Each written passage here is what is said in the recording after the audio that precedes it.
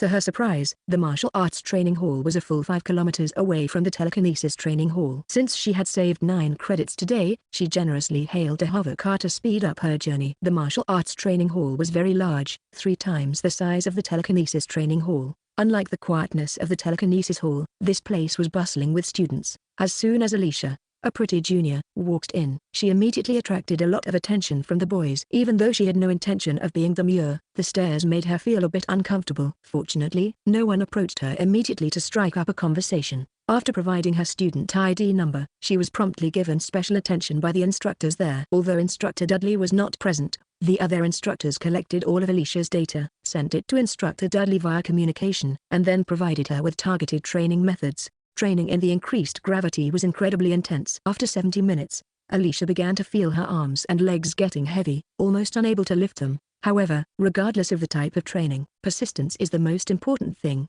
Only by working hard and persevering can one make rapid progress. In the last 10 minutes, Alicia could only manage to walk slowly, step by step, in the gravity training room. When the 2 hours were up and the gravity was released, she collapsed onto the ground. A female instructor walked in and asked with concern, "Alicia, are you injured? Do you need a healing treatment?" "No, I'm just exhausted," Alicia replied weakly. "Then let me help you to a chair outside to rest for a while." "Thank you." After a minute or two, with the instructor's help, Alicia stood up and found that her legs were no longer as weak and soft as before. Sitting on a resting chair, although the military students passing by looked at her intently, no one dared to disturb her. After sitting for more than 10 minutes, Alicia noticed that every student coming out of the gravity room was being assisted by an instructor. The martial arts training hall was not only full of military students but also had many instructors and assistant trainers. In the 10 minutes Manny sat there. She saw 6 instructors. All of these instructors were only level 5 warriors, while Instructor Dudley was level 7. Alicia thought that probably no one in the entire Xuangu 1st Military Academy had a higher cultivation level than Instructor Dudley. When Alicia finally emerged from the gravity training hall, the sky outside had completely darkened. Although she had trained all day, the intensity was still less than during her special training. After resting for more than 10 minutes, she had recovered about 1/3 of her energy. However, she still felt somewhat fatigued. Alicia had plans to study that night and didn't want to waste time sitting there. Alicia was reluctant to spend another credit on a flying car ride back. There were so many training halls available, and as long as she had credits, she could train there. It would be too wasteful to use her credits like that. But walking back to the dormitory was really far, with a distance of 5 kilometers. Of course, as a pretty girl like her walking alone on campus, it was inevitable that some boys would approach her. "Little junior, do you want a ride?" A senior stopped his flying car next to her. Alicia had a great memory and recognized this senior as Mills, the one who had shown her around yesterday. "I don't have many credits as a freshman," Alicia said, pointing to her light brain with a helpless expression. "A ride doesn't require any credits," the senior said with a bit of amusement. "We were just as unlucky back in our day. 20 raw credits weren't even enough for our training at first." Alicia certainly wouldn't be foolish enough to say, "Oh, you only have 20 raw credits. I have 70. Or anything like that. However, since Senior Mills was sincerely inviting her, and they weren't complete strangers, Alicia felt it would be too rude to refuse such a small favor, so she got into the flying car. "Junior, you're working really hard. You started training as soon as you arrived at school," Senior Mills praised. "I come from a third-tier fringe planet, and I've never seen training halls like this before. If I don't seize the time to train, it would be a waste and a disservice to myself," Alicia replied with a smile. Sitting down like this, she suddenly realized how tired she was. Senior Mills glanced at Alicia and noticed her calm expression when she said that, showing no signs of feeling inferior because she came from a fringe planet. "Not feeling inferior because you come from a fringe planet?" "Junior, this mindset is very good. You should always stay grounded like this. There are too many big shots among the freshmen this year," the senior said appreciatively. "Big shots?" Alicia asked, wondering who he was referring to. "Yeah, even though Xuanbu hasn't made any public announcements, anyone who's a bit in the know around here knows that among the 960 freshmen, there's a level 5 Sneak Master and a level 5 Warrior. The graduating class of the 957th year didn't even have such experts. How could they not be big shots?" The senior sighed. Alicia was stunned. She had just latched onto one big shot today, and now she realized that she had already made it onto the big shots roster herself. Why didn't she know she was that capable? These two big shots are both very low-key. Before the admissions assessment for Xuangu, not many people knew about them. The level 5 warrior is said to be a son of a prominent family from the Imperial Capital Star. But the level 5 psychic master is quite shocking. It's said that this girl not only lived on a fringe planet but is also an orphan. How do you know that girl is from a fringe planet? Isn't the information about freshmen locked? And isn't there no information about her on the net? Alicia felt a little uneasy. Had her personal information been exposed? Junior, don't you keep up with the news? The information about this genius girl was uncovered a month ago. The third-tier planet called Topaz Star has become quite famous among the people of the Empire. Unfortunately, the genius girl left the planet right after the assessment competition, and no media could find her. The media from the Imperial capital even privately offered a reward if anyone provides information about her. They could earn credit points. Senior Mills said with some regret. If that girl is hiding so well, it means she doesn't want to be in the spotlight. Why do those people still want to invade someone else's privacy? Alicia said, feeling quite angry. It's strange, right? People find it hard to believe that a fringe planet could produce such a genius. So they want to find her and see if there's something more to it without seeing it with their own eyes. Everyone feels it's a bit unreal. Senior Mills shrugged and said, Chapter 87. What's wrong with the edge planets? Are the people from the edge planets not human?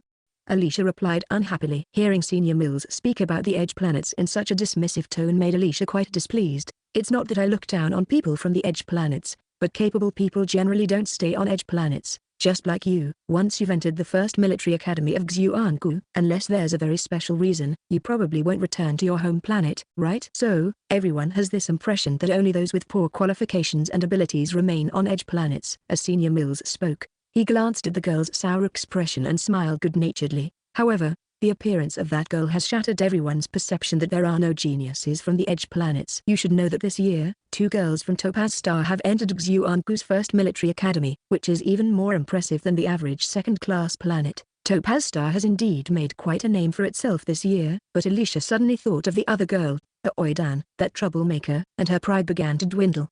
Noticing Alicia's expression, Senior Mills said apologetically, I didn't mean to offend you just now. I have no prejudice against students from the edge planets. In fact, I believe that students from edge planets who are able to enter Xuangu are often more outstanding than their peers. After all, compared to the central star regions, training resources on edge planets are definitely lacking. Those who manage to train and qualify for Xuangu in such an environment are all exceptionally capable. After a moment, Senior Mills added, actually, once they enter Xuangu, as long as those military students from edge planets maintain a good mindset and have sufficient training resources, along with targeted guidance from the instructors, their progress can be greater than that of military students from the central star regions. After hearing this, Alicia's displeasure was completely soothed. This Mills Senior has a high emotional intelligence. She really agreed with what he said. Alicia certainly didn't believe that people from the outer star regions were inferior to those from the central star regions. In different training environments and with varying resources, they could all stand on the same starting line, so how could they be worse than others?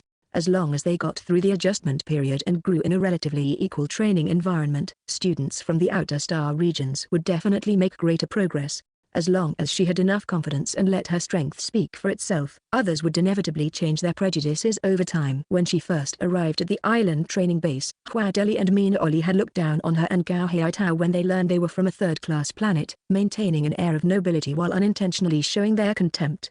However, after testing their training potential and learning that she had endured the brutal effects of a devastating drug and had achieved such a high level of cultivation in just 6 months, along with her intelligence and emotional intelligence, which was on par with theirs, the disdain in the eyes of them disappeared. Gao Haitao's status as a second-generation exile was even less prestigious than her as a civilian from a third-class outer planet, but when everyone saw that his abilities were not much weaker than those of Dean Atchison from a prestigious family, who could still look down on him, people naturally admire the strong. As long as one has ambition and strength, regardless of where they come from, they will eventually earn respect over time. Even that arrogant second prince gradually changed his attitude when Alicia stood up to him. He didn't hold a grudge. If she were just an incapable civilian, would the second prince remain so calm? Of course, part of this was because she was a girl and would be his classmate in the future. The second prince didn't want to lower his status by arguing with her. If Gao Haitao had dared to talk back to him like that, the second prince likely wouldn't have been so forgiving. After returning to her dormitory,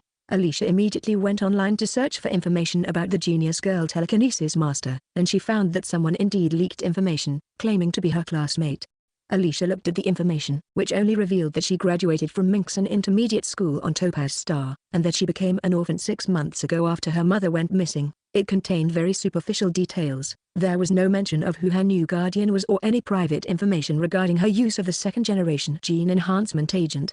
Alicia let out a sigh of relief. The information completely omitted Captain Lin and his wife. Either the leaker didn't know or Captain Lin had suppressed it. In any case, It hadn't affected them at all since she had already left Topaz Star and wouldn't be returning for the next 3 to 4 years. The disclosure of such superficial information had almost no impact on her. After a few years, who would even remember these matters? So, Alicia set this issue aside for the moment and began searching for information on her mentor, Lee Kixing, as that was her top priority. Most of Lee Kixing's data was locked, but even the publicly available information was impressive. Alicia realized just how formidable the person she had latched onto was. Lee Kixing, a soldier of the Gus Empire, currently served as the commander of the First Army of the Gus Empire. Holding the rank of general, he was a level 7 telekinesis master, ranked second among telekinesis masters in the Gumra star domain. Lee Kixing's personal resume was incredibly impressive, but he was also an elite member of the Lee family. The Lee family was a prominent family on the Imperial Capital Star. Although they were slightly less distinguished than the Huada family,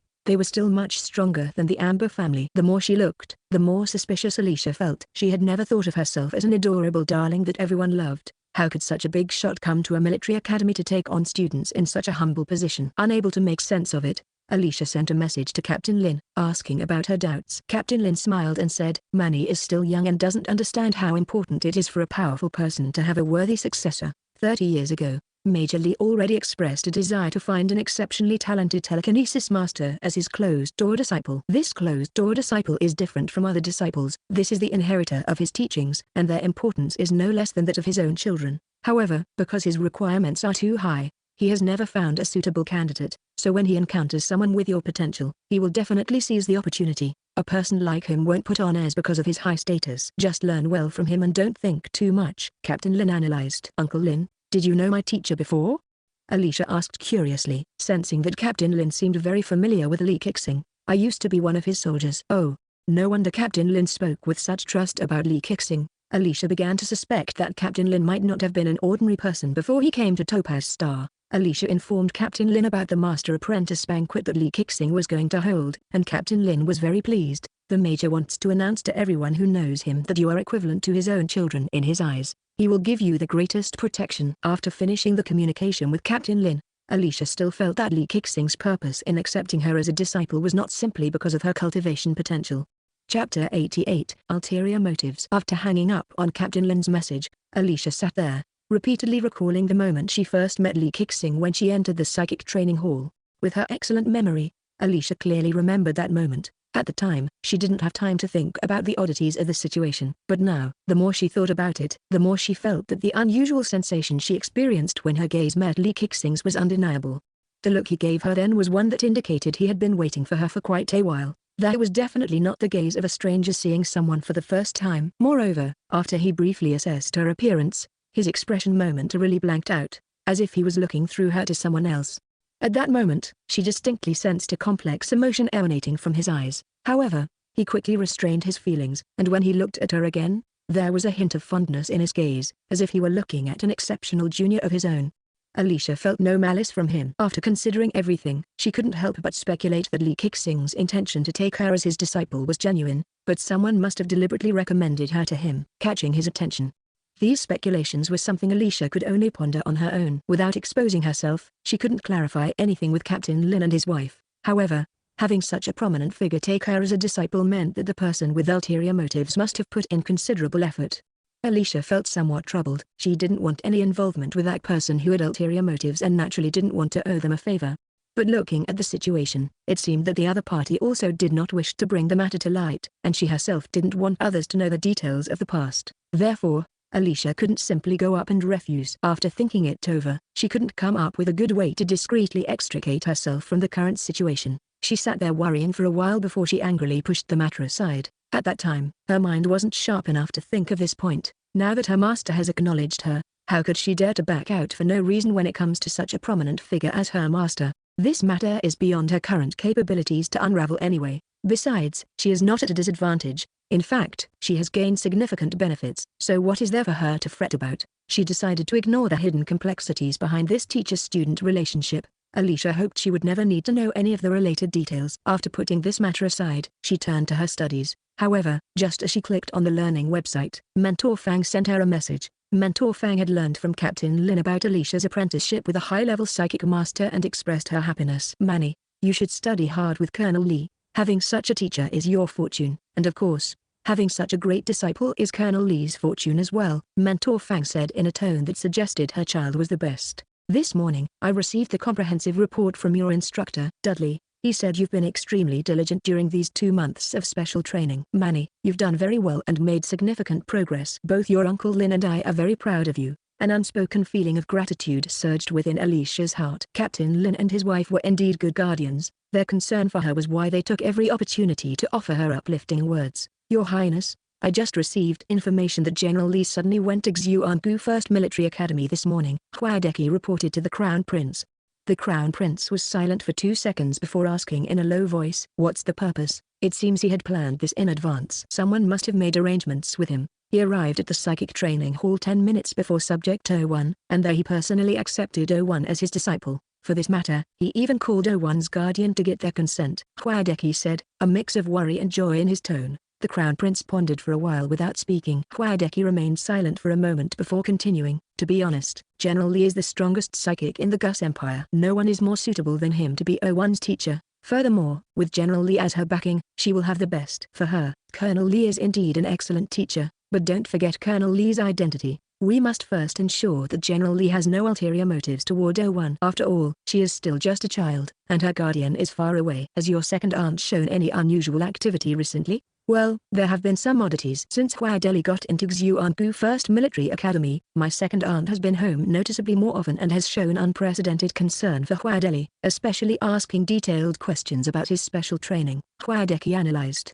The two cousins exchanged knowing glances, and the Crown Prince rubbed his forehead, looking weary as he said, "So, it's very likely she has discovered something." "Very likely." Second aunt is not an ordinary person. Ordinary people couldn't pull off something like this, Huadeki replied, half in sarcasm and half in admiration. With the Queen's intervention, it's difficult to talk about the events from back then. Over the past 10 years, your second aunt has hardly stayed in touch with the Queen, even though they were very close friends before. Given the Queen's character, if she knew about 01's identity, she would definitely take action to suppress it, the Crown Prince said. So what should we do? Should we tell Uncle? He probably doesn't know about this. Huadeki hesitated to ask. The Crown Prince thought for a moment. No, I still maintain my original opinion. We shouldn't let her know about these troubling matters until she comes of age. I will talk to General Lee first. If he genuinely wants to take her as a disciple, his identity is also the best protection. The Queen wouldn't dare to move against Li Kixing. When Alicia crawled out of the holographic gaming pod in the morning, she didn't feel very well. However,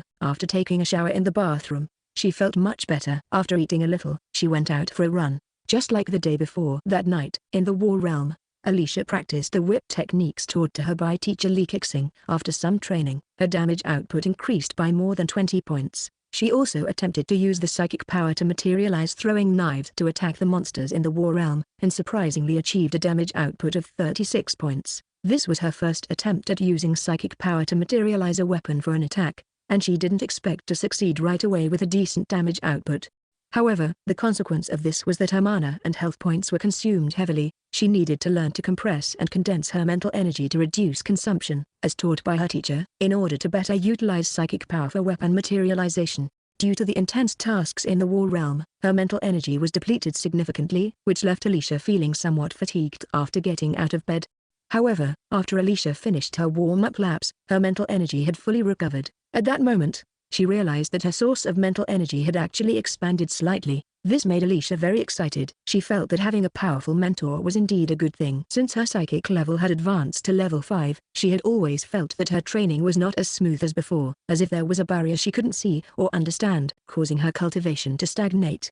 Unexpectedly, after receiving targeted guidance from the big shot yesterday, it was as if she had broken through that bottleneck overnight. The barrier had vanished, and her cultivation had improved a little. Chapter 89, Meeting Gift. Under the guidance of teacher Li Kixing, Alicia discovered that her cultivation, which had been stagnant for several months, had finally made some progress. Alicia was very excited, eager to see her teacher immediately to learn more about cultivation techniques. However, she ultimately restrained her impatience. Cultivation could not be rushed, and the training plan she had developed the previous day was well structured. She couldn't abandon it halfway. Therefore, Alicia suppressed her eagerness and first headed to the swimming training facility. She had arranged her training time with Instructor King the day before, and as Alicia walked into the swimming training facility, Instructor King came out of the monitoring room.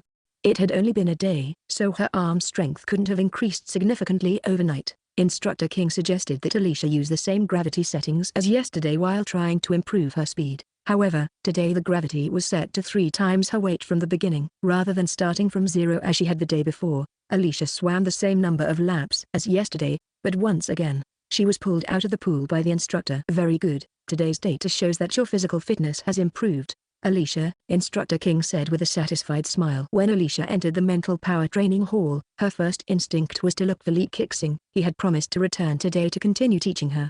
However, she did not see Lee Kixing, and she wasn't disappointed. A figure like her teacher would not have such free time. Not wanting to waste time, Alicia entered the training room and continued practicing the mental power visualization techniques that her teacher had taught her yesterday.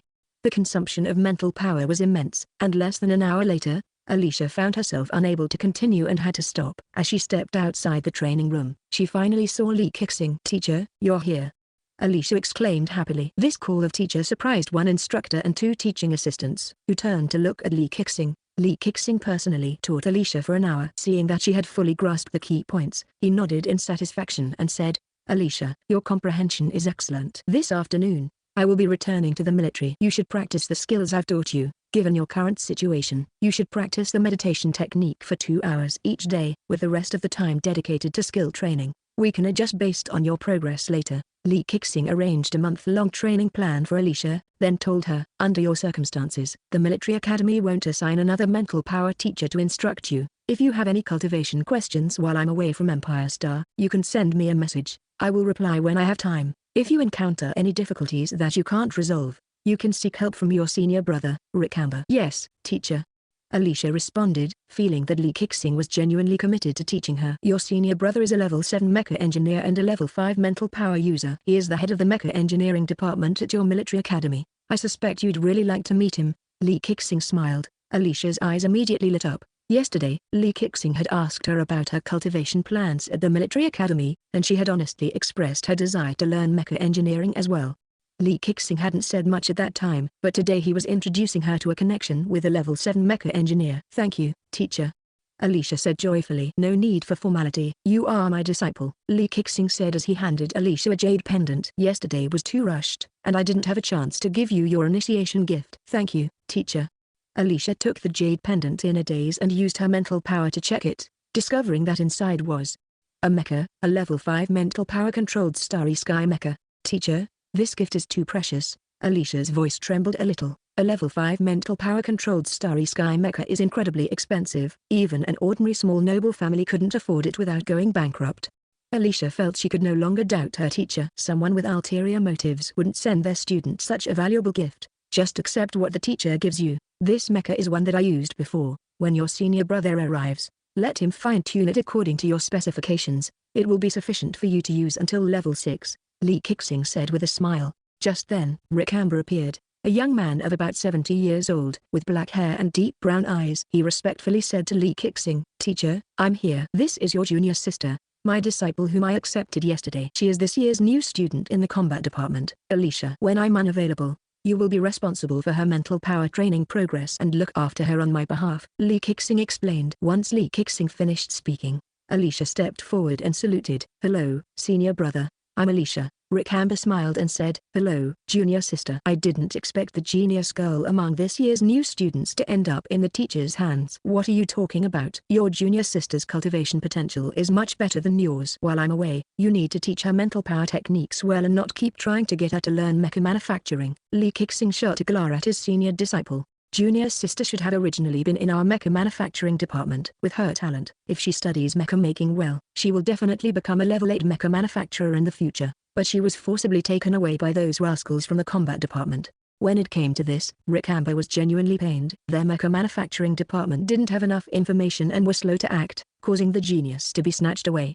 However, since junior sister wants to double major in mecha manufacturing, I will teach her well. Just don't lead your junior sister to focus exclusively on mecha manufacturing. Lee Kixing shot Rick Amber another glare. Alicia's smile stiffened a bit as she listened to their conversation. They both seemed to already know her situation. This confirmed Alicia's suspicion that Lee Kixing's decision to take her as a disciple wasn't a sudden whim, but something he had already determined beforehand.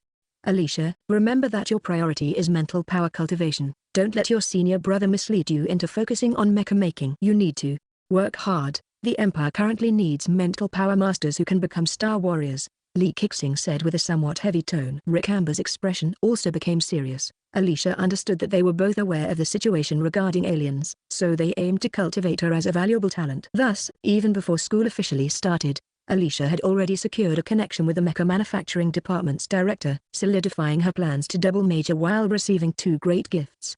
The gift from Rick Amber, the senior brother, was naturally not as precious as the one from Li Kixing, but it was still not an ordinary gift.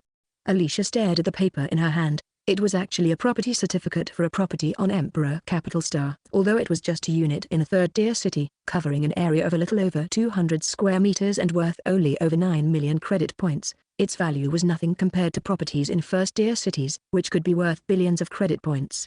However, this was property on Emperor Capital Star, where immigration controls were very strict, and it was not something an ordinary person could purchase. The value of this property was not just in the real estate itself, but also in the two precious residency permits that could be obtained because of it.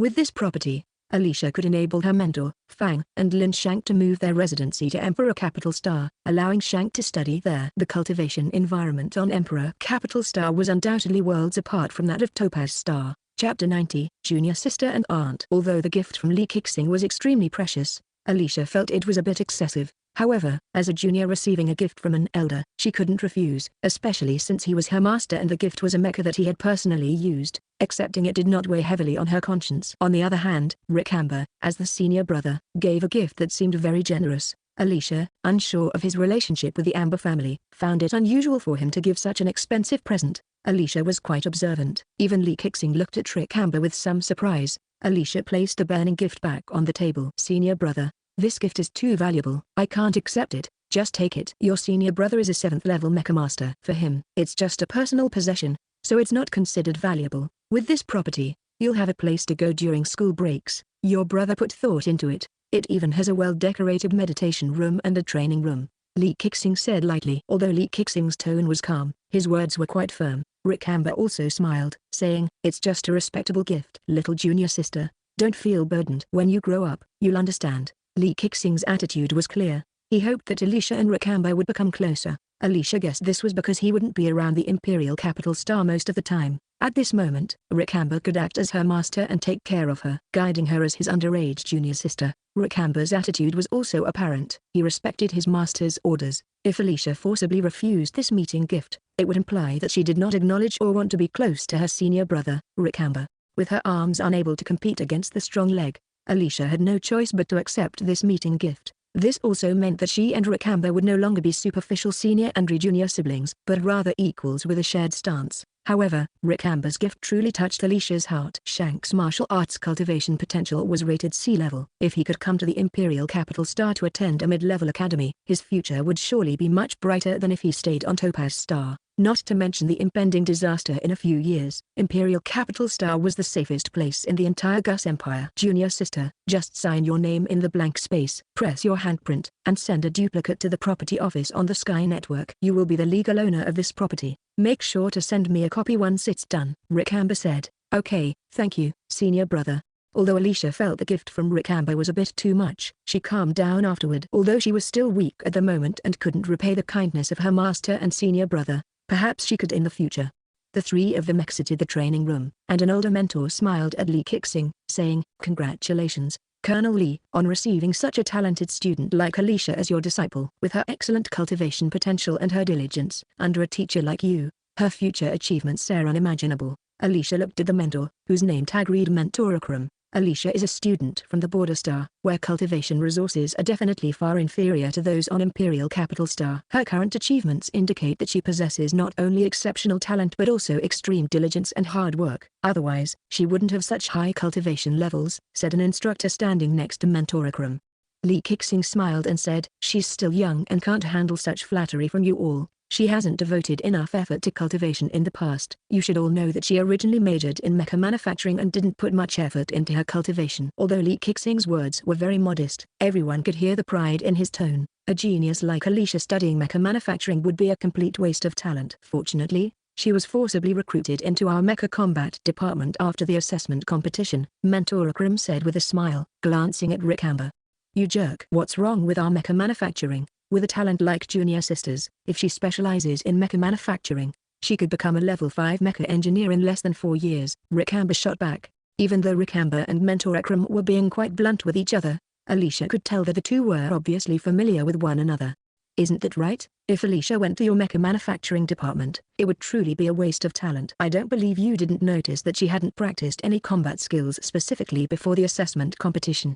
Yet she still achieved 7th place among the freshmen in the mecha combat department. To be able to remain calm and decisive in a crisis without any preparation shows that she is a born warrior. I'm looking forward to her future achievements, Mentor Akram said expectantly. Yes, I hope Alicia can surpass me soon, Lee Kixing added, his tone also filled with anticipation. Lee Kixing was a level 7 psychic master, so surpassing him would mean she became a level 8 psychic master. In battles against aliens, a level 8 psychic master could control the attack trajectories of weapons across a vast battlefield. I have to go see the Crown Prince at the palace soon, and then I'll be returning to the army. I won't be back in Imperial Capital Star for about a month. Ricamber, you take care of your junior sister, Lee Kixing said, glancing at the time and hurrying off. After sending Lee Kixing off, Alicia followed Ricamber to the mecha manufacturing department to complete her dual major procedures. Receiving such a generous gift from her senior brother meant accepting him as her senior, so Alicia naturally wouldn't remain distant and polite toward Ricamber.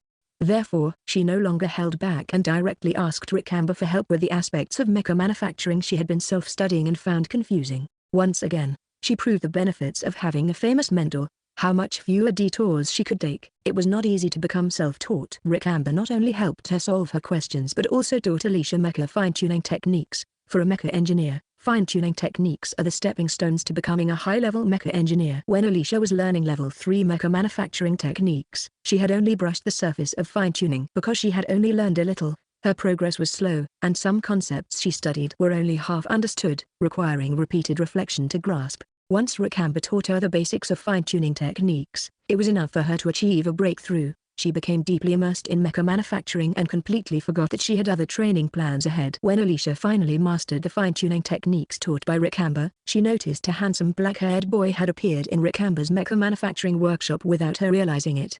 Ricamber was adjusting the mecha that her teacher had given her, while the boy assisted him, quickly handing him the tools he needed without Ricamber even having to ask. His efficiency indicated that he was a mecha engineer of no low rank. Manny, this is my eldest disciple, Leandro Ferrer, a third-year student in the mecha manufacturing department and a level 4 mecha engineer, Ricamber said, multitasking as he spoke.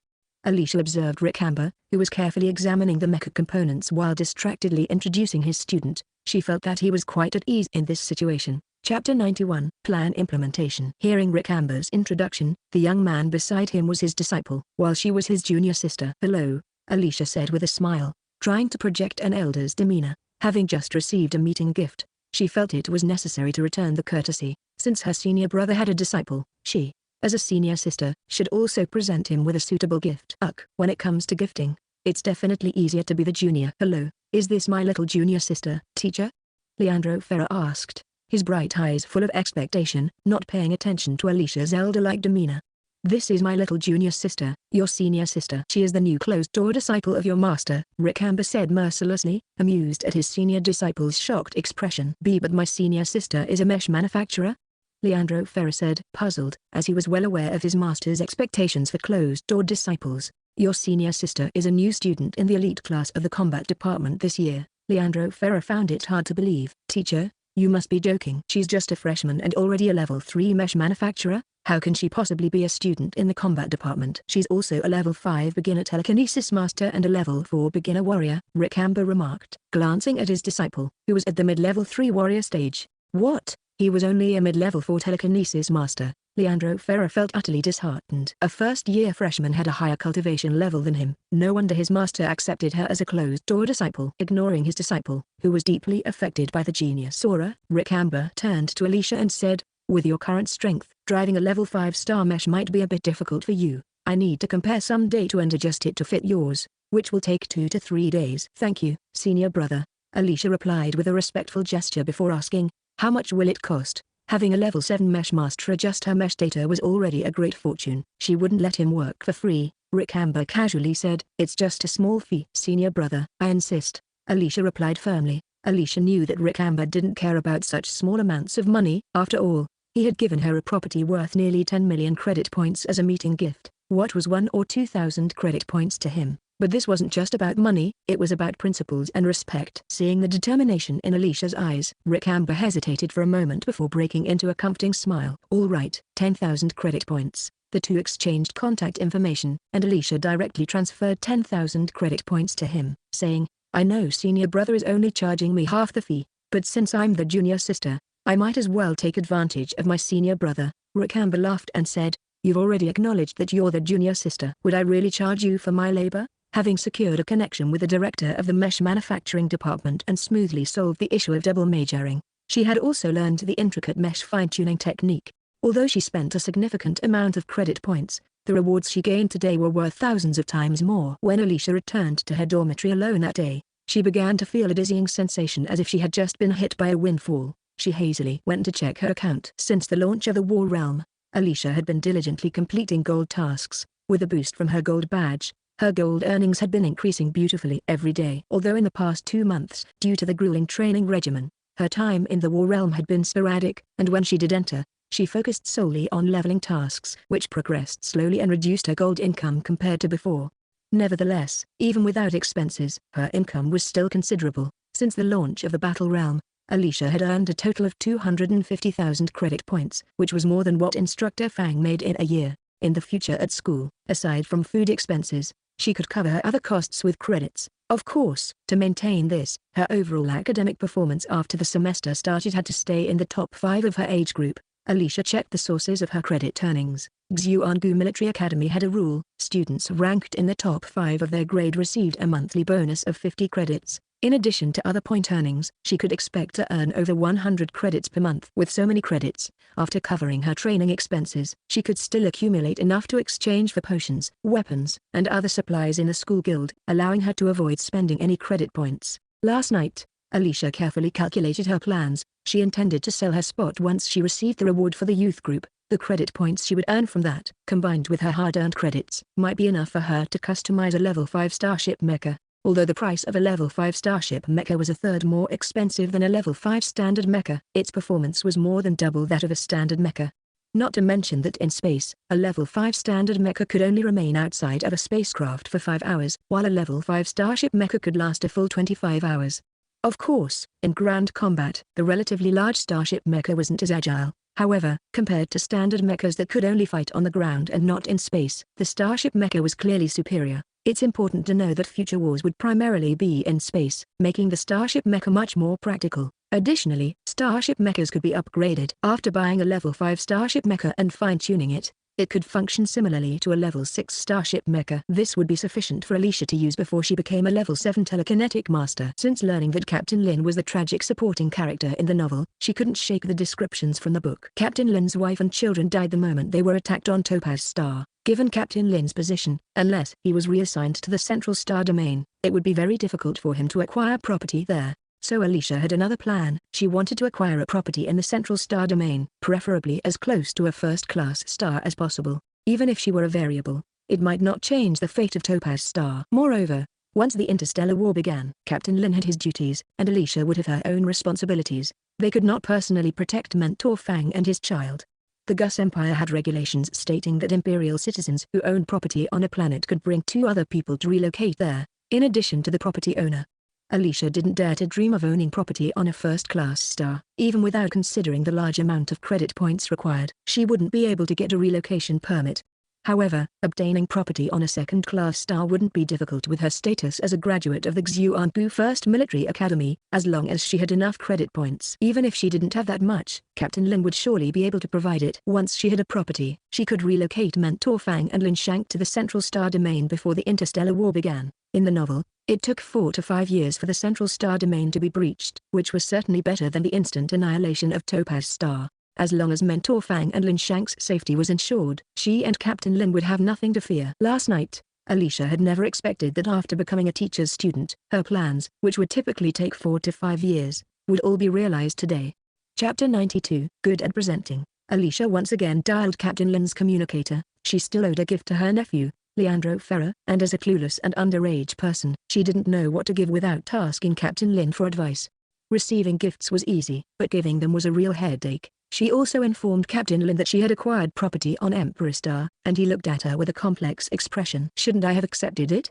Alicia asked, somewhat surprised. "It's not that. You can't refuse the acceptance gift from your master. Refusing it would imply that you're unwilling to be their disciple. However, your big brother's gift is a bit excessive. You should return something to him. Luckily, he has disciples, so you can return it through them. I'll think it over carefully." "All right."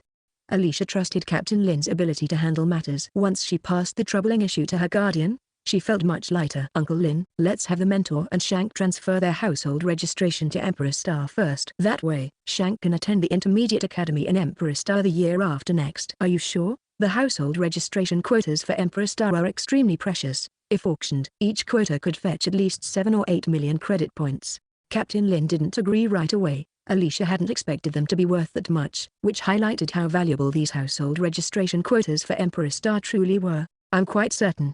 Alicia looked at Captain Lin with unwavering determination. If this were a peaceful interstellar era, Alicia might hesitate, but in such a harsh environment, what good is earning so many credit points?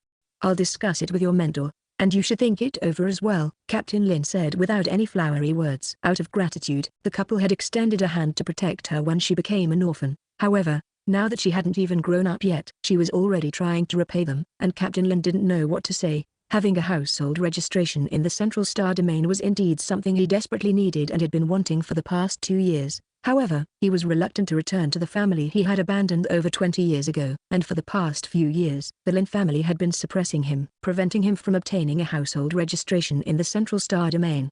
Unless he was willing to become a vassal of the Lin family with his wife and child, but he was unwilling to be tied to that predatory family again. Alicia didn't say much either. Captain Lin understood the situation regarding the alien threat. As a man who loved his wife and child, he wouldn't hesitate for long. With her newfound income, Alicia didn't become complacent. Instead, she formulated a more long-term plan. To achieve this plan, she needed to earn even more credit points. Alicia decided that she would try to enter the War Realm every night and quickly level up to level 10. In the novel, the income from dungeons was the most substantial, especially the first kill rewards, which offered generous gold bonuses. Originally, Alicia planned to level up her player rank to level 10 before the school year started. However, after participating in the special training, she was only at level 8. The experience bar was already over halfway full, and after 5 or 6 more days of leveling tasks, she should be able to reach level 9. But there was no use in being anxious. The War Realm didn't have any single-player dungeons, so she couldn't level up to 10 on her own. Over the past few months, it wasn't just Alicia who was leveling up slowly. Huadeli, ranked above her, was also only at level 8 on the entire youth leaderboard. Only the player ranked first, known as Imperial Prince, had reached level 9. The female lead, Xian Yufei, had also fallen from 5th place in the novel to somewhere in the teens. In Alicia's memory, Huadeli was always ranked first in the novel. She wasn't sure if there was a player called Imperial Prince in the novel, but she could confirm that none of the players in the top 10 of the youth leaderboard were named Imperial Prince. In reality, the names of the players on the youth leaderboard seemed to have been shuffled. The first place Huadeli had dropped to 2nd place, while Alicia, the anonymous variable player, was in 3rd place. The 5th place Xian Yufei was now ranked 15th. However, Nuamani clearly remembered that the IDs of the 2 players ranked 4th and 5th, I'm the senior and senior's teammate, were both among the top 10 in the novel. It seemed that they were students from the Xuanbu First Military Academy. According to the timeline of the novel, Huadeli should have reached level 10 this month, but he was still at level 8. It was nothing but a dream for him to reach level 10 in the remaining 4 days of the month. Since the second prince appeared in the special training team and she witnessed his formidable overall strength, Alicia began to suspect whether the player known as Imperial Prince was, in fact, the second prince. It should be known that 99.9% of the top young elites in the Gus Empire have entered the Xuanbu First Military Academy. Currently, among the students of the Xuanbu First Military Academy, no, it should be said, among the minors in the Gus Empire, only the second prince is a level 5 warrior. No one among the youth is stronger than him. So in the youth group of the War Realm, who else could be stronger than the second prince, and who, besides the second prince, would choose such an unremarkably cliché ID like Imperial Prince? Alicia really enjoyed checking the youth leaderboard. Every time she saw changes that were different from the novel, it put her in a good mood because it meant there were more variables. Especially with a powerful figure like the second prince, whose high status and influence are significant variables. As long as he doesn't act as rebelliously as he does in the novel and works together with the first prince, his impact in the war would be immeasurable. One wonders what kind of experts the first prince brought in to develop the game War Realm. It truly has real benefits for humanity. If it weren't for the cultivation methods and martial arts provided by War Realm, along with the gold chest pin that could produce gold coins, Alicia definitely wouldn't be able to navigate this new world so easily after her rebirth. With Lee Kixing no longer on Imperial Capital Star and Rick Amber helping her fine-tune the mesh, Alicia began her planned training again on the third day. During the day, Alicia was busy in the training hall, studying related cultural knowledge at night, and entering the battle realm to complete tasks. Time passed in the blink of an eye. The gift that Captain Lin had chosen for Alicia arrived in her hands by the next evening. The speed of logistics in the interstellar age was astonishing. Alicia looked at it and saw that it was the latest practical instrument for mesh manufacturers. This was a consumable item, and since Leandro Ferrer was a mesh manufacturer, the gift was very suitable for him. This greeting gift was worth around 200,000 credit points. Although it couldn't compare to the gift Rick Amber had given her, considering Alicia's background and age, this gift was quite impressive. After Alicia left, Leandro Ferrer finally took a look at the unexpected gift, and it surprised him greatly. Although Alicia was nominally his little master, she was still a girl who was 2 or 3 years younger than him, and yet she had the audacity to give such an expensive gift.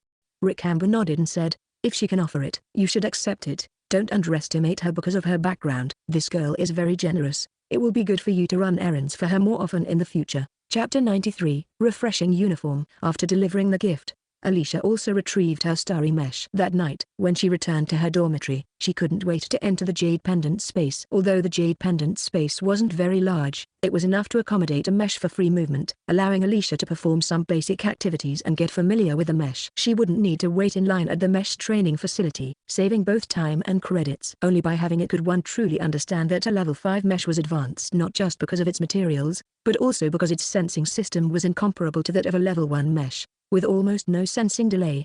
However, the consumption of mental energy was significantly high, at least 10 times that of a level 1 mesh. Just doing some basic training, Alicia could only maintain her mental energy for 3 hours. If it were against an enemy, she might not even last an hour. Fortunately, her teacher had not only given her the mesh but also shared insights on how to pilot it, including tips on how to reduce mental energy consumption. However, the most important thing remained to enhance her cultivation fundamentally. 5 days quickly passed. With school starting tomorrow, Alicia needed to readjust all her training. She would have to arrange her private training plan based on the school curriculum. Therefore, without Alicia needing to say anything, the instructors responsible for testing her data at the 3 training facilities had already prepared a summary for her. Upon seeing the summary data, smiles appeared on the faces of each instructor and coach. "Alicia, your diligent training over the past 5 days has led to significant progress in several areas. Your mental energy data has increased again. In these 5 days, your physical fitness has increased by a total of 3 points." These data not only represented Alicia's success but also reflected the instructors' and coaches' analysis and assistance regarding her performance. This would be their achievement and could be exchanged for military merit points.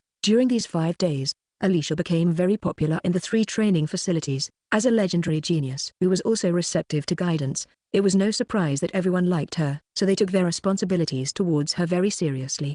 In this atmosphere of training, Alicia would only gain more. Today, she came out of the gravity training facility later than yesterday. After turning off her communications in the gravity training room, Alicia found that Dean Atchison and Mina Ollie had both sent her messages, inviting her to dinner at a restaurant outside the school. Seeing these 2 messages, Alicia suddenly realized that for the past 5 days, she had done nothing but train. She hadn't left the campus at all, and not only had she not explored the outside, but she hadn't even taken the time to wander around the school campus. Alicia looked at the time the 2 had sent their messages. It was just a few minutes ago. She thought she could still make it in time for a hearty meal if she hurried. However, since the 2 had made separate invitations and the locations were different, Alicia felt it would be inappropriate to accept either one, especially considering that Dean Atchison and Hua Deli were cousins. Their positions were subtly antagonistic due to the former queen, and Alicia didn't want to get caught in the middle of it. So, Alicia replied to each message, "I just came out of the training facility and I'm exhausted. I just want to go back and rest. I'll treat you next time when I have the chance." Dean Atchison replied instantly, "You're pushing yourself too hard. Make sure to rest well." Mina Ollie's message came a few minutes later, "See you tomorrow." Back in her dorm, Alicia spent some time piloting the mecha in her space. The night passed without incident. Alicia entered the holographic swimming pod earlier than usual, adding an extra hour to her deep sleep time to ensure she would be in good spirits for the next day. Today was the official start of the school year, and Alicia woke up feeling a little excited and hopeful. She put on the summer uniform of the Xuangu First Military Academy, which she had received on the same day she got her student card. The style of the uniform was similar to that of a military dress, but instead of black, it was blue, with sky blue complemented by white trim, giving it a fresh overall look. After putting it on, Alicia looked in the mirror and found that the uniform made her appearance seem delicate and pure, like a white lotus flower.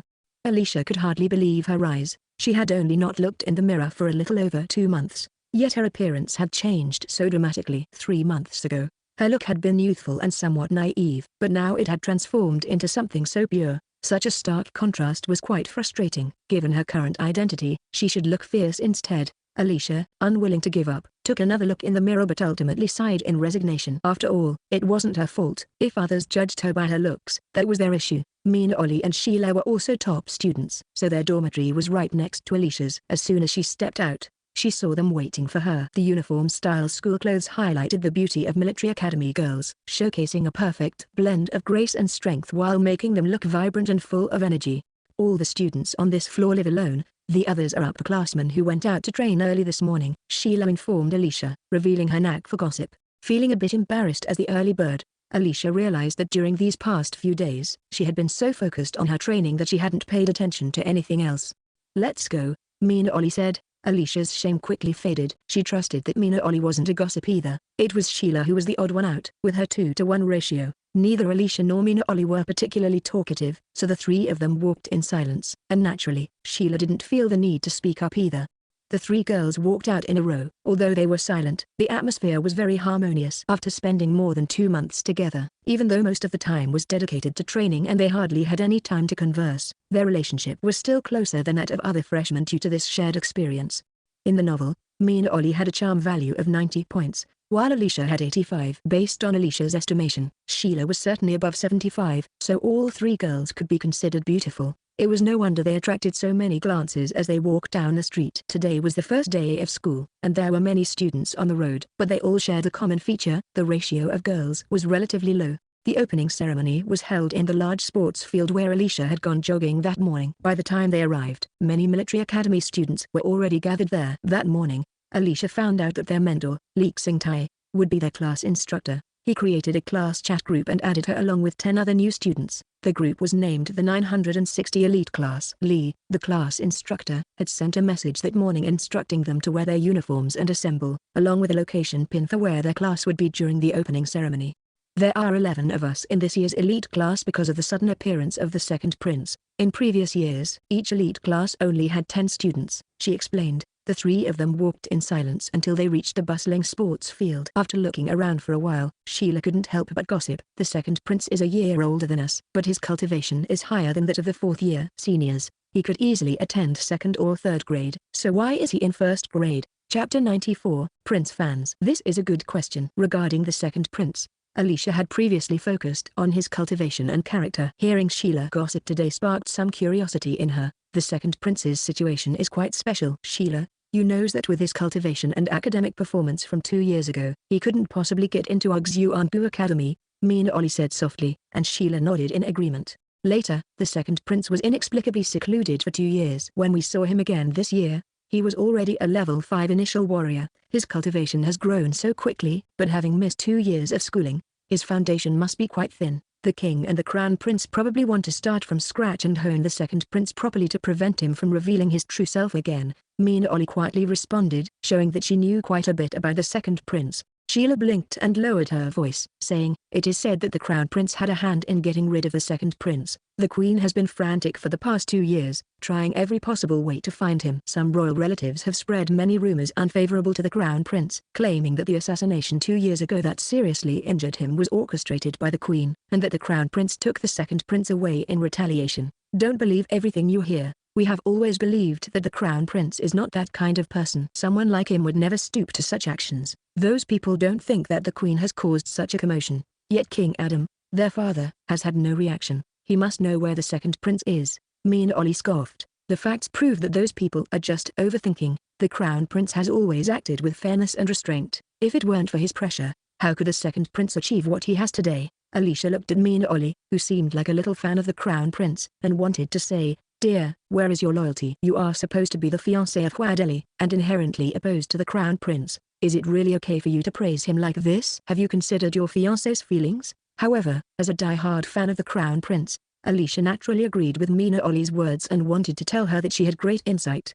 Mina Oli glanced back at Alicia and asked, "Why are you looking at me with such a strange expression?" Of course, Alicia wouldn't reveal her true thoughts. Who knew how this noble girl might interpret them and distort her original meaning? So, Alicia smiled and said, "Her Highness the Queen has a motherly heart and doesn't want the second prince to suffer. The crown prince, being the elder brother, has to be the strict father. Otherwise, who knows that the second prince's martial talent is even better than the crown prince's?" From Alicia's perspective, she supported the crown prince both personally and publicly. In the novel, the crown prince worked tirelessly to seek a way for the entire Gumara Star Domain's humanity to survive, and he was not jealous of talent, having supported Huadeli and other young heroes. Thus, Alicia felt that the title of the #1 male god of the Gumara Star Domain could only be borne by the crown prince. Huadeli was merely a substitute.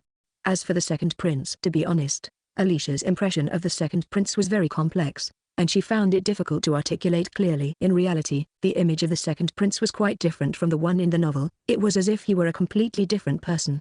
In the novel, the second prince was entirely a pampered young noble spoiled by the queen, complete with a chunubiu, a term referring to a middle schooler who believes they have secret knowledge or powers. During the early to mid-stage of the novel, the second prince was repeatedly instigated by the queen and others in the royal family, developing thoughts of competing with the crown prince for the throne. With the support of the queen's faction and those with ulterior motives within the royal family, the second prince caused considerable trouble for the crown prince. Before the aliens were about to invade, the second prince was manipulated into causing the death of His Majesty the Emperor, which led to a split between the military and political sectors of the empire during a time of disaster. This left the crown prince struggling to handle both diplomatic and domestic issues simultaneously. If it weren't for the crown prince's significant reputation and authority within the imperial military and political spheres, quickly and decisively resolving those troublesome matters, it's possible that before the aliens even arrived, the Gus Empire would have destroyed itself from within. While the Gus Empire united as one to fight against the aliens, the second prince completely disappeared from the scene. Later, in the latter part of the novel, he reappeared as a royal heir and pressured Huadeli, attempting to seize the throne. In the novel, the second prince is a very typical villainous side character who brings disaster for a millennium. However, in reality, when Alicia looked around, she noticed that aside from being a bit arrogant, the second prince did not have many major flaws. Not only did he lack the qualities of a spoiled young noble, but he also trained harder than Huadeli and the others. The most significant difference was that, by the end of the novel, the second prince was still a level 4 martial artist at the age of 40 or 50. In contrast, the real second prince was only 16 this year and was already a level 5 initial stage martial artist. At first, Alicia suspected that such a dramatic change in the second prince might indicate he was a reborn individual, which could explain his remarkable transformation. However, after spending a month together in special training, Alicia carefully observed and confirmed that the behaviors and speech of the second prince, Dean Acheson, and several other young nobles were quite similar. Especially in the second prince's eyes, there was a youthful energy that only young people possess, which gradually dispelled Alicia's earlier suspicions. Regardless, the fact that the second prince had undergone such a significant change indicated that there were differences in his surroundings compared to the novel. Alicia estimated that if the second prince was not a reborn individual, then he likely had someone around him who could greatly influence him, possibly a reborn person.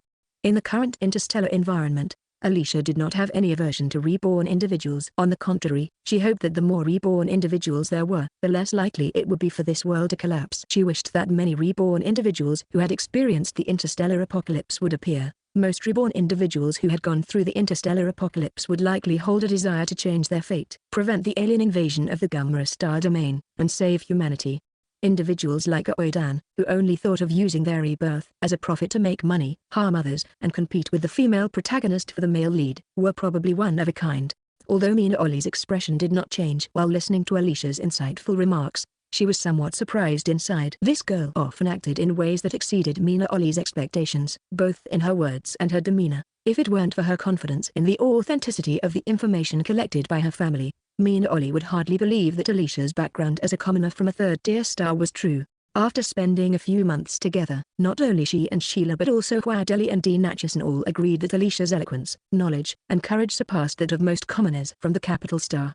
Especially her courage, which was not something an ordinary person could possess. Typically, people would not behave this way when faced with young nobles like them. Before meeting Alicia, Mina Oli had never considered that she could befriend a commoner from a third-tier star. Moreover, This commoner from a marginal star inadvertently added quite a bit of trouble to her life, yet she could not bring herself to feel any aversion toward her. Chapter 95 meets the female supporting character. As Alicia walked with the two girls, they whispered among themselves, unaware that the three of them, a stunning beauty, a flamboyant girl, and an elegant beauty, were attracting a lot of attention in the predominantly male sports arena. There was no need to mention the cold and proud temperament of Mina Ollie. Alicia also didn't care much about others' personalities, and Sheila was even more self-assertive and indifferent to those around her. As a result, the three girls exuded a unique aura that completely ignored the gazes around them, naturally overlooking any unfriendly stares. Suddenly, Sheila said to Alicia, "Manny, a girl is staring at you. Do you know her?" Following Sheila's gaze, Alicia locked eyes with Aoidan. Alicia's eyes flickered. She had indeed forgotten that Aoidan would be here today. Ever since leaving Topaz Star and knowing that Aoidan could no longer harm her, Alicia had set Aoidan aside and focused all her energy on training. Now that they were at the same school again, Aoidan had re-emerged to seek attention. Alicia wondered what bad intentions that woman was brewing. The look in her eyes was definitely not friendly. However, Alicia glanced at Aoidan, whose martial arts cultivation had not changed. Unlike her own rapid progress over the past few months, jumping 3 levels, Aoidan had remained stagnant and was no longer her opponent. Alicia withdrew her gaze and casually said, "That's her. She tricked me into using a second-generation gene enhancement serum." Both she and Aoidan were from Topaz Star and were students at the same medium academy. This information could easily be found with a little effort, so saying they didn't know each other would be too false. It's possible that Sheila knew something, which is why she recognized Aoidan so keenly and accurately sensed that she was targeting Alicia. With that in mind, Alicia decided to establish a hostile stance toward Aoidan right from the start to avoid being bothered later by Aoidan's attempts to play the good classmate, good neighbor, and good best friend.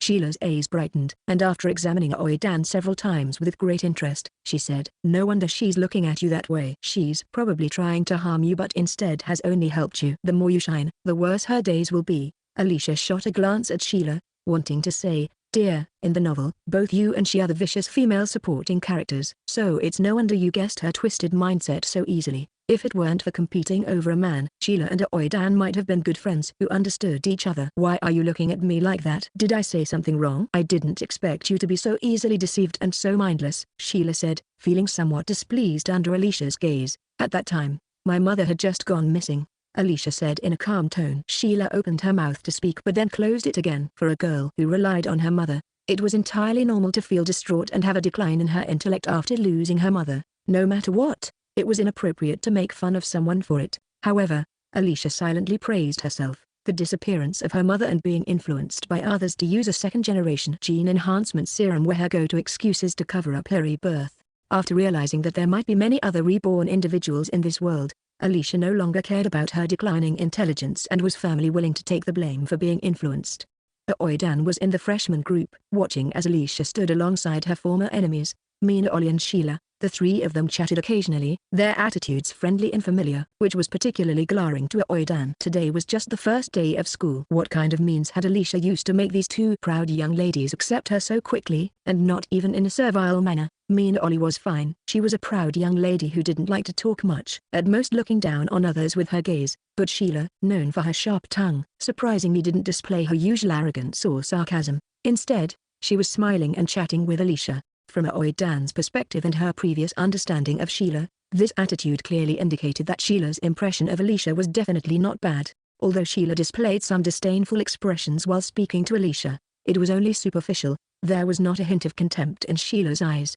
If she truly looked down on Alicia, she wouldn't be walking alongside her, laughing and chatting. Mina Ollie was an extremely arrogant woman who looked down on commoners unless they were from families of similar status. Sheila's background was far inferior to Mina Ollie's, but her snobbishness was even greater, and her sharp tongue only targeted those of lower status.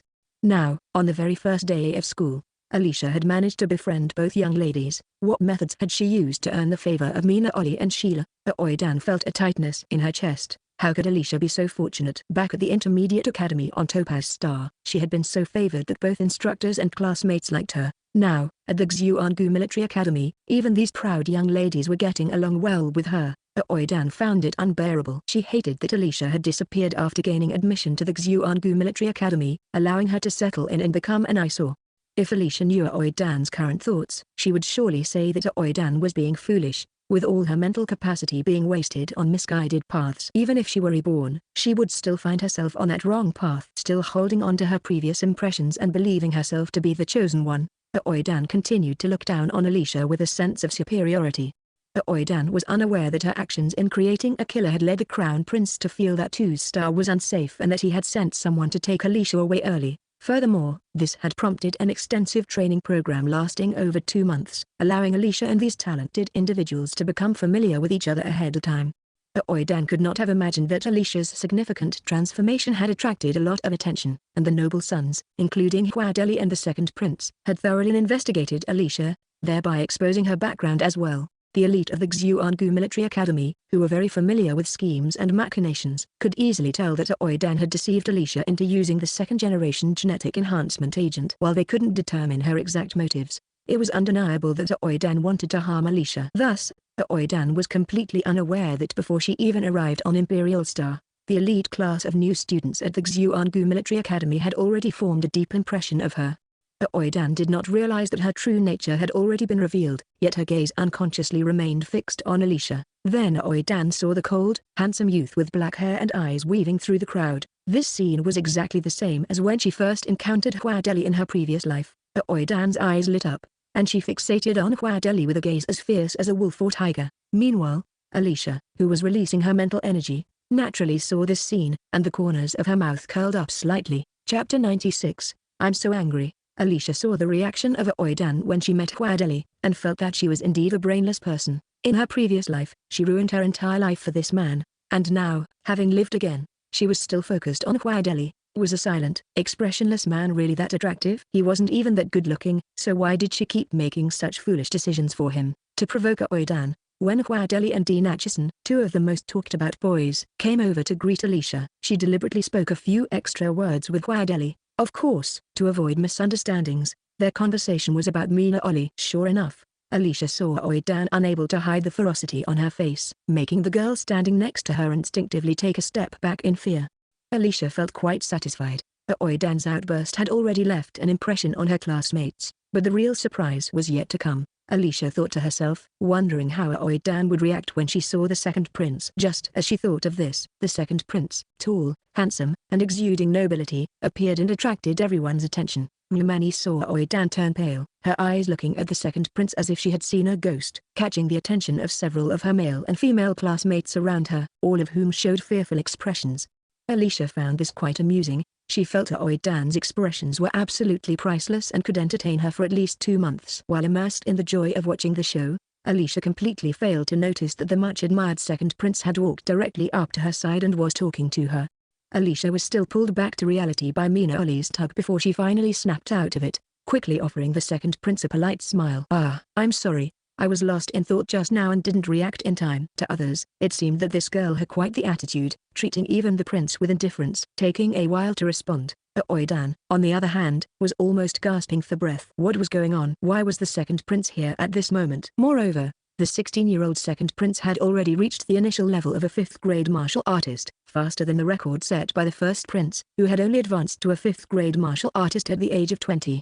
Aoidan clearly remembered that in her previous life, the second prince had not qualified to enter the Xuangu First Military Academy, and by the time of her death, he was still a 4th-grade martial artist. The differences in Alicia's life this time were entirely due to her own actions, and Aoidan was very clear about this. That's why she was never afraid of Alicia. But what was going on with the second prince? Why was he experiencing such a significant change? It was as if he had become a different person. Was it possible that he was also like her? As Aoidan was staring intently at the second prince, wishing to see through him completely, he suddenly turned his head and cast a glance at her, devoid of any emotion. However, Aoidan felt a killing intent in the second prince's gaze, and the hairs on the back of her neck instantly stood up. She immediately averted her eyes, no longer daring to look in that direction. The second prince's gaze was truly terrifying. He looked at her as if she were an ant, filled with disdain and a killing intent. This was definitely not the look of someone observing a stranger. It seemed that the second prince recognized her. In her previous life, Aoidan had indeed known the second prince, and there had been conflicts between them due to Huadeli. At that time, the second prince was in a hostile relationship with Huadeli. Now, in this life, she had only just arrived at Imperial Star 2 days ago, and she hadn't had time to get acquainted with these people. So the second prince was definitely no longer the same as before. If he were a reborn person, Had he discovered the differences between his current life and his past one? Aoidan broke out in a cold sweat at this speculation. The second prince was not like Huadeli, who was upright and gentlemanly. In her previous life, as a playboy, the second prince had dared to oppose the crown prince. Now that the second prince had such a high level of cultivation, his power would only grow stronger. Once he confirmed that he was also a reborn person, he might very well want to kill her. For the second prince, eliminating her would be as easy as crushing an ant. Originally, Aoidan had planned to use her prophetic ability to have a wonderful chance encounter with Huadeli today, but with the sudden appearance of the second prince, a significant variable, she was now too terrified to entertain that idea. The second prince and Huadeli were cousins, and Aoidan was unsure whether the second prince would leave with Huadeli after the meeting. She was afraid. She didn't want to encounter the second prince at all, lest he confirm that he was a reborn person. Despite her fear, Aoidan couldn't help but pay attention to that group of remarkably outstanding individuals. She saw Alicia standing so at ease among the excellent young men, chatting amicably with them. There was no trace of the scorn Aoidan had imagined she would face from these elite young men because of her birth and background. Instead, she stood shoulder to shoulder with them, fully integrated into their group. Seeing this scene,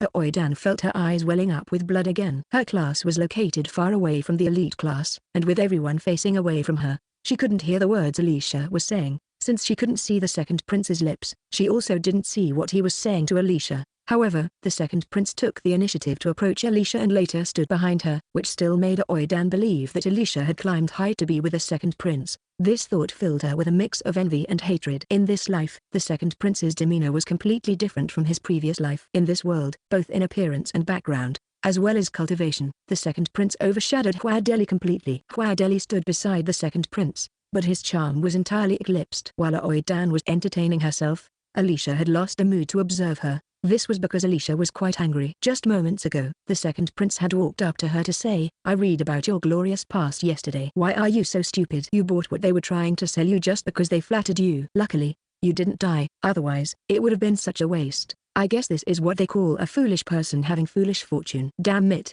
the hot-blooded Alicia gritted her teeth, wanting to test the consequences of beating up a prince. If she hadn't remembered that she couldn't beat him, she would only end up worse off if she rushed at him. If it weren't for Mina Oli, who had begun to understand her, instinctively gripping her hand tightly upon hearing the second prince's words, Alicia would have likely rushed at him and publicly smacked the prince's face. "Cousin Hebrew, it's too much to talk to a girl like that." Huadeli couldn't help but interject. Having heard the second prince's comment, Huadeli felt that, although it might have been true, Hebrew Adam shouldn't have said such things about someone else, especially considering Alicia's special circumstances at that moment. Seeing the sparks of anger in Alicia's eyes, like an angry little cat eager to pounce on him, the second prince finally realized that he had accidentally showcased his mocking nature. "I'm sorry, I shouldn't have said that. My intention was just to hope that you wouldn't be so gullible in the future." Chapter 97, Opening Ceremony. The opening ceremony of the interstellar era is quite similar to that of Earth. The principal of Xuanbu First Military Academy, Principal Christian, also attended the event and gave a speech.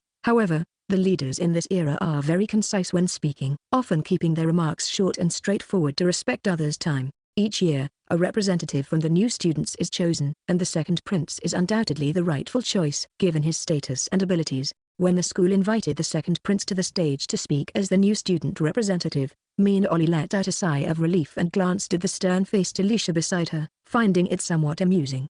Mina Oli had always thought that Alicia was overly rational and calm, as if she were indifferent to everything except for her training. Despite getting along harmoniously with them, Mina Oli felt that these people had no real impact on Alicia, and nothing could rattle her composure.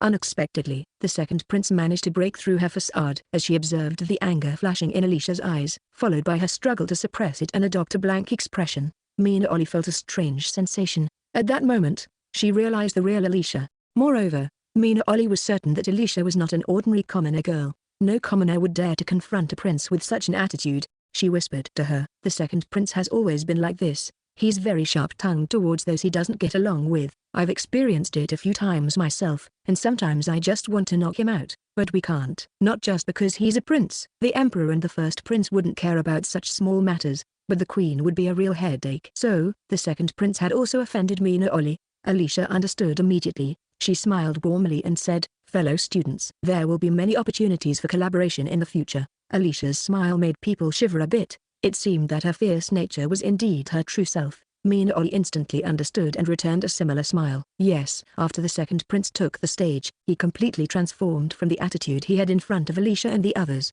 He embodied the image of a young, accomplished elite. His speech was also filled with encouraging words for the youth to strive for success, making him seem like a different person compared to how he spoke to Alicia. Not only did the girls in the audience show admiration in their eyes, but the boys also looked at him with faces full of respect. Indeed, in this efficient interstellar era, the welcome ceremony for new students wrapped up in less than an hour, and then the new students returned to their respective classes. This year's elite class had 11 students, led by an educational expert known as Master Lee, and taught by the level 7 martial artist, Instructor Dudley. The new students in the elite class had already become very familiar with Instructor Dudley over the past 2 months of rigorous training. Although he was quite intimidating during training, he would occasionally joke with them afterward, so the boys didn't feel scared of him when he was not in training mode. However, they were not very familiar with Master Lee. Under these circumstances, the students obediently followed behind their class mentor. The elite class classroom is located on the top floor of the teaching building. Aside from the latest models of desks and chairs, the setup of the classroom is not much different from other classrooms. It's just a regular classroom, lacking the extravagant atmosphere often depicted in novels about aristocrats. This year's special class has 11 students, including 2 outstanding telekinetics, which I have never encountered during my teaching career. After discussing with Instructor Dudley, we have decided to divide you into 2 small teams. As per the previous rules, Team 1 will be led by classmate Ibru Adam, with Alicia as the vice captain. Team 2 will be led by classmate Huadeli, with Dean Atchison as the vice captain. The other 7 students will be evenly distributed between the 2 teams. Oh, and just to specify, classmate Alicia is also a level 3 armorer, so Team 1 will have 6 members. Team 2 can choose an armorer from the armoring department to join your team, ensuring both teams have 6 members. Isn't it supposed to be up to us to choose our teams? Can't I select my own team members from the new students? Dean Atchison protested, somewhat dissatisfied. Dean Atchison had already planned to form a team within the military academy, intending to use it as his foundation after graduation. He was unhappy about being made the vice captain under Huadeli. After all, they were in a competitive relationship. We are a collective, and during regular training and exercises,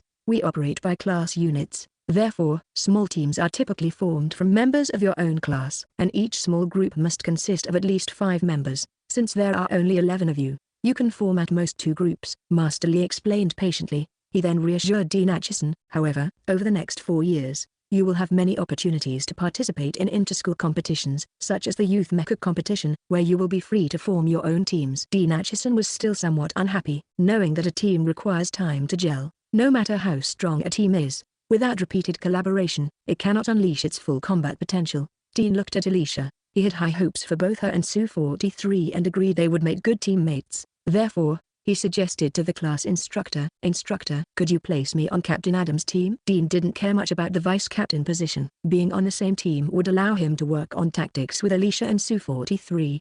No, if that were the case, the 2 teams would be too unbalanced in strength, which is not conducive to competition. Without competition, there's no progress. Master Lee bluntly refused. With the instructor's firm stance, Dean had nothing else to say. He didn't want to be a troublemaker, so he had to hold back his feelings. But that didn't mean he had given up. In fact, everyone present knew that, based on strength, the ideal pairing should be the second prince with Mina Oli, and Huadeli with Alicia to balance the overall combat power of the 2 teams. The problem was that Huadeli and Mina Oli were engaged. They couldn't just break up the couple and team them with others. Both the second prince and Alicia were exceptional among this year's new students, with both being early-stage level 5 practitioners, far superior to their peers. The elite class boys had faced Alicia in combat, and even Huadeli couldn't defeat her, let alone the more powerful second prince. Having these 2 prodigies on the same team would make them unbeatable against the new students. Therefore, in order to balance the gap between the 2 teams as much as possible, Dean had no choice but to carefully select the other members of each team.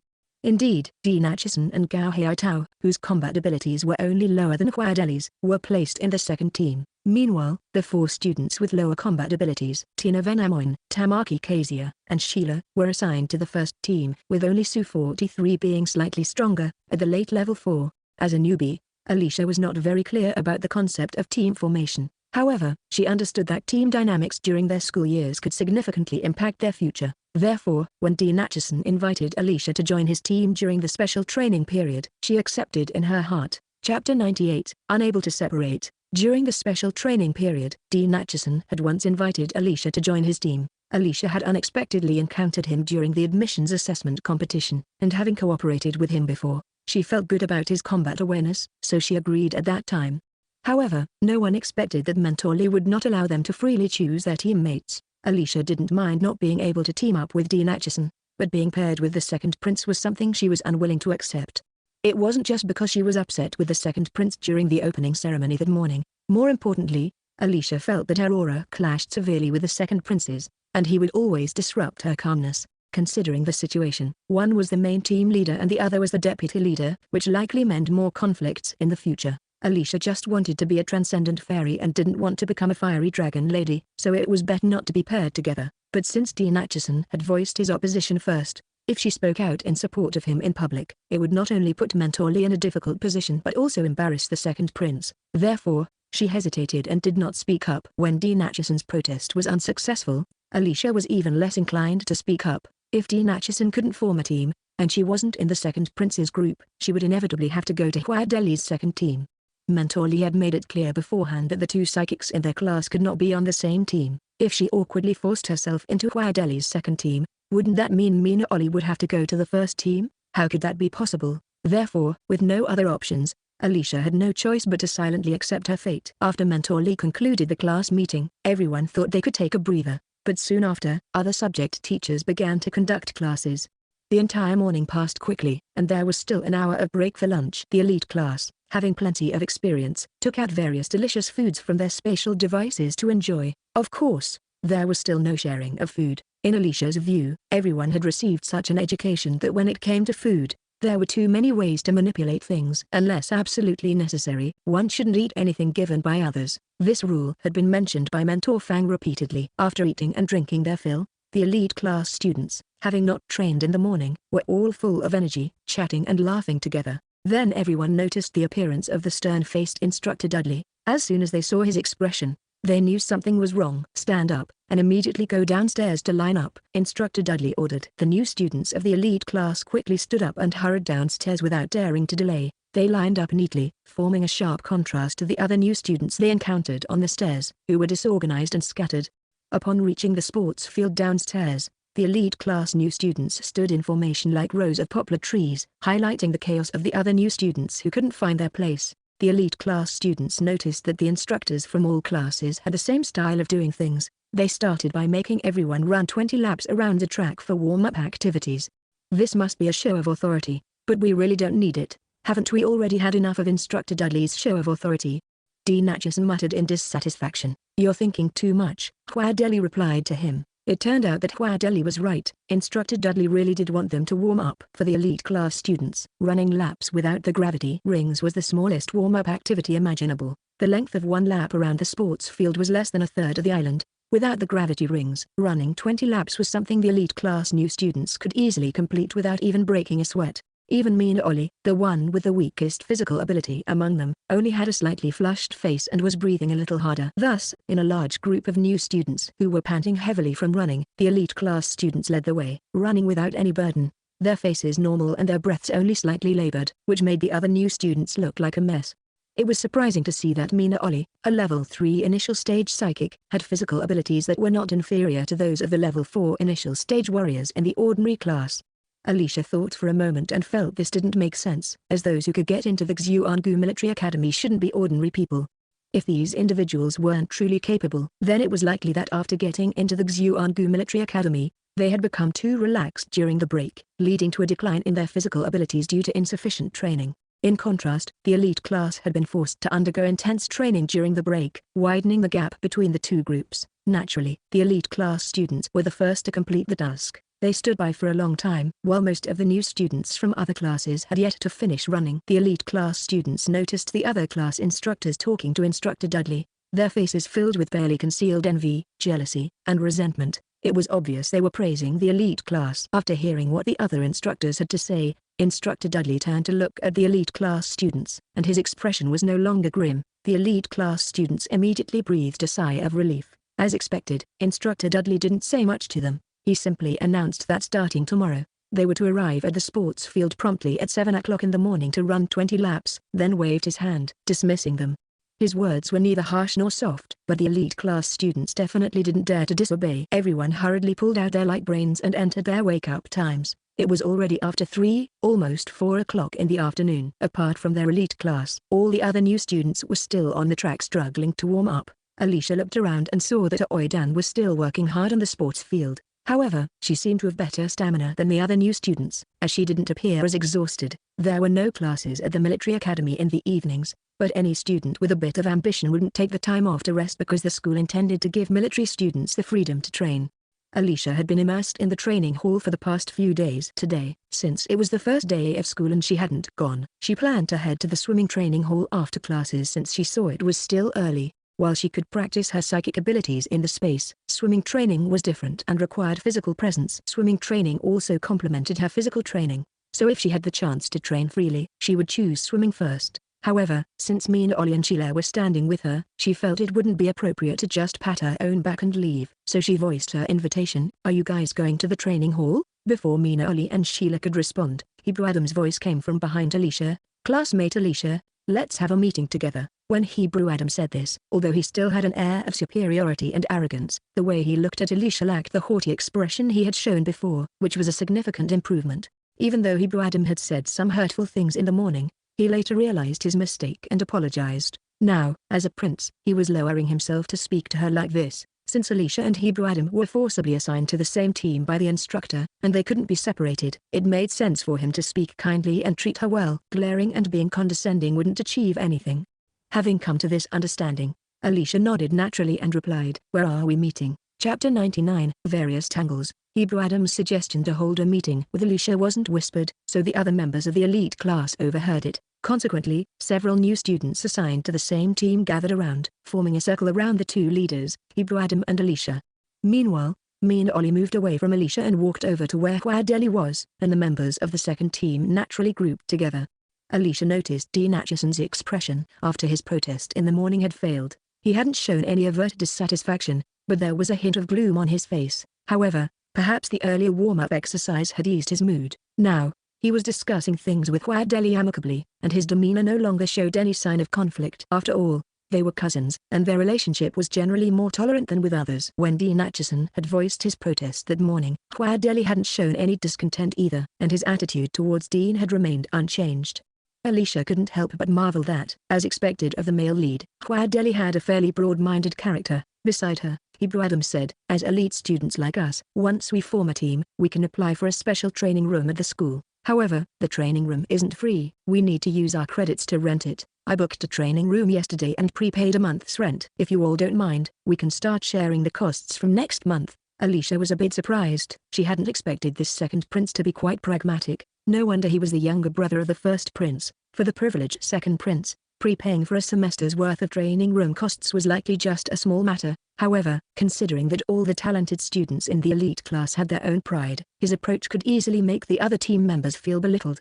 Prepaying for 1 month and then sharing the costs afterward perfectly showcased his generosity and decisiveness, while also demonstrating his respect for his teammates' wishes. "Captain is wise." "Thank you, Captain. I have no objections." Sheila happily buttered him up. Just a moment ago, she had been standing next to Alicia, but now she was cunningly gravitating toward Hebrew Adam. Alicia chose to ignore it. This was Sheila's typical behavior. If she wanted to, she could be very sweet-tongued, but if she didn't, she could be quite snarky. Regarding Hebrew Adam's arrangement, Sue 43, Tamaki Kazia, and Tina Venamoin all expressed their approval, saying things like, "Having a fixed training area is excellent. That way, we won't have to compete with other military students for training space." Alicia wasn't sure what they meant by the training room. Since she didn't know, she felt she had no right to speak. Instead, she just smiled and listened to them. Hebrew Adam gestured for Alicia to walk with him. As the team leader, it was most appropriate for him to walk alongside his vice-captain, and Alicia moved beside him, matching his pace. Alicia noticed Sheila's expression change slightly. During their special training on the island,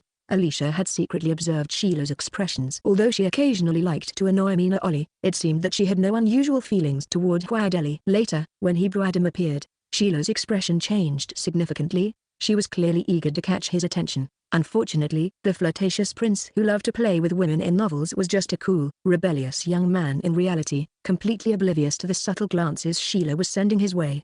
Alicia had initially found it amusing to watch from the sidelines, but now it seemed that the situation was a bit off. While Hebrew Adam might not have been particularly kind to her, he showed even less interest in Sheila, often inadvertently overlooking her presence. Now that she was the vice captain, Alicia couldn't avoid interacting with Hebrew Adam, the team leader. She wondered how Sheila would feel about this. If such situations occurred frequently, would Sheila become darker in her intentions? Alicia hadn't forgotten that Sheila was one of the malicious female side characters in the novel. Given her status and intelligence, she would definitely be more formidable than Oidan if she were to go down a dark path. Alicia considered whether she should find a way to brainwash Sheila before she turned dark, instilling the idea that women should not make things difficult for other women. Although they had trained together for over a month, Alicia had always kept a respectful distance from Hebrew Adam, with their conversations never exceeding 10 sentences. This time, walking side by side, Alicia was closer to Hebrew Adam than ever. She realized he was taller than both Dean Acheson and Huadeli, with a more upright posture and a much stronger presence. As a level 5 telekinesis practitioner, Alicia was not affected by the pressure of a warrior's aura. While telekinesis practitioners didn't radiate an aura like warriors, she wouldn't be suppressed by one either, especially since she was also a level 4 beginner warrior. Walking beside Hebrew Adam, she felt no pressure at all. Therefore, Alicia didn't notice that the other 3 boys were watching her and Hebrew Adam's backs, as well as Sheila's complex expression that shifted from envy and jealousy to a kind of helplessness. With the gaze of other new students still warming up, Alicia and her group walked out of the training area with ease. Alicia even took the opportunity to appreciate Oidan's twisted face when she saw her walking alongside the second prince.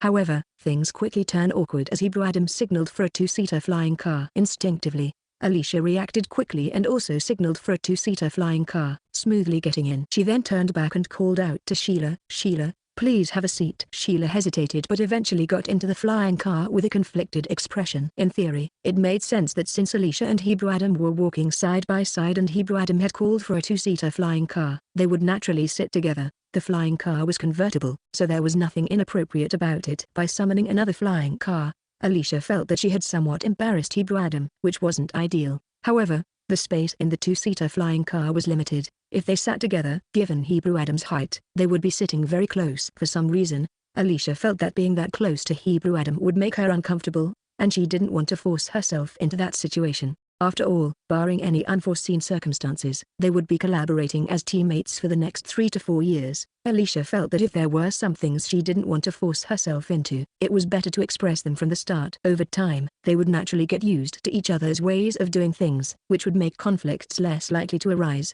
However, judging by the previous special training, her teammates seemed to have a somewhat clear understanding of her character, as none of them showed any unusual expressions. Sue 43 even took the initiative to ask Hebrew Adam, "Can the captain sit with us?" The prince didn't change his expression and waved his hand in acknowledgement. Sue 43 quickly hopped into the car, and Alicia really wanted to turn around and give him a thumbs up. After the other 4 settled into the flying car, Tina Venamoin and Tamaki Kazia also summoned a 2-seater flying car. Chapter 100, Just Pretend. The flying car quickly arrived at its destination. After getting off, Alicia actively walked to Hebrew Adam's side, casually admiring the colorful and vibrant flowers lining the road. At this point, the pretense felt quite uncomfortable for Alicia. However, Hebrew Adam's status was indeed too lofty, like an incredibly bright diamond star, attracting countless women with starry eyes to rush toward him.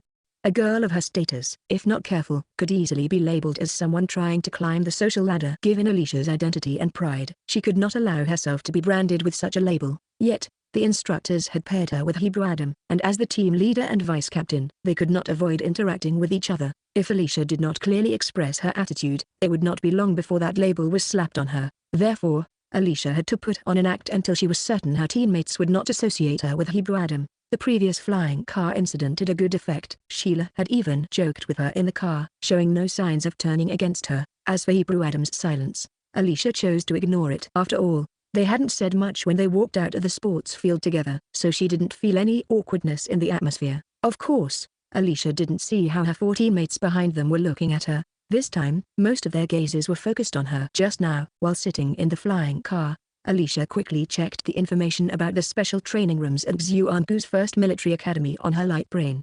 The first thing she noticed was the levels and prices. With her shallow understanding of the prince, she focused on the first-class room, which had a glaring monthly rent of 120 credits. With a simple guess, she could assume that the prince would definitely not choose a lower-quality room. However, with Alicia's small-town mindset, the third-class room wasn't bad either. The only difference between the third-class and first-class rooms was that the third-class rooms were slightly smaller and less luxurious, but the equipment for training was the same. The monthly rent for a third-class room was only 60 credits, half the price. As someone who hadn't attended a prestigious academy in the interstellar age and was from a marginal planet, Alicia had never seen the various levels of team training rooms. While silently criticizing the situation in her mind, she was unaware that her poverty limited her perspective. It was only after she gained more experience that she realized the saying "you get what you pay for" was even more applicable in this interstellar age.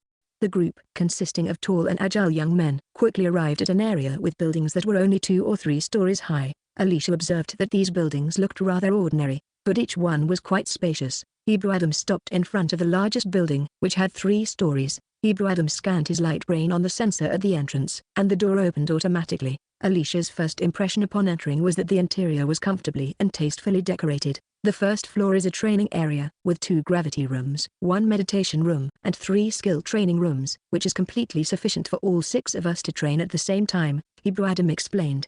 The others were enthusiastically exploring the area, and Tamaki Kazio exclaimed in surprise, "Captain, there's even a mecha training room here." Hebrew Adam's eyes sparkled with pride as he confidently replied, "Of course. Otherwise, how could this prince have decided to rent it right away?" Alicia also became interested, and the group surged into the small mecha training room. The mecha training room was quite large, taking up about half the space of the building, and could accommodate 2 or 3 mechas for basic training at the same time. However, the room was empty and devoid of mechas, so the excitement quickly waned as everyone's attention shifted elsewhere. On the second floor, there were a conference room, a dining hall, and a study area, while the third floor had a temporary rest area. This was more than just a training room, it was simply a perfect team living area. When they reached the second floor, a robot resembling a palace butler had already prepared 6 servings of delicious and substantial food. It was needless to say that this was definitely arranged by the prince. After all, there were advantages to clinging to the powerful. Having trained for an entire afternoon, the teenagers were already starving and naturally didn't hold back upon seeing the food. Dining can reveal a person's upbringing, and it could be said that, except for Alicia, the other 5 were all from wealthy families with etiquette training in the Central Star regions. In contrast, Alicia's movements were not as refined, but she still adhered to the etiquette. Moreover, her demeanor was calm and composed. Even the proudest prince showed no sign of disdain toward her, making it even less likely that the others would. In fact, Alicia was unaware that her companions were somewhat surprised and even began to question her mother's identity. While talent and cultivation could be achieved through one's own efforts, etiquette and upbringing required long-term cultivation, leading the others to suspect that Alicia's mother was likely not an ordinary civilian.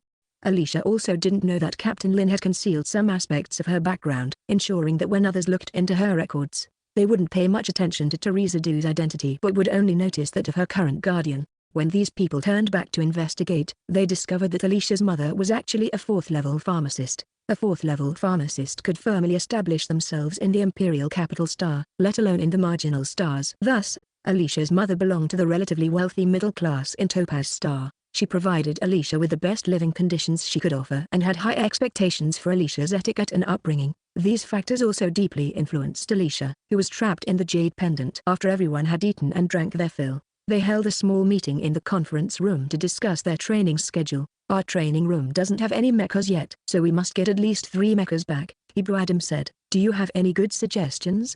Alicia asked. She was the poorest among them, yet she was the only one who was a telekinesis practitioner, so Hebrew Adam was looking at her when he said this. "The school has mechas for rent, can we use our own?" Alicia looked at Hebrew Adam. She wasn't sure about the others, but Hebrew Adam definitely had his own personal mecha. "You have a personal mecha?" Hebrew Adam looked somewhat surprised. "I recently apprenticed to a master, and my master gave me a level 5 mecha as a gift for becoming his disciple," Alicia said casually. The 5 companions were all taken aback. A master who could gift a level 5 mecha was either highly skilled or very wealthy. Since Alicia was already a level 5 telekinesis practitioner, her master must be even more skilled than her. In the Gus Empire, there were very few telekinesis practitioners above level 6, and they were all powerful figures. "Is your master also a telekinesis practitioner?" Sheila was the first to ask, unable to contain her curiosity. My master is a level 7 telekinesis practitioner." "Colonel Lee Kixing?"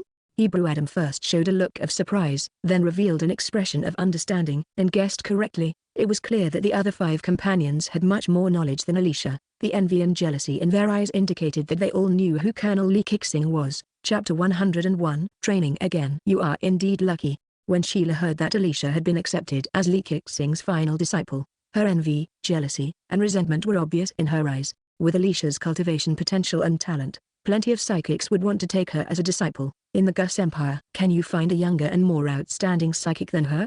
Ebru Adam said this as if it was self-evident. Alicia glanced at Ebru Adam with a calm expression, but she was actually quite surprised in her heart. Had the second prince lost his mind? How was he suddenly speaking sensibly? However, he hadn't noticed that Sheila was already feeling sour, and his words would only make her feel even more bitter. Captain Uo, your teacher sure is generous, gifting you a level 5 mesh as an apprenticeship gift, Tamaki Kezia said enviously, and it was a star mesh, too. Alicia felt a rush of joy, but, being someone who didn't like to show off, she didn't mention it publicly. Whether they could recognize it later would be their business. The reason she openly mentioned having a mesh was because she was the only psychic in the team, and the mesh she used was different from everyone else's. If she hadn't spoken up, Ebru Adam would definitely have made her rent a psychic-sensitive mesh. How many academic credits would that cost? Since she already had one, she certainly wouldn't want to spend extra. Plus, with her own personal mesh, who would want to train in anything else? Does anyone else here have their own personal mesh?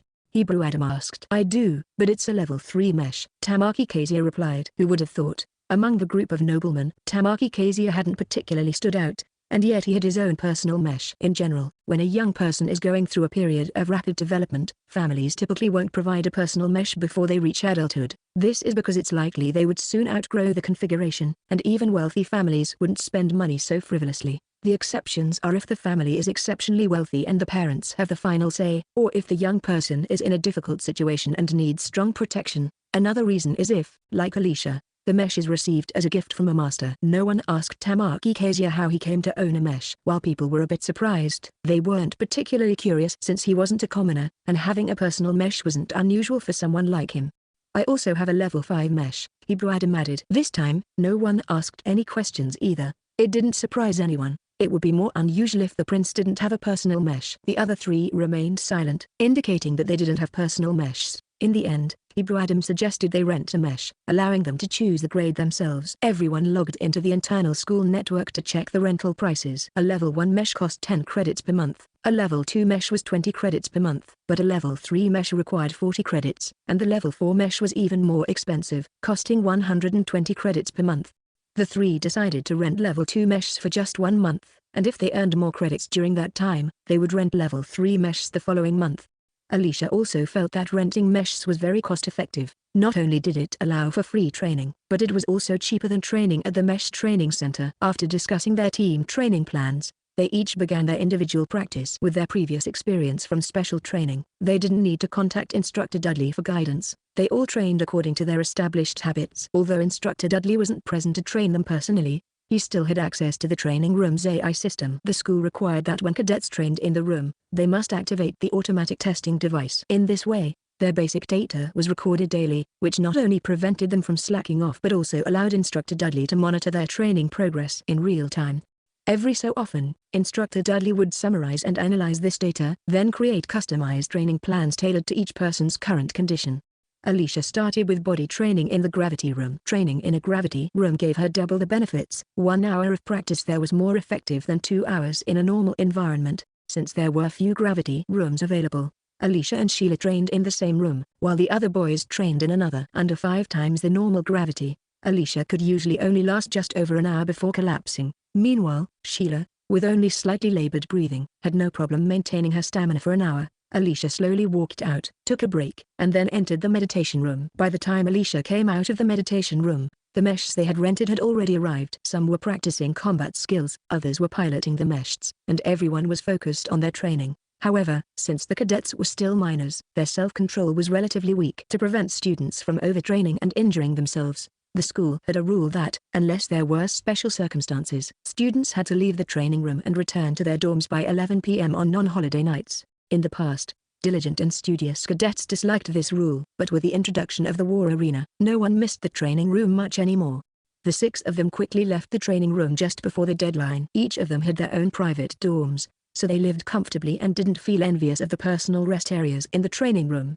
Since Ebru Adam was the team captain, the others exited the training room first, Alicia naturally walked at the front, while Sheila, just as naturally, took her place at the back. You all need to complete the upgrade missions as much as possible and reach level 10 quickly. Once we do, we can form our own guild, Hebrew Adam said. Captain, what level are you? And what's your ID? Sheila asked curiously. With Alicia out of the way, Sheila naturally walked beside Hebrew Adam. Level 9. Imperial Highness. Wow, Captain, you're amazing. Imperial Highness is ranked number 1 on the leaderboard, Sheila exclaimed. The others showed no surprise. With the second prince being so strong, it would be strange if he weren't ranked first. Hua Fishan, who's ranked second, is actually Hua Deli. Captain, do you know who the third-ranked anonymous player is? Everyone's guessing, but no one can find someone who fits the profile. Sheila continued. What's your ID? Captain Uo. Tamaki Kezia, walking alongside Alicia, asked curiously. Alicia answered truthfully. Alicia? Sheila chimed in. From what I remember, that name isn't in the top 100 youth rankings. It is. What's your rank? Alicia turned back and gave Sheila a glance. Why did this woman always drag her into conversations? Even though it was late at night, the streetlights on the military academy campus were bright enough for Alicia to see Sheila's expression stiffen. At that moment, they exited the training area, and before Sheila could respond, Alicia waved to her teammates. I can't bear to waste credits on a ride. Bye. With that, Alicia started jogging, but the others followed. Even Hebrew Adam didn't take a flying car. 70 credits aren't enough to cover our transport for a month. I have no idea how the new students survive on just 20 credits. Tamaki Kezia smiled at Alicia. As long as you attend class on time and don't mess around, you'll get a steady 1 or 2 credits per day. Save those, and you'll have enough for training, Alicia replied. Chapter 102, Class Daily. After returning to her dorm, since she had already showered in the training room, Alicia simply had nutrient stick before entering the game pod to sleep. The military academy's schedule mimicked that of the army, requiring students to be on the field by 7 a.m. to run 10 laps and check in, so getting an early rest was essential. Alicia realized that, compared to her usual sleep time, she had entered the holographic game pod an hour early. She set the system to deep sleep for 2 hours, then to enter the game world for 6 hours, and after logging out, another hour of deep sleep. This way, the physical and psychic energy she expended in the game would be fully restored. At Xuanku's first military academy, while training was heavily emphasized, the cultural curriculum was equally rigorous. The military-focused cultural classes covered all essential knowledge, with vast and varied content like astronomy, geography, historical and modern battle cases, key points in military strategy, and more. Even top students found it challenging to fully master everything. This is where Alicia and Mina Ollie's special abilities stood out. Thanks to their exceptionally strong mental power and near photographic memory, they could perfectly recall everything their instructors covered with just a quick review of the materials. The other 9 classmates, though already top of their age group, had to review the materials multiple times before fully absorbing the information. In the elite class, Alicia consistently ranked first in every test, followed by Mina Ollie in second. Hebrew Adam and Hua Deli alternated for third place, while Dean Atchison and Sue 43 competed for fifth. As for the last place, it was either Sheila or Ninja King Ren Yuayu, with Sheila being the more frequent occupant. In the afternoon, it was time for training. For the new students in the elite class, even with just half a day of training, and despite instructor Dudley increasing the weight of their gravity rings to 50 kilograms on their hands and feet, with a total body load of 200 kilograms, and making them spend 2 hours overcoming various obstacle courses, it wasn't enough to completely exhaust them. At most, they reached their physical limits. But to outsiders, they merely seemed a bit tired. Many of the new students in the advanced class were mid-level or peak-level stage 4 warriors. These students had higher cultivation levels and pushed themselves hard in training, so the gap between them and the elite class wasn't growing too quickly. However, the new students in the regular class were far behind. It was said that the rookies weren't even wearing gravity rings and could only last 2 hours at the beginning. In terms of physical fitness, they weren't even comparable to Mina Ollie. Don't always mock others. I don't like such negative topics. They're only behind because they've neglected training before, not because they're inherently weak. They'll catch up soon enough, Alicia said, glancing at Sheila. It wasn't that she didn't want to give Sheila face, but Sheila was constantly making sarcastic comments in her ear. To finally get some peace and quiet, Alicia had to speak up, even if it meant offending her. Perhaps because they were in public. Sheila didn't throw a tantrum. She simply pursed her lips and stopped talking. That Abulatius move from the advanced class is really pushing himself hard in training. He even asked the instructor to put gravity rings on him, matching our load. His stamina is really strong, comparable to that of Ren Yuayu, Dean Atchison whispered. Over time, Alicia had realized that Dean Atchison was quite the informant. Even though he attended the same classes and training sessions as them, seemingly without time to chat with others, he always had information to share. For example, He knew that only their elite class had such heavy cultural coursework. The advanced and regular classes focused more on physical training. They only had 2 hours of cultural lessons in the morning, with the rest of the day dedicated to physical training. This kind of information seemed like an internal military academy detail. "We're definitely different from the other military students. We'll be interstellar military commanders, while they'll be mecha warriors," Hebrew Adam said confidently, looking at Dean Acheson with a disdainful expression, as if Dean lacked understanding. Alicia saw Dean Acheson's frustrated expression, as if he wanted to argue but couldn't, and thought that Mina Ollie was right. If Hebrew Adam weren't a prince and unbeatable, everyone would want to put a sack over his head and teach him a lesson. The 11 new students in the elite class were split into 2 teams. After getting used to training together in the evenings, they naturally began gravitating towards their respective team captains. Instructor Dudley, perhaps finding the division between the 2 teams inconvenient, began referring to them by their captains' names. Dudley's team was called the Hua team, while Hebrew Adam's team was referred to as the Adam team. Adam being a royal name gave the Adam team a high-class and prestigious ring to it. Not wanting to be outdone, the Hua team followed the example of the Adam team and, within 2 days, rented their own exclusive team training room, one of the same level. Thanks to her exceptional memory, Alicia found the academic side of the mecha combat courses easy. After completing the cultural coursework for the mecha combat department in the mornings, she could switch to studying mecha manufacturing through the school's online courses. With the support of her senior, Rick Amber, Alicia effortlessly managed to dual major. Under his guidance, she didn't have to waste time running between the 2 departments. As long as she completed the daily learning tasks for mecha manufacturing and passed the exams at the end of the term, she was fine. Alicia had already reached level 3 in mecha manufacturing in the game world, so she didn't need to study the level 2 mecha crafting techniques taught to first-year students. This highlighted the benefits of having a strong mentor. Rick Amber tailored extra assignments based on her progress, allowing her to surpass her peers without feeling pressured by her dual studies. The human rights treatment in the Gus Empire is quite good. After every 8 days of classes, there are 2 days off, and this also applies to military academies. However, while the school might have breaks, the students don't get much time off, and the training halls are always packed during holidays. At the First Military Academy of Xuangu, students receive 2 academic credits daily as long as they don't violate any rules. There are also quizzes, and credits are awarded based on performance. The top 5 students in class receive 5 credits, while those ranked from 6th to 15th receive 2 credits. With so many subjects, there's almost a quiz every other day. After 8 days of classes, Alicia had accumulated over 30 credits. Ordinary students, as long as they don't mess up, can earn at least 2 credits daily, allowing them to accumulate enough credits to train on their own in the training hall after 8 days. Since the establishment of the team training room, Alicia only went to the swimming pool at the training hall. Fortunately, the swimming pool wasn't as favored as the other training rooms. While there were many people, there wasn't a need to wait in line, though she had to share lanes with others. Alicia's initial level 4 warrior status didn't stand out among the first-year students. Unless someone knew she was in the elite class, she would simply be regarded as an ordinary first-year student, and no one could guess she was a level 5 telekinetic master. However, in the swimming pool, many military academy students thought of her as just an average student and considered her somewhat weak. Others with similar cultivation levels could swim 10 laps under 5 times gravity, while Alicia could only manage 9 laps before being exhausted and needing assistance from the staff to get out of the water.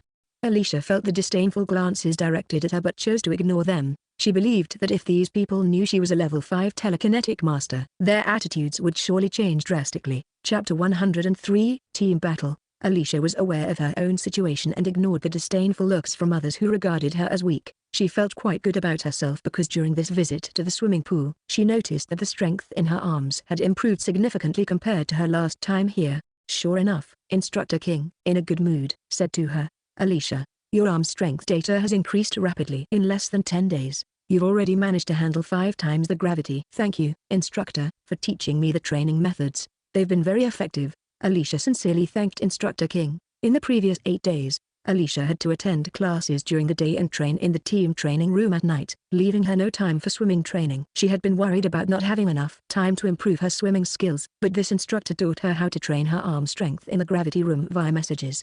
Alicia found Instructor King's training methods very effective, and today, the results were evident during her swimming practice. "Don't mention it. This is all due to your hard work," Instructor King replied modestly, although the smile on his face deepened. Perhaps it was due to their compatible energies. Despite not having spent much time together, they got along very well. With Instructor King present during the swimming training, Alicia felt great. Alicia chatted quietly with Instructor King, not noticing that among the several military academy students who had just entered the swimming training hall, some showed a flicker of hesitation in their eyes upon seeing her.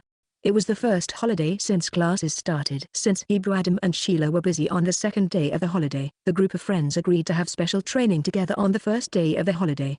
Alicia had planned this out the night before, waking up at 6 in the morning to train in the swimming pool for 2 hours before returning to the team training room to join her friends for the extreme training that could only be done during the holidays. After leaving the swimming training hall, Alicia took a flying car to their team training room. Now that her credits had exceeded 200, she didn't hesitate to spend them to save time. However, when she arrived at the training room, the other 5 had already gotten there, meaning Alicia was late. "Don't tell me you've become lazy during the break, sleeping in until now," Sheila said with a cheerful smile. Hebrew Adam shot Sheila a glance and said, somewhat displeased, "The vice captain went to train at the swimming pool early this morning, having been called out by the prince." Sheila's face turned a little red, and she shot Alicia a sideways glare. Alicia subtly rolled her eyes back at Sheila, thinking, what's with the hostility early in the morning? If you have the guts to glare, do it at the second prince, not at me. I haven't said a word. However, how did Hebrew Adam know that she had gone to the swimming training hall so early? Was he monitoring her? That didn't seem likely. If he were monitoring her, he wouldn't have revealed her whereabouts. To be honest, Alicia didn't know why, but she felt that since the day Hebrew Adam had complained about her, making her want to jump up and scratch his face, his attitude towards her had changed somewhat in the past few days. He hadn't displayed his sharp tongue at her again. However, his change only applied to her. While he had toned down his words towards others, he still didn't hold back with what he needed to say. He had even stirred up quite a bit of animosity for her with Sheila. Sheila seemed to want to get closer to Hebrew Adam. More accurately, she wanted to pursue him. However, Alicia didn't feel that Sheila had any romantic feelings for him. Whenever Hebrew Adam sided with Alicia between the two girls, Sheila would feel all kinds of envy and jealousy, so she often made little jabs at Alicia in conversation. However, Alicia often felt that Sheila just wanted to vent her frustrations and didn't have any tendencies toward maliciousness. Alicia thought that this girl seemed to be a bundle of contradictions. Even from the sidelines, she could see that Sheila was a mixture of conflicts. The way this noble lady's thinking had twisted was surely a result of an unusual life experience. But Alicia wasn't interested in being a confidant. As long as Sheila didn't turn against her, she couldn't be bothered to engage in too much with her. At most, she would retort if Sheila spoke harshly. Sheila didn't have the eloquence that Alicia did, and whenever Alicia retorted, Sheila would become infuriated. However, not long after, she would act as if nothing had happened, which made Alicia suspect that she had some masochistic tendencies. In the morning, everyone trained their skills, and by noon, after tiring themselves out, they enjoyed the delicious food brought by the palace robot butler. Hebrew Adam's robot butler served dishes that Alicia had never seen or tasted before, and while she was enjoying the food, she felt that Hebrew Adam looked much more pleasing to her.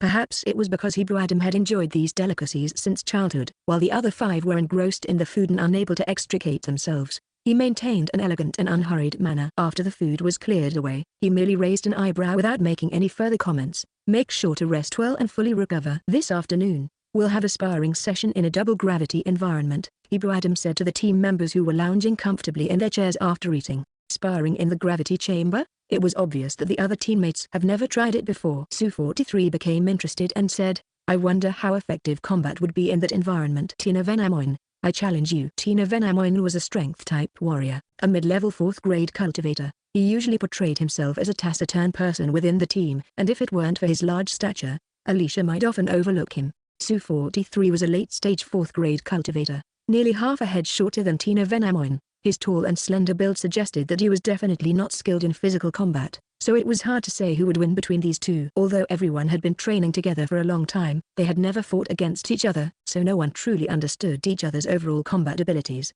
Alicia raised her eyebrows and glanced at Sheila. A match between the two girls would be interesting as well. She was confident she could completely defeat this girl and put her in her place to prevent her from always chattering in front of her. However, Sheila was very clever. She immediately turned her head and said to Damaki Kezia, "Kezia, I want to fight you." These two were definitely evenly matched. Alicia smiled and withdrew her gaze, only to meet Hebrew Adam's eyes. It was then she realized that, as a result, her opponent would be Hebrew Adam, a mid-level 5th-grade warrior, which was even higher than her telekinetic level. Alicia had seen Hebrew Adam fight during the entrance assessment competition. At that time, he had easily defeated a mid-level 4th-grade warrior in just a few moves, and the pressure emanating from him had been incredibly strong. This kind of overwhelming pressure was something Alicia had not felt from Dean Acheson, who was a late-stage 4th-grade warrior. Was this oppressive, or because Hebrew Adam had comprehended the will to fight when he ascended to the 5th grade? Or was it simply because his cultivation was higher than hers?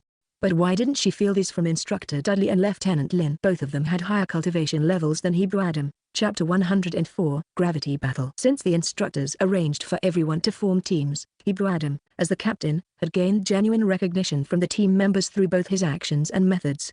Hebrew Adam arranged for the other two opposing teams to enter the gravity chamber first, where they would battle in pairs under double gravity. The members of those two teams entered without saying a word. At this point, everyone took out their weapons. Su-43 wielded a long sword with a relatively long blade, while Tina Venamoin used a thick-backed broadsword, clearly meant for someone with considerable strength. Tamaki Kazuya appeared a bit shy, but surprisingly, his weapon was a heavy sword, which seemed only slightly lighter than Tina Venamoin's broadsword. Alicia's eyes widened. Tamaki Kazuya was indeed someone with a surprising duality. He looked gentle and shy on the outside, but in reality, he was a strength-type martial artist. Sheila also looked a bit stunned. Her weapon was a long sword with a narrow blade, and the entire sword was quite lightweight, making it very suitable for female users. Alicia's long sword was of a similar type. However, when a willow leaf sword faced a heavy sword, Sheila was at a disadvantage in terms of weaponry, but this was unavoidable. Among martial artists of the same level, females rarely compared favorably to males in terms of strength, so most women practiced lightness techniques to seek to counterbalance their lack of power with agility. The lightness technique Alicia learned also came from the battlefield, and she was quite adept at using it in the assessment competition. However, she had never actually sparred with anyone in reality. Despite some differences in their levels, Su-43 and the others were among the most outstanding martial artists in their first year at the prestigious Gus Empire Academy, ranking high in overall martial power. The gaps between them were not significant, so the initial battles were evenly matched. Alicia had never had the opportunity to watch a live match. As she simultaneously opened the footage from the two gravity chambers, she was completely engrossed, feeling that she was gaining invaluable insights. Although Alicia had previously purchased some videos of arena matches online to enhance her practical skills through observation, she had never experienced the same emotional connection when watching her companions battle. Perhaps it was because they were her friends, and everyone's abilities were similar, allowing her to relate to them more. As she sat there mesmerized, she completely forgot about Hebrew Adam's presence, let alone the fact that he had been watching her with a puzzled expression. The first to lose was Sheila. Sheila's cultivation level was slightly lower than Tamaki Kazuya's, and her swordsmanship was not as refined as his. Additionally, Tamaki Kazuya possessed great strength, making it difficult for Sheila's lightness technique to fully restrain him. In totality, while their cultivation levels seemed comparable, Tamaki Kazuya's overall martial power was significantly stronger than Sheila's. However, as soon as the two faced off, Alicia immediately noticed that Sheila had a wealth of combat experience. She was aggressive and displayed a fierce determination in her attacks, seemingly disregarding everything else. On the other hand, Tamaki Kazuya appeared quite the opposite. His practical combat experience seemed minimal, and he even showed signs of being somewhat awkward at the beginning. Initially, he found himself being pressured by Sheila's relentless onslaught. If it weren't for Tamaki Kazuya's advantage in weaponry and his considerable strength, which allowed him to steadily withstand Sheila's furious attacks, he might have been defeated right from the start. However, Tamaki Kazuya managed to withstand it. Sheila's fighting style was extremely exhausting, especially in a gravity environment, which was very unfriendly to her lightness technique. She soon found it difficult to maintain her rapid offensive. As Tamaki Kazuya steadily played to his strengths, he gradually gained the upper hand, and eventually, Sheila's energy ran low, causing her weapon to be knocked from her hands. Alicia gained a lot from this match because Sheila's weaknesses mirrored her own, and she lacked the practical combat experience that Sheila possessed. Most importantly, her opponent would be Hebrew Adam, who had comprehended the will to fight. Alicia glanced at Hebrew Adam, feeling a surge of battle intent in her eyes. With such a high-caliber sparring partner, she absolutely couldn't miss the opportunity to sharpen her skills. When Sheila and Tamaki Kazuya emerged from the gravity chamber, Sheila looked utterly exhausted, needing Tamaki Kazuya's support to walk out. Alicia observed Tamaki Kazuya. Although he also showed signs of fatigue, his breath remained steady. She realized she had underestimated this guy. Meanwhile, in the other gravity chamber, Su-43 and Tina Venamoin were engaged in a fiercely contested match, with no clear winner in sight. Tina Venamoin was very steady, wielding his large knife with immense force. Su-43 rarely clashed directly with him. Instead, he adeptly deflected and countered Tino's attacks. Alicia felt that Su-43's swordsmanship was both offensive and defensive, with the ability to use 4 ounces to deflect 1,000 pounds. Although he couldn't defeat Tina Venamoin in a short time, if it came to a war of attrition, it would be hard to say who would win. If it weren't for Hebrew Adam insisting that we fight under double gravity, These two might go at it for 5 or 6 hours without a clear winner, she thought. They should be able to continue for another hour or two. Let's take our turn, Alicia said enthusiastically to Hebrew Adam. Hebrew Adam's weapon, called a long knife in this world, resembled a dagger from Earth, being appropriately thick and possessing great lethality. Against a 5th-level warrior, Alicia knew her swordsmanship would be insufficient. Without hesitation, she quickly drew her long whip instead. The two stood facing each other, and Hebrew Adam, ever the gentleman, gestured for Alicia to make the first move. Alicia didn't want to just stand there, so she swung her whip toward him. Hebrew Adam raised his knife to block. The whip wrapped around Hebrew Adam's large knife, and when Alicia pulled, not only did she fail to move him, but she was also pulled toward him. She quickly sensed the opportunity, giving her whip a sharp shake to retract it just in time, narrowly avoiding Hebrew Adam's attempt to grab the whip. Alicia hadn't used her psychic power for this move, knowing that Hebrew Adam's overall combat strength and practical ability were significantly stronger than hers. Therefore, she planned to adopt a strategy similar to Su-43's and engage in a war of attrition. Therefore, she planned to use her light body technique and long whip to engage Hebrew Adam in a battle for a while before using her psychic power to wrap around the whip for an attack. However, Hebrew Adam's strength and speed were greater than Alicia had anticipated, and his combat awareness was exceptionally strong. No matter how tricky Alicia's whip movements were, he could block them all. At first, Alicia had some confidence that she could hold her own against Hebrew Adam for a considerable time, but once they began, she realized her lack of combat experience and weak instinct for fighting left her mostly in a passive defensive position. Unable to mount an effective counterattack, several times, Alicia found herself pushed close by Hebrew Adam, having to use her psychic power to block and escape safely. This was still with Hebrew Adam holding back. Otherwise, her whip would have long since fallen into his hands. From the very beginning, Hebrew Adam hadn't used his full strength. Instead, he was like a sparring partner, feeding her techniques. If he had gone all out, she would have been defeated in less than 20 exchanges. Chapter 105, Masochism. As Alicia fought with Hebrew Adam for a long time, she realized that he was not using his full strength but was instead letting her have opportunities and feeding her techniques. Once Alicia noticed this, she did not feel insulted or looked down upon. Instead, she became even more enthusiastic and began to unleash various combat moves she had previously imagined.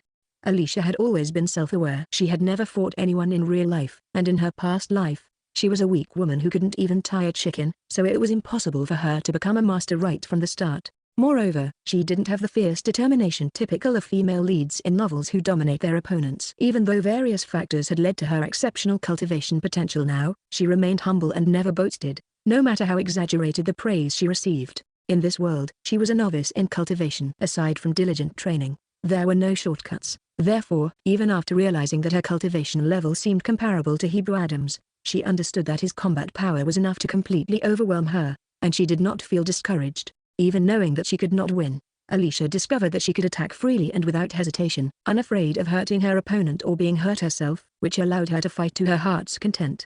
As a result, when her long whip was caught by Hebrew Adam with one hand and he pulled her toward him with force, Alicia found herself unable to resist and ended up throwing herself into his embrace. He grabbed her arm to stabilize her, and it was then that she realized she was completely exhausted, unable to even hold onto the whip. "You should take a break," Hebrew Adam said. With the two of them so close together, Alicia could hear her own rapid breathing, while Hebrew Adam only seemed slightly out of breath. Clearly, for him, this fight was just a warm-up. Alicia didn't speak, and Hebrew Adam thought she was too tired to say anything. He turned slightly, reaching behind her to grasp her other arm, supporting her like Tamaki Kezia had supported Sheila. "Thank you, I can walk on my own." Alicia signaled for Hebrew Adam to let her go. Regardless of the circumstances, her original intention was to keep her distance from him. She really wasn't that exhausted and didn't need his support. Hebrew Adam hesitated for a moment but eventually complied and let her go, and Alicia dragged her weary legs as she walked out. At that moment, Sheila acted like a caring friend, catching Alicia at the door of the gravity room and helping her to sit down in a chair. After drinking half a bottle of energy water and leaning back,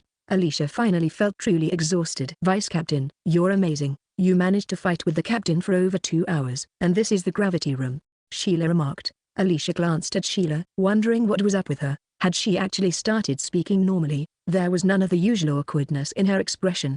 Instead, she looked surprisingly calm. Hadn't she just lost to Tamaki Kezia? Why was her mood so good? Could it be that she had a masochistic tendency? Did getting beaten up put her in a better mood? "What are you looking at me like that for? I was just commenting on how tired you looked. Are you not used to me being nice to you? Do you have a masochistic tendency?" Sheila said, raising her brows. Sure enough, it was the same familiar attitude. Alicia patted her heart and pulled back her surprised expression. "I thought you were knocked silly by Tamaki Kezia. Then Alicia experienced the power of a wealthy young lady's pinch. If her current body weren't that of a level 4 warrior, she would definitely be left with pinching marks. "Why did you pinch her?"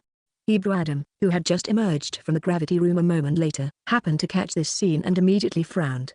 Alicia was puzzled. Hebrew Adam clearly had a bias against Sheila. Did her little friends have some grudges against each other in private? After another jab, Sheila resentfully pinched Alicia again. "Captain, this is just a game between us girls. Why are you butting in? How are the situations with Sue 43 and Tino?"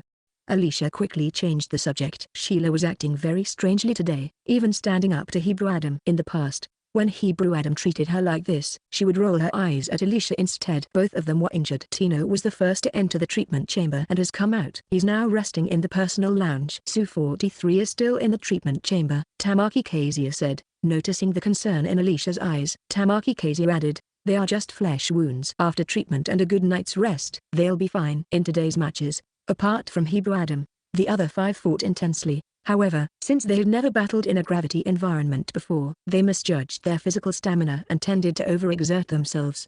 Alicia felt exhilarated while fighting, but now she truly felt exhausted. Even delicious food couldn't lift her spirits. "You all go rest in the lounge. I'll request Instructor Dudley that we won't be returning to the dorms tonight," Hebrew Adam said, looking at Alicia, who appeared fatigued. Sue 43 and Tino's condition was similar to Alicia's. Sheila and Tamaki Kezia hadn't fought for long, so they didn't look as tired. That night, the 6 friends all slept in the personal lounge of the training room. During holidays, the school imposed much looser restrictions. As long as their mentor or instructor approved, they could rest in the training room. Instructor Dudley knew this group of students very well. After reviewing their training duration and data for the day, he approved their request without hesitation. Of course, the school wouldn't allow a bunch of overly energetic teenagers to train freely without any oversight. To ensure safety, there were movable surveillance robots everywhere in the training room, monitored by the school's security team. Alicia locked the door of her personal lounge. The area was larger than her dorm room, and it was said that after renting this place, the prince's guards had redecorated it. The bed here was far more luxurious and comfortable than the one in the dorm.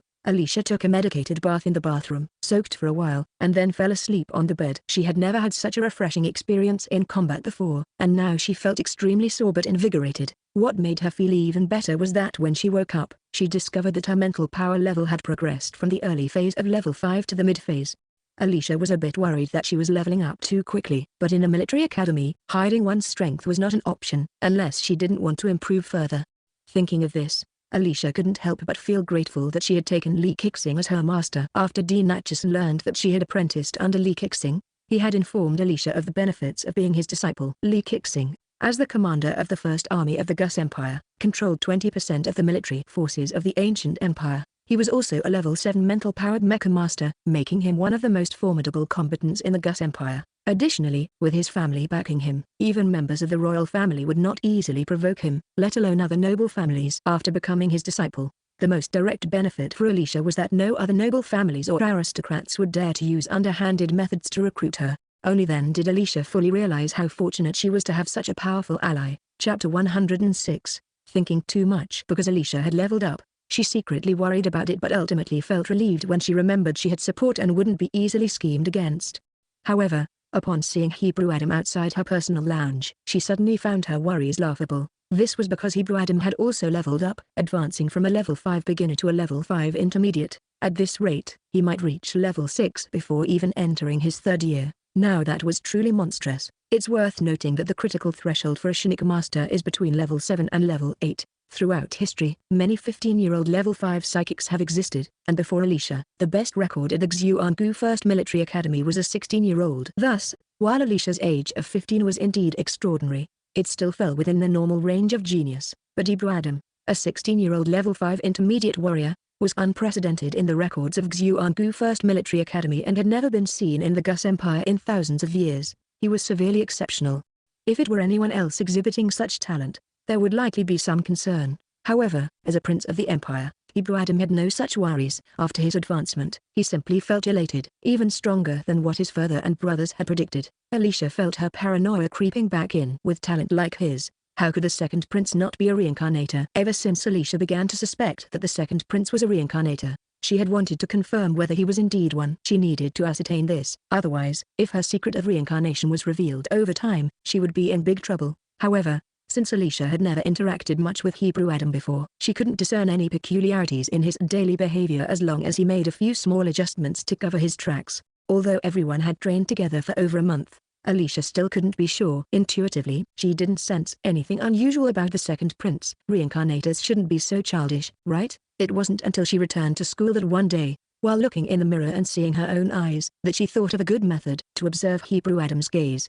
After the start of the semester, Alicia was passively assigned to be teammates with Hebrew Adam. Being part of the same team allowed her not only to see him every day but also to observe him up close, despite Hebrew Adam's high status and identity causing him to think and behave differently from Su-43 and the others. The brilliance in his eyes was the same as that of Su-43 and his peers. It was the vibrant gaze of youth, not the weary eyes of someone who had experienced hardships. Alicia had reflected on her own eyes. In her previous life, she had just graduated from university and was still a fresh young adult when she died. After her death, she drifted along, growing up alongside a little girl. Other than the major event of dying and being reborn, she hadn't gone through any other experiences that could be considered profound. However, Alicia had to admit that her eyes no longer held the pure vitality of youth and seemed more serene than those of her peers. After observing for a few days, Alicia finally concluded that Hebrew Adam was not a reincarnator, but rather a monstrous genius who had never experienced such a thing. Just when Alicia had confirmed that Hebrew Adam was not a reincarnator, his rapid upgrade speed as a genius once again raised her suspicions. Could it be that his fast advancement was due to being a reincarnator? However, Alicia's keen observation reminded her that he was not a reincarnator at all. He was simply a naturally gifted genius with exceptional comprehension abilities. A genius like him, if he could continue to grow smoothly, should be able to become an 8th level Mecha Master in less than 7 years. An 8th level Mecha Master would be the main force in combat against alien invaders. The variables introduced by Hebrew Adam could have a significant impact in the future, and while Alicia couldn't predict how much, it would undoubtedly be a great boon for humanity. Thinking of this, Alicia felt genuinely happy purely because of Hebrew Adam's strength. Congratulations, Captain. You're really amazing. Keep working hard to become even stronger. Seeing the genuine smile on Alicia's face, Hebrew Adam realized that she was truly happy for his advancement from the bottom of her heart. Unlike others, who either fawned, envied, felt inferior, or were jealous but pretended to be happy for him, her joy was sincere. Before Alicia appeared, he had already received many congratulations through various channels and from other team members. On the surface, everyone seemed happy about his upgrade. However, beneath it all, Hebrew Adam's heart had returned to its original state, and he no longer felt the initial excitement. Others only knew of his impressive warrior potential but were unaware that his psychic master potential was also quite good. He was now a level 3 beginner psychic master. Although he didn't have much combat power, his mental strength had increased, allowing him to clearly see the thoughts of those around him. To his surprise, there was indeed one person who was genuinely happy for his success. Captain, you're so amazing. We need to work even harder, or we'll fall too far behind you. Alicia expressed her concerns frankly, unaware of Hebrew Adam's inner thoughts. After enjoying a delicious breakfast provided by the royal family, they followed their plan and went to the swimming pool for training. However, there were many new students at the swimming pool today, both girls and boys. Most importantly, several of them looked very familiar to Alicia. The glances they cast her way made it clear that these were all first-year students, and most of them recognized who she was. Since the beginning of the school year, Alicia had encountered such stares quite a bit. In any public place, students from the elite class had to endure this kind of attention. Instructor King naturally noticed the unusual atmosphere as well. She smiled at Alicia, saying, "Alicia, you're quite popular." Alicia responded with a look of confusion, and Instructor King smiled, explaining, "Perhaps everyone already knows about the training sessions. So many first-year students have come here in the past few days." So that was it. Alicia lost interest in the topic. Today, she planned to train for an extra hour at the swimming pool, and then, since Hebrew Adam and Sheila would be busy in the afternoon, she wanted to take full advantage of the mecha training room for herself. The jade pendant space was simply too small, so she could only do some basic exercises. The mecha training room was where she could really let loose. With a tight schedule, she didn't care about being in the spotlight. She swiped her credits, took off her outerwear, and jumped into the water to begin her training. Students who could get into the Xuangu Military Academy, even if they were the last in their class, had defeated hundreds of thousands of competitors, so there were no students at the academy just coasting through. As soon as Alicia hit the water to train, the other military academy students followed suit. Once training began, everyone became absorbed in their practice, and no one paid much attention to her anymore. However, since there were many first-year students in the swimming training hall today, everyone knew that she was a mental power user. Therefore, despite her swimming performance being worse than everyone else's on site, she didn't receive any disdainful looks. Instead, the new students were in awe of her strong martial arts abilities. Today, after training for an extra hour, Alicia felt even more exhausted than yesterday and was once again fished out of the swimming pool by the instructor.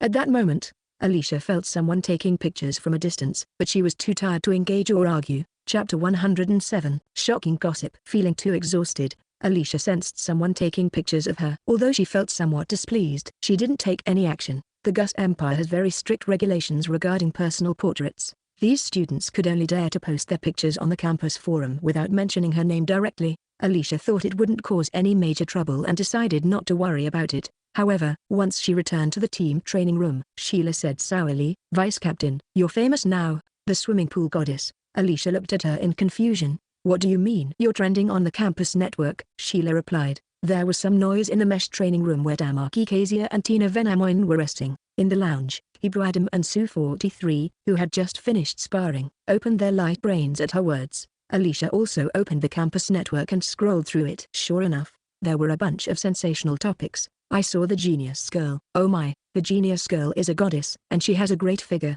The Genius Girl. Swimming pool goddess. This year's elite female students. The Genius Girl is very aloof." Alicia thought that even though her previous world and this world were completely different, they seemed to share similar origins. Therefore, certain quirky human interests remained the same. These gossip hot topics were just as ridiculous as those in her previous life. She clicked on the most popular post, and the first photo showed her graceful figure in the water. Although her face was slightly blurred, it was a beautiful shot, and despite the cheesy title, there weren't any negative comments. The second photo was of her on shore, wrapped in a large towel. In this picture, her face was also somewhat blurred, and the post's comments were very positive. However, the second most popular topic made Alicia unhappy. It was a scene where she was pulled out of the swimming pool by the instructor. At that time, she had swum for an extra half hour to push her limits, so she looked utterly exhausted and pitiful. Being supported by a tall, muscular young man, she hadn't thought much of it at the moment. She was dead tired, and who would think of anything else? But looking at the photo, it seemed so ambiguous. Was the photographer intentional or accidental? Plus, why did they make her chest look so large and sexy?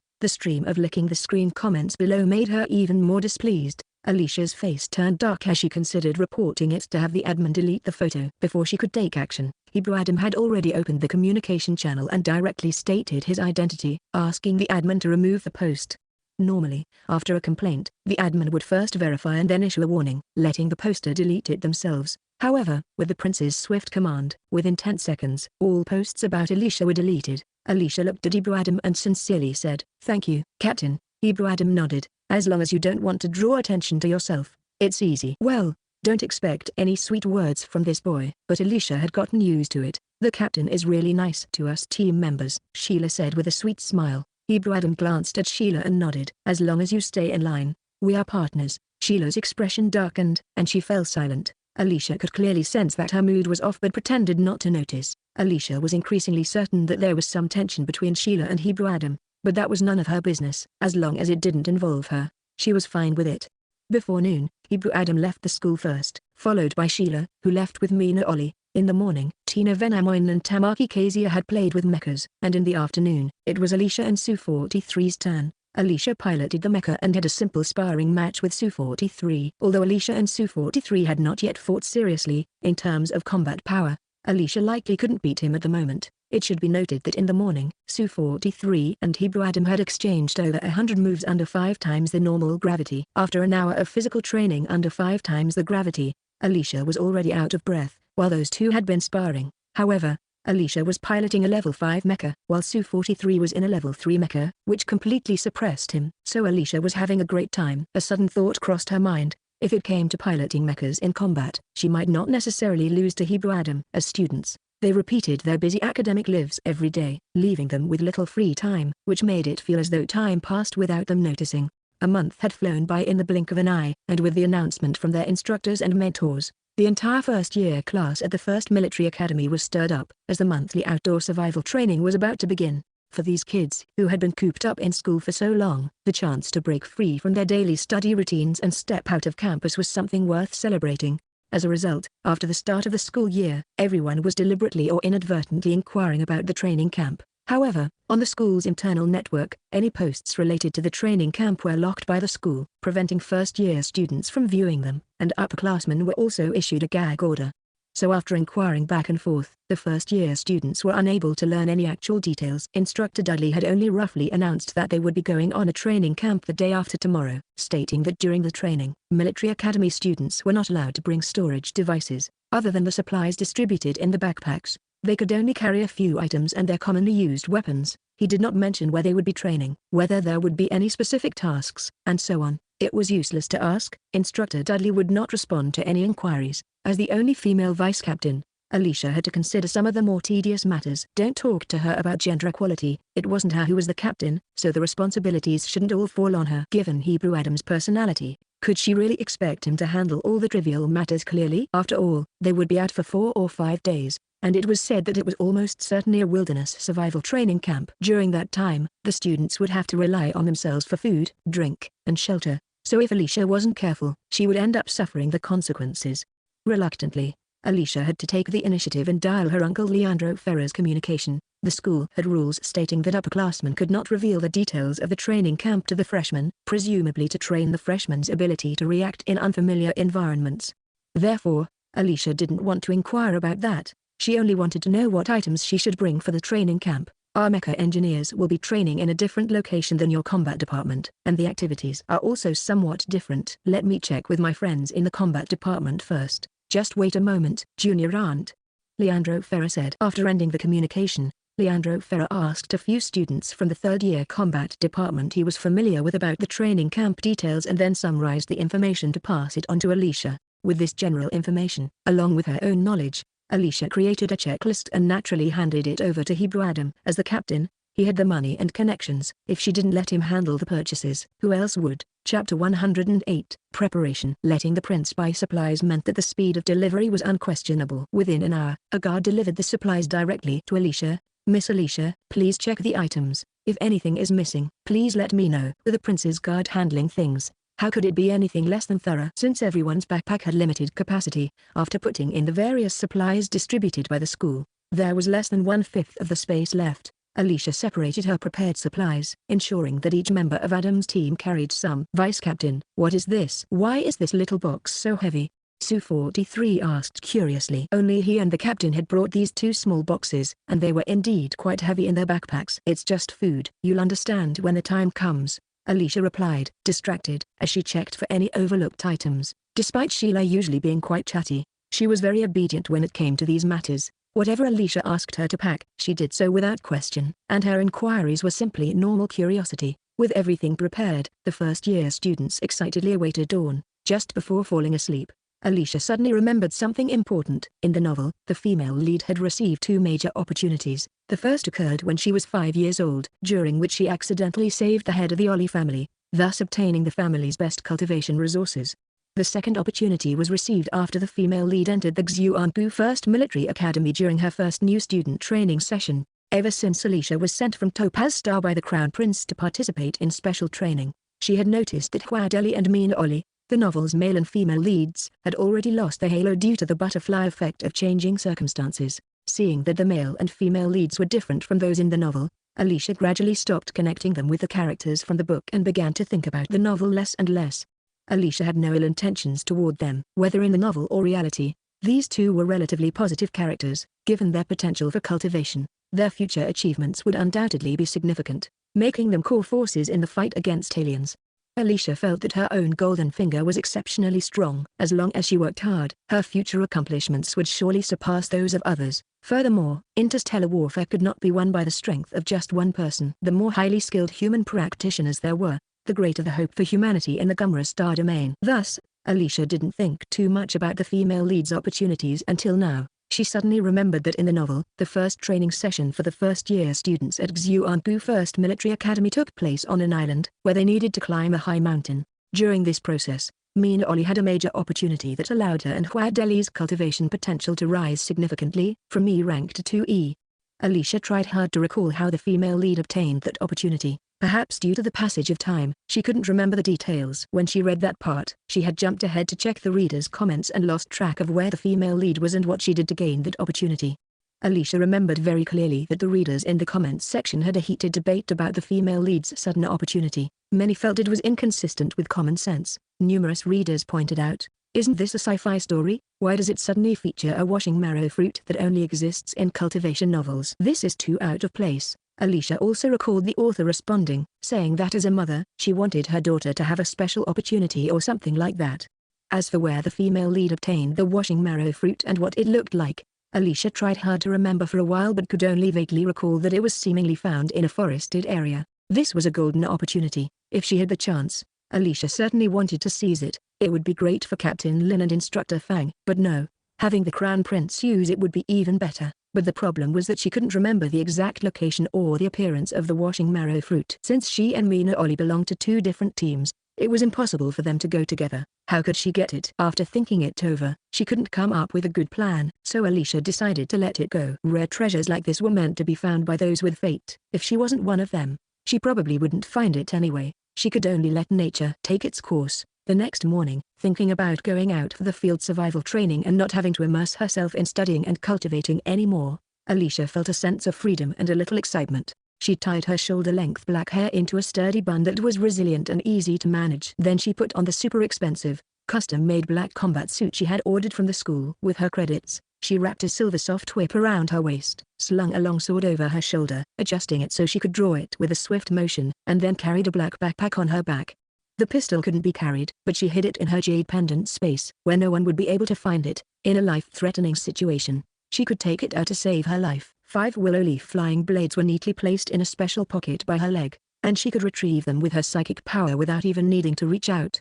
Mina, Ollie and Sheila were dressed similarly to Alicia, all in the same custom-made black combat suits and matching black boots. The three of them also chose the willow leaf longsword as their preferred weapon, as it was most suitable for female users. As Alicia walked, the longsword was slung diagonally across her back, and a red Chinese knot she had personally woven swayed in the air, without needing to see her delicate face. The unique aura she exuded was already captivating. "Where did you get that ornament? It's so unique," Sheila asked, staring at Alicia's Chinese knot. "I made it myself," Alicia replied, glancing at her, wondering if the girl had taken a liking to it. Looking over at Mina Oli, she also seemed quite interested in the Chinese knot. After a moment of thought, Alicia turned back and went into her dorm room, bringing out several strands of braided string to offer to Mina Oli and Sheila. "These are just some I casually made. They're cheap, but they're fun to have." Alicia had not only made several styles of Chinese knots but also a finely crafted little fish. Sheila immediately spotted the fish, reached out to take it, and teased, "Can commoners like you all do this?" Alicia rolled her eyes elegantly and asked Mina Oli, "Do you want one?" Mina Oli had also created a more intricate pattern for her Chinese knot and smiled, "You have very skillful hands." The first-year students gathered at the sports field, and Alicia, along with Mina Oli and Sheila, walked over together. The instructors standing at the sidelines scanned them with a device. As Alicia walked over from a distance, she saw a boy in front of them being scanned, and the red light on the testing device lit up. He was then pulled aside by another instructor to have his belongings checked. When the detector scanned Alicia and her two companions, the device did not light up red, so the instructor waved for them to enter. "Your sword tassels are beautiful. Where did you get them?" Dean Atchison asked with interest. "Alicia made them herself," Mina Oli replied. Hebrew Adam and Wadeli, standing together, heard their conversation but merely glanced back without any interest before turning back to their own discussion. Chapter 109, Eyes Like Ice Knives. Seeing that Hebrew Adam showed no interest in Alicia's skills, Sheila's mild sourness immediately faded away. She smiled sweetly at Dean Atchison and said, "Manny has made a lot of them. If you like, you can ask her for one." Dean Atchison wielded a broadsword slung across his back, which added a heroic air to his noble demeanor, but a delicate red tassel would not suit him at all. "Don't make random suggestions. Such trinkets are only suitable for girls." Alicia shot Sheila a glare. This guy always liked to stir up trouble. She used to tease Mina Oli, and now that they were split into two groups, she was the target. Clearly, Dean Atchison wasn't interested in hanging anything on his beloved sword, so he changed the topic. "Your swordsmanship really isn't that impressive. You should look for a better sword technique." Dean Atchison was speaking the truth, and Alicia didn't get angry. Instead, she agreed, saying, "I saw that the school has a set of human-level sword techniques available for credit exchange, so don't push yourselves too hard during this training session. Let us have a chance. Dream on." Dean Atchison replied, clearly not falling for her pity ploy. "Seriously, if you're counting on exchanging credits, you probably won't earn enough by the time you graduate, but if you just want a human-level sword technique, I can help you look. They occasionally appear at the auction house, and the prices aren't too steep." Dean Atchison thought for a moment and said. Alicia felt a bit tempted, but she wasn't that naive. What Dean Atchison said might not be very expensive, but it would likely still be quite costly for her. However, this was an opportunity, so she weakly said, "If there really is one, you should first inquire about the approximate auction price to see just how not expensive it is before I can make a decision." It was the first time Dean Acheson had seen Alicia looking so unsure, and he realized that although he didn't find it expensive, this girl simply couldn't afford it. He felt a bit uncomfortable, thinking she shouldn't have to be in such a position. Having been struck by the harshness of money, Alicia didn't want to dwell on the topic any longer. Instead, she glanced at the other members of the Hua team and their common weapons. Having known each other for so long, today was the only day when they couldn't use space devices, allowing her to see what everyone's usual weapons were. Without the option of using firearms, everyone had chosen blades that were the most lethal and easiest to carry. The boys used either broadswords or heavy swords, and as described in the novel, Hua Deli had a heavy sword slung across his back. The elegant and handsome youth turned out to be more of a strength type, proving that appearances can be deceiving, just as the novel described. Hebrew Adam carried a tang sword, with a black sheath adorned with golden patterns. The hilt was inlaid with a gem that looked like a golden diamond, making it exceptionally luxurious. When Alicia walked over, Hebrew Adam and Hua Deli were discussing something together. After she exchanged a few words with Dean Acheson, the two finished their discussion and parted ways, with Hua Deli naturally walking over to Mina Ollie's side. Alicia felt a bit uneasy when she saw Hebrew Adam standing next to her, but she didn't want to move away either. Since Sheila was already standing with Alicia, she naturally shifted a bit to make room for Hebrew Adam on her other side. Alicia really didn't understand. Wasn't Sheila a noble woman? How could she not feel that the sight of one man and two women standing so closely together was rather eye-catching? Fortunately, Su 43 was standing about a meter away. Alicia called him over and chatted with him for a moment, breaking the awkwardness. At that moment, Instructor Dudley approached. He waved his hand to signal the 4 team leaders to come over. Hua Deli, Dean Acheson, Alicia, and Hebrew Adam walked up together. The 3 tall and straight boys and the petite girl standing just below their ears were particularly eye-catching in front of the instructor. The first-year students had already paid some attention to the elite class members, but when they saw these 4 elite students walk to the front of the line, their eyes immediately lit up, with most of their gazes focused on Hebrew Adam and Alicia. The second prince is so handsome, and his cultivation level is so high. That girl is really lucky to stand beside him. That girl is just a commoner from a fringe planet. The second prince doesn't think much of her at all. Will that commoner girl from the fringe planet try to cling to the second prince? We have a true goddess in our first-year class. She looks so good. You wouldn't guess she has such strong abilities just by her appearance. She's a telekinetic, not a martial artist. The goddess's martial arts skills aren't low either. Okay, they're not any worse than some people in the regular class. Don't you think Hua Deli and the goddess have similar looks with their black hair and eyes? They seem like a good match when standing together. Don't you know that Mina Ollie and Hua Deli are engaged? What do you mean by a good match? Don't you think Hua Deli and the goddess look more like siblings? The whispers of various discussions reached Oidan's ears, making her wish she could seal these people's mouths. What goddess? What qualifications did Alicia have to be called a goddess? Oidan stood less than 20 meters away in the elite class 2 lineup, struggling to keep herself from glaring at Alicia. Over the past month, while Alicia's apprenticeship under Colonel Lee, a level 7 telekinetic mesh master and commander of the 1st Army, wasn't common knowledge. The more well-informed first-year students from the Imperial Capital Star had heard bits and pieces about it. Using information from her past life, Oidan befriended a noble girl from the Imperial Capital Star, so she learned about this matter, which drove her to near madness with jealousy. Oidan knew who Li Kixing was. In her past life, when she was entangled with Hua Deli, she had seen Li Kixing and felt as if her blood had frozen when he cast her a glance. Later, she found out that Li Kixing held a very high status. Alicia had only been on the Imperial Capital Star for less than a month, yet she was able to become an apprentice to the commander of the 1st Army. How could Oidan not be envious? However, she gradually had to recognize a fact. Alicia had already reached a height that she couldn't access at the moment. From her observations of Alicia, even the 2 venomous women, Mina Ollie and Sheila, had been suppressed by her. Oidan assessed the situation and realized that if she dared to act recklessly against Alicia in the Imperial Capital Star, she would surely be the one to die. Here, she had no connections and couldn't wipe away all traces like she could on Topaz Star. Although Oidan was clear about this, she still couldn't swallow her anger. Why was it that Alicia's current success was built upon her own efforts? Yet every time Alicia saw her, she always wore a cold expression. How could Oidan bear this? Just now, when she saw Alicia walking alongside the second prince towards the elite class instructor, she couldn't help but stare at Alicia intently. As a result, the second prince seemed to sense her gaze and glanced back at her. Oidan felt that the second prince's gaze was like an ice blade. That cold and murderous look was definitely not something a playboy could possess. Chapter 110, Gentle Smile. In the previous life, the second prince was indeed a playboy, and particularly frivolous, often making headlines on Dan Wang Entertainment's Hot News. He was the complete opposite of the wise and valiant first prince, a contrast that everyone in the empire knew well. So, seeing such a drastic change in him this time around, completely transforming into a different person, Aoidan couldn't believe he wasn't a reincarnated individual. However, this reborn second prince had become terrifying. Just now, when his gaze swept over her, Aoidan felt a chill rise from the bottom of her feet, making her feel that he was truly frightening. But looking at that extraordinarily handsome young man, Aoidan couldn't help but think, this is the Empire's prince. With his cultivation and abilities in this life, combined with his foresight as a reincarnator. One must know that the second prince's status is higher than Huadeli's, and he is more handsome too. In this life, whether in cultivation or popularity, the second prince has firmly overshadowed Huadeli, leaving him with none of the glory he had in the previous life.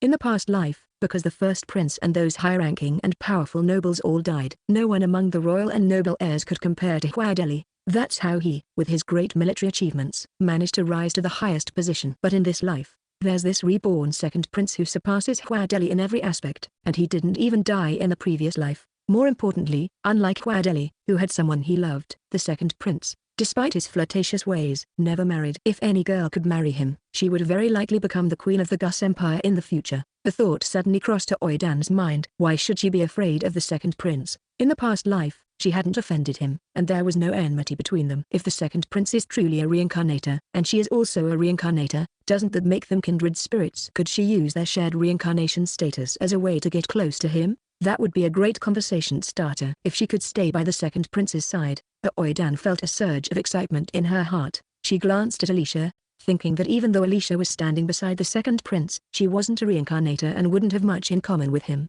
Aoidan believed Alicia wasn't her match and thought she could skillfully use her neighborly connection with Alicia to approach the second prince.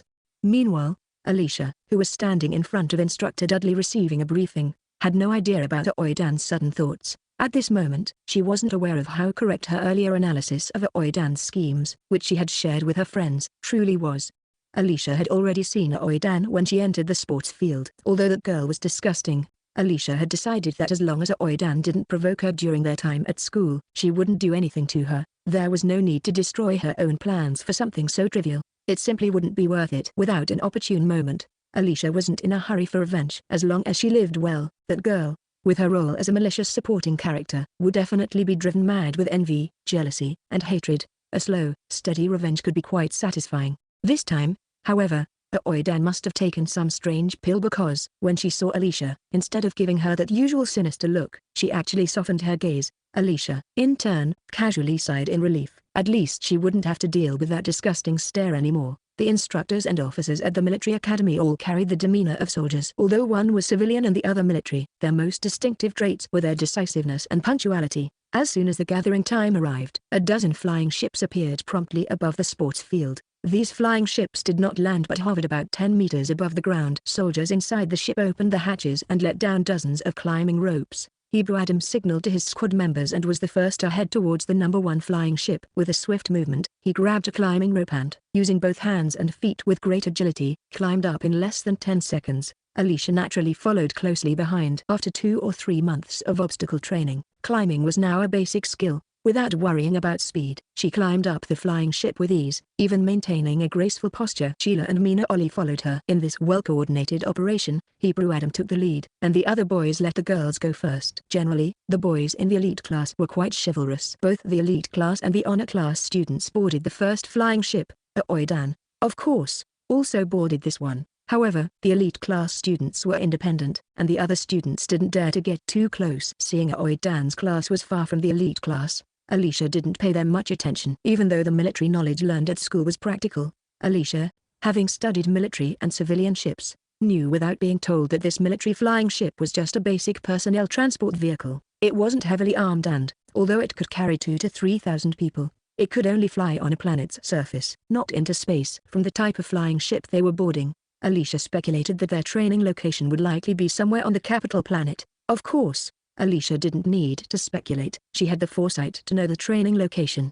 Aoidan probably knew it even better. Although the school prohibited upperclassmen from revealing training details to the first-year students, anyone who was determined enough could get some information. For example, the general location. Most well-informed first-year students had heard about it and spread the word. Sure enough, when they were dropped off at a less-than-scenic seaside spot about 20 minutes later, no one looked particularly surprised.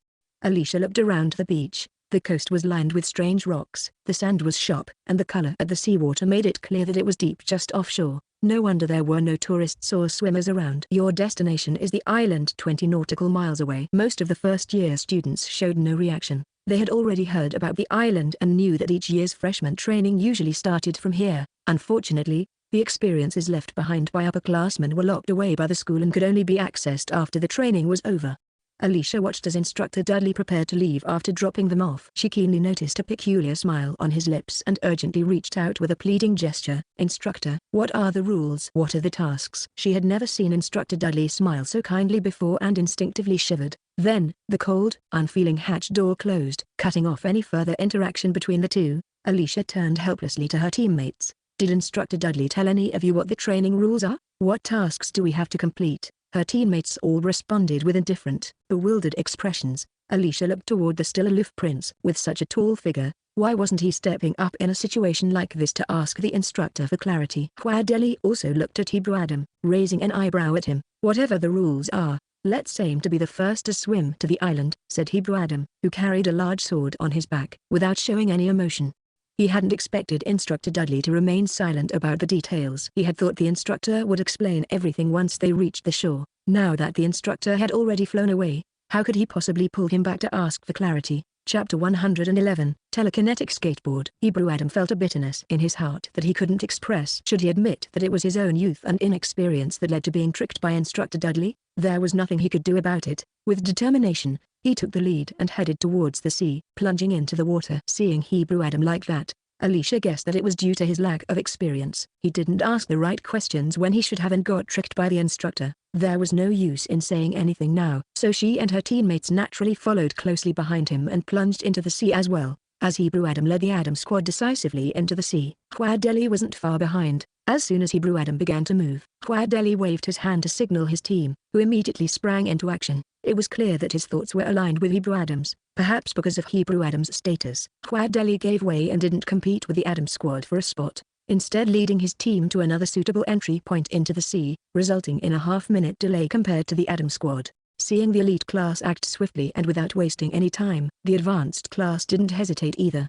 Moving in teams, one after another, they followed the elite class and plunged into the sea. Alicia, who had already swum over 100 meters, could hear the sounds of other cadets splashing into the sea behind her, like a downpour of dumplings. Within Adam's squad, Hebrew Adam, being the strongest and the captain, would always lead the team unless there were special circumstances. So, when they began, Hebrew Adam took the lead, with Alicia and Sheila swimming side by side in the middle, and Sue 43, Tina Venamoin, and Tamaki Kazia forming a semicircle behind them. Among the 6 members of Adam's squad, Alicia had the weakest physical abilities. Humans can't breathe underwater, so without external assistance, humans must swim hard to stay afloat, making swimming in the ocean one of the most challenging skills. Fortunately, Alicia had been doing extra swimming training for the past month, which allowed her to keep up with Hebrew Adam's swimming pace. When they first entered the sea, they were followed by students, and everyone was swimming quickly, filling the entire coastal area with dark figures.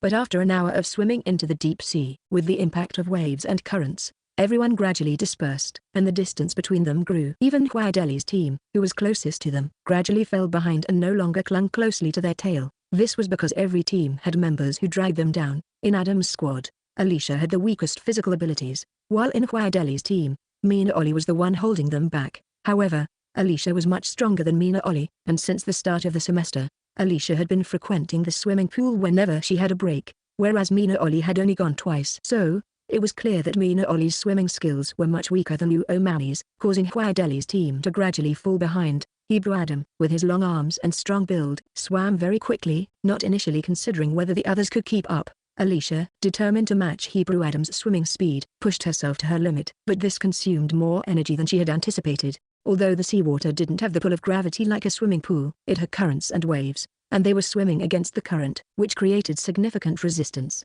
They also had to constantly correct their direction to avoid being swept off course by the current. Swimming against the current meant that the faster they swam, the more resistance they faced, leading to a significant energy drain. After just over 20 kilometers, Alicia began to feel her limbs grow heavy, and she realized she was struggling to keep up with Hebrew Adam. Alicia gritted her teeth, unwilling to be the one dragging the team down due to her physical limitations. Since the school announced plans for the exercise, Alicia had been considering this issue, even before she recalled the novel's contents. Later, she visited the swimming training facility and tried to form a telekinetic skateboard to assist her in swimming without relying on physical strength. She found that the telekinetic skateboard was very practical when her arms grew weak, and this combination of telekinesis and physical strength allowed her to swim for longer without excessive energy consumption. Alicia then formed a telekinetic skateboard as she had imagined. Although it wasn't as effective against the ocean current as it was in the swimming pool, her tired arms no longer needed to exert force, and she only had to use her legs, which surprisingly didn't slow her down compared to before.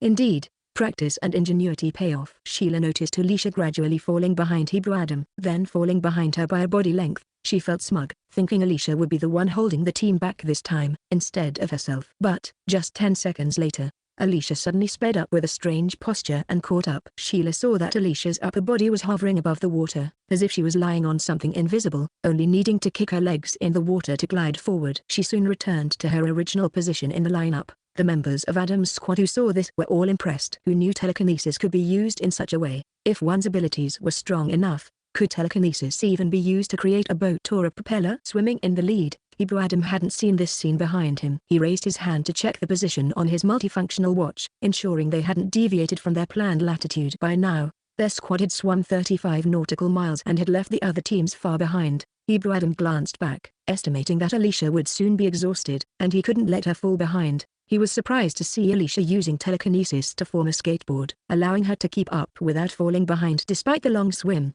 However, this method was consuming both her physical and mental energy. With half of the journey still ahead, and with unknown challenges awaiting them on the island, Alicia's telekinetic abilities would be crucial. Unlike physical stamina, mental energy is much harder to recover, so she couldn't afford to deplete it like this. Hebrew Adam swam back towards Alicia, saying, "We don't know what challenges lie ahead, both in the remaining distance and on the island. You shouldn't waste your telekinesis like this. Grab onto my backpack, and I'll carry you." Was this a case of the boss wanting to carry her along? Since he wasn't looking down on her, but rather trying to conserve her mental energy for reconnaissance, Alicia didn't hesitate. After all, pride wasn't her strong suit. Alicia retracted her telekinesis, and under Sheila's envious and resentful gaze, she reached out and grabbed onto Hebrew Adam's backpack. Chapter 112, Fierce Battle in the Sea. Swimming endlessly in the vast, almost monotonously colored ocean must be exhausting not just for the body, but also for the eyes. After swimming for so long, Alicia noticed that her companions were beginning to show signs of fatigue, but Hebrew Adam still looked as composed as ever,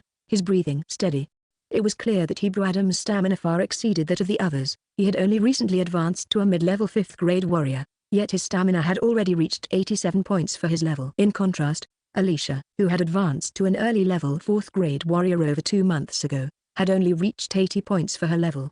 Alicia had previously felt that Hebrew Adam was moving with ease, and she guessed that if it weren't for the rest of them slowing him down, he would probably have swum far ahead by now. Carrying someone didn't seem to affect Hebrew Adam at all. Instead, he even increased his speed. Although she was the lightest in the Adam squad and was floating in the water, she was still heavier than his backpack. Yet, with her in tow, Hebrew Adam swam even faster. Not only that, but the other 4 also picked up their pace. This made Alicia feel a bit embarrassed. It turned out she was the real burden, no longer needing to swim with all her might.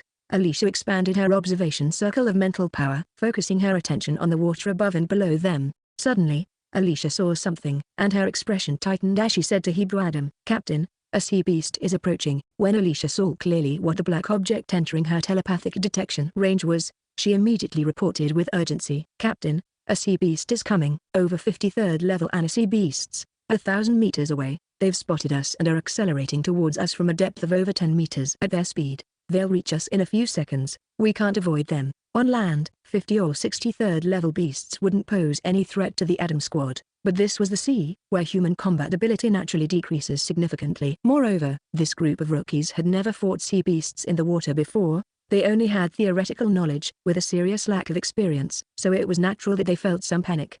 Perhaps the school had anticipated this, as the instructors began teaching about the various sea beasts of Imperial Capital Star as soon as the term started. The Adam squad recalled the detailed knowledge they had learned about the Ana sea beasts, their weaknesses, and how to attack them, which gave them some reassurance. Everyone present was academically gifted, and they remembered the instructor mentioning that while these sea beasts weren't large, they were extremely ferocious and tended to swarm together. Once an Ana sea beast locked onto its prey, it wouldn't let go unless the prey could overpower it with sheer force or numbers. So, hearing Alicia's report, Hebrew Adam didn't dare to be careless. He immediately instructed the squad to spread out in a ring formation to avoid injuring each other during the battle. The team hurriedly drew their weapons and prepared for the attack coming from beneath the sea. Although the other members of the Adam squad didn't have as keen a sense as Alicia, they could still sense abnormalities within 200 to 300 meters. Therefore, despite the Annecy beasts' fierce attack, they weren't harmed. The third-level Anna beasts were at most only about 1.5 meters long, and their mouths weren't big enough to swallow a human whole. Their fearsome feature was their sharp-toothed mouths, with powerful jaws capable of biting off a prey's arm or leg or tearing off a large chunk of flesh. However, Alicia and her companions were wearing specially made combat suits. According to the data provided by the school, these suits had a tear resistance strong enough that even a 5th-level Annecy beast couldn't rip through them. So, even if an Annecy beast bit their limbs, it wouldn't tear off their muscles, which greatly reduced the team's concerns. But they were still inexperienced. Except for Hebrew Adam, the other 5 were somewhat flustered in dealing with the situation. Not long after the battle began, Sheila was dealing with 3 Annecy beasts at once and, unable to keep up, was bitten on the thigh by one that shot up from below, causing her to scream in pain and fright, startling everyone. Tamaki Kezia, who was beside Sheila, disregarded his own danger in his haste, diving into the water to help her kill the Annecy beast. "Captain, cover me," Alicia shouted as she immediately used her mental power to form a barrier, protecting Tamaki Kezia as he dived, especially shielding his head, which absolutely couldn't be bitten. Although they had never worked together before, Hebrew Adam understood Alicia's intentions and quickly rushed to her side to shield her from the Annecy beast's attacks. The water turned red with blood, and the Annecy beasts' bodies floated to the surface, making it difficult to see clearly in the water. The Adam squad members, while flustered, anxiously asked, "How's the injury?" The Annecy beast didn't tear through Sheila's combat suit. "Sheila, how's your leg?" Tamaki Kezia said as he surfaced. "Vice Captain, I can handle it now." Tamaki Kezia had quickly noticed a thin, transparent barrier that had blocked the Annecy beast's attack, allowing him to dive and surface safely without being attacked. Only a telepath could do that. Sheila, who was also under Alicia's protective barrier, found that apart from some lingering pain in her thigh, she wasn't seriously injured and breathed a sigh of relief. "It hurt a lot when I was bitten, but the pain has subsided now. I don't think I'm seriously injured. I can still move." Seeing that the crisis on their side was resolved, Alicia immediately withdrew her mental power. Her head ached slightly. This technique was indeed useful, but it consumed a lot of her mental energy, and in just a short time, half of it was already depleted.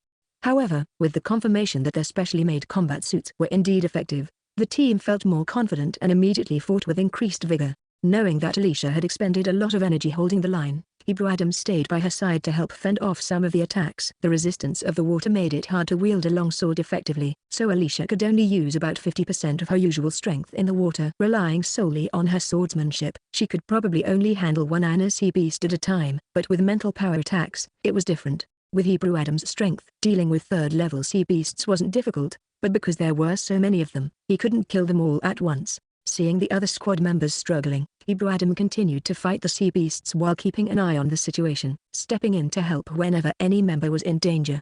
Alicia, who was closest to Hebrew Adam, first used her mental power to attack the Annecy beast's brain, slowing it down, and then swiftly sliced off half of its head with her sword. It was an extremely efficient kill, leaving the Annecy beast with no chance to resist. This was the most fearsome aspect of a telepath. Whether animal or human, once attacked mentally, even a lower-level telepath could impair their actions to some extent. In a battle, losing combat ability even for a moment was enough for even the weakest opponent to seize the opportunity and easily kill them. Chapter 113, Escape from the Scene. When Sheila and Tamaki Kezia were in danger, before Hebrew Adam could rush over to help, Alicia managed to transform her telekinetic power into a protective shield, separating the two teammates from the sea beasts and protecting them from attacks. Hebrew Adam then realized that Alicia's telekinetic power was much stronger than he had imagined. Her telekinetic strength seemed to exceed her current level. She was only a level 5 telekinetic right now. How strong would she be if she reached level 8? No wonder everyone believes that high-level telekinetics have incredibly strong control over the battlefield. In battles, as long as there is a high-level telekinetic present, the casualty rate of their side will greatly decrease. This brutal fight took almost half an hour, but Adam's team finally managed to kill all the Annecy beasts. Before they could even catch their breath, Alicia, with a serious expression and an urgent tone, said, "More sea beasts are coming, and they are of a higher level than the ones we just faced. Let's go quickly before they spot us." Hebrew Adam quickly darted forward like an arrow. Rushing to Alicia's side, she immediately grabbed onto his backpack, and they sped off, with the other team members sheathing their weapons and following closely behind their captain. The other 4 members, who were either at the late stage of level 4 or at the peak of mid-level 4, swam as fast as arrows in this emergency situation. In less than a minute, they had escaped the bloody scene. 2,000 meters away, there are 3 third-level blood sand sea beasts, but they haven't noticed us yet and are heading toward the place where we just fought, the scout Alicia reported. Upon hearing that the danger was averted, everyone let out a sigh of relief, though they dared not slow down their swimming speed. Despite only being 3 in number, the blood sand sea beasts were 4 to 5 meters long, and their gaping mouths could swallow a human whole. These beasts were the most terrifying in shallow waters, with the combat strength of one being equivalent to that of more than a dozen sea beasts. In their current state, with their stamina more than half depleted, a fierce battle with the blood sand sea beasts would likely leave them with no energy left to swim, not to mention the possibility of encountering more sea beasts later on. "Captain, slow down a bit. I'm having trouble keeping up," Sheila called out from behind. Among the 6 members of Adam's team, Sheila was the least physically fit, aside from Alicia. Upon hearing this, Hebrew Adam slowed down. Despite having fought in a melee and swum a great distance while carrying someone, his breathing remained steady, and Alicia was impressed. After swimming in the sea for more than 2 hours, fighting the sea beasts, and then swimming for another hour with Alicia, Hebrew Adam's breath was slightly heavy but still stable, indicating that he wasn't overly fatigued.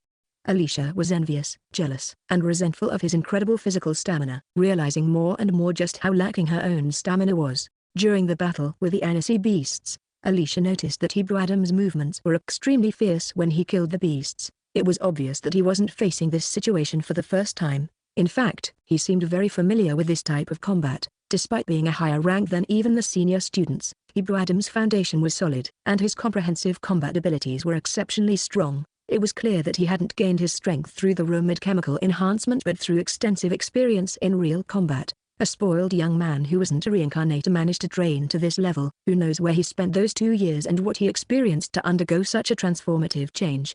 Alicia, who was being carried by the big shot, had regained much of her telekinetic power and stamina. She glanced behind but didn't see any other teams. "Captain, you should check our latitude. I looked back 3,000 meters and didn't see anyone." "I've been keeping an eye on it. We haven't deviated from our original latitude," Hebrew Adam confidently replied. Alicia had also been monitoring this, and their data matched, so there was no chance of a mistake. With that assurance, Alicia relaxed. When they encountered the sea beasts earlier, they had fought for at least half an hour. In that time, not a single team had passed them, nor had she seen any sign of the Huayadali team that had been trailing them. This made her somewhat worried. Perhaps the distance between the 2 teams was too great, or maybe Huayadali's team had also been attacked by sea beasts, causing them to fall further behind Adam's team.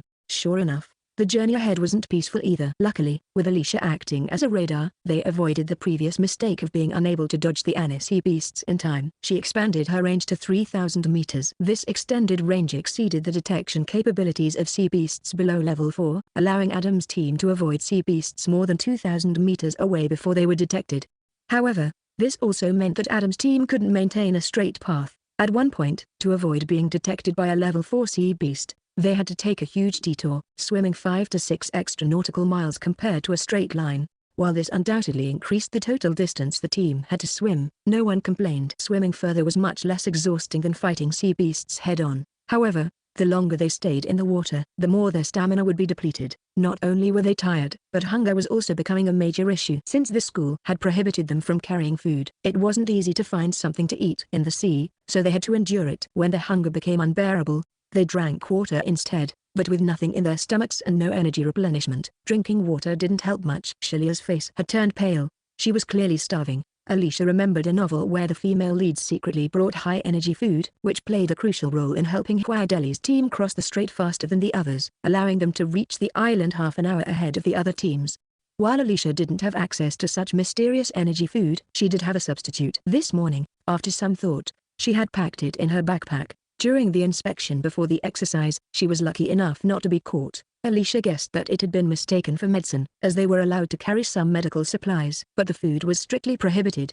If she didn't do something and let everyone continue in this state, they might lose to Huayadeli's team. Who knows what challenges awaited them on the island. After some thought, Alicia signaled everyone to stop and form a circle, then said, "I brought a kind of medicinal powder that, when mixed with water, can quickly replenish stamina and help with hunger, but it doesn't taste good. Do you want to try it? But let me warn you in advance, this medicinal powder is a specialty of Topaz Star. The plant it's derived from is slightly toxic. Topaz Star people only use it during special times to restore stamina. Occasional use is fine, but frequent use can be harmful to your health. Chapter 114. After swimming in the ocean for most of the day, the members of Adam's team were all exhausted and hungry. In such a situation, hearing Alicia say that she had something that could replenish their strength and fill their stomachs with minimal harm to their bodies, no one hesitated. They all urged her to quickly take it out. Having been together for so long, the team members knew Alicia to be a cautious person who wouldn't speak or act without confidence. They trusted that if she had prepared something in advance, it would pose little risk to their health. They also believed that, given the circumstances, there were likely many monitors around them. The instructors wouldn't let them have too much freedom, so it was unlikely Alicia had any harmful intentions under these conditions. Thus, the team trusted Alicia when she took out small packets of powder from her backpack. Everyone accepted them without hesitation. Following Alicia's instructions, they poured the green powder into their mouths and washed it down with a few sips of water. Even though the powder tasted as bitter as Alicia had warned when it entered their mouths, within 2 seconds of swallowing, they felt a warmth spreading from their stomachs to their limbs. The feeling of weakness from hunger disappeared, and the bitter taste in their mouths turned sweet. In less than a minute, the faces of the Adam team members visibly improved. Although they didn't feel full, the hunger was gone, and they naturally felt more energized. "It's a pity that such a good powder can't be widely promoted," Hebrew Adam said regretfully. The prince's perspective was different. He was thinking from a national standpoint. Its ability to stave off hunger isn't that great. It only creates the illusion of fullness and contains mild toxins, so it doesn't have much development value. The people of Topaz Star only use it in emergencies, Alicia replied, not finding it particularly regrettable. However, the members of Adam's team found it quite good. Many of the potions they consumed also contained mild toxins, but they had their methods of detoxifying their bodies. As long as it wasn't a strong toxin or something that could multiply within their bodies, they weren't concerned. So, the other team members didn't mind the mild toxins Alicia mentioned. Instead, they thought the powder was excellent and planned to buy some from her as a backup after the training exercise, knowing they would have more rigorous training ahead. The ocean wasn't a great place for conversation, so feeling much better, the Adam team started swimming forward again. Dodging and weaving, another hour passed without them realizing it, and Sheila was too exhausted to swim any further. The team's second strongest member, Sue 43, and the third strongest, Tina Venamoin, each grabbed one of Sheila's backpack straps and helped her swim slowly, while Kezia took up the rear. "If we hadn't taken so many detours to avoid the sea beasts, we should have almost arrived by now based on the distance we've swum," Alicia said, checking her watch and encouraging the team. Hearing this, the 4 team members perked up and swam a bit faster, but just as Alicia finished speaking, within less than a minute, the previously clear sky began to change. Clouds started gathering from all directions, and soon the once clear sky was dark and oppressive. "Why aren't we there yet? It's going to rain, and the waves are getting bigger," said Sheila weakly as she was being carried. "We're almost there. Based on our swimming speed, we should be less than 10 nautical miles away," said Hebrew Adam. Having swum with Alicia for so long, Hebrew Adam was also growing tired, and Alicia could feel his breath becoming unsteady and more labored. After another minute, the sky had turned completely dark, with clouds almost touching the sea surface. Lightning flashed within the clouds, and rain was imminent. At this point, the outline of the island finally became visible through the gloomy weather. "Look, that's the island. We're almost there. Keep going," Alicia, who was the first to spot it, excitedly informed her teammates. She then let go of Hebrew Adam's backpack and started swimming on her own. Judging by their distance, they were less than 3,000 meters from the island, and since Alicia said there were no sea beasts around, Hebrew Adam no longer insisted that she conserve her strength and instead took over helping Sheila. Sue 43 and Tina Venamoin were much more fatigued than Hebrew Adam. By the time they had swum to this point while helping Sheila, they were already exhausted. If they had to continue carrying her to the island, they would likely become completely drained. This would be a very unfavorable situation because reaching the island was just the first step of their training exercise. They hadn't even started their mission yet, and it was clear the tasks would be conducted on the island. Who knew what the conditions there would be like? They couldn't afford to be exhausted when facing potential challenges. Instructor Dudley had emphasized before that during these 3 days and 2 nights, they would have to handle everything on their own, with the school offering no assistance whatsoever. Unless a first-year student from Xuangu sent out a distress signal or encountered a life-threatening situation, the instructors wouldn't step in, and if an instructor did intervene, that student would be considered eliminated from that round, and their training score would be extremely low, with no chance of earning credits. So no matter what, they couldn't allow themselves to become too exhausted to handle the next challenge. Just as the Adam team was about to celebrate spotting the island, a torrential downpour suddenly fell, hitting them like hammers on their faces. At the same time, the sea grew even more turbulent. From the instructor's perspective, the Adam team's situation looked dire. The 6 dark figures in the churning sea looked like tiny ants, seemingly at risk of being swallowed by the waves at any moment, giving the impression that they were in extreme danger. However, the instructors remained unmoved and made no move to assist. The Adam team members didn't feel they were in much danger either. When the rain started falling, they were less than 2,000 meters from the shore. Although they were all very tired, the strong winds and high waves would only make swimming more strenuous, nothing more. The impact of the waves wasn't enough to harm their bodies, and the rain wouldn't hinder their ability to reach the shore. They had already been soaking in the ocean for nearly 6 hours. There was no way they were afraid of getting wet from the rain. The rain actually helped by washing away the salt water on their bodies since rainwater was much cleaner. Although the Adam team's progress slowed due to the storm, they still managed to reach the island's edge in less than half an hour, getting ashore without too much difficulty. However, this without too much difficulty applied only to the boys. When they reached the shore, they found that the waves crashing against the coastline were much stronger than those in the open sea. For someone with lower cultivation and smaller stature like Alicia, it was much more challenging. When she first set foot on the sand, the incoming waves nearly knocked her off her feet. If it hadn't been for Hebrew Adam's quick reflexes in grabbing and steadying her, she would have likely been swept back into the sea by the waves. Chapter 115, Attack in the Forest. Upon reaching the shore, the waves became even larger and more ferocious. If it weren't for Hebrew Adam's quick reflexes, grabbing Alicia just as the waves crashed over her, she might not have made it to the shore and could have been swept back into the sea. Sheila was also in a similar predicament. Being naturally more delicate and light, she nearly clung entirely to Tamaki Kezia, tightly wrapping her arms around his waist and refusing to let go to avoid falling and swallowing seawater.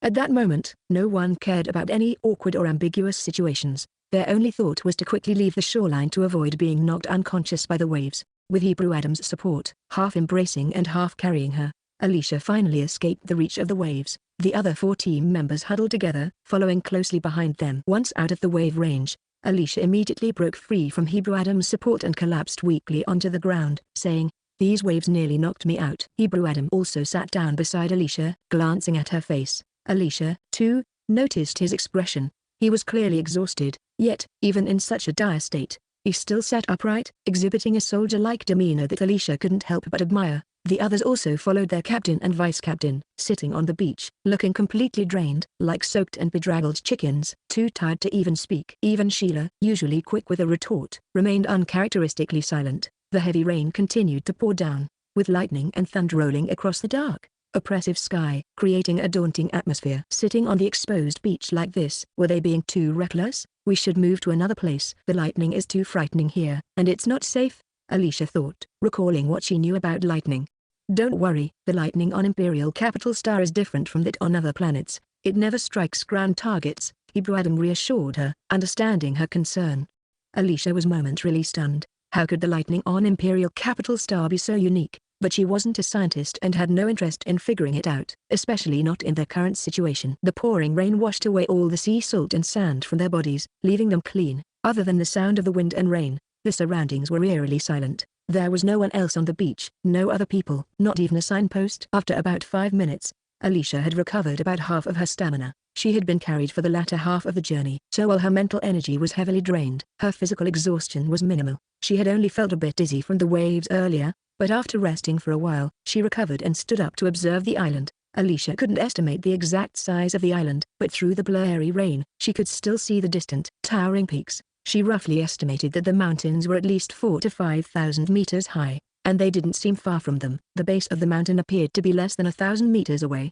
Judging by the island's terrain, it seemed to be a single mountain, with the beach area being at a lower elevation, eroded by the sea. As Alicia looked towards the island, she could only see the treetops of a forest at the base of the mountain. Using her psychic powers, Alicia scanned the area. Beyond the beach was a forest, and beyond that, about 1.5 meters deep into the forest, she saw a distinct man-made camp. However, she could only get a rough outline of the camp. Alicia withdrew her psychic power and massaged her throbbing forehead. There seemed to be a barrier around the camp that repelled her psychic power, making it impossible for her to see if anyone was inside. "Captain, there's a camp in the forest. I'm not sure if it's our target for tonight. Sitting here in the rain isn't an option, and the other teams might catch up soon. You stay here with the others. I'll go check it out," Alicia suggested. Alicia wasn't sure if there were people in the camp, whether they were friends or foes, so she planned to sneak over and take a look. Given that even Hebrew Adam was visibly fatigued, Alicia, being in the best condition, was the most suitable candidate for the task. Her teammates were all exhausted and needed some rest. If the camp turned out to be occupied by enemies, a fight might ensue.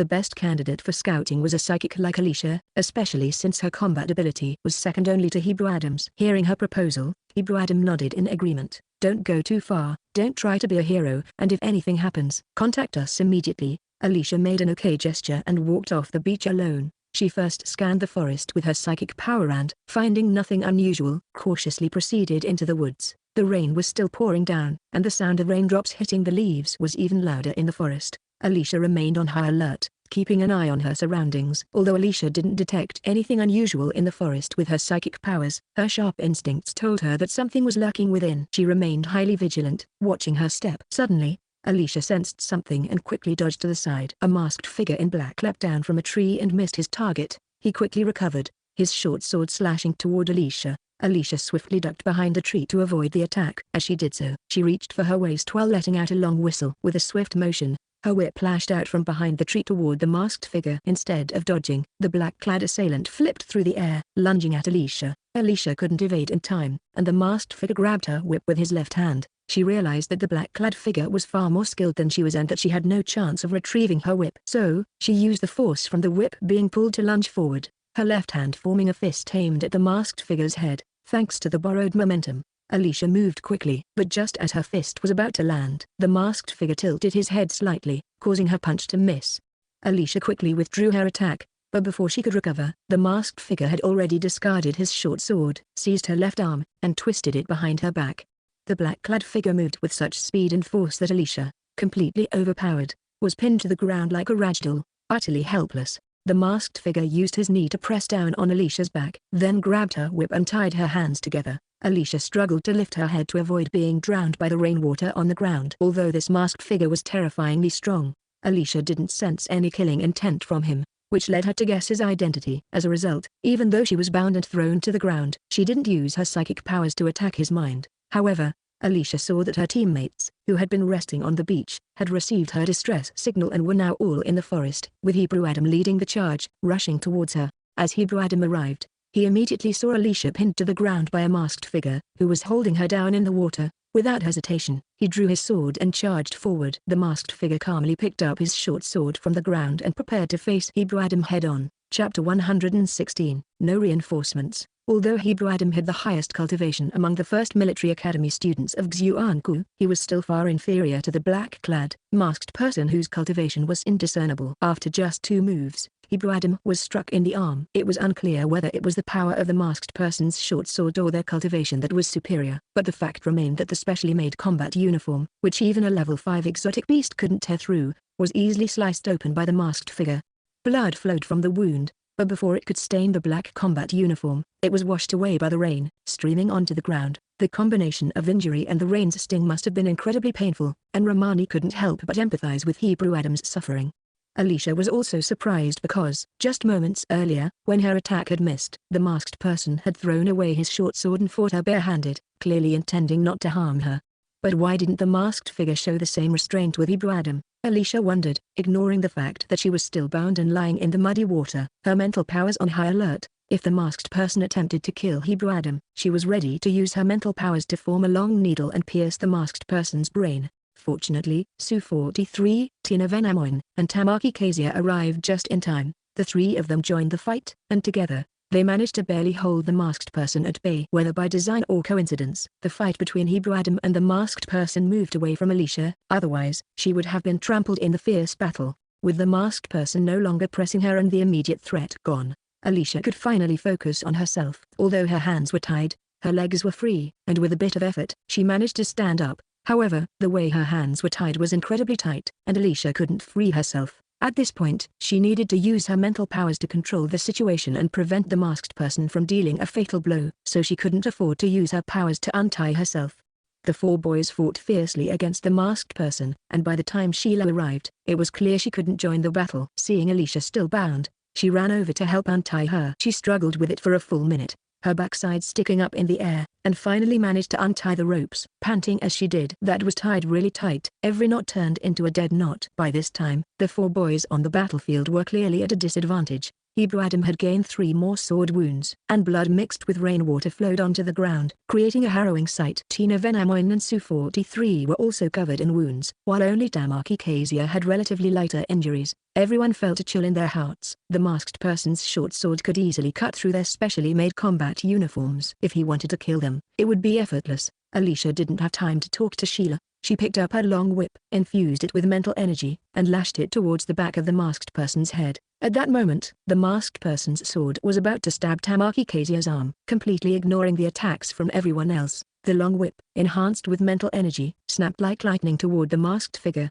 He dodged, and while his sword didn't hit Tamaki Kazuya, a simple wave of his hand sent Alicia's whip flying, which then struck Tamaki Kazuya's face. Fortunately, Alicia sensed the danger and retracted her mental energy just in time, reducing the force. Although the whip hit Tamaki Kazuya's face, it only left a red mark without drawing blood. Realizing her whip couldn't harm the masked person and could easily be turned against her teammates, Alicia quickly retrieved it and tossed it aside. She didn't even consider using the long sword on her back. Instead, she summoned her willow leaf throwing knives. Controlling 3 willow leaf knives with her mental power, Alicia launched them at the masked figure from 3 different directions. Although the force behind the knives was weaker due to the dispersed mental energy, and the masked person deflected them whenever they got close, Alicia kept using her mental power to send them flying back. These relentless, hard to avoid, and unpredictable mental energy knives finally posed a certain threat to the masked person, somewhat restraining his fierce attacks. With Sheila now joining the battle, the other 4 boys coordinated their attacks, and for a moment, they managed to fight the masked figure to a standstill. After exchanging dozens of moves, the masked person couldn't find a way through their defense or gain any advantage. His eyes fell on Alicia, and everyone could see that he intended to take her out first. However, Hebrew Adam and the other boys weren't foolish. There was no way they'd let the masked person attack Alicia. Their powerful support, if not for her keeping the masked person at bay, preventing him from fighting at full strength, the 4 boys might have already been defeated.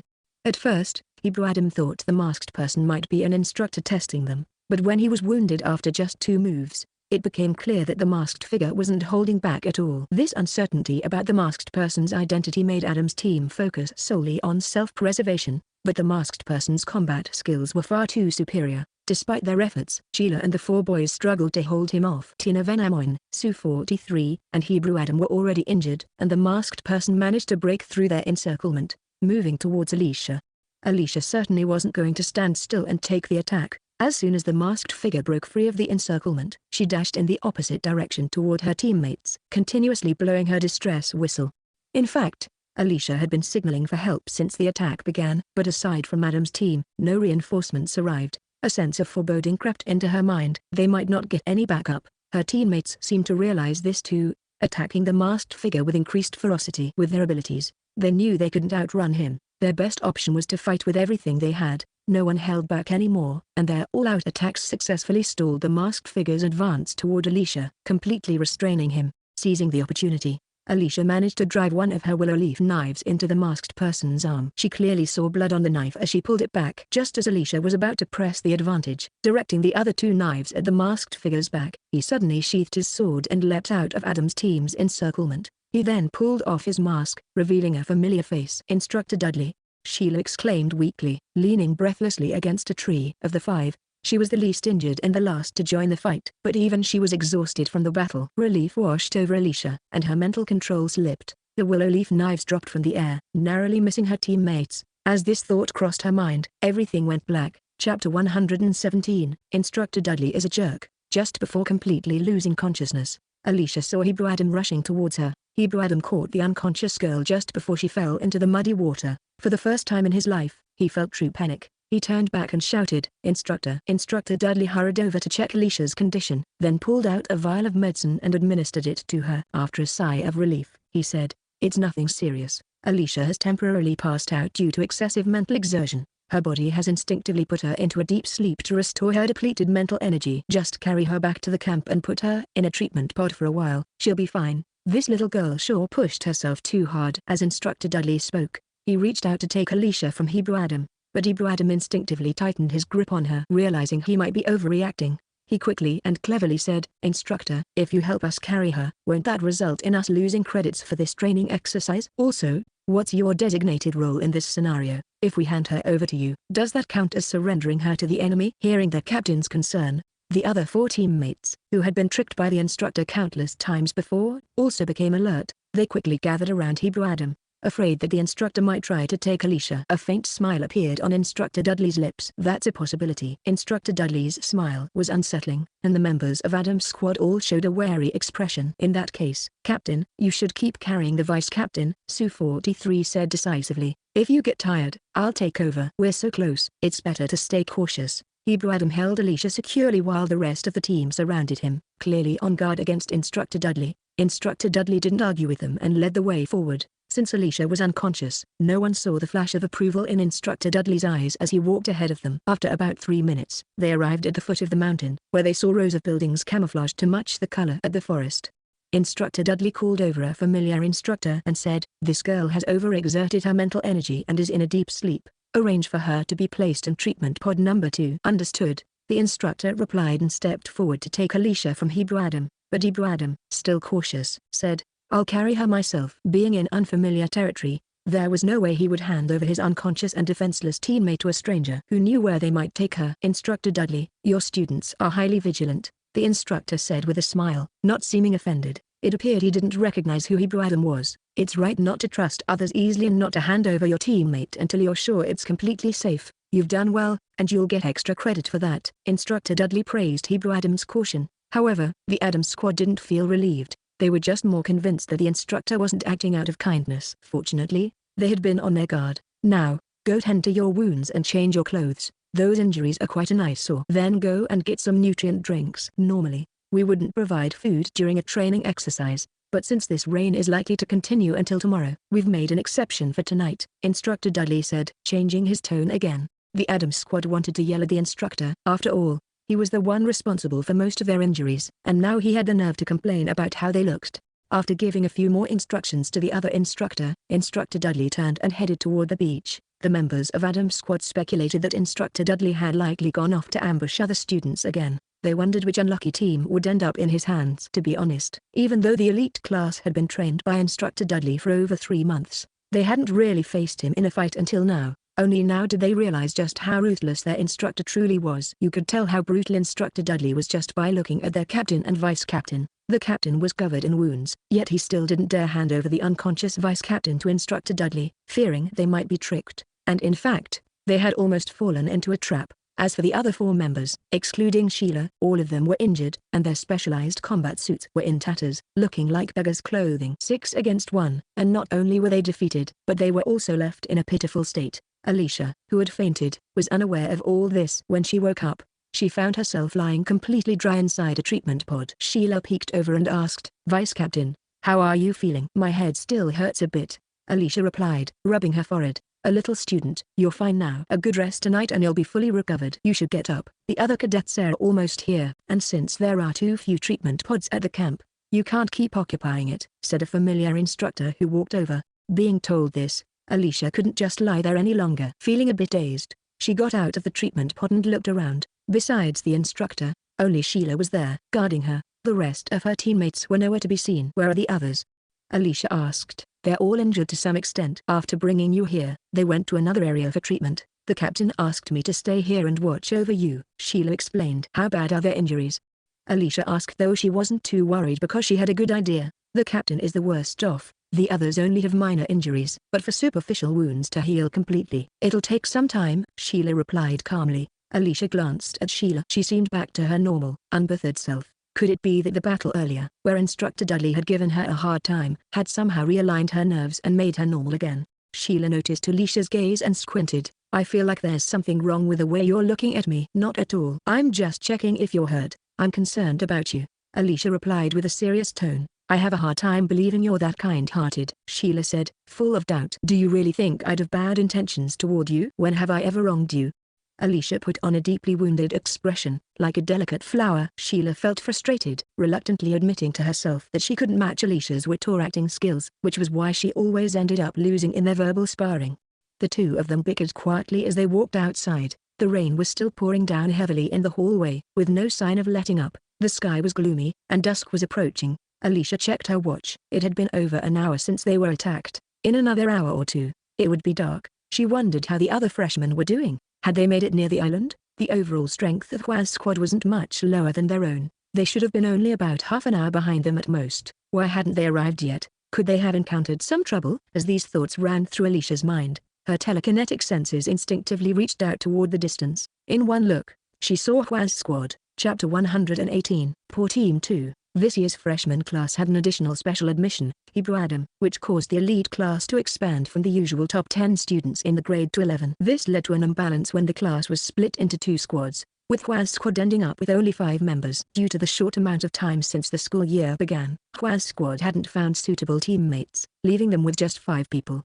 At this moment, Hua's squad had just entered the forest. The 4 boys in the squad were in fairly good condition, similar to that of Su-43. However, Mina Oli was clearly in bad shape. She was being carried by Hua Deli in a princess carry, as her legs were injured, preventing her from walking on her own. Even though Hua Deli was only 15, his calm and rational personality was already evident. Before entering the uncertain conditions of the forest, Hua Deli said something to his squad, and then Dean Atchison took the lead. Hua Deli carried Mina Oli in the middle, and Gao Hiaitao covered the rear. They advanced cautiously. However, their luck wasn't much better than Adam's squad's. They were ambushed similarly when a black-clad, masked figure suddenly leapt down from a tree, bypassing Dean Atchison and attacking Hua Deli, who was carrying Mina Oli. Hua Deli reacted quickly, dodging to the left with Mina Oli in his arms. Ninja King Ren Yuayu stepped forward to engage the masked figure, while Dean Atchison turned back to intercept. Hua Deli looked around and then leapt onto a large tree, carefully placing Mina Oli there. Although Mina Oli's legs were injured, her hands were still functional. Armed with a long sword, she hid in the tree, ready to defend herself if anyone tried to ambush her. At this point, Dean Atchison, Gao Hiaitao, and Ninja King Ren Yuayu were already at a disadvantage. The masked figure wielded a short staff, which, although unable to tear their clothes, was still powerful enough to make them cough up blood. Although Hua Deli, who had reached the late stage of level 4, was significantly weaker than Hebrew Adam, Dean Atchison and Gao Hiaitao were stronger than Su-43. Combined with Ninja King Ren Yuayu, who was stronger than Tamaki Kazia, they managed to fight to a draw when Hua Deli joined the battle. However, once Ninja King Ren Yuayu was struck in the abdomen by the masked figure's short staff and collapsed, unable to get up, the remaining 3 were quickly overwhelmed and fell into a dire situation. With Mina Oli injured and unable to use her telekinetic powers to restrain the masked figure, the team was unable to stall for time. After Ninja King Ren Yuayu was down, Hua Deli was next. Brutally thrown to the ground on the 6th strike, Alicia suspected his leg might have been broken. Dean Atchison rushed in to help, only to be kicked by the masked figure, sending him crashing into a tree trunk before falling to the ground, where he lay motionless.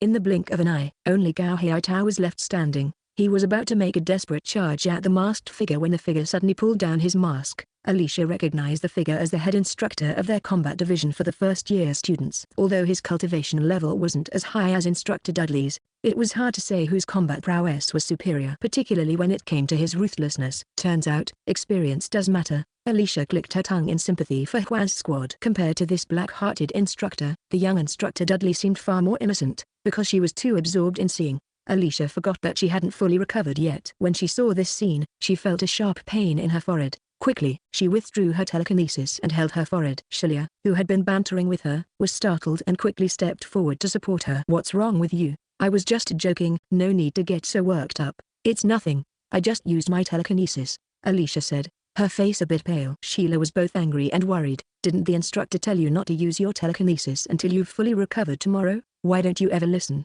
Let's go back and have him check on you. I just habitually used my telekinesis to scan the surroundings." "It's fine. Just help me over to the side so I can sit down for a bit." Seeing that although Alicia's face didn't look great, her spirits were still up, and she didn't seem on the verge of fainting, Sheila followed her instructions and helped her to a row of chairs by the wall.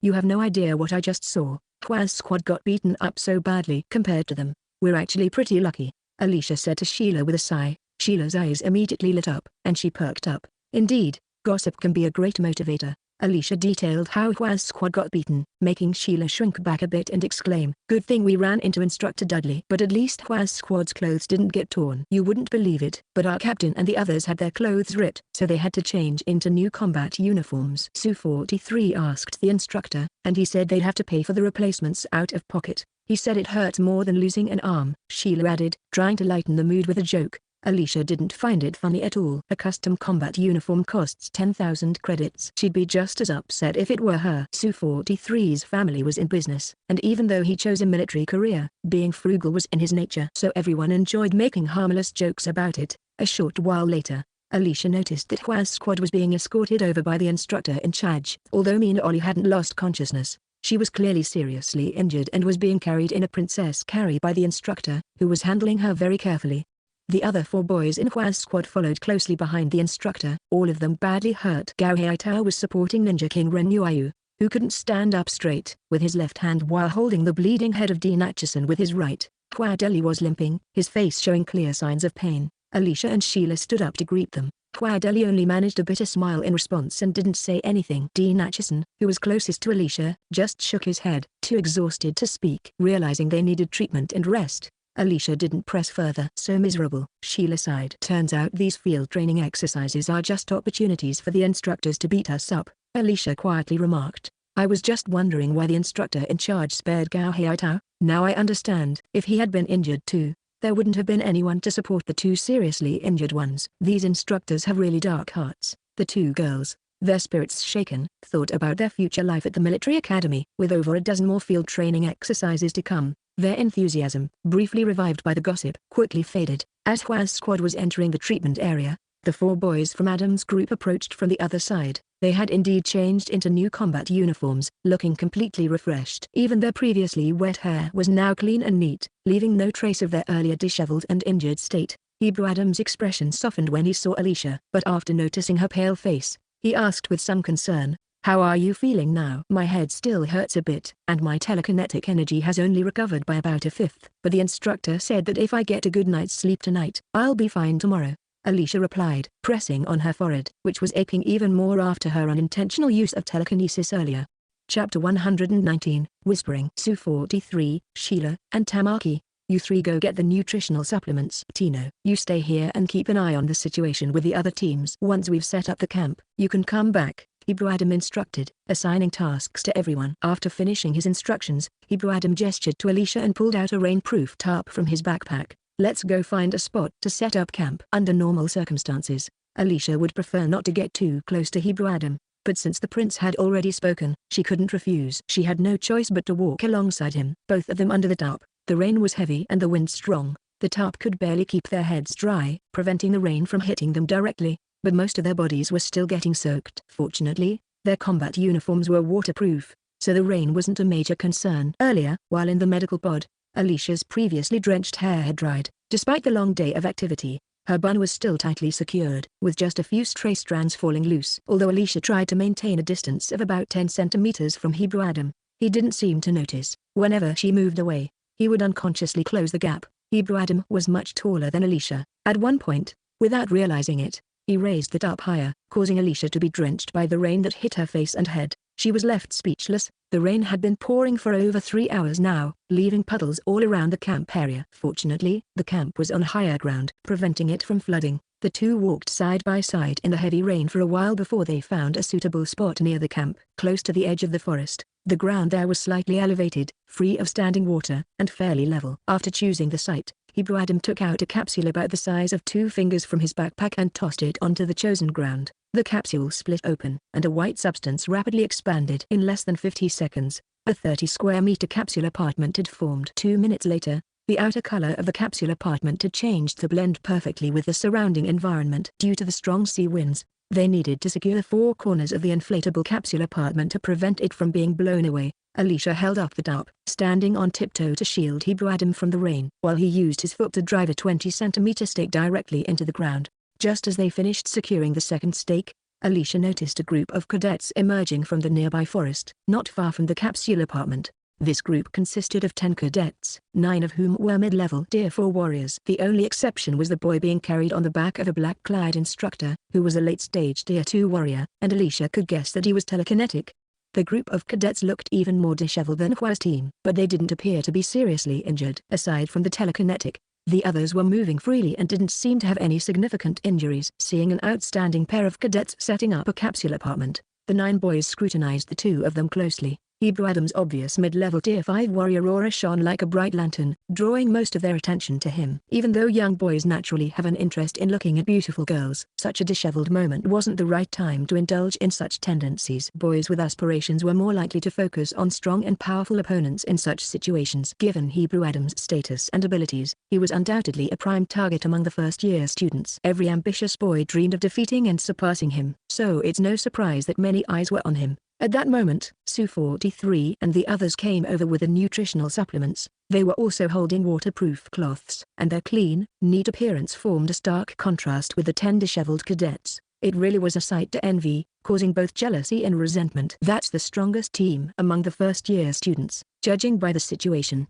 they must have been on shore for at least half an hour. As expected of the elite class, even their telekinetic has such a high combat level, and she's a beauty too. This year, the elite class has 2 telekinetics and a female warrior, and all 3 of them are stunning. The boys in the elite class are really lucky with the second prince, Huadeli, and Dean Acheson as the top 3 ideal husbands in the empire. The rest can forget about it, but these guys are all from noble families. That genius telekinetic girl is from a civilian background, so maybe, don't kid yourself. A girl with such talent and aptitude can't be compared to ordinary noble ladies. Do you think she'll still be a commoner after she grows up? She'll be a noble in her own right. Alicia could sense that Hebrew Adam and Sue 43 were both glancing at her. Clearly, their ears were sharp enough to catch the whispered conversations of those cadets. Alicia felt a bit embarrassed. The other new students might not know this, but the truth was that, officially, the elite class only had 2 telekinetics. However, in reality, the other 9 warriors were also training as telekinetics. Although they were only at levels 1 or 2, they had sharper senses than warriors who weren't dual-trained. Those cadets thought they were far enough away, assuming their whispers wouldn't be heard, so they felt free to speak boldly. Alicia and her companions had encountered this kind of situation before. She pretended not to hear, having gotten used to the fact that even boys like to gossip. Instructor Dudley isn't back yet, and it's not dark yet. Let's go inside, drink the nutritional supplements, and rest for a while. We can check the situation again later, Hebrew Adam suggested. I'm starving, Sue 43 said. In fact, everyone was starving. As soon as Hebrew Adam made the suggestion, they all headed towards the entrance of the capsule apartment. Their specially designed combat suits were worth every penny. As they walked under the rain-shielded corridor extending from the capsule apartment, a simple press of a button activated the suit's cleaning function. Within a minute, their entire bodies, including their boots, were clean and refreshed. Alicia, being well prepared, pulled a dry towel from her highly waterproof backpack and dried her newly soaked hair before entering the capsule apartment. The items provided by the prince were indeed extraordinary. As someone unfamiliar with luxury, Alicia couldn't fully appreciate the high-end features of the 30-square-meter capsule apartment, but she could tell it was lavish. The capsule apartment had 4 small rooms, which made Alicia happy because it meant she and Sheila wouldn't have to share a room. As for how the 4 boys would divide the rooms, that was none of the girls' concern. Hebrew Adam had sent out a quick message earlier, using a function on the school-issued smartwatch that allowed for close-range communication with teammates. Soon after, Tina Venamoin responded to the call and joined them. After they ate the nutritional supplements and sat on the soft floor of the apartment, chatting about the situations of the other teams, they gradually began to feel sleepy. Alicia was also very tired and wanted to sleep, but as the deputy team leader and the team's default intelligence officer, she knew she wouldn't have to stand watch tonight. Since it wasn't fully dark yet, she couldn't just go to sleep, so she decided to get up, take a walk outside, and check on the other cadets. Chapter 120, Brothers in Distress. At this point, it was about half an hour until nightfall. The heavy rain continued to pour, but the thunderclouds had dispersed, making the sky slightly brighter than it had been when it was overcast. In the hour that Adam's team had been resting and drinking their nutritional supplements, 3,000 to 4,000 cadets had arrived at the camp. The whole camp had become bustling and lively, which explained why they could hear so many voices outside their capsule apartment. Alicia, holding up the waterproof cloth, walked toward the barracks. There were already 4 or 5 other capsule apartments surrounding theirs, although those capsule apartments seemed smaller and less impressive than Hebrew Adam's. Alicia noticed that every team arriving at the camp looked like they had been brutally pushed to their limits by their instructors. Each cadet appeared disheveled and battered, making her wonder just how many instructors the school had brought in to manage so many first-year cadets and push them so hard.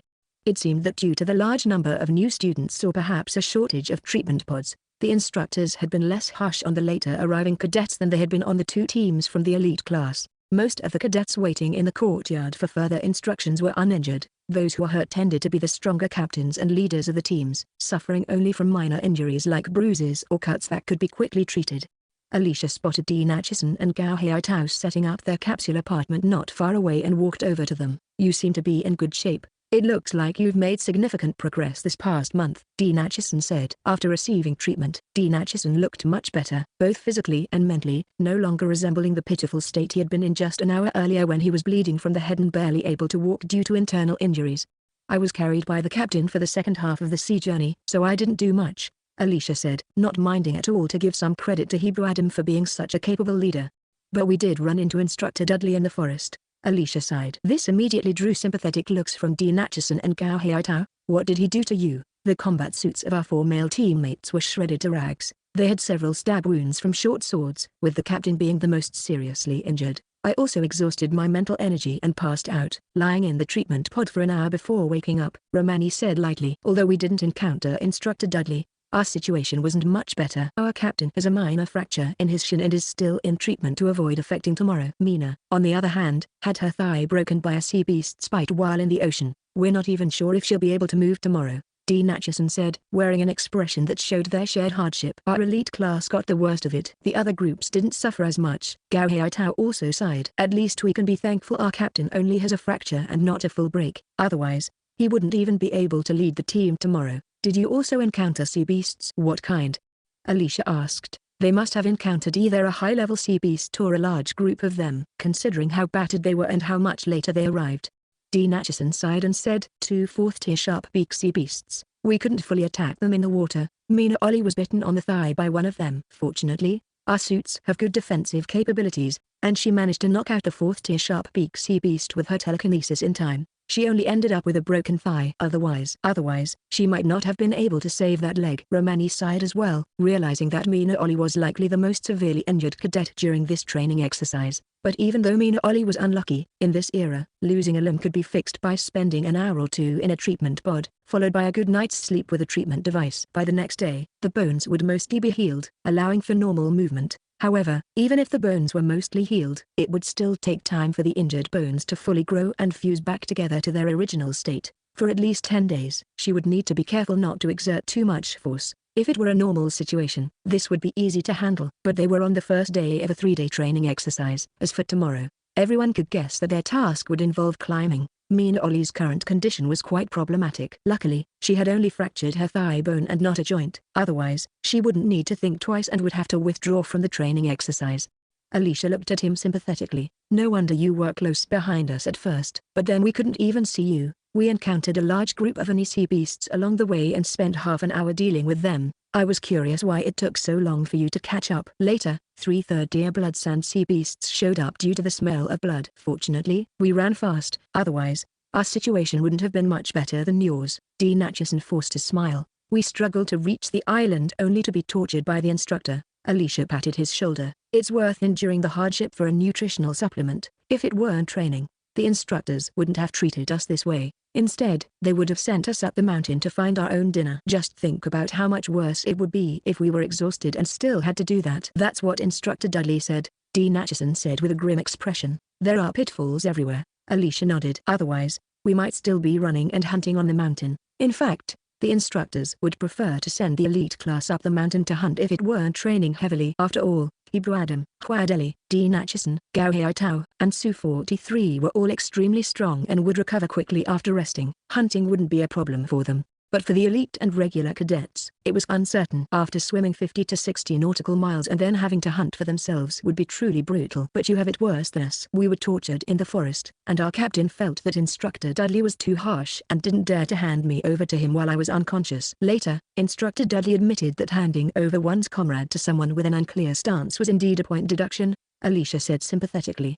This was also a pitfall. Dean Acheson and Gao Haitao looked quite depressed. But thinking about it, even if they had known it was a trap, there was nothing they could have done. They had barely avoided a total defeat. Apart from Gao Haitao, none of the other 4 could stand properly. Instructor Dudley probably did it on purpose, making us jump into the pit even if we saw it coming. Dean Acheson gritted his teeth. At that time, he was so injured and disoriented that he couldn't think much. "Isn't this normal? The lead instructor is an old-timer, and they get even scarier when they're tough. I think Gao Haitao was saved because the instructor couldn't handle all 5 of you at once, so he left him behind as labor. It's just bad luck you encountered him. There's nothing you can do about it." "Try to look at it more positively," Alicia comforted him. Dean Acheson gave Romani a sidelong glance, seriously doubting whether her words were comforting or just an additional blow. Chapter 121. Island Night. Alicia and Dean Acheson were talking when they saw Huadeli carrying Mina Oli over, followed by Ninja King Ren Ayu. He was doing his best to cover Mina Oli with a waterproof cloth, completely ignoring the fact that he was already soaked to the skin.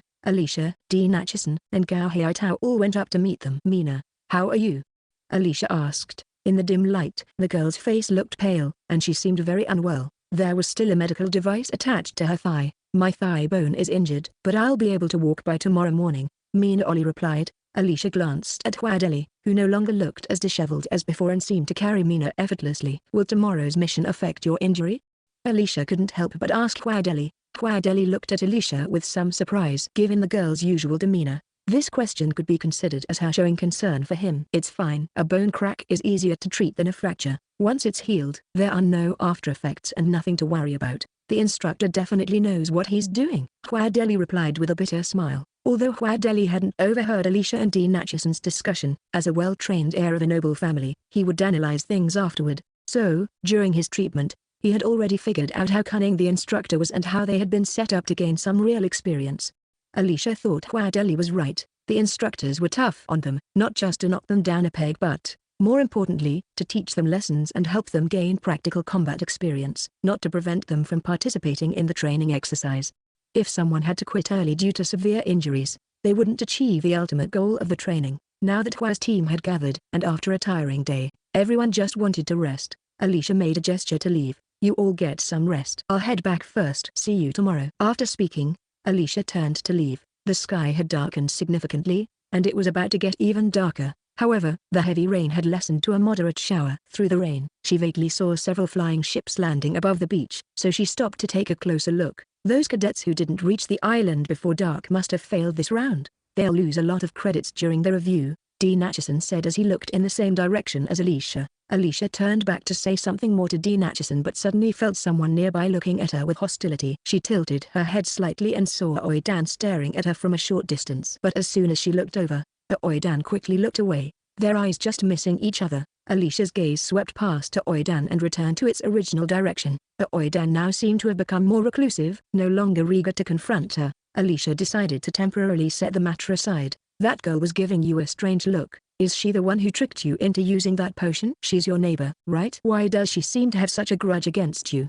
Dean Acheson asked in a low voice. After spending so much time together, Dean Acheson had come to understand his little partner well. Although she could be sharp-tongued, she was always measured and not someone who liked to make enemies. Plus, they were just two girls of 14 or 15. What kind of deep grudge could they possibly have? "I suspect she's after my custom-made holographic game pod," Alicia whispered. Dean Acheson was shocked. "Only 100 of those were pre-sold across the entire Gus Empire, and they were so expensive. How did you manage to get one?" "I couldn't even get one. I had to rely on special connections to finally secure it. I was quick and got lucky enough to grab the only trial version available. It only cost a few 100,000 credits," Alicia replied. This wasn't mentioned in the novel, so it's unclear whether it was the author's motherly love or the protagonist's special power at play. Alicia only learned later from the receipts left behind by the original owner that she had mysteriously fallen asleep during the auction and wasn't aware of what had happened. Wow, this girl was truly a legend. Her life was like a story that completely overturned his impression of commoners. Dean Acheson, who had always considered himself to have bad luck,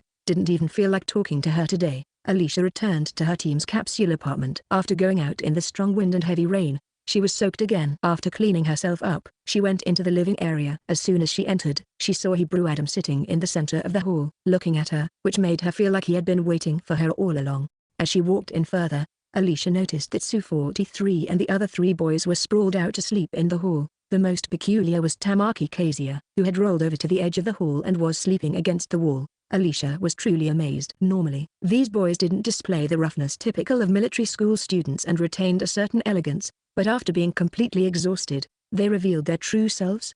However, the floor of the capsule apartment was soft and clean, so as boys, they weren't worried about anyone seeing them sleep. As long as they felt safe enough, they could fall asleep right away. Hebrew Adam raised an eyebrow at Alicia, his gaze clearly asking where she had just been. Because three boys were sleeping in the hall, Alicia had to lean closer to Hebrew Adam and softly tell him the useful information she had just gathered. Hebrew Adam gave her a look of approval and then said, You did very well, but your mental energy hasn't fully recovered yet. Leave the rest to me and get a good night's sleep. Do we need to keep watch? Could something happen during the night? Will the instructors come up with some new trick? I just have a feeling they won't let us sleep through the night peacefully, Alicia said. After today's experience, Alicia had lowered her expectations of the instructor's integrity, seriously suspecting that Instructor Dudley and the others might launch a surprise attack tonight to catch them off guard and give them another hard time. Hebrew Adam nodded and whispered, I'm on guard for that too. I've already arranged a night watch schedule, so you can sleep without worry. Since Hebrew Adam, as the team leader, had his own judgment and took responsibility, Alicia decided not to worry about it anymore. She wished him a good night and then casually entered the nearest room. Seeing a soft bed inside the small room, she closed the door and lay down. As soon as she lay down, Alicia felt a deep weariness and soreness all over her body. Listening to the whoosh, whoosh of the rain outside the house, she quickly fell asleep. In a daze, she felt her wristwatch vibrating lightly. Alicia instinctively sat up quickly, and her awareness immediately returned as she remembered where she was. She checked her watch and saw that it was 5 a.m. on the second day after they had landed on the island. By her calculations, she had slept for a full 8 hours, which explained why she felt so good now. Her mental energy was not only fully recovered but had also slightly increased. Her physical stamina was at its peak, and she had made a small improvement. Alicia listened carefully and noticed that the capsule apartment's living room was silent, and there was no longer any sound of rain outside. Chapter 122, It's Not Even Dawn. Alicia extended her telekinetic power from the capsule apartment. The material of the capsule apartment significantly hindered her mental strength, so she could only see within a range of 200 or 300 meters. Outside, the sky was pitch black, but the darkness didn't affect her telekinetic vision at all. She saw the area surrounding her capsule apartment, which was densely packed with other capsule apartments. The other military cadets weren't oblivious either. It was obvious to them that this area not only had high ground without any water accumulation, but even if there were a flash flood from the mountains, they wouldn't rush directly toward this spot. So it wasn't surprising that everyone had set up camp here. Alicia's current mental strength wasn't sufficient to penetrate solid objects over long distances to see the military cadets inside the capsule apartments. Of course, she didn't want to see the sleeping postures of the boys anyway. She was just trying to take a look at the situation in the camp.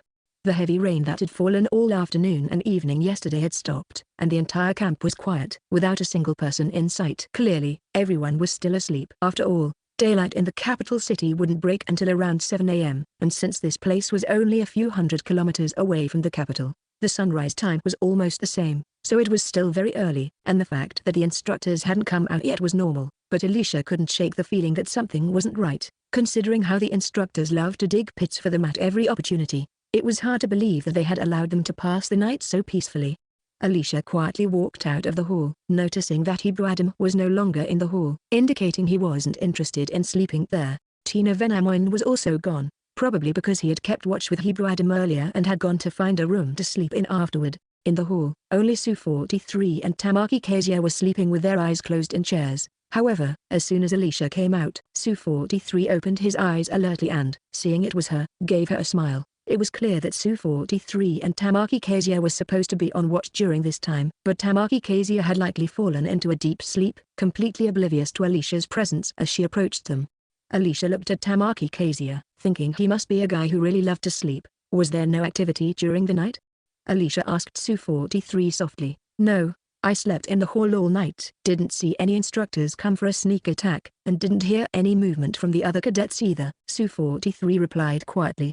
Then he added, it's really hard to believe the instructors did nothing all night. See, Alicia wasn't the only one who thought the instructors were devious. They're probably trying to get us to relax first, so that when we let our guard down, they can spring a trap on us, making us fall harder and learn a deeper lesson. Alicia speculated, suspecting the instructors were playing a long game. The two of them whispered about the instructors' various tactics, while Tamaki Kezia continued to sleep soundly beside them. Just then, Hebrew Adam, as if awakened by their conversation, came out of one of the rooms. Seeing Alicia, Hebrew Adam visibly relaxed and asked, how are you feeling now? Completely fine, she replied. That's good. I received the mission objective from Instructor Dudley at 10 p.m. last night, Hebrew Adam said with a sigh of relief. Alicia looked at him, waiting for him to continue. We need to reach the top of the mountain, retrieve the mission item, and return to the camp within 3 days, Hebrew Adam said. The task sounded straightforward, and the orders were simple. But the simplicity was precisely where the problem lay. Despite the heavy rain yesterday and the overcast sky, Alicia had still seen the snow-capped peaks on the mountain. On the capital star, where the temperature was usually moderate year-round, snow on the mountaintop indicated that the mountain had a significant altitude. Even so, Given their physical abilities, they should have no problem going up and down the mountain in 2 days, let alone 3. The fact that the instructors had given them so much time was the biggest clue that this task was more challenging than it appeared. This mountain's relative height should be over 5,000 meters but less than 6,000 meters, Alicia speculated, as the relevant information was restricted and she had to rely on her visual estimation. 5,600 meters, Hebrew Adam said confidently. Alicia glanced at him, confirming that this was accurate information. With our speed, we should be able to make the round trip in 2 days. 3 days is more than enough time, Alicia noted, putting her recently acquired military knowledge to use. Exactly. There will definitely be multiple challenges along the way. Last night, I heard the roars of alien beasts, Hebrew Adam agreed. There are sea beasts in the ocean, so naturally, there are alien beasts in the mountains. Given how devious our instructors are, there's no way they would let us complete the task without any obstacles, Alicia thought. Because she had exhausted her mental energy, Alicia had slept deeply through the night and hadn't heard the alien beasts' roars, but she wasn't surprised and instead felt a bit more at ease. Knowing what the traps were made her feel more secure. Ignorance was far scarier. The first place team will earn an extra 20 credits per person, Hebrew Adam added, glancing meaningfully at Alicia. Alicia hadn't openly complained about her need for more credits, but anyone who knew she was double majoring would understand that her credit requirements were extremely high. As soon as she heard there were extra credits as a reward, Alicia's eyes lit up. Double majors had it tough. No matter how much private tutoring Rick Amber gave her, the materials needed for the mecha manufacturing course consumed too many credits, and she was almost running out. She was counting on this field training to earn a large amount of credits. Hebrew Adam, possibly intending to wake up the entire team, didn't lower his voice, speaking at a normal volume. Naturally, Tamaki Kezia couldn't keep sleeping, and soon, Tina Venamoin and Sheila also came out of their rooms. Although it was still dark outside and the rain had stopped, the temperature had dropped by at least 10 degrees after raining all night, making it feel quite comfortable. Even though their combat suits could adjust the temperature of the inner layers based on the outside temperature to keep them feeling comfortable, nothing compared to the natural feeling. The instructors won't provide us with breakfast anymore. We'll have to forage in the mountains ourselves. Since everyone is awake, we should get going, Hebrew Adam said, looking at Alicia. While preparing for this field training, the group noticed a crucial piece of information. During the training, they would need to source their own food. In this team of 6, 5 were the type who only knew how to eat. Although they had all learned some survival skills, in the short time they had, all they could manage was learning how to cook food, and that was about it. Alicia, however, had said that as long as they could hunt, she could prepare delicious meals they had never tasted before. Before they set off, she also had everyone bring small bottles, the contents of which were unknown to them, since Alicia had volunteered to handle this task. When they heard they would need to prepare their own meals for the next few days, everyone naturally turned to her for guidance. Chapter 123, Mountain Forest Path. Seeing her companions looking at her with expressions that said, "Go ahead, tell us how we're going to get food," Alicia thought for a moment and came up with an idea. "Let's go up the mountain first and split up. I'll see if I can find some edible wild vegetables in the woods, and you guys can go hunting. Then we can make a beast soup to drink," Alicia said. Teenagers have very strong digestive systems, especially those like them who are martial artists. The nutritional supplement they had last night had already been fully digested, and now everyone's stomachs were growling with hunger. Hearing Alicia's suggestion, they all thought it was a good plan and quickly got to work. After packing up, they left the capsule apartment. It takes at least a minute for the capsule apartment to deflate and shrink, so even though they were anxious, they had to wait. Alicia scanned the surroundings to avoid alerting others. They had been maintaining silence, so when she noticed something unusual, she didn't immediately mention it to Hebrew Adam, planning to wait until they had moved farther away from the camp to speak. While the Adam squad was waiting, everyone turned to look in one direction. Although it was still dark, they were all very perceptive. They immediately sensed when someone from the neighboring capsule apartment came out to observe them. The person who came out was the Ninja King Renuayu, from the Hua squad. Although they had been classmates before this training exercise, they were now competitors. The Adam squad was aiming for first place, so they naturally wouldn't join forces. They simply made a silent gesture of greeting to Renuayu. Of course, Renuayu wouldn't interfere with the Adam squad's plan to quietly leave the camp, as they had the same idea themselves. Adam's squad just happened to act first. After all, it had rained heavily yesterday. Although the rain had stopped, the muddy mountain path was still difficult to walk on. Fortunately, their military boots were designed to pair with their combat suits and had several modes. They switched to mountain mode, which allowed them to walk without slipping. Their squad formation remained the same, Hebrew Adam leading, Alicia second, and Sue 43 bringing up the rear. Just as they stepped out of the camp and onto the trail leading up the mountain, Hebrew Adam suddenly stopped, his eyes fixed on the path ahead. Alicia stepped forward and quietly asked, "What's wrong, Captain? Come take a look." "Are these footprints?" Hebrew Adam asked. Given how heavy the rain had been last night, it was unlikely anyone would have been climbing the mountain in the middle of the night, and certainly not more than one person. When Alicia heard this, she understood what he meant and responded quietly. While we were breaking camp earlier, I saw a squad of cadets heading this way. So that means another group of cadets moved out even earlier than we did and are ahead of us, Sheila said, displeased. Alicia scanned the forested mountain and whispered to Hebrew Adam. They're only about 700 or 800 meters ahead of us. From what I observed, the cadet leading them seemed to be from the squad that landed third yesterday. That's a Samu squad, the strongest from the elite class, Su-43 said. Everyone turned to look at him. So Su-43 continued, their captain, Abulatia Samu, and I come from the same place. His skill level is actually only slightly lower than mine. If he hadn't been held back by the academic exams or been unlucky enough to face our captain in the rankings, his total score wouldn't have just placed him in 11th. The Adam squad members all looked at Hebrew Adam in unison. Since he was the one who had defeated a Samu, Alicia expected Hebrew Adam to arrogantly say something like, it's his own fault for being weak. But instead, he remarked, that Abulatia Samu is indeed impressive. He's very determined, managing to last over 100 moves against me before losing. But it was just bad luck that he had to face me. In the practice matches between squads after forming teams at the beginning of the term, neither Tamaki Kezia nor Sheila had managed to last 100 moves against Hebrew Adam. Tamaki Kezia had held out for over 90 moves, but Sheila had lost in fewer than 70. When Su-43 and Hebrew Adam spoke this way, it was effectively acknowledging that Abulatia Samu's squad didn't make it into the elite class due to bad luck rather than a lack of ability. This was somewhat embarrassing for both Sheila and Tamaki Kezia, especially for Sheila, who had placed 10th. As for Hebrew Adam, who ranked beyond the 1000th place but still made it into the elite class, everyone knew this was a case of preferential treatment. He hadn't taken the written exam, and his total score only placed him in the 3000th range. However, no one in the entire Gus Empire would dispute the fact that he got in through special privileges. After all, even among the 5th-year students, there was no one yet at the level of a 5th-level martial artist. Hebrew Adam's preferential treatment was earned through sheer ability. Moreover, as a prince of the empire, Hebrew Adam's knowledge was a notch above the others. If he had started from the beginning and taken all the exams, he would undoubtedly have been the top-ranked student, not Huayadeli. Because of this, Huayadeli's position as the top student always felt somewhat undeserved. However, according to Alicia's observations, Huayadeli remained steadfast. He didn't let these setbacks affect him negatively. Instead, he just trained all the harder. Captain, luck is also a part of strength.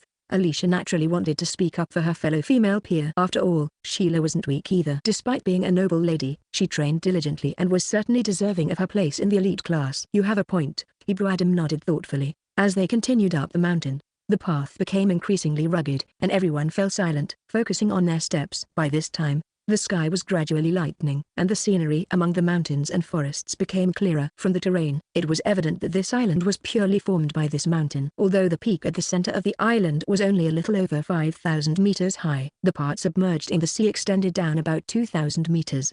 Therefore, it could be said that starting from the island's coastline, they were already close to reaching the midsection of the mountain. Generally, below the midpoint, the slope would be relatively gentle, but once they passed a halfway mark, the mountain would start to become steeper. After leaving the campsite and climbing another 200 or 300 meters, they encountered a slope with an incline of about 50 degrees.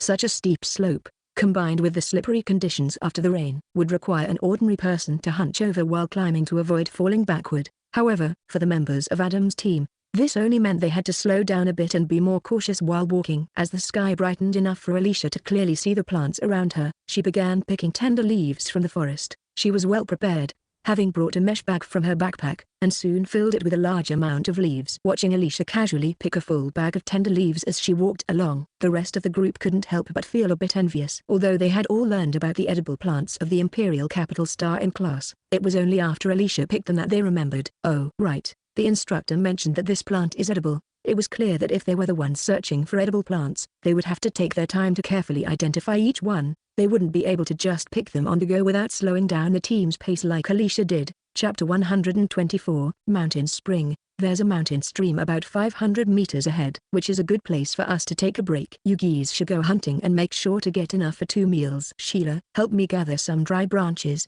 and I'll make some soup for breakfast. Captain, give me the item, Alicia said, extending her hand to Hebrew Adam. Only then did the others notice that Alicia's delicate hands were stained dark green from handling the plant leaves. Hebrew Adam, hearing Alicia's instructions, took a palm-sized box out of his backpack and handed it to her. The others, who hadn't seen the item before, couldn't guess what it was and curiously glanced at it. They were also impressed that Alicia dared to ask Hebrew Adam to carry something for her. That was pretty bold. What is that? Sheila, always acting as the spokesperson for the group, asked. You'll find out soon, Alicia replied with a deliberately mysterious tone, enjoying how Sheila's overwhelming curiosity left her scratching her head in frustration. The other boys were just as curious as Sheila, but the captain pulled them away to go hunting. Alicia and Sheila continued walking towards the mountain stream, and from a distance, they could smell the aroma of grilled meat. Is there someone up ahead? Sheila asked cautiously, showing she wasn't just a pretty face. It's the team of cadets we saw earlier, the Asamu team, Alicia replied. Although they were opponents, they weren't enemies. The two girls didn't avoid the group and continued walking up around the small slope near the mountain spring. The two girls walked over and were not at all surprised to run into a group of 10 military academy students. The 10 boys were gathered around a fire, roasting meat. Due to their lack of skill, some of the meat was burnt, while other pieces were undercooked. When Alicia smelled the air, she could tell that, besides salt, there were no other seasonings. It was impressive that they could eat it in large bites. Upon seeing the two girls, the 10 boys froze for a moment, glancing at the roasted meat in their hands with expressions of slight embarrassment. Hello, would you like to join us? The leader, Abulati Asamu, greeted them awkwardly. He was a tall and strong boy with features that, while not handsome, had a rugged and resolute look. As he greeted them, his expression was a bit embarrassed, clearly aware that the food in his hands was less than impressive. Thank you for the offer, but our captain and the others have also gone hunting, Alicia replied with a smile. Since she was the vice captain and Sheila wasn't interested in speaking, it was up to her to respond. After speaking, Alicia handed the net bag to Sheila, saying, Sheila, take these leaves to the water and wash them. In front of others, Sheila respected Alicia as the vice captain and, without a word, took the bag. Alicia then found a rock to sit on, opened the small box in her hand, and took out a piece of golden metal, which she started molding with her hands. The members of the Asamu team watched in wide-eyed confusion. About 10 minutes later, the boys from the Adam team, who had successfully caught their prey, arrived at the mountain spring. They finally realized what was going on when they saw Alicia boiling water in a golden pot over the fire. The pot was made from molded rubber gold. Rubber gold is a unique product of the Imperial City, a very fascinating metal. Although it's solid, it has a slight softness, which makes it highly malleable. This peculiar metal has excellent flexibility and a high melting point, and lacks the toxicity common in most metals, making it safe for close contact with the human body. Typically, the most common use of rubber gold is for creating various models. With some effort, a strong person can mold it into different shapes. But their vice captain had ingeniously thought of using rubber gold as cookware, molding it into a pot that could withstand fire, along with 6 bowls and 6 spoons.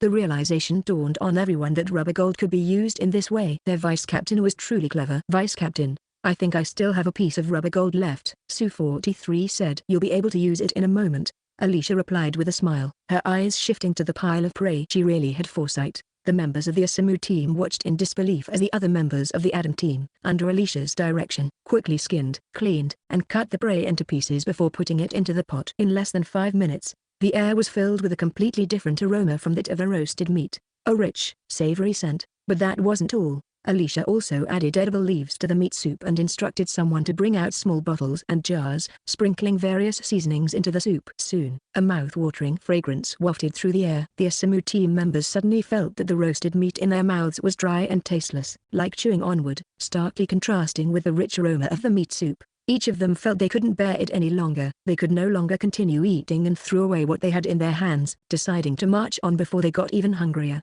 None of the Adam team members, except for Alicia, noticed the embarrassment of the Asamu team, as even Hebrew Adam was completely captivated by the rich aroma of the wild vegetable and meat soup, unable to focus on anything else. Tamaki Kezia kept glancing eagerly at the pot, unable to resist asking several times, Vice Captain, it smells so good. I'm starving. Can we eat now? The Asamu team heard the genius girl softly say, yes, you can. Unable to endure it, the Asamu team hurriedly left. Just as they were leaving, the Hua team arrived, drawn by the enticing aroma. When they saw the Adam team enjoying the delicious soup made from exotic beast meat and wild vegetables, they felt the same crushing disappointment as the Asamu team, and their stomachs growled with hunger. How did you come up with using rubber gold this way? How did you make this soup, and what ingredients did you add? Hua Deli couldn't help but ask. The fact that rubber gold could be used like this was eye-opening for the Hua team. They had no idea who came up with this clever idea, but they strongly suspected it was Alicia, since none of them, having grown up far from the kitchen, would have thought of using rubber gold in this manner. They had initially planned to just hunt and barbecue. Our vice captain is the chef, The rest of us are just assistants," Sheila kindly explained, enjoying the sight of the Hua team's envious but unable to eat expressions, which made the meat soup in her hands seem even more delicious. As the Hua team prepared their own food, they couldn't help but be tempted by the tantalizing aroma of the exotic beast meat and wild vegetable soup. They felt that life was truly difficult and decided to avoid being around them for the next 2 days to prevent themselves from being unable to eat. After the Adam team had their fill, they took out 6 rubber gold-wrapped balls from the fire, washed off the dirt in the stream, and placed them in their backpacks. Hebrew Adam had no intention of sharing the remaining soup with them. He pinched the top of the rubber gold pot to seal it, ensuring the soup wouldn't leak, then used Alicia's vegetable picking net to wrap it up and tied it to Sue 43's backpack. Chapter 125, Air Tablets. "What are you doing? What's wrapped in that rubber metal taken from the fire?" Even though he knew these guys were intentionally keeping them in suspense, Dean Acheson couldn't help but ask. He was too curious. Upon hearing Dean Acheson's question, the other 5 members of Adam's team simultaneously looked at Alicia, clearly waiting for her to answer. Everyone knew that Alicia and Dean Acheson were relatively close, and since it was her who handled the stuff, she was naturally expected to respond. However, Alicia, who was usually on good terms with Dean Acheson, gave him a reserved smile and said, "It's a secret. Enjoy your meal." Goodbye. It was obvious she was teasing him for fun. Annoyed, Dean Acheson rolled his eyes at her and thought he'd do the same to her in the future. Having eaten and drunk to their fill, and having enjoyed seeing the other team's frustration, Adam's team was in high spirits and moved quickly. After Adam's team climbed another 1,000 meters, the mountain slope became even steeper. Fortunately, there were still sparse trees to provide support, and at this altitude, the trail was no longer as muddy as before. Otherwise, despite their strong physical condition and agility, the climb would have been extremely tough. They had not yet reached half the height of the island mountain, but the slope was already at a 60 to 70 degree incline. After climbing another 500 to 600 meters, they arrived at a tall cliff dominating the northern side. This cliff, about 2,000 meters high, looked like a massive screen, dividing the mountain into 2 halves. To reach the mountain summit from the north side, they had to climb this cliff. Although they had seen the cliff from the forest after sunrise, standing at its base made the task of climbing it seem extremely daunting. The 90-degree steep cliff was covered in hard, smooth rock surfaces, with no vegetation or footholds. The strong mountain winds howled, seemingly capable of blowing away anything that wasn't part of the cliff. It was clear to Adam's team that this was an enormous challenge. However, finding an alternative route would be equally impossible. Alicia had looked at the surrounding environment and realized that bypassing the cliff would involve a longer detour through the valley, and there would be other dangers like exotic beasts in that area.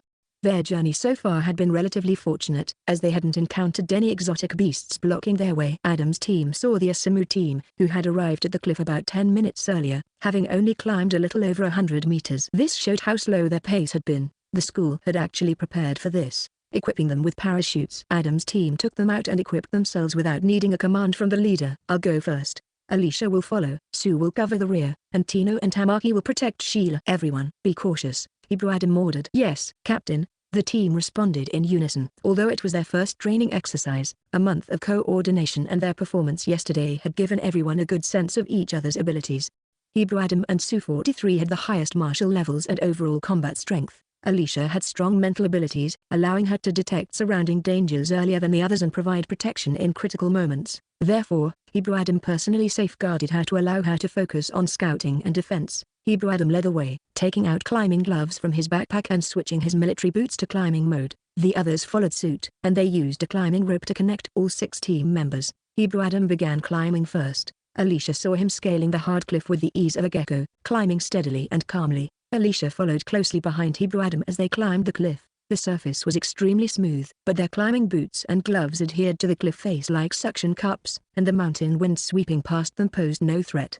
However, with the benefits came drawbacks. While the climbing gear helped them stay anchored, it also increased resistance, making their movements laborious and slowing them down. It required effort to move and pull out the gear. Hebrew Adam had not yet exerted full force, and his steady, unhurried pace was manageable for Alicia. When they had climbed over 150 meters, Alicia saw that the Hua team had also arrived at the base of the cliff. In the lower part of the mountains, many military students could be seen, indicating that everyone was moving at a similar pace and had set out before dawn.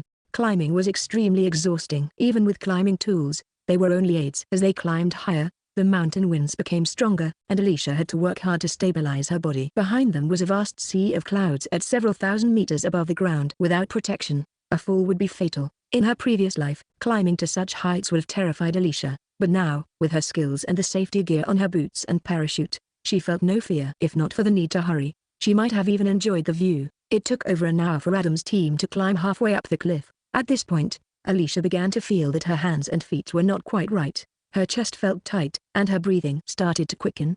Alicia realized that at this altitude, the air was becoming thin, which made breathing more difficult due to the rarefied atmosphere. "Let's take a break," Alicia said. The group stopped, looking at Alicia with confusion. She took out 6 air tablets from a side pocket of her backpack and distributed them to everyone. These air tablets are very useful in places where the air is thin and breathing is difficult. After taking an air tablet, it dissolves gradually in the stomach, providing the oxygen needed by the body. However, these tablets can only last for about an hour. Alicia had originally prepared these tablets in case they needed to swim in the ocean and had to dive underwater for a task. She had purchased them online beforehand and stored them in her jade pendant space. When she saw the cliff earlier, she had secretly taken them out and put them in the side pocket of her backpack. Adam's team marveled once again at how thorough and meticulous their deputy leader was. Even though she hadn't known the training location and environment in advance, she had prepared all the necessary supplies. It was truly impressive. Hebrew Adam and the others, being noble children, were accustomed to having their supplies prepared for them. They had never considered these small items like air tablets. When the instructors asked them to list their prepared supplies, they were somewhat clueless, as they had never thought about such things, given their physical condition. Even without these items they could manage to climb such a high mountain, but it would still have some impact. At the very least, their speed would not be as fast. Chapter 126, Red-billed Strange Bird. After taking the air pills, the members of Adam's squad gradually no longer felt shortness of breath, and their breathing began to stabilize. Alicia also no longer felt as fatigued as before, when even breathing was difficult. Feeling much better, the members of Adam's squad continued to climb. When they reached 2/3 of the cliff's height, even though it was only about 1,000 meters higher, the wind was at least 2 levels stronger than it had been at the base of the cliff. Alicia and Sheila, who were both light and slender, were almost blown off the cliff several times by the strong wind. Alicia heard Sheila cry out in alarm twice. In such conditions, Alicia increased the suction of her boots to stabilize herself, but this also meant she had to exert more effort to climb. For the past several minutes, Hebrew Adam had been glancing back at Alicia now and then. Clearly, he had gained some understanding of her physical condition and estimated that she was nearing her limit. Seeing Alicia struggling, Hebrew Adam stopped and said to her, "Manny, grab onto my backpack and only use your legs." Alicia looked up at him, a bit unwilling. She didn't want to be carried by the leader the entire way. If she did that, it would defeat the purpose of the training. Reluctantly, she said, "But follow orders. We're only halfway up, and we don't know what dangers await at the summit. You need to conserve enough energy to handle whatever comes. Don't forget, you're a telekinetic," Hebrew Adam said firmly. Since they set out in the morning, they had been climbing for over 3 hours, yet Hebrew Adam's expression and breathing remained relatively steady, indicating that he hadn't expended much energy.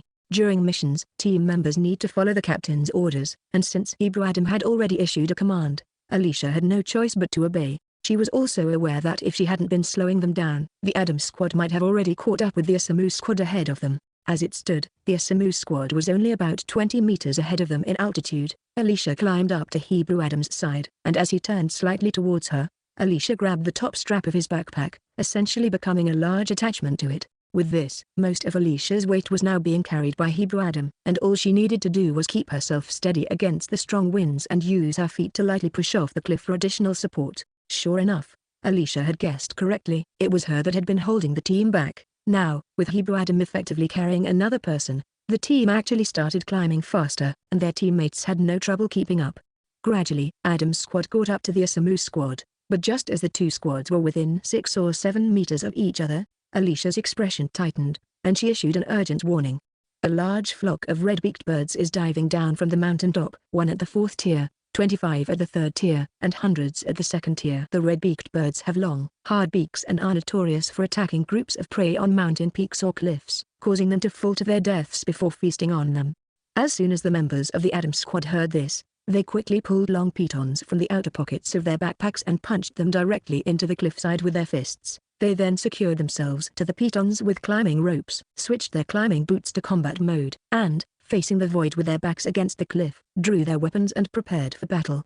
The telekinetic in the Asamu squad reacted slower than Alicia, only noticing the danger after she issued her warning. Fortunately, Alicia had shouted loudly, so the Asamu squad heard her in time and reacted immediately. However, because they were positioned higher up, they had just barely secured themselves when the red-beaked birds began their dive. The long, red, sword-like beaks were already stabbing down at them. Since the Asamu squad was higher up, They were the first to be attacked. The Adam squad below only heard the ding sounds of impact. Shortly afterward, the Adam squad also felt the oppressive force overhead. Alicia noticed Hebrew Adam's tang knife slicing through the air like lightning. A sharp, ear-piercing screech resounded above her, followed by the sensation of warm blood splattering on her face. At that moment, Alicia couldn't be bothered to wipe the blood off her face because she saw a third-tier white bird plummeting from the air above her. Just as Hebrew Adam's tang knife was still mid-swing, the red-beaked bird hadn't died immediately and was still flapping its wings, trying to fly upwards. But its weakened wings couldn't support its body, causing the entire bird to fall.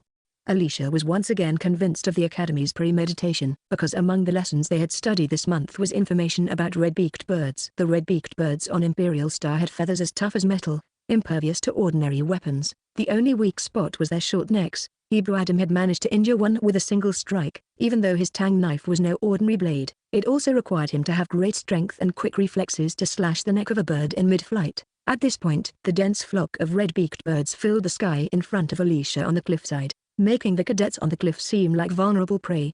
One of the red-beaked birds attacked Alicia. Although she was prepared, her position wasn't ideal for attacking the bird's neck directly. She had no choice but to thrust her sword at its head to counter the fierce attack. However, the tip of her sword met resistance as if it had struck a hard, smooth metal surface, failing to penetrate and even being deflected. The bird's attack was only slightly slowed by the impact of her sword, but its long, sharp beak still aimed directly at Alicia with relentless force. After Alicia's initial sword strike missed, the red-beaked bird was already too close for her to recover in time. As its sharp beak was about to pierce her body, she used her telekinesis to forcefully push the bird's head to the side. The bird's long beak grazed her arm and struck the cliff instead. Seizing the opportunity, Alicia used her telekinesis to shove the bird hard, causing the red-beaked bird's 20-centimeter long beak to penetrate more than 10 centimeters into the cliff before getting stuck. The red-beaked bird relies on its long beak for attacks, so when it got lodged in the cliff, it immediately tried to use its claws to push off and free its beak.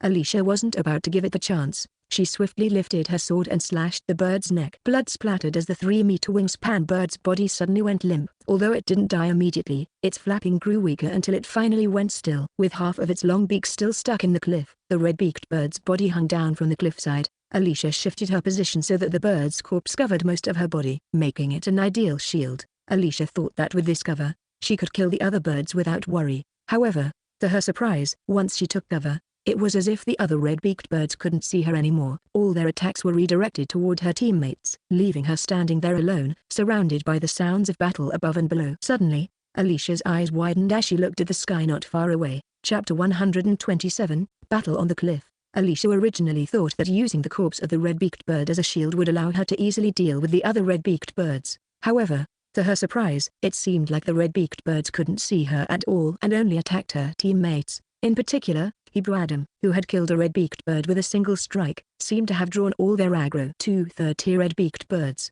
as if coordinated, simultaneously attacked him from above and below. Although Hebrew Adam was skilled, they were hanging on the side of the cliff, making it impossible to dodge. As a result, he could only exert about 60 to 70% of his strength, leaving him at a significant disadvantage. The red-beaked bird's feathers were as hard as metal, impervious to swords, with their necks being their only weak point. In this situation, Hebrew Adam couldn't immediately kill the red-beaked birds. He had to risk injuring his legs to first take down the third-tier red-beaked bird attacking his head and face. Seeing Hebrew Adam in danger, Alicia couldn't just stand by. She was about a meter away from him, so she swung her sword to barely fend off the red-beaked bird attacking him from below. Alicia's combat skills and strength were not particularly high, and she relied on the cliff pegs and her climbing boots to stay steady on the cliff. She could only muster less than 60% of her strength. As a result, although her sword struck the third-tier red-beaked bird, it only managed to push it back 2 meters without causing any real damage.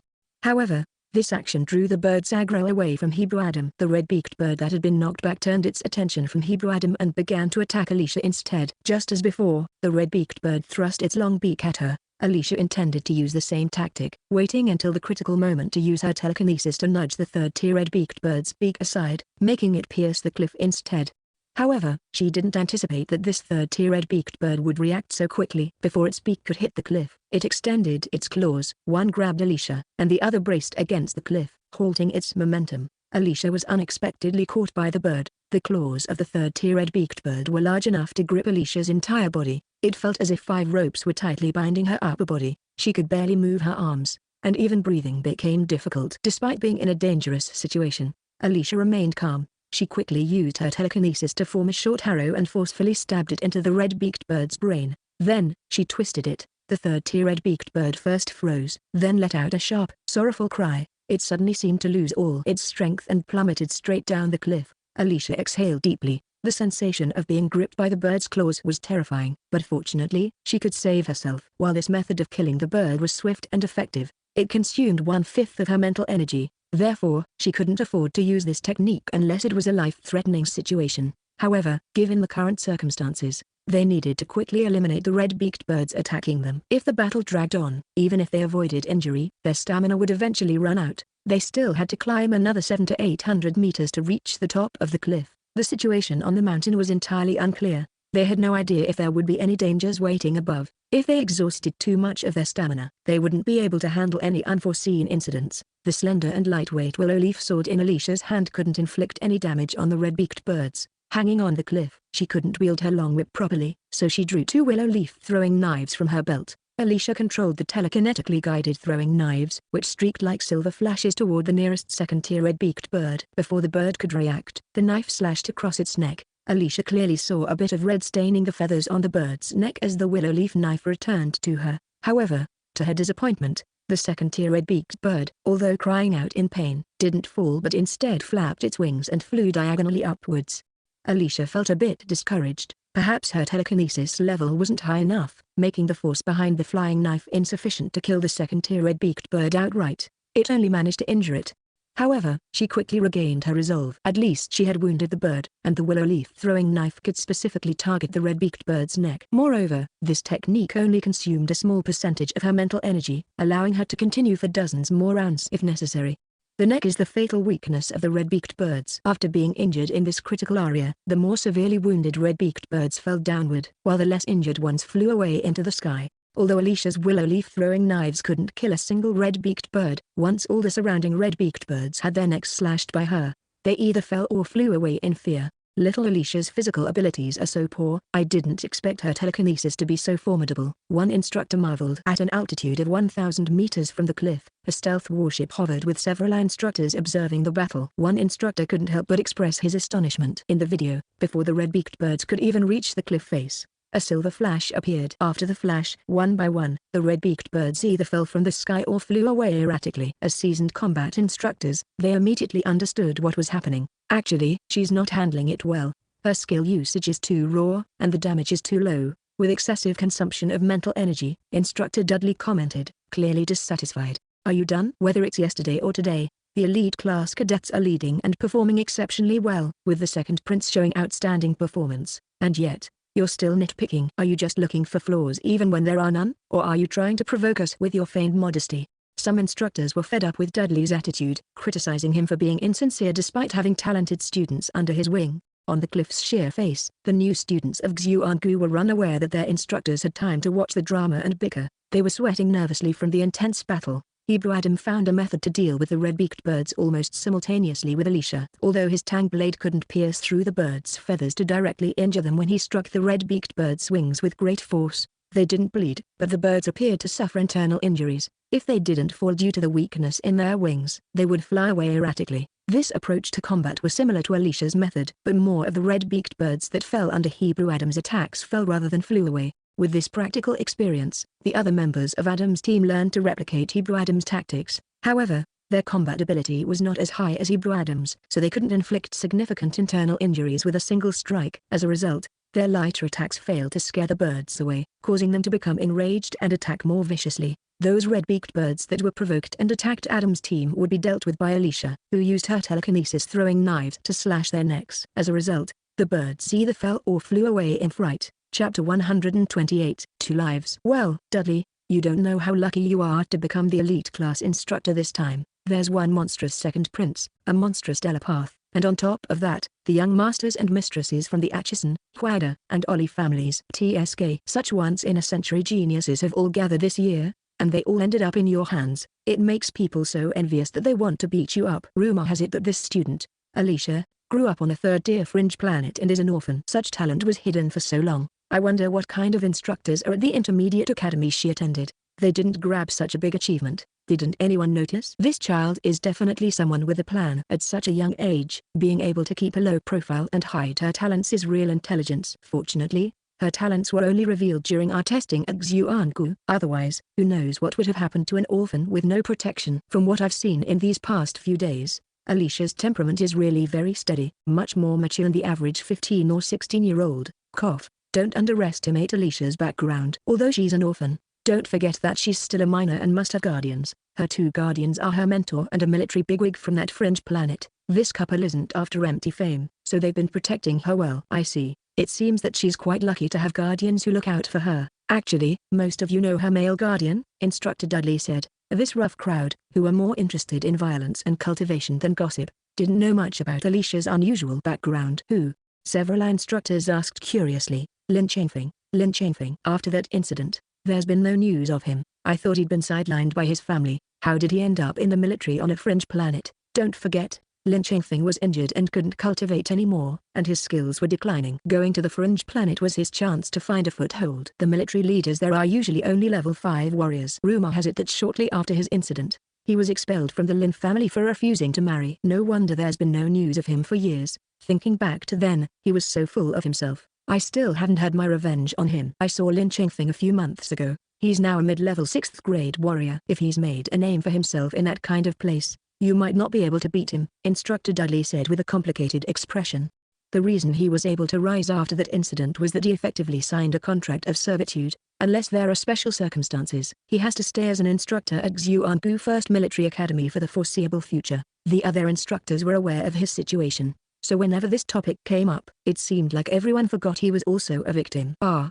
You're not joking, are you? Before the incident, he was only a level 5 early warrior. Didn't they say he couldn't cultivate anymore? How could that be? Didn't he get exiled to a fringe planet? How could he still be lucky? It can be said that his loyalty saved him. He saved an alchemist, who, fortunately, obtained a valuable item that restored his cultivation, Instructor Dudley remarked with some emotion.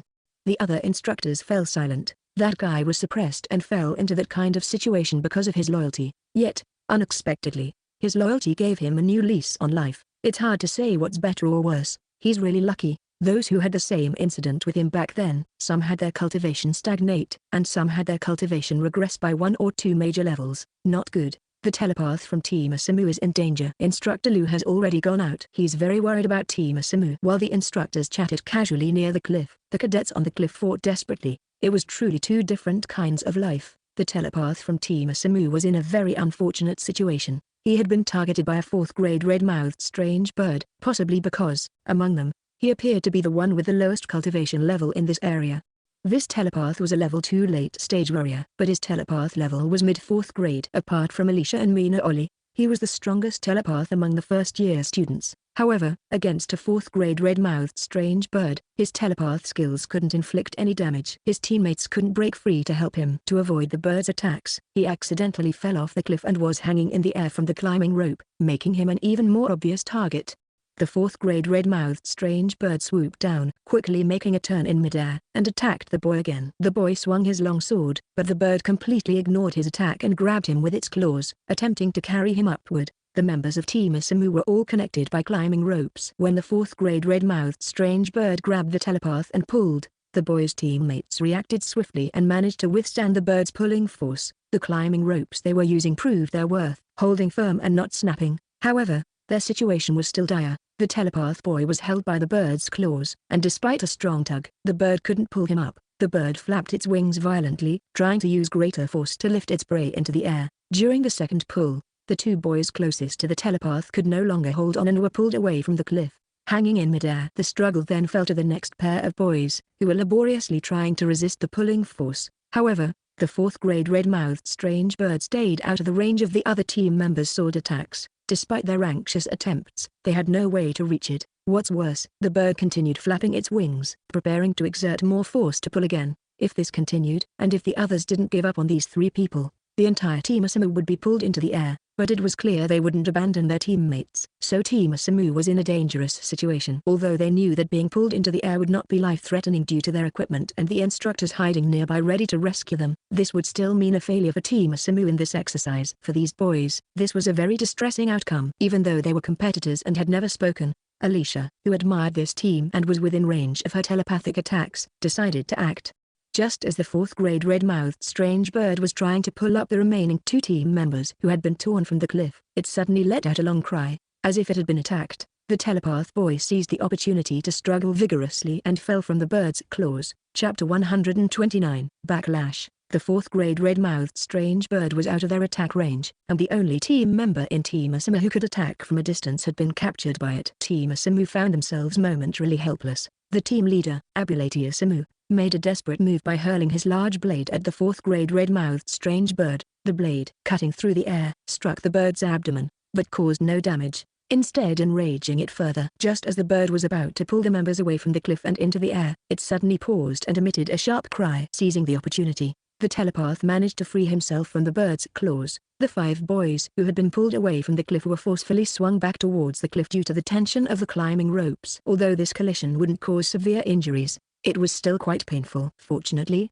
the remaining 5 team members still clinging to the cliff reacted quickly. They urgently pulled on the ropes to slow the impact as much as possible. The 4 boys who were pulled away from the cliff were relatively okay. The impact with the cliff wasn't too strong, and since they were level 4 warriors, they didn't sustain any significant injuries, but the telepath boy in the middle had a worse fate. Unable to find any support, he crashed hard against the cliff, producing a loud thud.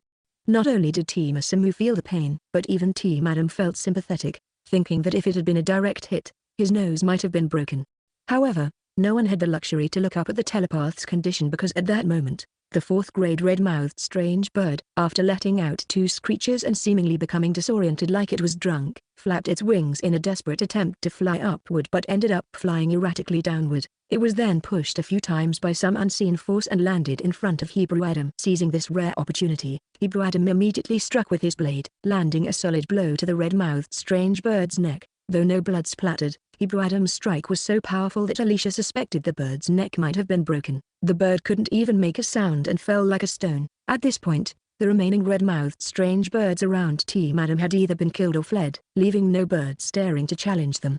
After the bird was killed, Hebrew Adam glanced at Alicia, his expression quite displeased. Alicia thought that Hebrew Adam was displeased because he was helping her opponents, but she was surprised when he reached out, pulled her to his side with a climbing rope, wrapped an arm around her waist, and held his knife in the other hand. He commanded, "From now on, don't use your telekinesis. Rest for a bit while I protect you." Hebrew Adam spoke firmly and with noticeable anger. Though Alicia found his tone a bit harsh, she didn't dare to resist and leaned back against him to rest. She had indeed overestimated herself. The mental strength required to face a second-grade red-mouthed strange bird versus a fourth-grade one was vastly different. When she attacked the fourth-grade bird's mind directly with her telekinesis, it didn't get hurt immediately and even retaliated with telekinesis. If her telekinesis hadn't been several times stronger, she might have been counterattacked. Although Alicia ultimately won, it nearly consumed half of her remaining mental energy. She was now pale, dizzy, and feeling extremely unwell, with almost no strength left to stand. If more red-mouthed strange birds attacked her, she wouldn't even have the strength to swing her sword.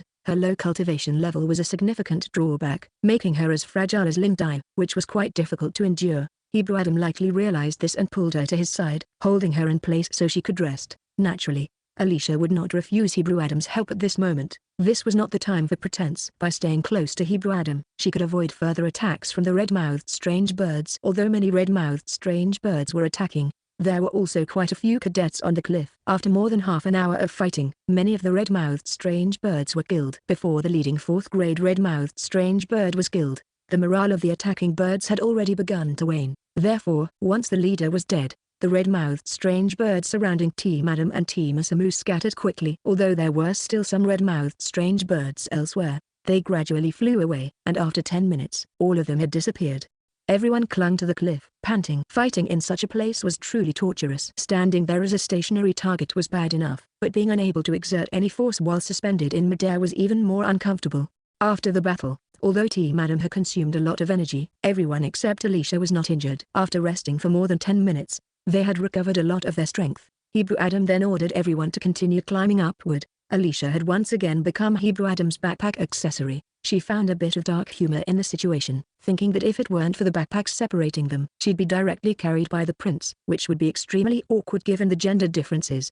Previously, Hebrew Adam had held her waist and leaned her against his left side to help her close her eyes and rest. Although the situation was special and necessary, Hebrew Adam was only doing his duty as the team leader. However, Alicia wasn't used to such close proximity. In her 2 lifetimes, she had never been so close to a man. She didn't like it, especially when it was Hebrew Adam. Of course, if it were Huadeli or Dean Acheson, she wouldn't have minded as much. She wouldn't have had any objections if they carried her, but unfortunately, those 2 weren't on her team. Team Asuma hadn't moved yet. They were likely still healing and resting. In their recent battle with the 4th grade red-mouthed strange bird, at least 2 of their members had been injured. The telepath boy was particularly unfortunate, suffering a fate similar to Alicia's, and became a hanging ornament beneath Abulati Asumu's backpack. As Team Adam passed them, the entire Team Asumu looked at Alicia with grateful eyes. It was clear that Team Asumu realized that the 4th grade red-mouthed strange bird had suddenly lost control because Alicia, a level 5 telepath, had come to their aid. Seeing her pale and being carried by Hebrew Adam, they not only didn't find it awkward but were even more grateful. It was obvious that if she weren't helping them, the goddess wouldn't be so weak. Abulati Asumu, representing his team, spoke up. "Thank you, Alicia, for your help. It's inconvenient now, but we will properly thank you when we return." Alicia, what a down-to-earth way of addressing her, Alicia thought to herself, smiling with a saintly expression. There's no need to be so polite. Although we are opponents now, in reality, we are classmates. Chapter 130, On the Cliff. After Abulati Asumu spoke, the telepath boy immediately thanked Alicia as well. "Thank you, Goddess Nuo. If it weren't for you, I would have been in danger. I'll treat you to a meal when we get back to school." He was the most grateful in Team Asumu. Without Alicia's help, he didn't know what kind of injuries he might have sustained or how much trouble he might have caused for his entire team. Goddess Nuo. What was that? Had she reached the goddess level? Alicia looked at the boy. His pale face and vacant eyes were clear signs of severe mental energy depletion. He was also physically injured, and his weak tone, combined with the thin air at high altitude, made his condition look very poor. "No need to mention it. We are classmates after all," Alicia said with another saintly smile. But inside, she was feeling dismayed. Did these steel-headed men not see the situation? How unflattering and undignified it was for her to be in this backpack accessory role. Couldn't they choose another time to thank her? It would have been nicer to speak when everyone was in better spirits. Over 1,000 meters above, the instructor who had initially prepared to step in returned to his seat. "Classmate Ruo's character is quite good," he said. "She's too soft-hearted. It's fine for her own team, but if she's like this with enemies, it would be troublesome." She acted recklessly without fully understanding the situation and almost faced a backlash, Instructor Dudley said with a frown. "Classmate Alicia's combat skills are indeed quite poor, but her on-the-spot intuition and reactions are extraordinary. Dudley, you should work on honing her abilities. She's a natural-born warrior. The second prince is also a true-born warrior. I was initially worried that he might be difficult to manage at school and cause trouble due to his special status. However, since his enrollment, he has completely changed. Over the past couple of days, he has proven to be a very competent leader, courageous and strategic, with decisive actions," said the head instructor with satisfaction. "His combat ability is even stronger than we anticipated. Judging by his aura when he acts, he's probably seen battle and blood. Otherwise, he wouldn't have such combat intent. Even if he hasn't been to the battlefield, he's experienced quite a lot of brutal real combat. A 16-year-old mid-level 5th grade warrior. Who knows how much he will grow in 10 years. It's hard to believe that he was once considered a playboy. Almost everyone on the Imperial Capital Star knew of him. He really was a playboy back then. It's said that a few years ago, he was disciplined by the Crown Prince, and now he has completely transformed. The Crown Prince has always earned respect. Although the 2 half-brothers have never gotten along, the Crown Prince still managed to turn the second prince around and train him so well. It's hard to say how the Empress feels about the Crown Prince. She behaves like a stepmother, but the Crown Prince himself would never hold anything against the second prince. The royal family's power is vast, and the struggle for the throne is more intricate than the noble families. Who knows what inner workings there are? If the brothers are united, outsiders will find it very hard to break through. Just like now, with the Crown Prince and the second prince united, their combined strength is immense. The cadets were unaware that their instructors were watching them not far away and were discussing their performance. After driving off the red-beaked alien birds and taking a break, they began climbing again with renewed effort. Adam's team took the lead, and once Asumu's team was caught up by the Huadeli team, they resumed climbing as well. Fortunately, no further incidents occurred during the next phase of climbing, despite their excellent physical condition. After more than 4 hours of continuous climbing and nearly an hour of battling monsters, everyone was out of breath when they finally reached the relatively flat summit of the cliff. In the final few hundred meters, Sheila needed the assistance of 3 boys to reach the top, and once on the cliff, she sat down, exhausted. Even Hebrew Adam was panting heavily. In contrast, Alicia, who had been carried up by the big shots, looked in better condition after nearly an hour of rest. However, this was just superficial. Her mental energy had only recovered by 1/5. Despite being tired, Hebrew Adam maintained his characteristic pride as he surveyed the area, ensuring there were no potential dangers before saying, "Rest for an hour and eat." The wind on the cliff was slightly less intense than on the cliff face, and the temperature had noticeably dropped. Their exposed skin felt the chill. At this moment, everyone was both exhausted and hungry, and they didn't even have the energy to gather firewood. They were once again impressed by their vice captain's attentiveness. Tina Venamoin followed Alicia's instructions and took out 2 blocks of fire starter from the backpack. Everyone's eyes lit up. These small blocks, about the size of a palm, could burn for 20 minutes and were unaffected by strong winds. "Everyone, gather some stones for me," Alicia said. The others quickly got to work, including Hebrew Adam. Soon, Alicia had built a small stove out of stones. Then Alicia instructed Sue 43 to take out the rubber gold ball from his backpack. Alicia took the rubber gold ball, which was slightly larger than the backpack, twisted open the top which had been twisted into a corkscrew shape, and slowly shaped it into a large pot. The pot contained the leftover meat and vegetable soup from the morning. After adding a bit more water to the soup, Alicia put it on the fire, and soon a delicious aroma filled the air. "Put the rubber gold balls you brought into the stove to roast for a while," Alicia directed. "Fortunately, Captain Uo is so clever. Otherwise, we'd be both hungry and exhausted and still have to find food," Tamaki Kazia said as he took out the rubber gold ball that everyone had. Each small rubber gold ball carried by them contained food prepared by Alicia at the base of the mountain. She marinated the leftover beast meat with spices, then wrapped it in rubber gold and placed it in the fire to roast. Before eating, they didn't open it but hung it in a mesh bag attached to the back of their backpacks. Now, warming them in the fire, the aroma that wafted out when opened lifted everyone's spirits. Eating tender and fragrant meat and drinking a delicious hot soup at the mountain top, with temperatures around 0 degrees, everyone in Adam's team felt their fatigue completely dissipate.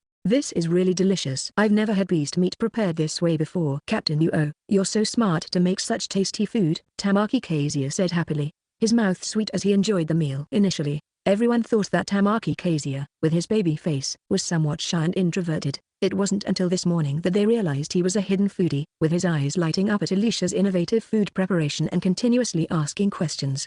For the sake of delicious food, his overly sweet talk became annoying to others in Adam's team. After about 10 minutes, while Adam's team was enjoying their meal, Hwa's team and Asamu's team climbed up one after the other. They really were one after the other, with less than a minute separating them. One would think they were all part of the same team. As soon as they reached the top of the cliff, everyone collapsed on the ground, looking as if they couldn't move another inch. But just as they were lying there, feeling extremely hungry, they suddenly smelled a rich, meaty aroma. Chapter 131, Entering the Forest. When Hwa's team and Asamu's team smelled the rich aroma of meat, they could no longer lie there. Exhausted, they quickly forgot their fatigue, sprang up, and saw Adam's team hiding in a nearby mountain hollow, enjoying their food. One of the most unbearable things in the world is to see your teammates enjoying delicious food while you are both tired and hungry, and you can only smell it without having any yourself. Asamu's team swallowed their saliva, trying to suppress their craving for the food. They worked together to walk up the slope, gathering firewood from the forest about 1,000 meters away to start a fire. Hwa's team felt the same way. If they weren't worried about losing the fight, they would have shamelessly demanded some of the food. "What are you eating?" Dean Atchison couldn't help but sneak a look at the food. Seeing the spread-out rubber gold, Dean Atchison finally understood what Adam's team had been pulling out of the fire that morning. The beast meat can be prepared like this too.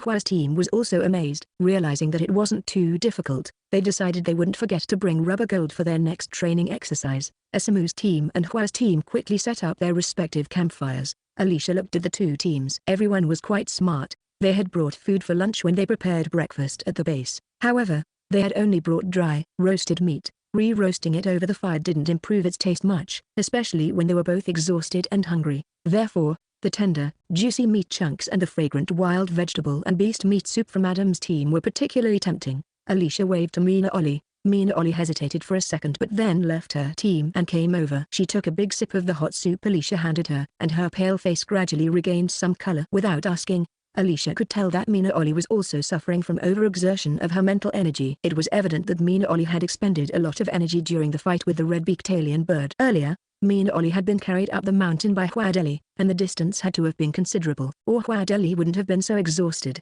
"How's your leg injury?" Alicia asked with concern. "It's better, doesn't affect climbing," Mina Ollie replied. "If it has no effect, then there's at least a slight effect."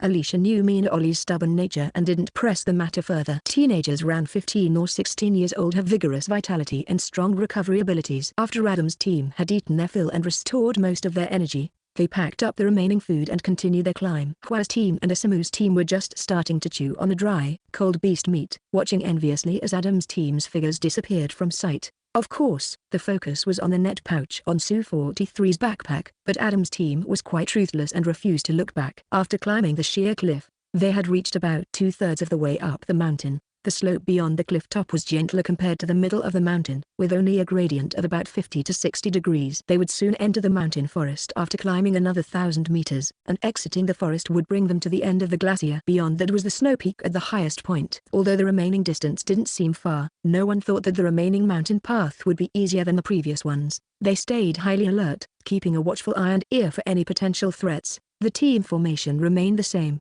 Hebrew Adam leading at the front, Su-43 bringing up the rear, with Alicia following behind Hebrew Adam, and Tamaki Kezia and Tina Venamoin flanking Sheila in the middle.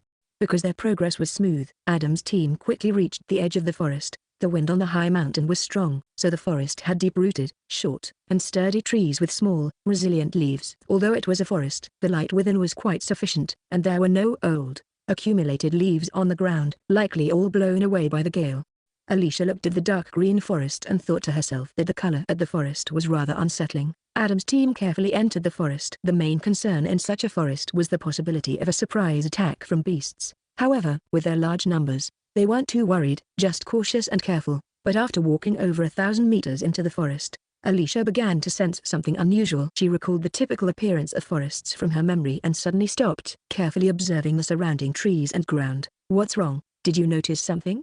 Hebrew Adam asked. Turning back, as the most perceptive member of the team, Alicia's teammates knew that if she acted unusually, she had likely detected something. "Do any of you feel that something is off about this forest? Do you have any strange sensations?"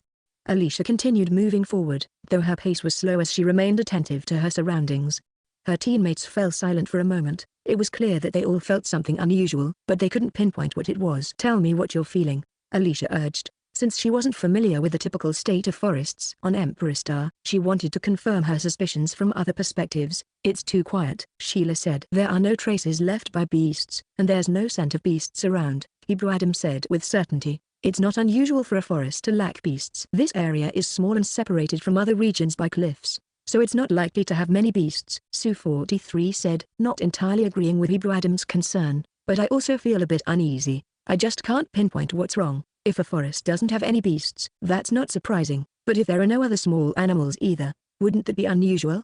Alicia asked. "Usually, forests are filled with various small creatures." The group looked around in shock, their eyes scanning the surroundings. Sheila suddenly understood. "Oh, that's where the problem lies. No wonder it's excessively quiet in this forest." "Forget about small animals, there aren't even any small insects," Su-43 concluded after observing for a while. "There are small insects, though I saw only a few," Alicia said. "This forest must have something strange about it." Hebrew Adam nodded in agreement. The group looked at Alicia. Manny sighed. "I only sense that something is off, but I can't pinpoint the reason. My mental energy has only recovered by 1/3, so I'm reluctant to use it up recklessly." Now everyone understood the significant role Alicia's telekinesis played among the team, and they were most worried about her running out of mental energy. "You mustn't use your telekinesis anymore." So, the focus shifted to Hebrew Adam. What should they do next? "Since we know something is off, let's be cautious. But there's no need to be overly intimidated." "Are we going to be afraid?" Hebrew Adam said arrogantly. Indeed, they were out here for training and weren't easily scared. They never shied away from challenges. However, it's already afternoon. We should try to get out of the forest before dark. Camping in the forest at night is more dangerous, Hebrew Adam decided. Chapter 132, Strange Appearance. Who were they? In a place like this, with the current situation, why be afraid of something strange? They'd deal with whatever they encountered. The Adam team was open-minded and had no objections to continuing deeper into the forest. However, the Adam team wasn't arrogant. They slowed their pace compared to earlier and became more vigilant, carefully observing their surroundings. After walking a few hundred meters further, everyone became more convinced that Alicia's observations were correct. There really were no animals in the forest, not even small insects. Alicia also hadn't discovered anything, but as the team moved deeper, she felt increasingly oppressed. When they reached an area filled with chestnut trees, Alicia suddenly sensed something. She immediately shouted, "Wait!" The Adam team quickly assumed a defensive stance. Hebrew Adam scanned the surroundings warily but saw nothing. He turned back to Alicia and asked, "What did you find?" "I just felt a brief, faint fluctuation of mental energy nearby, as if some creature was hiding in the forest and observing us," but when I used telekinesis to scan the area, I didn't detect any mutated beasts within 1,000 meters, Alicia said uncertainly. The mental energy fluctuation appeared only for a moment, and Alicia couldn't pinpoint its exact location in time. However, she was sure that her perception was correct. It was indeed a fluctuation of mental energy, which she was familiar with in this deep forest. Alicia's words were quite alarming, and the Adam team's expressions changed slightly. Regardless of what it was, if it could hide so well and remain calm, it was certainly not easy to deal with. Could it be setting a trap, waiting for them to walk into it in the forest? Could it be a mutated tree? Hebrew Adam pondered for a moment and suggested a possibility. Quite possibly. Alicia's eyes lit up. How had she not thought of that? She realized her own lack of experience and her reliance on the common knowledge of Earth's forests. They hadn't yet learned about mutated trees in Xuangu, so her information on this topic was limited to what she had seen online. In her memory, mutated trees in this world are normal trees that have mutated after developing a core. Because this core resembles the human brain, mutated trees develop a certain level of intelligence, which is related to their rank. In short, mutated trees are no longer the same as ordinary trees. They are somewhat like the spirits in Earth's novels. After a tree mutates, it seems to develop in two main ways. One is by consuming its own kind to grow stronger, and the other is by consuming other creatures to enhance itself. Mutated trees are extremely rare and require specific conditions to form. Therefore, relying on consuming their own kind to grow is nearly impossible. As a result, the majority of mutated trees in the entire Gumra domain grow by consuming beasts or humans. Although the internal structure of a mutated tree changes, its external appearance remains quite similar to ordinary trees. Therefore, mutated trees often disguise themselves as normal trees. Only botanists can distinguish the subtle differences, and typically, humans cannot tell the difference unless the tree is feeding. You said you sensed a weak mental energy fluctuation?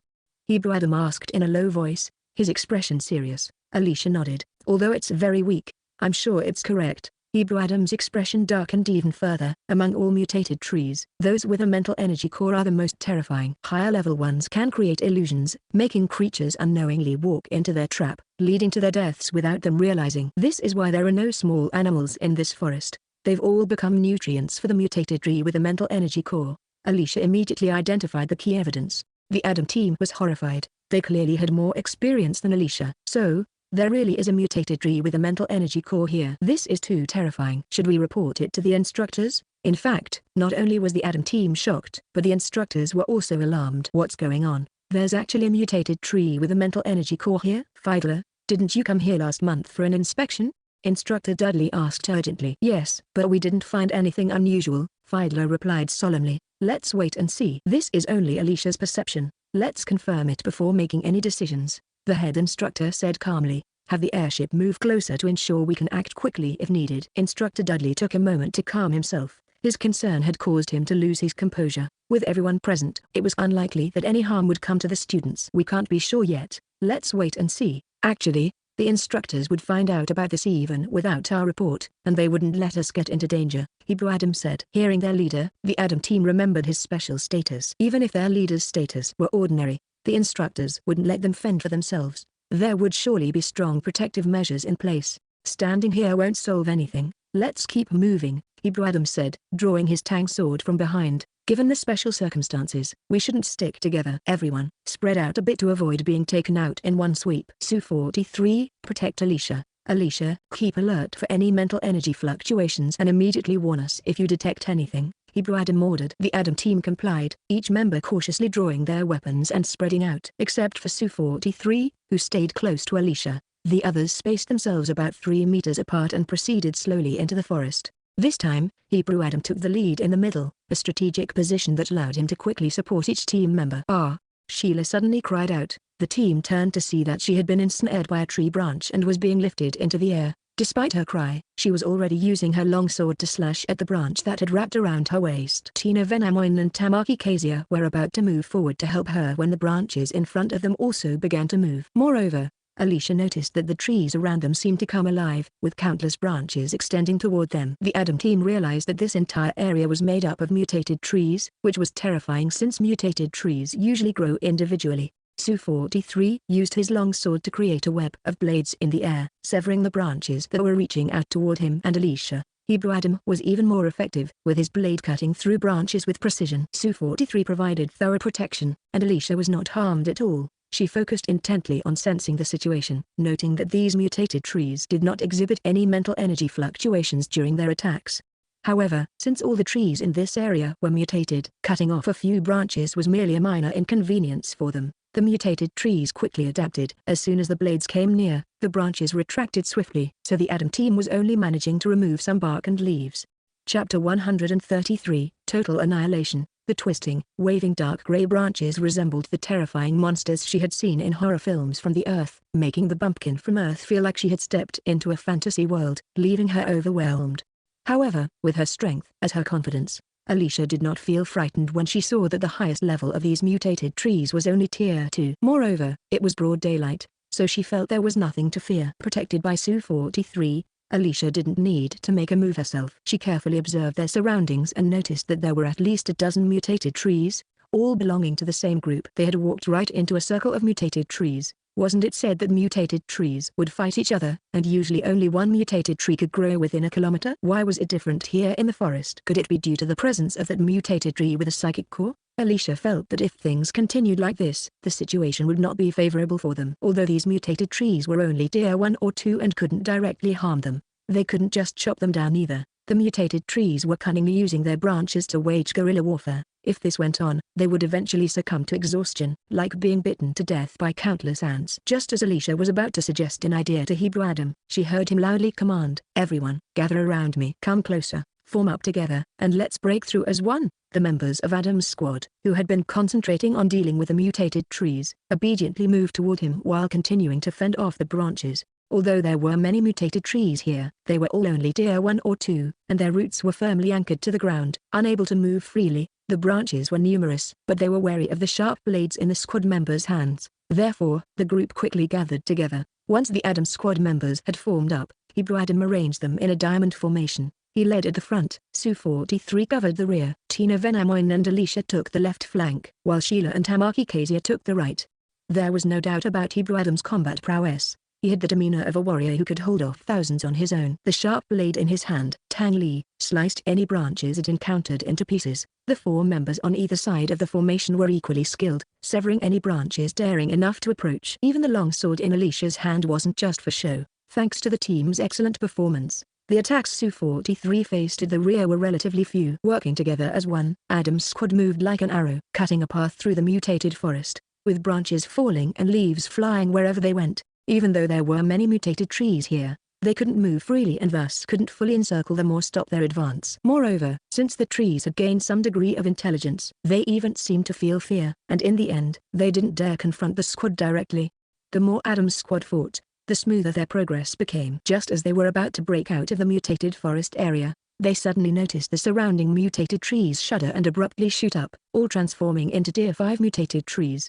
The members of Adam's squad were utterly shocked. What was going on? Why had they encountered a whole cluster of Tier 5 mutated trees, which were far beyond their ability to handle? Sheila reacted quickly, attempting to activate the distress signal, only to find that the signal was jammed. These Tier 5 mutated trees were not only tall and thick, but their very presence exerted pressure that made it hard for the level 4 fighters to breathe. A branch that swung toward Sheila was as thick as a human body, moving with incredible speed and force. She didn't have time to dodge, and while her sword managed to strike the branch, it was forcefully deflected without leaving a single scratch. Sheila was helpless and couldn't avoid it. She could only watch as the thick branch struck her directly. Her whole body was flung into the air and then fell to the ground. She felt as if all her bones were shattered, intense pain surging throughout her body, and her vision darkened. It was a close call that she didn't pass out. Gasping for breath in agony, Sheila saw another branch of the mutated tree reaching out to grab her. However, she was severely injured, probably with several fractures throughout her body, completely drained of strength, and unable even to struggle.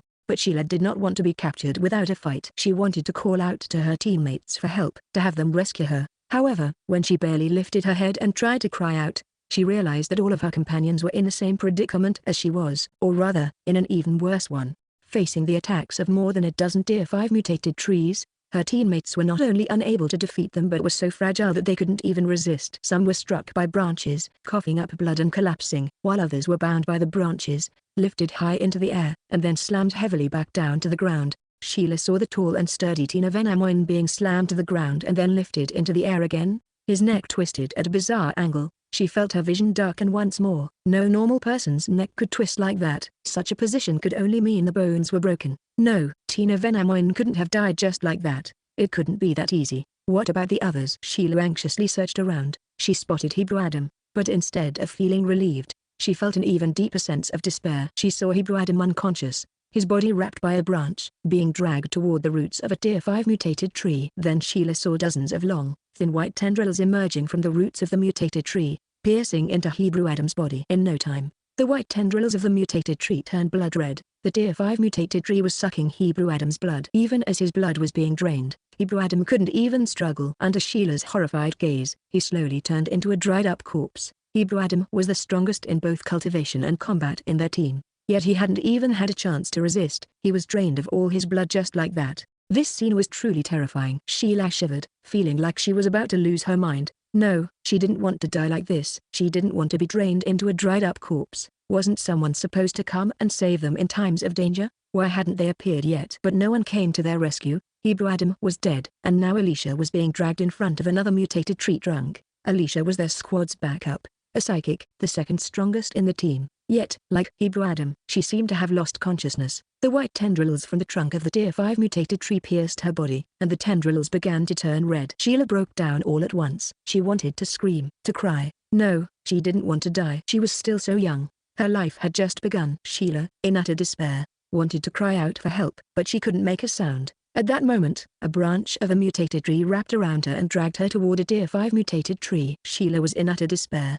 No, she didn't want to die like this. She didn't want to be drained into a dried-up corpse. She thought about committing suicide, but she couldn't even do that because she couldn't move at all. Chapter 134, Fierce Killing Intent. When Alicia realized that her teammates had suddenly disappeared, leaving her alone facing a vast array of eerie fifth-tier mutant trees, she was initially confused and then utterly horrified. As she remained on high alert, she suddenly sensed something was off. Why did the aura of these fifth-tier mutant trees seem so weak, almost like they were only third or fourth tier?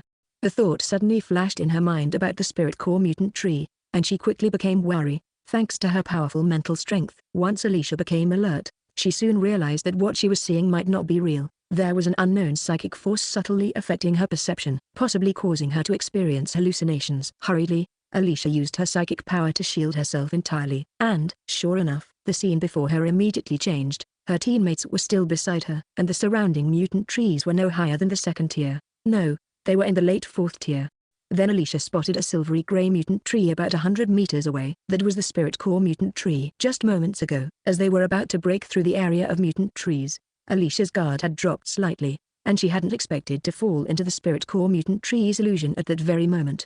The attack from the spirit core mutant tree was silent and invisible, mixed in with the attacks from the other mutant trees. Alicia, who had never fought against mutant trees before, was caught off guard and fell victim to it due to her lack of experience. After breaking free from the illusion and regaining her senses, Alicia immediately realized that her teammates were in serious danger. Without bothering to deal with the fourth-tier mutant tree, she urgently focused on waking up her teammates. Hebrew Adam seemed to be in a slightly better situation. His expression was somewhat strange, looking both confused and struggling, which clearly indicated that he had realized something was wrong with his situation. He appeared to be desperately fighting to escape the psychic illusion of the mutant tree, fiercely chopping down the branches that attacked him. However, it was evident that he was using too much force. His actions did not resemble someone dealing with second-tier mutant trees, but rather someone facing a very powerful enemy, requiring all his strength to combat it. Alicia observed Hebrew Adam's situation and felt that it would take him quite a while to break free from the psychic control of the fourth-tier mutant tree. Among the other 4 members of the team, besides Su-43, who appeared conflicted and was struggling a bit, the others were motionless like lambs waiting for slaughter. It was unclear what they had seen in the illusion, but their faces were filled with despair, showing no resistance as they allowed the branches of the mutant trees to bind them. Alicia anxiously called out loudly to her teammates, hoping to wake them up, but they remained unresponsive, unable to hear her, and were going along with their deaths without any resistance. Desperate, Alicia tried to use her psychic powers to call her teammates. Since she had never used her powers in this way before, she had to carefully control the strength to avoid harming their brains. As Sheila was being drained into a mummy by the mutant tree, and Tamaki Kazia, Dina Venamoin, and Su-43 were each being pulled to a fifth-tier mutant tree trunk, Sheila watched the white roots extending toward her.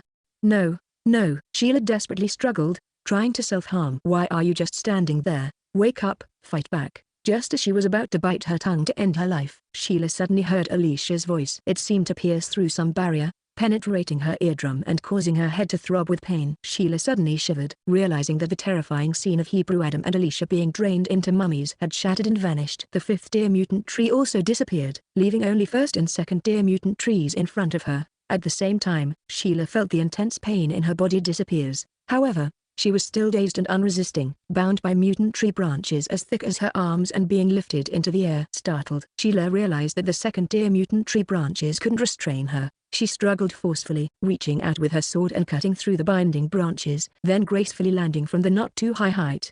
Hebrew Adam was the first to break free from the illusion. He was momentarily disoriented by the sudden shift between illusion and reality but quickly turned his attention to Alicia. "Alicia, did you locate that mutant tree? Can you determine its position?" Hebrew Adam asked in a hoarse voice, with a fierce and murderous intent in his eyes. Only then did Alicia realize that Hebrew Adam had always restrained himself in front of their teammates and had never shown such a fierce and murderous aura. Hebrew Adam noticed the fleeting surprise in Alicia's eyes, but his bloodthirsty emotions surged uncontrollably, and he could not restrain his murderous intent. He had been too careless, thinking that this island, which had multiple batches of military academy students training every year and had been repeatedly screened by instructors, was free of danger. Thus, he had relaxed his vigilance. Even if he suspected the presence of a psychic core here, he estimated it would only be of a lower tier, not capable of affecting him. However, he did not expect that the psychic core mutant tree was already at the fourth or even fifth tier, and his initial carelessness led him to fall for it.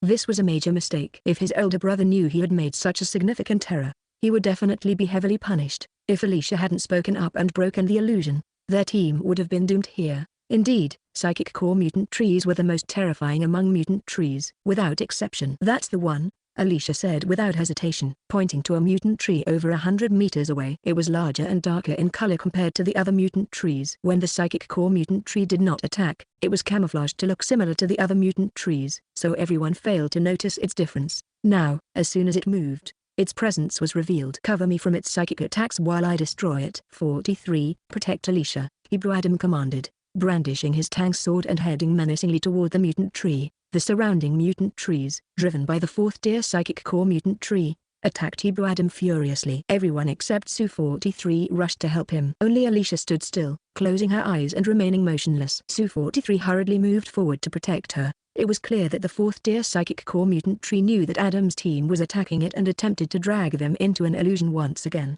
Alicia was determined not to let her teammates be deceived by it again. She used her psychic power to directly suppress the mutant tree's psychic abilities, preventing it from creating illusions. However, after doing this, Alicia realized she was in a very difficult situation and had overestimated her strength. The mutant tree was a late-stage fourth deer mutant tree. Although Alicia's psychic power was stronger, she could not harm its psychic core. Therefore, she could only suppress its psychic power to prevent it from using illusions, and she wouldn't be able to withdraw her own psychic energy until Hebrew Adam destroyed it. In normal conditions, Alicia would not be afraid, as her cultivation level was higher. However, she was currently in a state of insufficient psychic energy. Using this level of psychic suppression consumed a significant amount of her psychic reserves, and soon her face began to turn pale. Chapter 135, Red Light Particles. Hearing Hebrew Adam's plan, Alicia ensured that the fourth deer spirit core mutant tree couldn't create illusions to hinder their actions. Unable to directly destroy the spirit core of the fourth deer mutant tree, she used her mental power to suppress it, preventing it from using telekinesis to create illusions.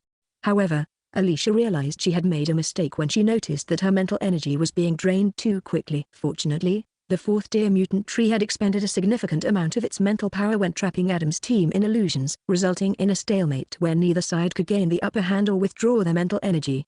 For Hebrew Adam and his team, without the interference of the fourth deer mutant tree's telekinesis, the first and second deer mutant trees could no longer block their progress. Within 7 or 8 seconds, Hebrew Adam reached within 50 meters of the fourth deer mutant tree. Here, there were no more trees to obstruct the mutant tree. Hebrew Adam pulled out a palm-sized gun from his pocket, adjusted the setting, and fired 5 shots at the fourth deer mutant tree. As the small red light particles hit the roots of the fourth deer mutant tree, the violent impact caused the particles to explode, emitting a dazzling red light and a series of intense explosion sounds. "Everyone, lie down," Hebrew Adam shouted as he quickly dropped to the ground after firing his gun. Although the others didn't know what weapon Hebrew Adam was using or what it was firing, they reacted quickly, hitting the ground and covering their heads before the explosion's shockwave reached them.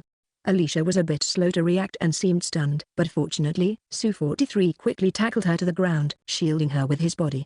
The explosion was deafening, and the heat wave, carrying debris, struck them painfully. Without the specially designed combat suits, they would have been injured. Once the explosion subsided, everyone looked up and was surprised to see that the fourth deer mutant tree had been blown into several pieces, and even its roots had been uprooted. The surrounding mutant trees within a few meters also didn't survive. Hebrew Adam sprang into action, leaping to the roots of the fourth deer mutant tree. He switched to a broadsword and brought it down heavily. Suddenly, the team heard a piercing sound wave that almost ruptured their eardrums and penetrated their heads. The members of Adam's team felt their heads pounding and their vision darkening. Fortunately, the sound wave was only momentary and didn't have time to cause them harm. When Adam's team regained their senses and looked around, they saw Hebrew Adam extracting a black crystal core from the roots of the fourth deer mutant tree. Hebrew Adam's expression and actions indicated that he didn't seem to be affected by the sound wave. Finally taken care of, Tamaki Casey sighed in relief and got up from the ground. Since he was right behind Hebrew Adam and was one of the first to approach the explosion site, he was indeed in a disheveled state. How could there be such a high-tier psychic core mutant tree in a new recruit training area? Captain, do you think there's any hidden agenda behind this? Sheila asked, somewhat dispirited. If the instructors didn't intend to risk their lives, such an arrangement shouldn't have been made. Sheila naturally suspected that there might be some hidden agenda, considering there was a second prince among them, and matters involving royalty are always unpredictable. Despite Sheila's straightforward and candid nature, she knew well what could and could not be said. Her earlier comments were indeed the kind of taboo words that should be avoided, but Sheila was genuinely terrified by the experience of the illusion. Even though she knew afterward that it was only her own fantasy, she was still unable to recover from the shock, and her heart remained in a state of lingering fear. If Sheila couldn't resolve the fear left behind after a while, it could create a psychological shadow that might turn into a mental obstacle during future advancements. After such trauma, Sheila could hardly accept remaining silent and enduring it. Hebrew Adam didn't speak, but from his expression, Sheila could see that he also had doubts. Su-43, who was ordered by the captain to protect Alicia, noticed that the other team members had gotten up and also stood up. Seeing that Alicia was still lying on the ground, he said, "Is the deputy team leader okay?" Since Alicia didn't respond and remained motionless, Su-43 quickly realized something was wrong and hurried over to help her. Su-43 then discovered that their deputy team leader had somehow fallen unconscious. Her face was extremely pale, and there was even blood seeping from the corner of her mouth, with a large bump on her forehead also showing traces of blood. "Captain, the deputy team leader is unconscious," Su-43 shouted in panic. Su-43, remembering the force used when he tackled Alicia, felt guilty. He worried that the deputy team leader might have been knocked unconscious during the tackle. Hebrew Adam's expression changed slightly upon hearing this. He quickly ran over to the two and took Alicia from Su-43. The other 4 team members also hurried over. Seeing Alicia in such a pitiful state made everyone anxious. Since Alicia was the only telekinetic on the team and the others were all fighters, they couldn't determine the cause of her unconsciousness. "Quick, contact the instructors," Hebrew Adam ordered decisively. Team rankings could be contested in future drills. The safety of his teammates was the priority. At this point, the other team members also shifted their focus from rankings to the safety of their comrades. They all activated their emergency signals. At that moment, Instructor Dudley and several other instructors suddenly appeared behind Hebrew Adam, startling everyone. They aimed their weapons at the group. "Instructor Dudley, you nearly gave us a heart attack," Sheila exclaimed. It was unclear what the instructors had been doing, as they hadn't appeared during the team's dangerous situation, only showing up after they had risked their lives to resolve it. "Hebrew, hand Alicia over to me, and I'll take her for treatment," Instructor Dudley said, his face showing clear signs of distress. It was evident that they had also encountered some issues earlier, which is why they hadn't arrived in time to assist. This time, Hebrew Adams didn't resist and handed Alicia over to Instructor Dudley, but he wasn't ready to completely let go. "I want to stay and watch." Hebrew Adam was more concerned than Sheila, understanding that today's crisis might have been targeted at him. Without Alicia, their outcome could have been very different. Hebrew Adam couldn't fully trust the instructors who had come with them, considering their positions and affiliations. For Alicia's safety, he could allow Instructor Dudley to provide aid, but he could not abandon all oversight. Instructor Dudley looked at Hebrew Adam and understood his concerns. He said wearily, "You all should come along as well. Everyone needs to be checked." Chapter 136, Severely Injured and Unconscious. The rescue in the mountains involved not just Instructor Dudley, but also 5 other instructors. It was evident to Adam's team that these instructors had encountered some issues themselves, and it was not directed at them. Under the protection of the 6 instructors, the mutant trees did not dare to make any move, and naturally, the others had no time to worry about them. Within 5 minutes, they exited the forest and boarded the military ship parked at its edge. Unconscious, Alicia was immediately taken to the treatment cabin. Her teammates, ignoring their own injuries, gathered around the treatment room, waiting for the medical team's assessment of Alicia's condition. The treatment cabin on the military ship was highly advanced. When Alicia lay inside, the scanner produced a series of data. Student Alicia has two major injuries. First, excessive depletion of her mental energy. Second, her brain's neural pathways were damaged by the shockwave from the explosion, the military doctor reported as he reviewed the data.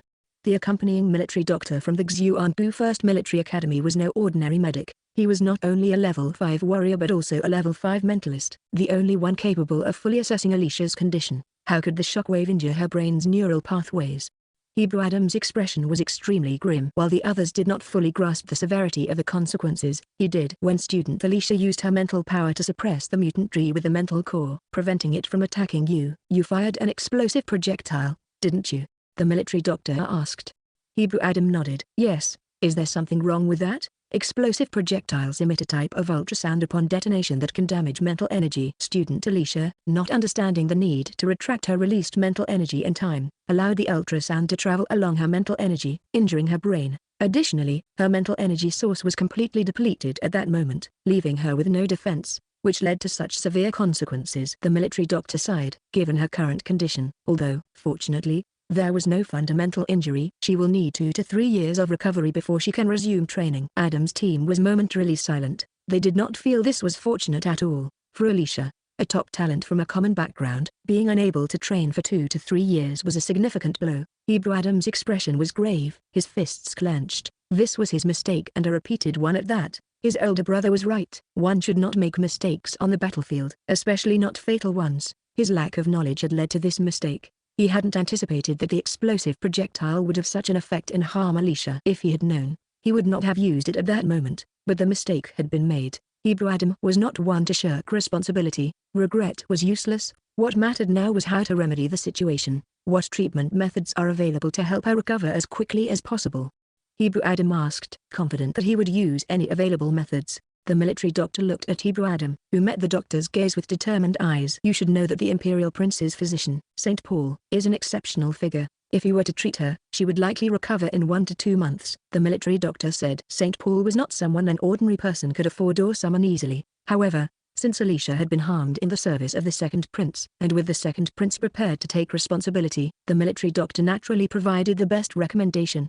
Hebrew Adam remembered this matter and, upon hearing the military doctor's advice, felt a sense of relief. He immediately instructed Su-43 and Sheila, "You two stay with Alicia. Don't leave until I return." The caution in his tone was evident, and the military doctor showed a hint of wryness. This time, their superiors had clearly failed in their duties. Sheila and Su-43 nodded solemnly. They understood Hebrew Adam's intent. After today's events, they felt they could trust no one outside their own team. Hebrew Adam strode out, opening his light brain as he walked. At the same time, since it was a rest day, the Crown Prince, who rarely had a day off, was reviewing urgent messages from his shadow guards. His usual calm demeanor was replaced by tension, and his eyes revealed a hint of anger and murderous intent. After reading the message, the Crown Prince closed his eyes and sent a reply to the shadow guards. Then he made a call to Hwadeki, his expression serious as he said, "You need to immediately bring St. Paul to 30 Island and find Hebrew Adam. Manny has been severely injured. Also, have St. Paul bring the specially formulated medicine for Manny. If it's appropriate, administer it to her," the Crown Prince added. Hwadeki was in a family meeting when he received the Crown Prince's message. Despite being the youngest and lowest ranking present, he immediately stood up, showing a worried expression. He turned to the head of the Hua family and said, "Father, I need to step out. It's from His Highness the Crown Prince?" Hwada's head asked. Seeing his son nod without further explanation, he said, "Go ahead." However, after Hwadeki left, the head of the Hua family looked towards Hwadu, who was responsible for information in the family. Since Hwadeki said he was stepping out, Hwadu had been checking the information. After 3 minutes, he showed a worried expression and said, "There's no anomaly in the Imperial Capital Star, and nothing unusual has happened. However, our satellites detected a 4th-tier psychic core mutation tree on 30 Island, the island where Xiao Li went for training." The head of the Hua family's face became serious. "Yes, but Xiao Li is fine. His signal is stable," Hwadu replied, though his frown remained as he continued searching for more information. "With such significant attention, our Xiao Li isn't quite deserving of it yet," Elder Hwada said with a hint of detachment. With his experience, he had guessed what might be happening, but since it didn't concern him directly, he chose to remain uninvolved. "Second Prince?"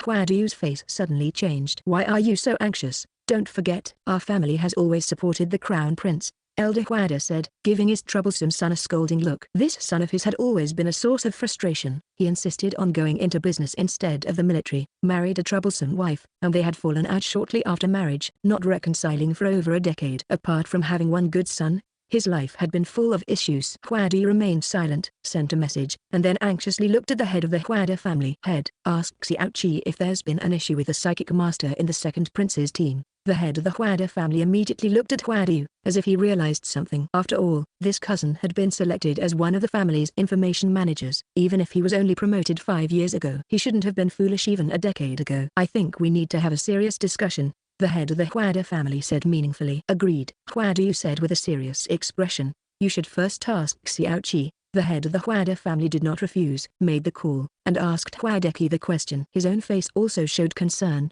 Chapter 137, The Arrival of Sage Physician Xia. Xiaoqi said that the second prince's team encountered a late-stage level 4 mutated wood with a psychic core. Fortunately, the psychic in the second prince's team is at the early stage of level 5, so the other members are fine. But that psychic was severely injured, the Huada family head explained after asking Huadeki for details. Huada stood up abruptly, looking worried. Big brother, could you? The family head raised his right hand to interrupt Huada, calming him down. The first prince has already ordered Sage Physician Paul and Xiaoqi to fly over. Hearing that Sage Physician Paul was on the way, with Huadeki leading the team, Huada breathed a sigh of relief and said to the family head, Big brother, please ask Xiaoqi to take good care of her. The second prince is unharmed. The first prince sent Sage Physician Paul specifically for her. As for why he asked Xiaoqi to go, can you guess the reason? The family head said in a deep voice. Huada's expression changed slightly. The first prince noticed her when the War Realm was launched. Her original data was shockingly high. The family head continued. I also saw that her spiritual value in the original attributes reached as high as 30 points. No wonder she's already at the early stage of level 5 at just 15 years old. Big brother, you discovered it so early, Huada said, feeling somewhat embarrassed. When Xiaoqi investigated her, he noticed something unusual about her genetic sequence, and that's how we found out. But the first prince wanted her to focus solely on her training, so he decided that no one else should disturb her until she came of age. The first prince has been keeping people around to protect her and providing her with various resources. Otherwise, do you think it would have been so easy for her? The Huada family head shot him with a sharp glance. Not being a fool but doing foolish things was even more infuriating. It's my fault. When I heard the child was gone, I didn't investigate thoroughly, Huada said, holding his head in pain. But Xiaoli, if he finds out. The family head felt a headache coming on. That was precisely what he was worried about. The two cousins were talking, having forgotten about the 3 elders nearby, who were staring at them intently, along with 2 other cousins, until they heard a knock on the table. What are you talking about? The Grand Elder asked, squinting his eyes, his imposing presence making the 2 momentarily breathless. Oh no, they had let something slip. What now? These old men are not easy to deal with, and when they get stubborn, not even the first prince can hold them back. It wouldn't be that he didn't want to keep his promise then, the family head thought, crying out in his heart. Meanwhile, after ending his communication with Huadeki, the first prince was about to go find his father to have a serious talk about this matter when, unexpectedly, he received another communication from his younger brother. I've asked Major Huada to bring Dr. St. Paul over. You will be in charge of the treatment arrangements. If you need anything, contact me again, the first prince said in response to his younger brother's request. Also, have Dr. St. Paul examine you too. However, the first prince's tone suddenly turned severe as he continued. This situation should never have become so serious. Reflect on how many mistakes you made in this matter that shouldn't have happened, and think about how you will write your report to me once you return. Upon hearing his brother's reprimand, Ibrahim didn't respond with the usual defiant attitude. Instead, he quietly acknowledged, yes. After ending the call with his older brother, Ibrahim stood still for a moment. His brother's words hinted that there was indeed a conspiracy at play and that his brother was investigating it. He couldn't deny the immense relief he felt, knowing this had nothing to do with his brother. With Dr. St. Paul arriving soon to treat Alicia, Ibrahim felt another wave of relief wash over him. However, upon returning to the medical room, he looked at the pale, fragile girl lying unconscious in the treatment pod. Then, he glanced at the other team members, who were standing around the pod, looking anxious and uneasy. His heart clenched tightly again, and he felt a deep hatred for his own lack of strength. This time, he had dragged his teammates down with him, lacking the ability to solve the problem on his own. Not only did he have to rely on his teammates to step in, but his mistake also caused one of his comrades to be seriously injured. Captain, how is it? Sheila asked anxiously, noticing how grim Hebrew Adam's face looked. Could it be that they couldn't get Dr. St. Paul to help? Hebrew Adam nodded. They've already set off and are on their way. Hearing this, Sheila felt a huge weight lift from her heart. As long as they could get Dr. St. Paul, Alicia would be saved, and she wouldn't have to leave her teammates. Touched, Sheila said, "Your Highness, the first prince treats you so well." Everyone in the imperial capital's noble circles knew that 2 years ago, Dr. St. Paul had almost been killed, and it was the first prince who saved him and his family. Since then, Dr. St. Paul had devoted himself to researching medicine in seclusion and had refused to treat anyone. For the first prince to be able to persuade Dr. St. Paul to help the second prince, it must be out of deep care for him. However, Sheila spoke too quickly and bluntly, forgetting that the second prince disliked people mentioning the first prince in his presence. Realizing her mistake, she felt uneasy and nervously observed Hebrew Adam's expression. Seeing that he wasn't angry, she finally felt relieved. Hebrew Adam did not notice Sheila's small expression, but her words resonated deeply with him. His elder brother was undoubtedly looking out for him, so he believed that his brother would surely uncover the truth behind this incident. The capital city was actually quite close to this island. While it took the military cadets over an hour to fly here, it took Hwadeki just over 20 minutes to arrive. Seeing that the second prince had indeed managed to bring Dr. St. Paul here, the accompanying military doctor from the Xuangu 1st Military Academy was invigorated and followed respectfully behind Dr. St. Paul as his assistant. The diagnosis is correct. Without better treatment resources, this conservative approach is the best option and will be very beneficial for subsequent treatment, Dr. St. Paul said approvingly after examining the patient. Praising his assistant, the school doctor, the assistant's eyes lit up as if he had just received high praise. Looking nothing like the reputedly sharp-tongued and cold-hearted school doctor the cadets of the Xuangu 1st Military Academy had described, "St. Paul, how is this young student's condition?" Hwadeki asked, his tone calm, but his heart filled with concern. The injury appeared to be quite severe. This child's mental power source is probably immense, a rare genius. Indeed. But she's still too young and doesn't know how to protect herself. While saving her teammates is undoubtedly important, she must also learn to protect herself. Why haven't you teachers taught her such a crucial lesson? Dr. St. Paul grumbled discontentedly. Instructor Dudley was filled with guilt. As the training instructor, he bore the greatest responsibility for this incident. When Dr. St. Paul had just boarded the warship, his hair was white, and his expression was stern, bordering on cold, for patients saw their loved ones. This was the most intimidating type of doctor. Who would have thought that such a famous doctor, known for being a tough nut to crack and hard to invite, would actually be an old man who loved to nag? Although this shattered everyone's expectations, it also made them breathe a sigh of relief. If it weren't for the fact that I developed a new type of medicine over the past 2 years, such a talented child wouldn't be able to train for at least a few years. That would have wasted her excellent potential and harmed the child. Dr. St. Paul continued to ramble. So, does that mean she can recover quickly? Hebrew Adam asked excitedly, and his teammates also looked at Dr. St. Paul with eager expressions.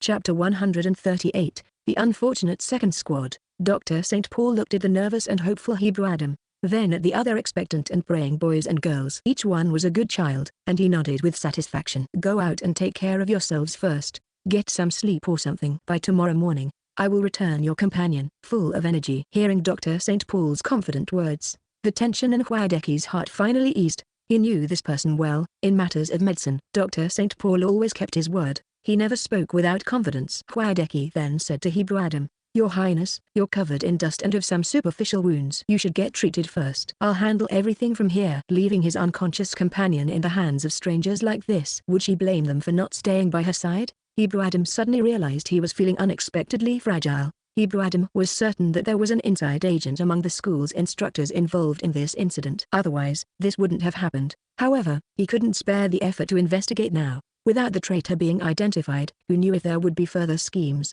In Alicia's current state, she couldn't afford to suffer any more harm. And then there's Hwadeki. Hebrew Adam couldn't shake his unease. Feeling increasingly unsettled, Hebrew Adam, still young, couldn't entirely hide his concerns, and the instructors, Dr. St. Paul, and Hwadeki, all seasoned individuals, easily noticed his anxiety.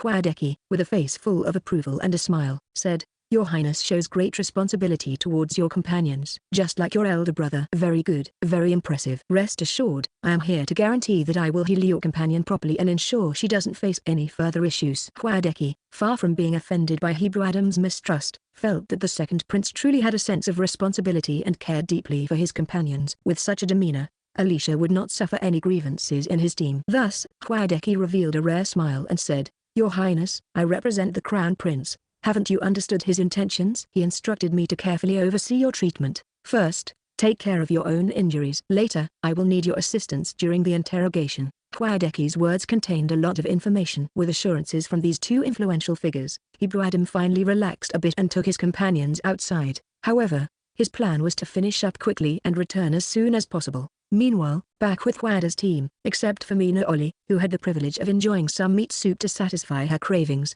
the others were left tantalized by the aroma of the rich soup and tender meat that Alicia had prepared, finding it hard to eat their plain food. Yet, to fill their stomachs and replenish their energy, they had no choice but to force themselves to eat, putting on a rather pitiful display of reluctantly swallowing their food and gulping down water. Dean Acheson, feeling that life was unfair, grumbled, "Alicia knew me first. I was supposed to team up with her." But who could have predicted that the second prince would suddenly appear and snatch away his companion? The other members of Hua's team mentally finished his sentence for him, while casting a sympathetic glance in his direction. Dean Acheson was a young noble from a top aristocratic family. He had outstanding talent and cultivation, and his appearance was strikingly handsome. Unfortunately, he had bad luck. If only he were a year older or younger, he would have been a prominent figure among his peers. Unfortunately, his luck was particularly bad. In the same year, there emerged two rare geniuses who were hard to come by even after hundreds of years, dimming his own brilliance and making him feel genuinely unfortunate. Of course, if we talk about this, the most unfortunate one is not Dean Acheson, but rather their captain, Huadeli, and, well, Mina Oli too. In short, everyone in Hua's team felt that their group was simply a sad second team. Finally, after forcing themselves to fill their stomachs, both Hua's team and Asamu's team set off almost simultaneously, heading toward the forest on the hillside. By this time, over 1,000 military academy students had already climbed up from the edge of the cliff. Each of them, upon reaching the top, would collapse like a salted fish. Without the temptation of delicious food, they would all remain spiritless for quite a while before they could get up again. Without comparisons, there is no comfort. Having been disheartened by Adam's team, the members of Hua's team and Asamu's team suddenly found that, by comparison, their own teams appeared energetic and full of vitality. The two teams, one following the other, walked along the route taken by Adam's team and arrived in front of the forest. Just as they were about to enter, they suddenly heard intense explosions coming from the center of the forest. The instructors had previously made it clear that during this training exercise, the military academy students were not allowed to use thermal weapons. If such weapons were used, it would mean immediate elimination from this stage. Adam's team was already far ahead of them, so being eliminated in this round would greatly impact their ranking. There was no way Adam's team wouldn't be concerned about their standing. From this, it can be inferred that for Adam's team to use thermal weapons so recklessly, and such powerful ones at that, they must have encountered a threat serious enough to endanger their lives. Their enemy must be formidable. Both Hua's team and Asamu's team simultaneously paused in their tracks. Adam's team had encountered danger. What should they do? Should they rush in to rescue them or withdraw from the forest and seek help from the instructors? Right, Adam's team was in danger. Had the instructors already gone to intervene? Since they couldn't directly communicate with the instructors, they were unclear about the situation. The two teams hesitated for only a second. The military academy's code, which dictates that students must not shy away from danger, combined with their concern for their comrades, quickly overcame their fear. With united resolve, both teams charged into the forest. As soon as the two teams had rushed into the forest, less than 100 meters in, an extremely sharp sound wave suddenly emanated from deep within the forest. Mina Oli and the male telekinetic student from Asamu's team were able to immediately neutralize the attack of this telekinetic sound wave, preventing it from harming their minds.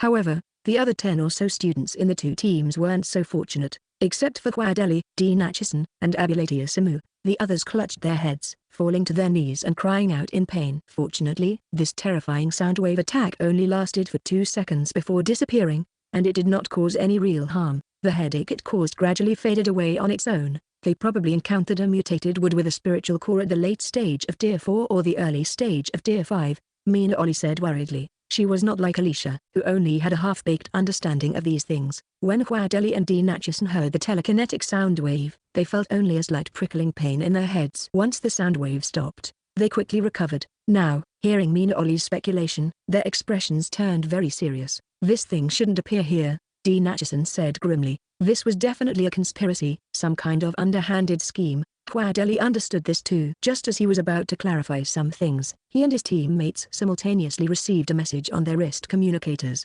Chapter 139. Major Huadeli and his team were worried about the uncertain situation of Adam's squad. They were thinking about sneaking over to check on them when their communicators, which had been without signal since the training exercise began, suddenly activated.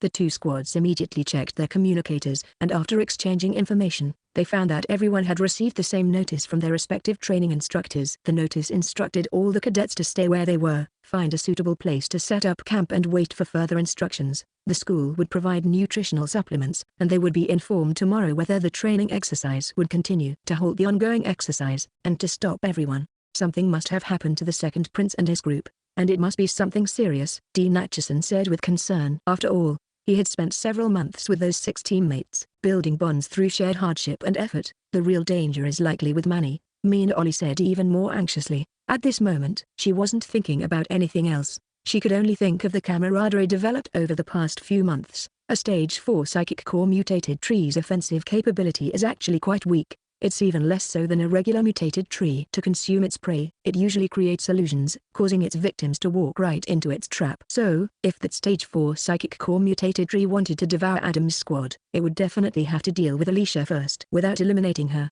the illusions it created would soon be broken by Alicia, and it would be left with no means to act. Under normal circumstances, with Alicia's cultivation level, she should be stronger. Mina Ollie could sense that the aura of the stage 4 psychic core mutated tree was slightly weaker than Alicia's. However, the issue was that during the battle with the red-beaked strange bird, Alicia had already expended a lot of her psychic energy. In such a state, she might not be able to handle that late stage 4 mutated tree. Mina Ollie had already started fearing the worst. If Alicia could handle that stage 4 psychic core mutated tree, then Adam's squad wouldn't have violated the rules by using hot weapons. They would only resort to such measures if they encountered a danger that couldn't be resolved with combat skills alone. The instructors have already arrived at the scene and are handling the matter. We won't be of much help if we go in. It's better to follow orders, leave the forest, and secure our position, then wait and see what happens next. Abulatius Amu suggested to Huadeli. Given the uncertainty of the situation, it was better for everyone to stick together. The outside of the forest is definitely safer than inside.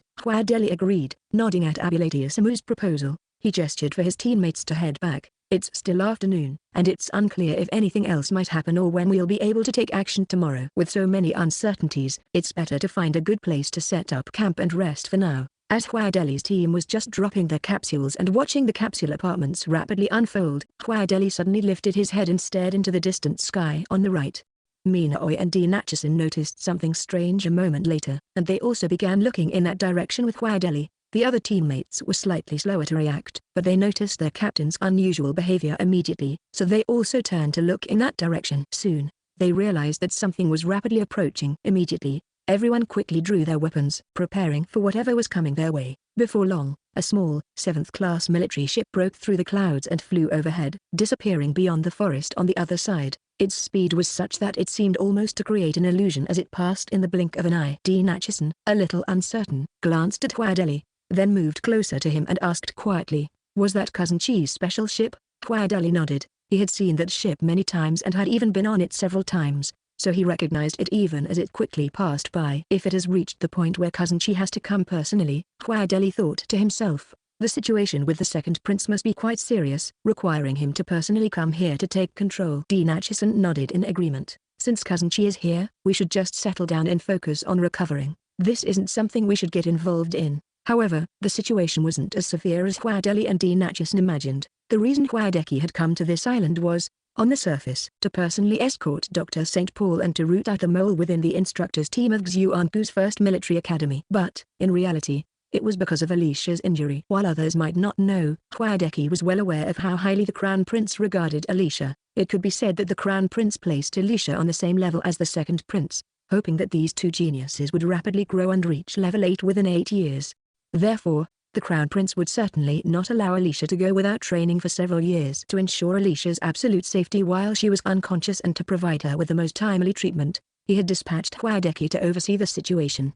No one else, apart from Huadeki and Dr. St. Paul, knew how precious the special medicine they had brought with them was. The Crown Prince had acquired this 2 years ago from an unknown source, and there were only 2 main doses. One was made into a potion for the second prince, while the other had been kept unused by the Crown Prince. It wasn't until Alicia appeared that he instructed Dr. St. Paul to begin preparing it. Huadeki had originally hoped that the remaining dose held by the Crown Prince would be used for Huadeli. However, now that it was given to Alicia, he had no objections. This was also the main reason why the Crown Prince sent him to oversee Dr. St. Paul. Knowing that Huadeki wouldn't collude with the healer to tamper with anything, Huadeki didn't know how powerful the main ingredient was. But after the potion was specially prepared for the second prince, the leftover materials were refined by Dr. St. Paul, and the resulting potion was given to outstanding youths like Hwaadeli, Mina Ollie, and Dean Atchison. Over the course of a year, Hwaadeki wasn't sure how other children had fared, but Hwaadeli's cultivation potential had increased by half a level. Thanks to this half-level improvement, Hwaadeli advanced to the late stage of level 4 warrior 6 months earlier than expected.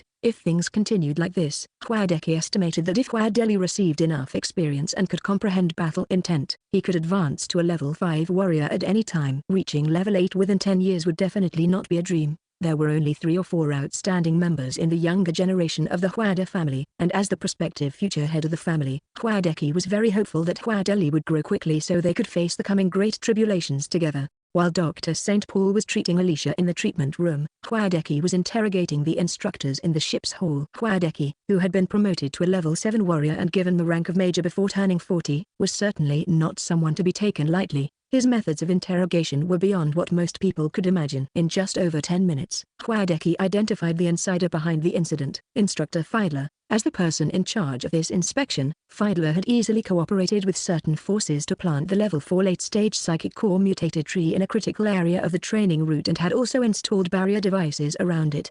This was the main reason why Instructor Dudley and the others failed to detect the danger faced by Hebrew Adam in time, delaying their rescue. Chapter 140, First Meeting. If someone else had conducted the interrogation, it would have been difficult to unearth Instructor Fiedler as the culprit. This is due to a blind spot in human nature. People tend to think that Instructor Fiedler, who is responsible for security checks, is the least likely to be involved because if there were any security issues, the first reaction would be to suspect him.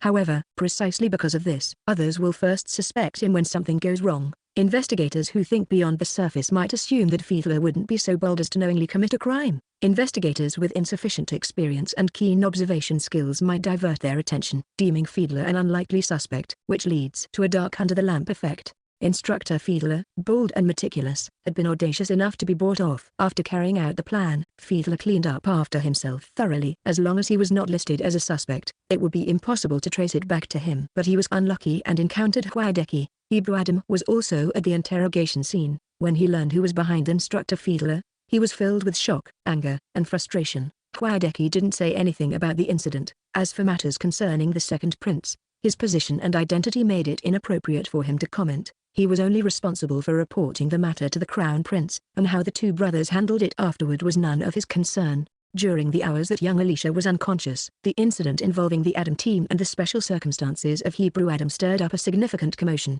leading to many arrests in the capital city.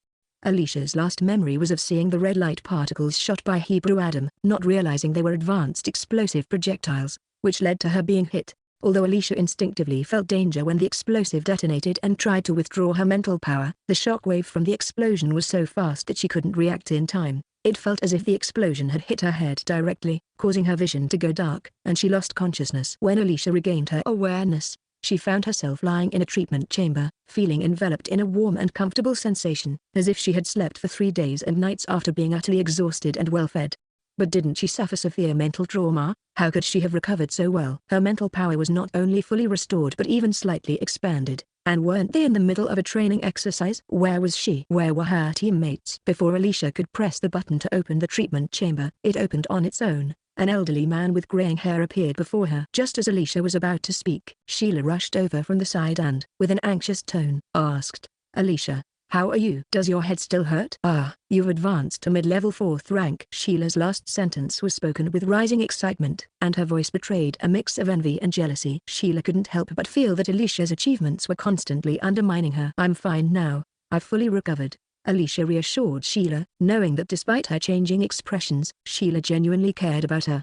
Having been teammates for a while, Alicia was now accustomed to Sheila's mood swings and no longer found them surprising. The young student has recovered very well, with no lingering issues at all. In fact, this misfortune has turned into a blessing, and your advancement speed will only be faster from now on, the elderly man said with a smile. This was certainly very good news, and Alicia was overjoyed. Ignoring Sheila's envious gaze, she proudly reached out her hand to Sheila, asking her to help pull her out of the treatment chamber. As Alicia emerged from the treatment chamber, she noticed that the room contained only 2 familiar faces, Hebrew Adam and Sheila. The other 3 adults included the legendary school doctor, whom Alicia vaguely remembered, and the elderly man who seemed to be a high-ranking physician. The most striking figure, however, was the young man with black hair and eyes, who was exceptionally handsome. His military uniform revealed that he was a major. "Hello, I'm Hwadeki, Hwadeli's cousin." Hwadeki spoke in his softest tone. Noticing the girl's eyes widening in surprise, Hwadeki saw her attempt to quickly cover the reaction with a blink. Hwadeki was perceptive. Alicia's attempt to hide her surprise only confirmed her dismay. The girl recognized him, or rather, she should be aware of his identity and possibly even her own background, as her reaction suggested a deeper understanding. Although the Crown Prince had given prior orders, Hwadeki decided not to follow them strictly. Given the situation, saying nothing might lead to unnecessary misunderstandings. He felt it was important to address the matter directly rather than suppress it. Having made up his mind, Hwadeki turned to the others and said, "I need to ask Manny a few questions. Please step aside for a moment." Ibrahim immediately frowned and said, "This matter doesn't concern her." "There's no need to ask her." Ibrahim spoke with a firmness that clearly showed his strong trust and protectiveness towards his companion. However, Hwadeki remained calm and replied, "This is part of my duty. As long as Alicia answers truthfully, I won't make things difficult for her. If there are any issues, I will consult with you and follow your advice on how to handle them." Ibrahim was somewhat reassured by Hwadeki's words, knowing that Hwadeki didn't seem to intend to trouble his companion. "I'll stay," Ibrahim said, still feeling uneasy. He thought that his presence wouldn't make a difference and that he would need to be informed later anyway. "No," Hwadeki firmly refused. "As your partner, you might not be able to view the situation objectively. Your presence could influence me and prevent me from making a proper judgment." From their exchange, Alicia roughly understood the situation. It was related to the late-stage fourth-tier psychic mutation wood. It was obvious that this situation wasn't part of the school's original plan. After all, the purpose of the school's training exercises is to help them grow and improve, not to put them in deadly situations. Since Ibrahim is the second prince, the situation must be complex and likely involves royal power struggles. When Alicia looked at Hwadeki earlier, her initial reaction was due to the surprise of learning his identity. However, now that her psychic energy was fully restored, she could keenly sense that Hwadeki's gaze was not that of a stranger who had no connection with her.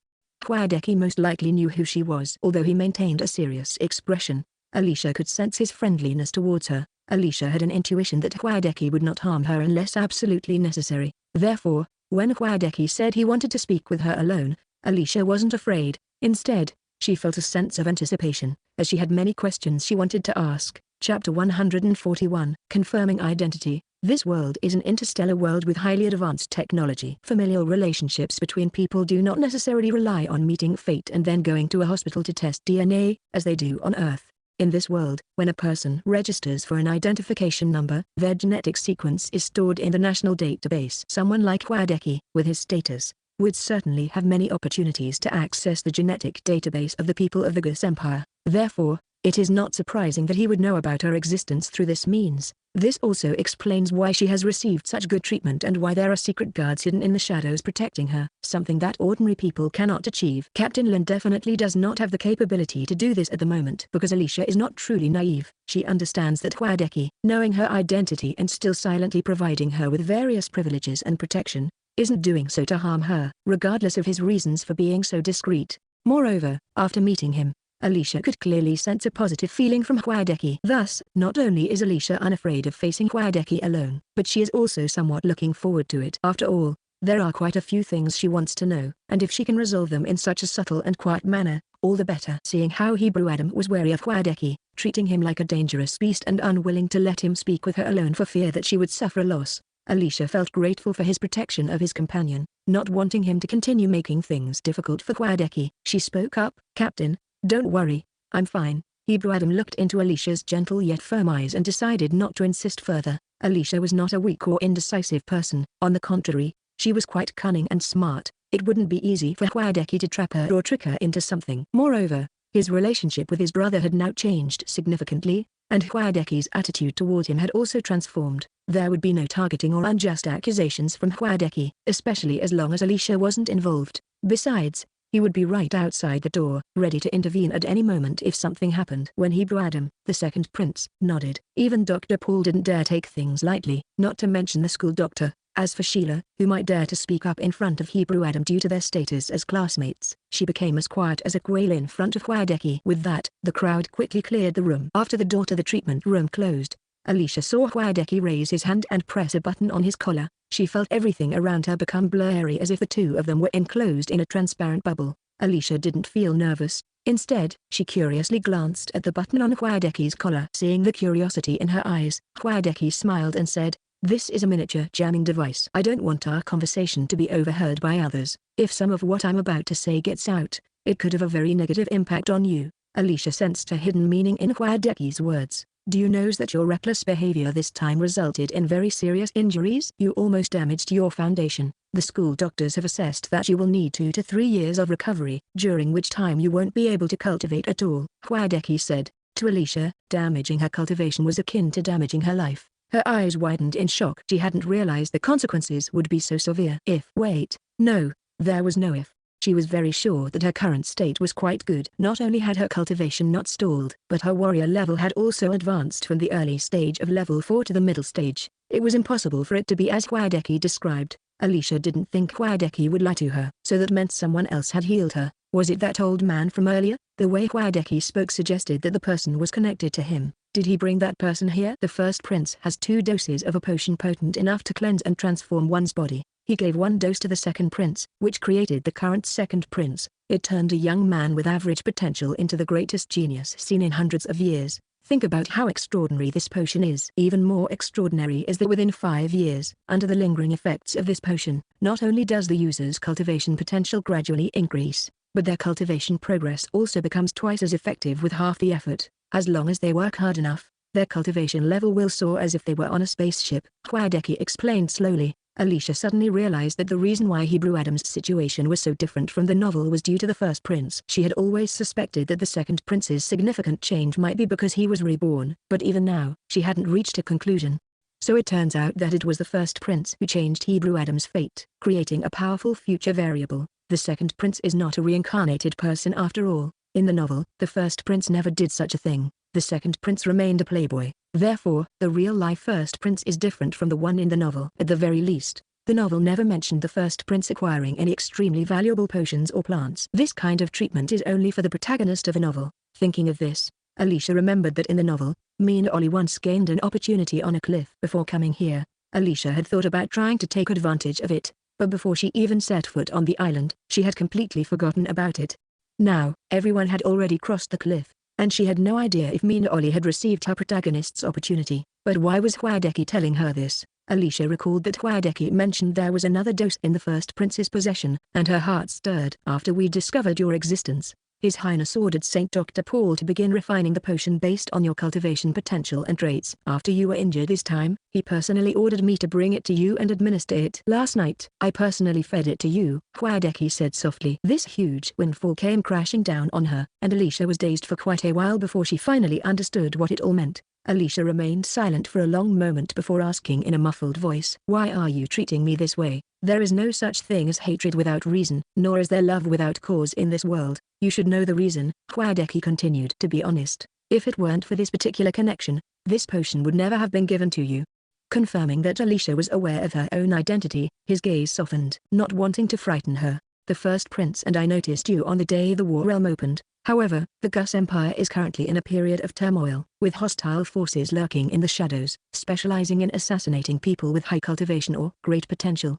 When your cultivation potential was revealed, it already attracted the attention of these people, but because of your apparent status as a commoner, which doesn't pose a significant threat to this nation, they didn't go into much trouble. Moreover, from Topaz Star to the Imperial Capital Star, you have always been under our protection, so they couldn't find you, allowing you to remain safe. However, if your true identity is exposed, those forces might perceive you as too great a threat and specifically plan to assassinate you." As he spoke, Hwadeki's brows furrowed slightly regarding this problem. Because they couldn't grasp any pattern of the enemy's origins, there was no immediate way to resolve it. Chapter 142, Companions. Regarding the assassination mentioned by Hwadeki, Alicia was not surprised because it had been referenced in the novel. According to the novel, it was the work of the young Kai aliens who controlled the human inhabitants of the Gumra Star region, turning them into puppets to secretly eliminate human experts, preparing for their future invasion. Initially, the Crown Prince and his group were unaware of this. Consequently, many experts in the Gumra Star region were assassinated, including the current Adam King. The puppets even incited conflicts, almost leading to war between the Vera Federation and the Gus Empire. Fortunately,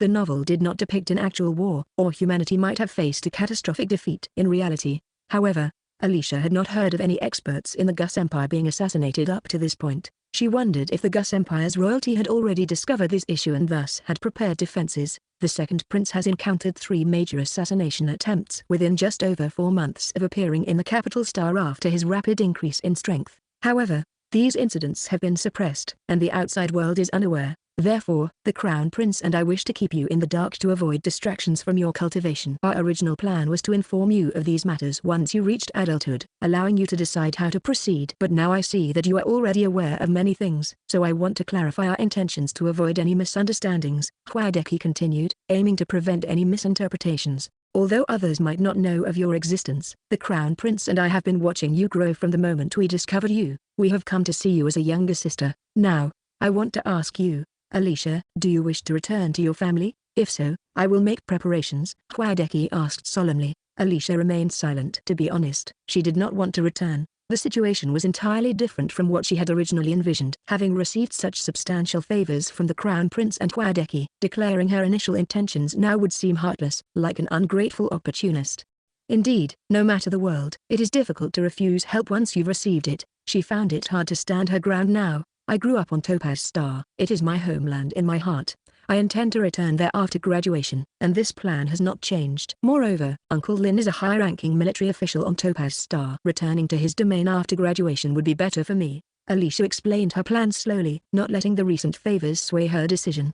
As for other matters, I have not yet decided, Alicia said quietly. After all, she had a few years until graduation and did not need to make an immediate decision. In a state of indecision, she could delay and decide later based on the circumstances. Although Hwadeki accepted her from the bottom of his heart, the current situation was not his doing, nor could it be attributed to the Crown Prince. Their feelings were indeed genuine. Hwadeki looked at Alicia and, understanding her thoughts, smiled slightly with a sense of relief. No matter her stance, there was no resentment or extremism in her eyes. That was enough. Other matters could be addressed gradually. She was still young and needed a safe period to grow. Unable to resist, Hwadeki gently stroked her hair. For a cultivator, this action was highly taboo. But Alicia did not instinctively move away. The warm hand gently caressed her hair, and the familiar feeling of being cared for by a family member was identical to the affection she remembered from her brother.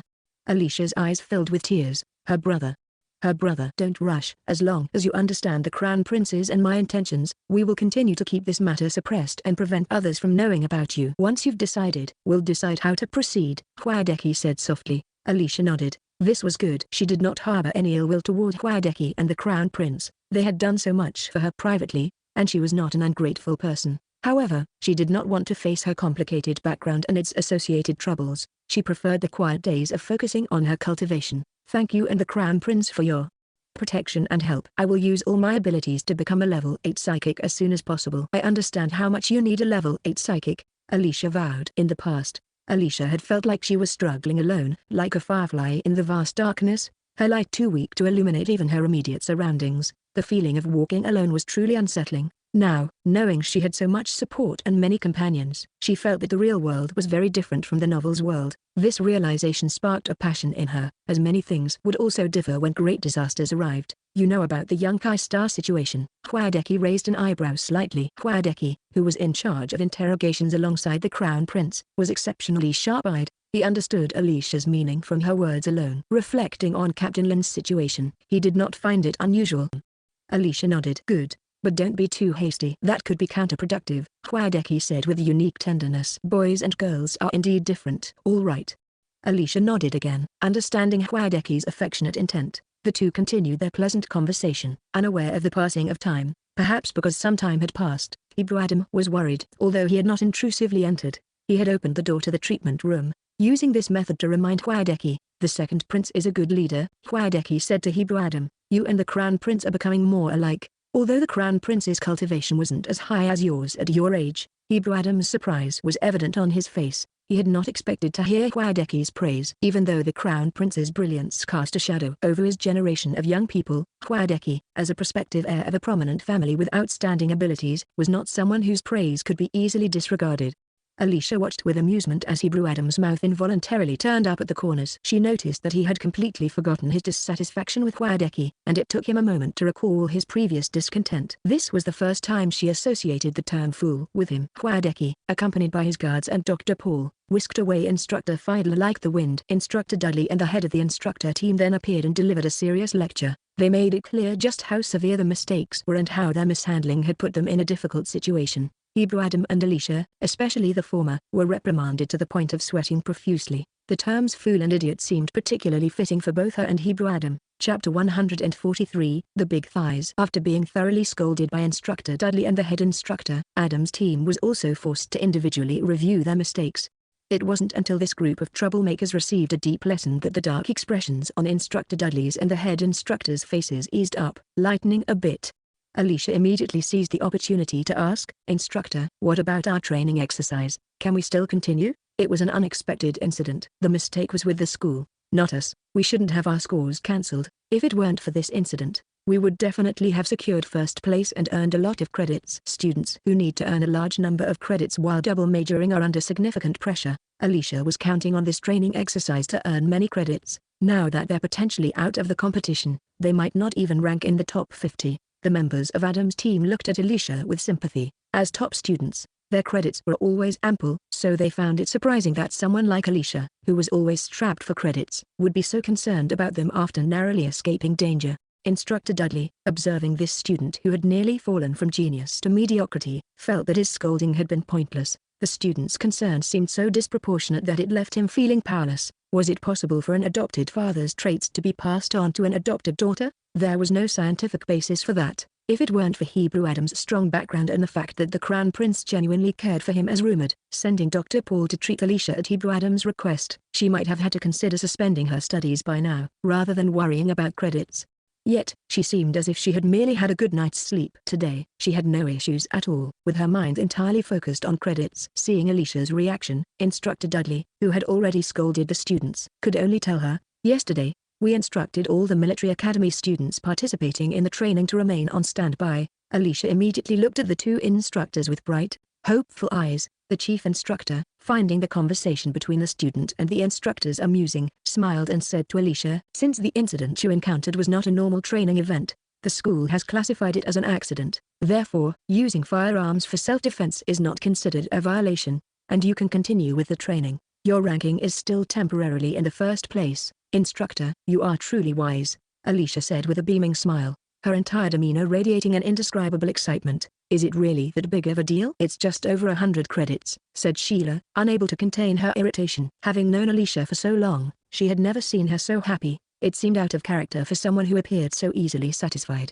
"Did you take some sort of stimulant?" Alicia truly didn't understand why Sheila seemed to enjoy seeking trouble. No wonder she found herself growing fonder of her. "Didn't you notice that I leveled up? My martial artist rank is now almost the same as yours." "That's what I'm excited about," Alicia said cheerfully. Alicia was genuinely happy because she was now officially clinging to the powerful thigh of the Crown Prince, her cousin. He was her idol both in and out of the book, and after her rebirth, her idol not only turned out to be her real cousin but was also actively offering his support. This was teaching her how to be excited and happy. And then there was Hwadeki, another cousin, who was also a powerful figure and equally supportive. With such strong support from her relatives, what more could she possibly wish for in life? She felt like someone who had been wandering alone in the darkness and had suddenly found an organization to belong to. Such emotions were beyond words. Sheila, feeling extremely frustrated, turned and walked away, deciding she wouldn't want to speak to Alicia for at least 3 days. However, Alicia cheerfully grabbed Sheila's hand and hugged it. Sheila was someone who was emotionally conflicted and skilled at being hypocritical and changing her attitude. Seeing Alicia in such a good mood, she decided to tease and comfort her. The 4 boys from Adam's team were also somewhat stunned. Although Alicia usually appeared gentle and refined, they were not so oblivious as to miss the coolness beneath her calm exterior. Having spent a few months together, they had never seen her smile so genuinely. So, they too wanted to ask Alicia if it was really worth getting so happy over just 100 credits. Hwadeli had been keeping an eye on the commotion outside all night, but even as dawn broke, he still hadn't seen his cousin or noticed his spaceship leaving. He guessed that his cousin was still on the island handling matters related to the team led by Hebrew Adam. As daylight began to break, since everyone had free time yesterday afternoon and evening, they rested well and got up early to move around. As young academic elites, their lives, for as long as they could remember, consisted of either studying or training. They simply couldn't sit still. At this time, Huadeli saw a familiar military ship slowly take off from the forested area at a speed several times slower than when it arrived. Within a few seconds, it disappeared into the clouds. Then, the light brain device in Huadeli's hand began to beep, and everyone received orders to resume the training exercise in 10 minutes. How are the second prince and Alicia doing? Are they alright? Why hasn't any instructor come out to explain the situation? Dean Acheson said, feeling a bit frustrated. Being stuck here with no information coming in is tolerable when nothing's happening, but when things do occur, it becomes frustrating. However, there was nothing they could do about the frustration. The members of Hua's team packed up and entered the forest again, one after another. With the Samu's team, Dean Acheson didn't know that just as they were moving deeper into the forest, the members of Adam's team had disembarked from the military ship 10 minutes later and began heading further up the mountain. Above the forest was a vast expanse of large and small glacial lakes. This was Alicia's first time seeing a glacial lake up close. Under the bright golden light, the clear surface of the lake reflected a transparent blue, giving a feeling of tranquility and serenity. This place is so beautiful. If there were houses around here, it would be great to stay for a while and have a little vacation. Sheila sighed. Alicia nodded in agreement. The water is so clean. I'd love to go for a swim. Don't just focus on how beautiful the glacial lakes are. Some of those larger, deeper lakes might have dangerous beasts. It's best to be careful, Hebrew Adam warned with a frown. Why were these two acting like they had no sense of safety? After he reminded them, they turned their heads away, not wanting to speak to him. What was that about? He didn't even say anything wrong. The members of Adam's team carefully navigated around and arrived at a snow slope about 3,000 to 4,000 meters from the summit. White glaciers poured down from the mountain top. Standing beside the glacier, Alicia felt the sharp, icy cold rushing toward her, but then she heard a soft click from her protective suit, and a wave of warmth spread throughout her clothes, immediately dispelling the chill. However, their exposed heads and faces still felt the cold. Everyone took out a hat from their backpacks made of the same material as their combat suits and put it on, leaving only their eyes exposed. With their physical endurance and equipment, they were not afraid of the cold. However, the members of Adam's team did not dare to be careless. They prepared thoroughly, thought through their action plan, and then proceeded onto the Glacier River. Chapter 144, Immoral. They had no climbing experience and hadn't yet learned the necessary skills in school, but everyone had some basic knowledge. There were many potential dangers on a snow-covered mountain. Not to mention other things, just the gusting winds, sometimes fast, sometimes slow, and even stronger than on a cliff, were enough to make them unsteady on their feet. The members of the Adams squad naturally roped themselves together, no matter how powerful their combat skills were. The two girls, Alicia and Sheila, were still relatively lighter and more delicate, and thus the most unsteady in the strong wind. Therefore, the most skilled Hebrew Adam took the lead with Alicia, while the tall and strong Tina Venamoin helped Sheila, with Tamaki Kazia and Su-43 bringing up the rear. In this interstellar era, there are many advanced technologies that people of Earth's era couldn't even imagine. Extremely convenient. For example, the specially designed combat suits they wore, the military caps on their heads, and the military boots on their feet were all resistant to knives, bullets, water, fire, and corrosion. They also had automatic color changing, temperature adjusting, and self-cleaning functions. Walking on the glacier covered with thick snow, aside from the cold sensation on their exposed faces, Alicia felt a comfortable warmth all over her body, without feeling the external chill at all. However, the fierce winds on the glacier, which were stronger than a Category 12 or 13 typhoon on Earth, significantly slowed down the Adam squad's pace. Alicia had to devote most of her energy to steadying herself. Every time a gust of wind howled past, she had to use her psychic power to counteract some of the wind's force to avoid being blown away. In this regard, Sheila was having a much tougher time. She could no longer care about the difference between men and women. She clung tightly to the arm of the big guy, Tina Venamoin, just to avoid being blown away like a kite.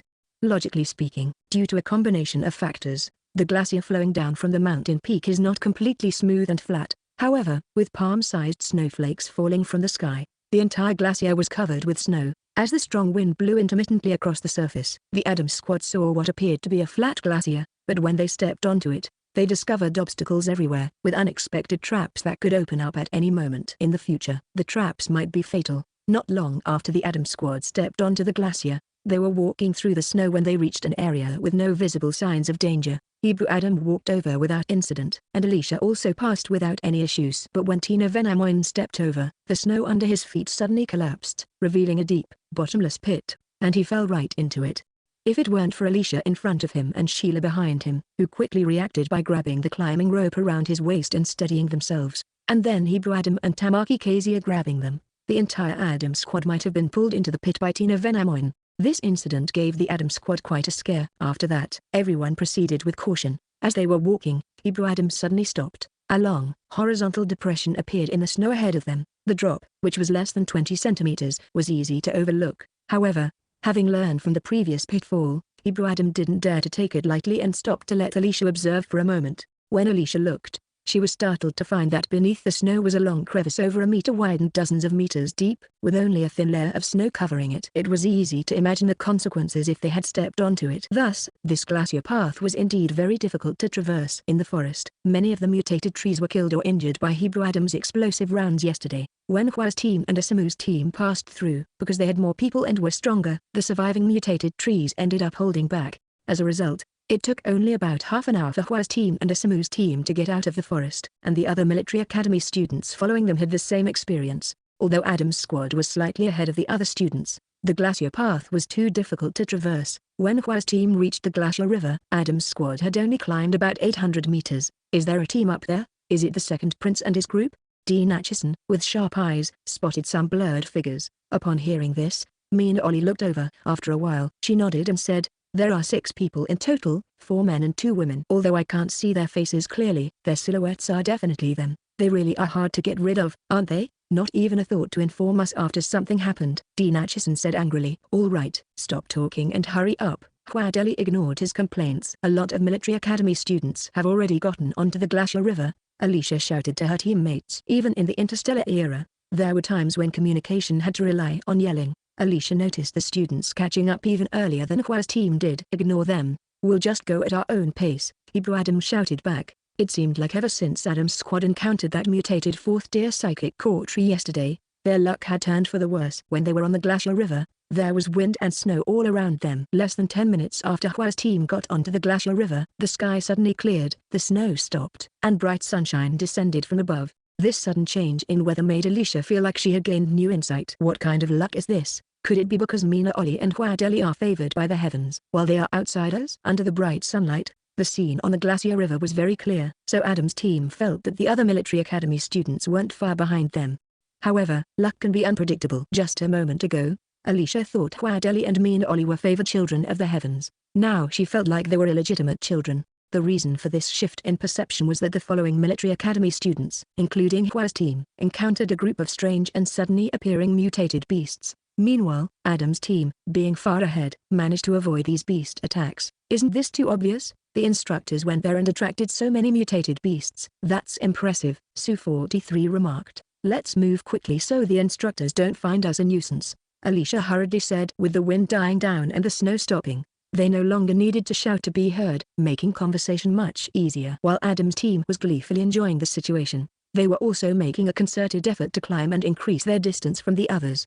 But the fact proved that gloating is unethical, especially when mocking the favored children of the heavens. It often brings retribution. As Adam's team was climbing energetically, they didn't expect that the teams behind them would encounter mutated beasts. With the sounds of fighting growing louder, one of the 4th-tier mutated beasts, on the brink of death, emitted a sharp screech to attack the military academy students. The Adam team was suddenly stunned during their climb. They felt an eerie silence around them, so quiet it was almost suffocating. Then they heard a muffled sound from above as if something was collapsing. Recalling their basic knowledge, they remembered 2 words: move to higher ground. Adam ordered decisively. The first response was a deafening roar, and then the Adam team saw the heavy snow on the cliff ahead suddenly collapse. Chapter 145, Glacier Avalanche. Upon hearing the unusual noise, the Adam team immediately rushed desperately towards the higher ground on either side of the glacier. Despite being cultivators with speed several times faster than ordinary people, running on snow that floated above unknown surfaces, whether ice, rock, or pits, slowed them down significantly. The avalanche of snow crashing down like a flood was rapidly approaching. In the critical moment, Adam, who reached the high ground first, pulled hard on the rope tied to the other end, helping Alicia escape just before the snow completely buried her. She managed to reach the higher ground, avoiding the massive flow of snow but still getting hit by some small snow and rock fragments. Among the team, Alicia, with the weakest physical endurance, fell to second to last place. Tamaki Kazia, who had started late, overtook her. However, Su-43, who was last, faced a tougher situation. He fell further behind Alicia and didn't have anyone to help him at that crucial moment. As a result, he was quickly overwhelmed and buried by the avalanche. Because Su-43 was tied to the climbing rope connected to the others, when he was engulfed by the avalanche. Tamaki Kazuya, who had already moved away from the edge of the avalanche, was pulled back and fell onto the snow, with a large part of his body buried by the rolling snow. Since they were all connected by the same rope, the Adam team didn't panic when Su-43 was buried. After the avalanche passed, they immediately dug out Tamaki Kazuya, who was partially buried, and then used the climbing rope to locate Su-43's position. The 5 of them worked together and, within 5 minutes, dug Su-43 out from over 2 meters of snow. Thanks to the special combat suits and hats they wore, and the air tablets Alicia had distributed before they began their climb, Su-43 was found to be in no serious condition despite the harsh experience. After being dug out, he lay on the snow looking quite miserable, but he was not actually injured. Since the Adam team was at the front, they were caught in the avalanche with very little time to react, making their situation quite chaotic. In contrast, the Hua team, the Asamu team, and other military academy students who were further back had enough time to dodge, so they were mostly unharmed. However, many military students, especially those caught in the middle of the glacier river or delayed by being dragged by beasts, could not escape in time and were buried by the avalanche. In this situation, the instructors learned from the earlier danger faced by the Adam team and decided to use small flying ships to rescue the buried teams, regardless of whether they could rescue themselves. Although cultivators like them could survive for about 10 minutes in the absence of air, prolonged exposure would be fatal. Su-43, being the second strongest in the team, was buried under the snow but was not seriously injured. Even if his teammates hadn't rescued him, he could have managed to dig himself a small hole and crawl out. After a brief rest, the Adam team continued their climb to the summit without showing any signs of hesitation. After the avalanche, the glacier was littered with loose and irregular ice and snow blocks, making the journey even more challenging. When the Adam team reached a certain height and stopped to rest, they looked back and saw that many other military students has managed to climb up as well. When the Adam team reached an altitude of about 5,000 meters, the mountain became even steeper, with a nearly 60-degree incline that was intimidating to behold. The team struggled to ascend, as the slope was either hard, smooth ice and snow or loose, unstable snow, causing frequent slips and slides. Moreover, the sky grew overcast, and a strong wind began to blow, accompanied by heavy snowfall. Without being tethered by ropes, Alicia would have been blown away by the wind. The wind and snow arrived abruptly, and within moments, the world turned completely white, with visibility reduced to less than 10 meters. Although the conditions were difficult for the Hebrew Adam team, making their progress slow, it didn't stop them from advancing. However, suddenly, Hebrew Adam and Alicia, who were in front and behind respectively, came to an abrupt halt. Although the other teams couldn't see their expressions clearly due to the blizzard, they guessed the reason from their stances. Everyone quickly drew their weapons and prepared for battle. Then Alicia spoke up, "Something's coming." Alicia didn't shout these words, but the Adam team felt they heard her clearly, likely due to her telepathic abilities. In the snow, Hebrew Adam added. His voice was loud, but only Alicia, who was behind him, heard it. Alicia then repeated it for the rest of the team. Actually, without the detailed explanation from the two of them, everyone could sense something was wrong. Su-43 quickly leapt up, thrusting his long sword into the spot where he had been standing, then landed a meter away and withdrew the sword. Though they didn't hear any sound, there was a hint of red on the blade as he withdrew it, and a small patch of red appeared on the white snow where he had thrust. Alicia also felt something under her feet. She formed a protective shield with her telekinesis, and the object collided heavily with the shield, causing it to crack. But Alicia had already moved aside. She thrust her long sword towards the breach in the protective shield, and felt that her sword had pierced something, which was definitely not ice or snow. The object quickly retracted. When she raised her sword, she saw a trace of red on the tip. Then, something quickly swam out of the snow on her right side. Alicia thrust her sword forward and hit it accurately. Before she could even pull out the sword, blood started seeping through the snow's surface. But the creature was still alive and retracted. Alicia had no time to check because simultaneously, 3 more creatures attacked from 3 different directions. She rapidly thrust her long sword to the sides and used her telekinesis to create a protective shield around the snow behind her. As the shield broke, she turned and thrust her sword. Just as she heard Sheila's low, startled exclamation, Alicia dared not let her guard down. During her turn and leap, a gust of fierce wind blew her back a few steps. She clung to the climbing rope tied to Hebrew Adam's waist to prevent falling. The rope tied around his waist was tugged by Alicia, but Hebrew Adam was unaffected. He slashed at the snow beside his feet, and the initial cut split the snow, revealing red beneath. After killing for about 20 minutes, with red stains appearing in the surrounding white snow at dozens of places, Adam's team finally stopped. The surrounding area was covered in a white blur of wind and snow, and even mental energy was being interfered with. Alicia used her mental energy to carefully sense the area within a radius of 500 meters and, not detecting anything unusual, she finally said, "I don't sense anything unusual." Chapter 146, Simple and Brutal. Upon hearing Alicia say that there was nothing unusual around them, the group of friends finally breathed a sigh of relief. After hearing this, Hebrew Adam used his tang knife to stab and lift something from the spot where Ed was seeping through the snow at his feet. Instantly, a silver-white elongated object, over a meter long and as thick as a man's arm, was lifted out and fell onto the snow. Everyone looked closely and saw that this creature, resembling a strange beast or snake, was missing its head. Alicia said without surprise, "Silver serpent beast." No one else was surprised either. Everyone already knew about it. Sheila really wanted to roll her eyes, but with the strong wind and heavy snow, she feared it might hurt her eyes. The school sure knows how to make use of things. On the last day of class, before they came out for field training,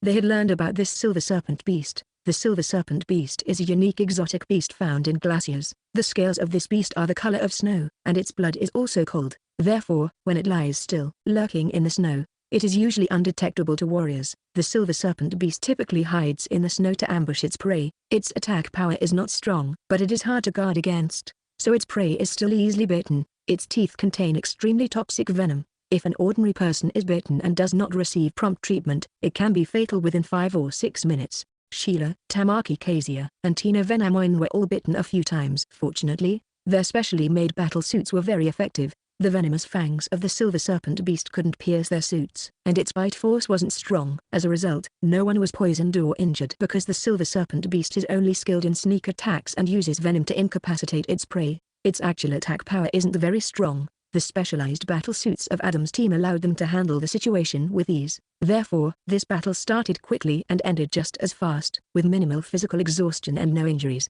the members of Hebrew Adam's team packed up and prepared to continue their journey. They were now only about 400 to 500 meters from the peak, and with a bit more effort, they should be able to descend from the summit before nightfall. At this moment, they were really grateful that the school wasn't too harsh on them and had given them 2 nutrient solutions. Otherwise, in this icy and snowy environment, it would be hard to find something to eat. However, thinking is always easier than doing. The higher they climbed, the stronger the wind became. On the steep mountain peak, surrounded by a blizzard of blinding white, even with their exceptionally good vision, they could only see 6 or 7 meters ahead at most. Every step forward was a strenuous effort to avoid everyone falling into a pit together if something went wrong. Adam's team did not dare to huddle together. Instead, they spread out while walking. They shortened the length of the climbing rope between them so that each pair was only about 2 meters apart. Previously, Alicia felt that walking on the snow was extremely difficult. Now, the snow around them couldn't even accumulate on the ground. It was being whipped around by the strong wind, striking against them underfoot. There was either a slick ice surface or smooth rock, making it feel as if they were constantly slipping, taking 1 step forward and sliding 2 steps back. Alicia deeply missed the feeling of her feet sinking into the snow. At least then, she wouldn't be slipping around. On this stretch of glacier, Alicia would be swept off her feet by the wind and thrown to the ground if she wasn't careful. Each time, Hebrew Adam and Tina Venamoin, who were in front and behind her, would pull her up using the climbing rope. Sheila wasn't much better off than Alicia. After falling several times, she simply grabbed onto Tina Venamoin's backpack strap as she walked. At this point, his weight felt particularly reassuring. Alicia felt that she had been relying too much on Hebrew Adam throughout this journey, acting like a mere attachment whenever she encountered difficulties. Although this could increase the team's speed, it wasn't very beneficial for her personal training. So, when Alicia fell for the 6th time and Hebrew Adam caught her hand to turn her into his backpack accessory again, she insisted on walking by herself. Aside from some pain and a little loss of face, she wasn't actually injured by these falls. So, she figured falling wasn't such a big deal. To be honest, it was because Alicia knew that in such difficult situations, she had teammates she could rely on and support each other with, which gave her the confidence to train herself like this. Alicia didn't want to give up so easily, nor did she want to let herself keep falling over and over. She began to think about how to use her mental power to resist the wind and stabilize her posture without consuming too much energy. Alicia quickly thought of the principle of how airplane noses dissipate wind force that she knew from the Earth era. So, she tried using her mental power to form a protective shield in the shape of an obtuse triangle, with the obtuse angle facing the direction from which the strong wind was coming. It turned out her method was correct. This protective shield dispersed the direct impact of the gusts, redirecting the wind with minimal force, allowing Alicia to avoid a direct force-on-force confrontation. This way, her mental energy consumption was low and the blizzard couldn't directly hit her anymore. Alicia walked steadily and didn't fall again. Due to the slow walking speed, Adam's team took over an hour to cover just over 300 meters, leaving them with the last 100 meters to reach the peak. But this was the most challenging part of the journey. By this time, the sky was already darkening, and the howling blizzard seemed to want to wrap them up and sweep them into the sky. At this point, except for Hebrew Adam and Tina Venamoin, The others could no longer stand steadily. After using mental power for such a long time, Alicia had consumed a lot of her energy and didn't dare to push herself too hard. By now, the 6 companions had no choice but to huddle together to avoid being blown away by the wind. Hebrew Adam took the lead, with Alicia holding onto his backpack, and Tina Venamoin holding onto Alicia's backpack. In this way, one pulled the next, forming a line as they slowly advanced toward the summit. Walking like this, supporting each other, was very slow, but with Hebrew Adam leading the way, his cultivation level being high, every step he took was steady, which kept everyone following behind him steady as well. Although it was slow, they were fortunate not to encounter any unexpected situations. After just over 20 minutes, they reached the mountain's summit. Upon finally reaching the peak, none of them dared to relax and still held tightly onto each other's backpack straps, as the wind and snow were even stronger here than below. However, because it was the summit, the small area was covered with flat snow, making walking easier than climbing up the slope. Before coming up, the instructors had mentioned that they would set their task's objective at the summit. However, everything around them was a vast expanse of white, and they didn't see any sort of marker. Adam's team looked around, but apart from the snow, there was nothing else to be seen. Having found nothing, the members of Adam's team turned their gaze to Alicia. Understanding what they meant, Alicia began to use her mental power to scan the surroundings. After 2 minutes, she finally spotted something different in a relatively high snowdrift. Alicia pointed in a direction, and the members of Adam's team, lined up in a row, moved over there. Following Alicia's indication, Hebrew Adam used his sword to clear away the snow. Under the snow, there were dozens of white wooden plaques with faint yellow lettering on them. Alicia picked up the top plaque and saw that it simply had the number 1 written on it. The second plaque underneath had a straightforward 2 on it. Chapter 147, Indescribable. The white plaques were covered by white snow. If it weren't from the yellow lettering, Alicia might not have noticed them. The instructor's approach really frustrated Alicia. She wondered how teams without mental power would manage to find them. Without hesitation, Hebrew Adam took the number 1 plaque and put it in his backpack. Then he led his teammates according to the directions on the plaque, heading in a direction opposite to the one they came from. Alicia examined the number 2 and number 3 plaques. The directions on these plaques were different from the number 1 plaque, indicating that the routes down for the second and third teams were not the same as theirs. By this time, it was already afternoon. Adam's team was eager to leave the icy peak to avoid being stranded overnight. They had consumed their nutrient solutions over an hour ago, and if they couldn't leave before dark, they would have to endure hunger. With such a high level of physical activity, hunger was the most unbearable thing. When Adam's team reached the other side of the peak, they saw the glacier river sloping steeply downwards and couldn't help but collectively gasp.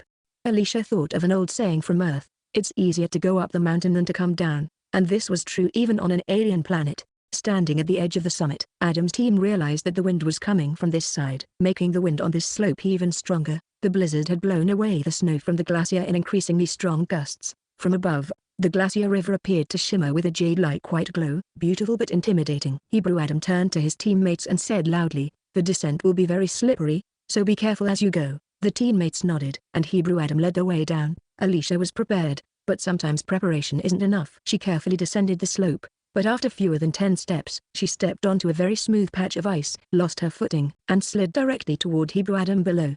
Hebrew Adam's footing was usually very stable. Alicia had hoped he would steady her, but unexpectedly, Hebrew Adam also lost his balance. Not only could he not hold Alicia steady, but he was also tripped by her. When Hebrew Adam fell, he landed on top of Alicia and instinctively held onto her. The two of them rolled a few times down the steep slope before being stopped by the 4 teammates behind them. The biggest contributor to stopping them was Tina Venamoin. As soon as he saw Alicia fall, he braced himself and tried to use the climbing rope to stabilize her. Hebrew Adam first sat up and then reached out to pull Alicia, only to find her lying there, curled up and looking very uncomfortable. "How are you? Did you hurt yourself when you fell?"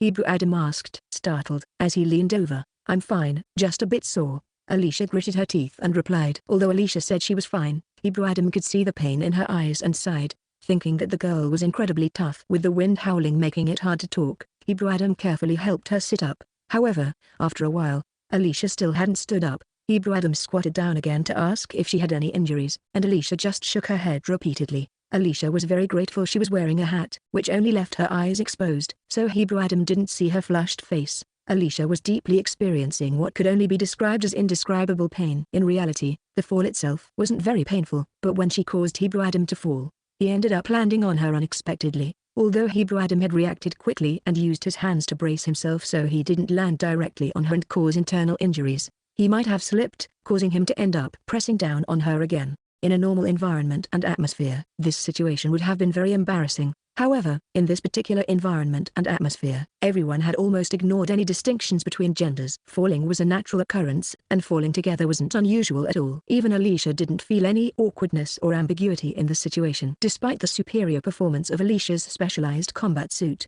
it couldn't protect against all types of injuries, especially under pressure. The suit clearly couldn't handle the impact, and she was hurt in a sensitive area where she was still developing. The pain was so intense that Alicia almost wanted to cry, but she couldn't bring herself to speak up about it. She could only silently endure.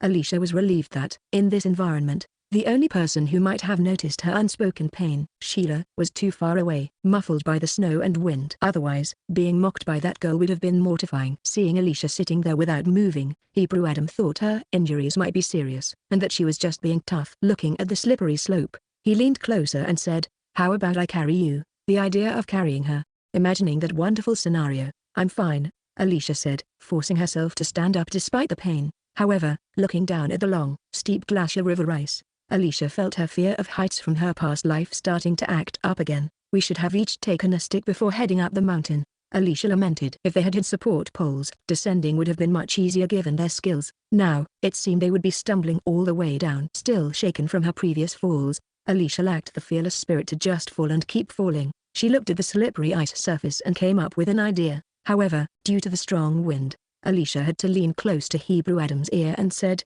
"Can we sit down and slide down like skiing?" Hebrew Adam considered this. Their combat suits were specially designed to withstand this kind of friction. They could stop if it got too hot, so it was indeed a good idea. Hebrew Adam nodded, signaled to the teammates who were bracing themselves behind him, and the other 4 teammates carefully made their way over, half walking and half sliding. Even so, Tamaki Kezia still fell once, nearly causing Sheila to fall as well. "Everyone, sit down together," Hebrew Adam commanded, and the team sat down in unison. At this moment, if an outsider had been watching, they would have found Adam's team's actions quite amusing. The 6 of them were sitting in a line on the icy river, sliding down the slope. "These kids are so inventive," commented one of the observing instructors with a laugh. "It's indeed a good method," said Instructor Dudley, who didn't mind praising his students. Excellence is not just about talent but also about clever thinking. Chapter 148, Facing Alone. When Adam's team heard Alicia suggest sitting down to slide down, they all agreed it was a good idea, so they lined up and sat down, with Hebrew Adam leading the way, sliding down the slope like on a slide. Sitting on the ice kept them from being blown over by the wind.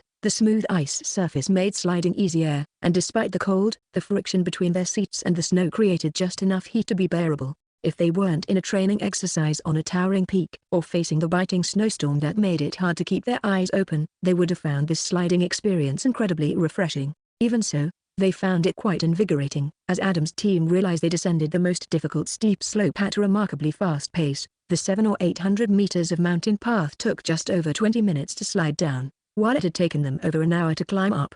However, at this point, the mountain slope had significantly flattened out, and the wind had noticeably diminished. The increasing snow on the ice surface made their sliding slower and slower, eventually forcing them to give up sliding and start walking, but descending was still tricky. The ice surface was slippery, and with the wind and snow constantly buffeting them, Alicia, who couldn't afford to use her telekinesis constantly, would fall if she wasn't careful. Fortunately, the snow accumulation on the glacier and the gentler slope meant that while Alicia fell several times, she didn't end up tangling with her teammates. Each time Alicia fell, Tina Venemone, who was behind her, would pull on the rope to help her get back on her feet. Despite these efforts, falls were inevitable, and even Tina Venemone, who usually spoke very little, couldn't help but suggest loudly, "Deputy team leader, should I help you walk?" Hebrew Adam, walking in front, heard the commotion and turned around just in time to see Alicia getting up from the ground. He frowned and asked, "Did you get hurt? If so, let me pull you up by my backpack." Alicia, trying to ignore the pain in her bruised buttocks and maintaining a nonchalant facade, said, "I'm fine, we're just a few hundred meters away, I can hold on." Indeed, in such situations, it's advantageous to have someone with a stable weight. Sheila, being taller and heavier than Alicia, had only fallen 3 or 4 times,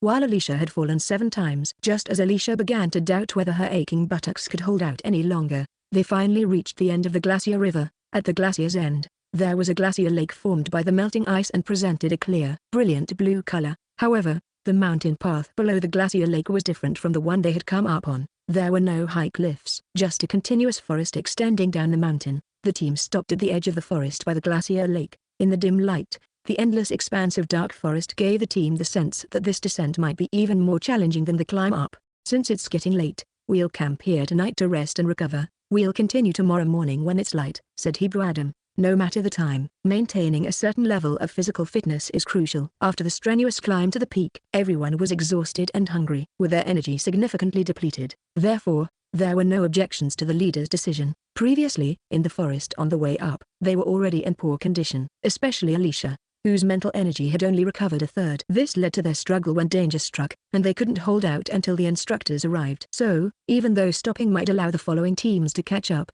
they preferred not to take any risks. Hebrew Adam instructed Tamaki Kezia to join him in hunting in the forest, while Sue 43 and Tina Venamoin set up camp. In such strong winds, the capsule apartments had to be securely fixed. Otherwise, it would be a disaster if they were blown away in the middle of the night.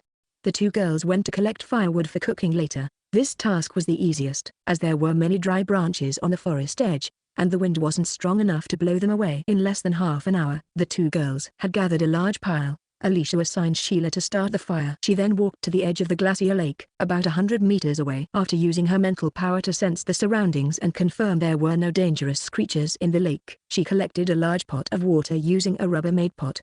Alicia added a disinfectant to the water, allowed it to settle and separate, then added a cleaning agent, allowed it to settle again, and finally obtained clean water. She poured this clean water into another Rubbermaid pot and disinfected it again. Finally, Alicia returned to the campfire with 2 pots of clean water and poured the processed water into a large pot made of rubber to heat it. In reality, the Adam team was very thirsty. By the time they reached the peak, their water supply had already been exhausted. After over 2 hours of battling wind and snow, they hadn't had a sip of water. None of these highborns wanted to eat snow unless absolutely necessary. Sheila was somewhat dissatisfied with the cleanliness of the water, but she knew that the processed water was indeed very clean. Seeing Alicia, Sue 43, and Tina Venamoin drinking the boiled water, she couldn't resist having a bowl herself. After spending a day in the icy and snowy peaks, even though Sheila didn't feel extremely cold, the hot water not only warmed her stomach but also made her feel warm all over. She couldn't care less about the cleanliness of the water and drank another bowl. Hebrew Adam and Tamaki Kezia had been gone for nearly half an hour, and their return was still awaited.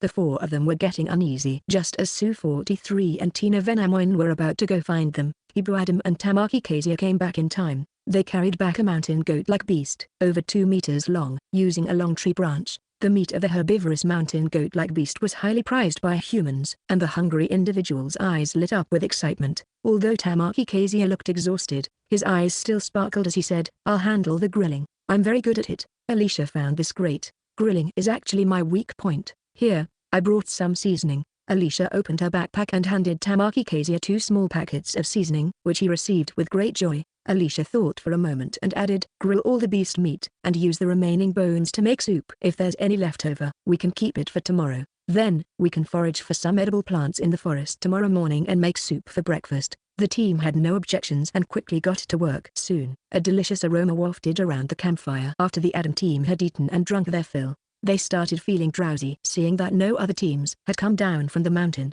they didn't worry about it. After dividing the night watch duties, those who weren't on guard duty went into the capsule apartments to sleep. By the campfire, Alicia and Hebrew Adam were left unmoving, as they were the first shift for the night watch. At this point, the sky had completely darkened, and the mountain wind continued to howl intermittently. In the near-zero temperatures of the night, the flickering firelight provided the deepest warmth. On such a night, a handsome boy and a beautiful girl faced each other alone. Chapter 149, By the Campfire. On the mountain, at night, by the campfire, a handsome young man and a graceful young woman are alone together, creating an atmosphere that seems quite romantic.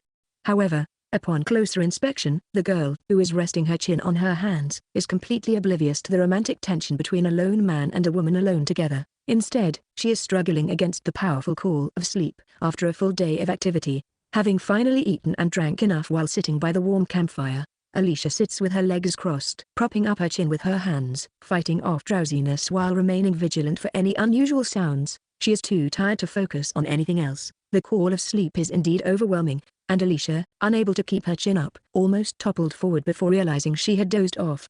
Hebrew Adam, sitting across from her, couldn't help but suggest, "Why don't you go back and sleep? I can keep watch on my own." Alicia immediately straightened up and said, "No, I need to fulfill my duty." Hebrew Adam looked at her and did not say anything further. From Alicia's expression, it was clear that she had no intention of engaging in casual conversation with him. Even though Hebrew Adam and Alicia had been teamed up for a month, training together daily, they were definitely no longer strangers. Especially during this training exercise, they had become partners who had shared life and death situations. Hebrew Adam had hoped that Alicia's attitude toward him might change, but seeing her now, it seemed that some deeper aspects of their relationship remained unchanged.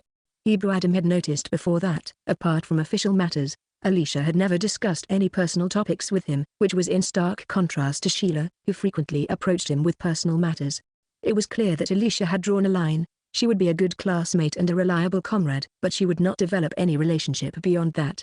Previously, Hebrew Adam thought of Alicia as very perceptive and intelligent, believing that such a rational partner was worthy of being by his side. But for some reason, tonight, seeing her calm and distant expression and the way she maintained the same distance from him as before, Hebrew Adam felt an inexplicable frustration rising in his heart.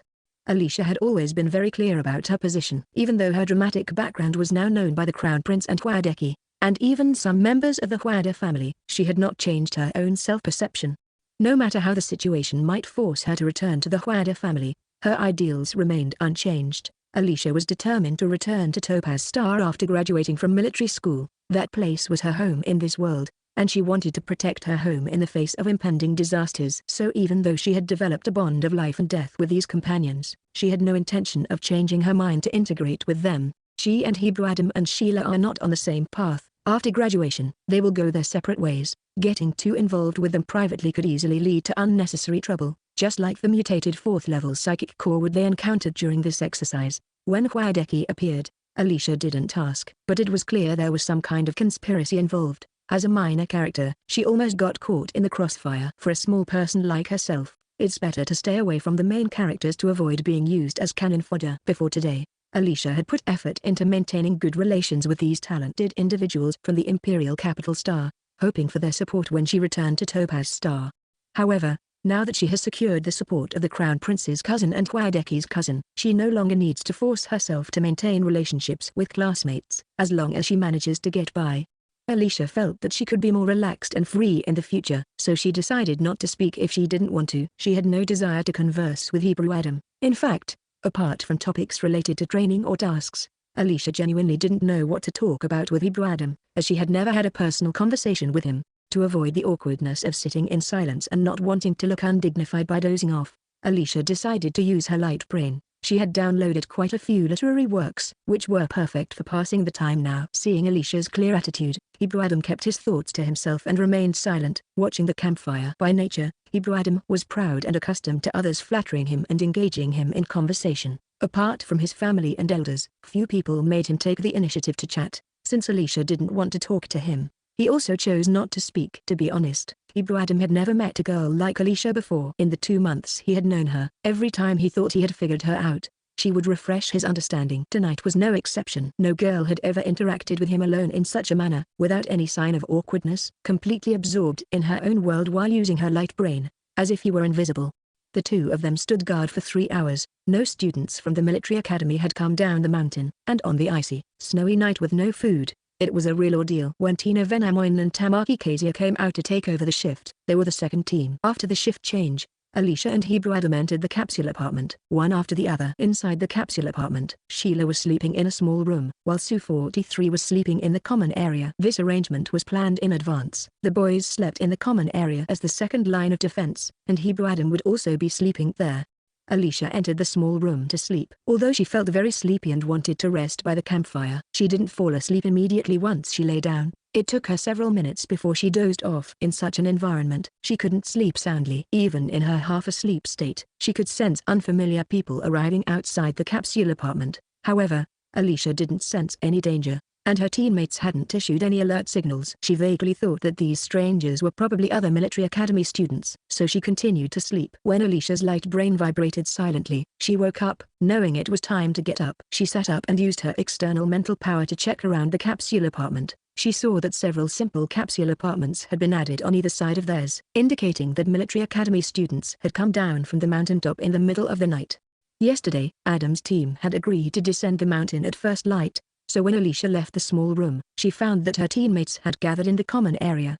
Alicia stepped out of the capsule apartment and immediately spotted Aoidan. She saw Aoidan sitting next to the campfire that Adam's team had set up. When Adam's team members emerged from the capsule apartment, Aoidan was shyly glancing at Hebrew Adam. After a shiver ran down her spine, Alicia recalled that since their meeting at Xuangu First Military Academy, Aoidan had proven to be completely unremarkable, lacking any traits of a scheming female antagonist. Over their two encounters, Aoidan had changed significantly, becoming more like an innocent and bashful young woman. Becoming an innocent flower wasn't the real issue. The real concern was that Alicia noticed this innocent flower casting shy glances at Hebrew Adam.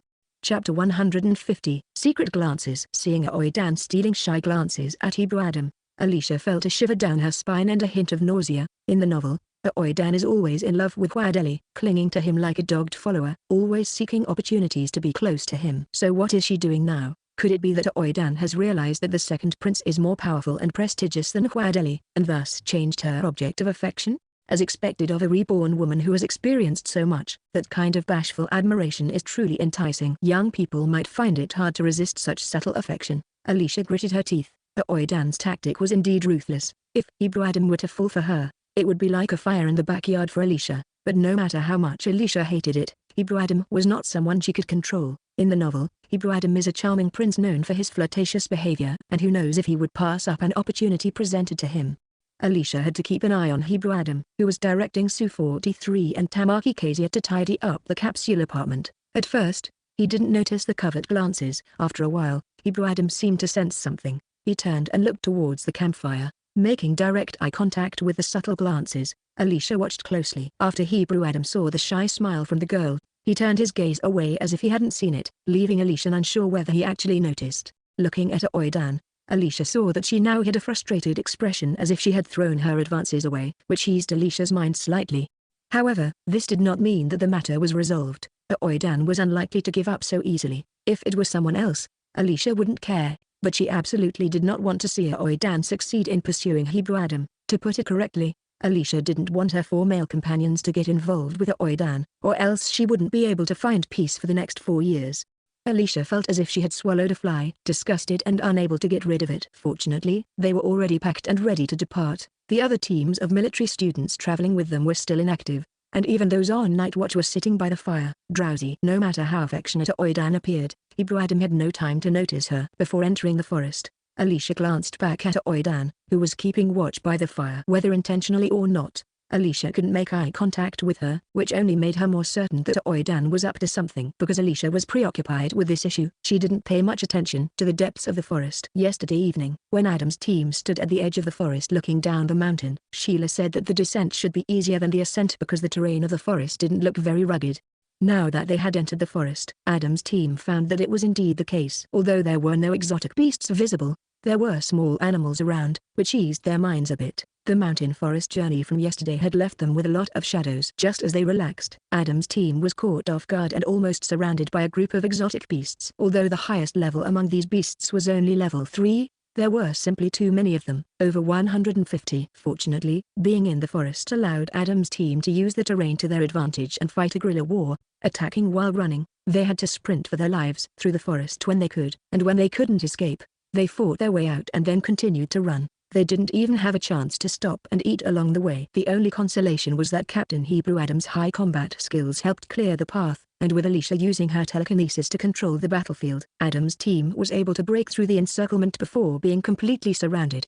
It was also fortunate that they were on the descent, so they didn't need to navigate directions. Just running downhill kept them on the right track. Those instructors are really ruthless, Sheila said, panting. After all the running and fighting, her hair was tangled and disheveled from the branches, almost looking like a mad woman. Cursing the instructors was useless, and no one else joined in. They just gritted their teeth and continued to run. When Adam's team finally reached the foot of the mountain, everyone was nearly exhausted, though apart from the unfortunately unlucky Alicia, who was injured again, the others only had minor injuries. Around 3 p.m., Adam's team finally arrived at the destination on the other side of the island. Instructor Dudley had been waiting there for a while. Seeing the disheveled Adam's team and Alicia with a broken left arm, Instructor Dudley nodded and said, "You are the first team to finish, 5 hours ahead of schedule. You can enter the camp now." This was Alicia's second serious injury during the drill, and it was again due to Sheila. As one of the only 2 girls on the team, Sheila naturally accompanied Alicia to the medical room. "You really are out of luck, little Alicia," the school doctor remarked, feeling genuinely sorry for her, as she had already been to the treatment room the most.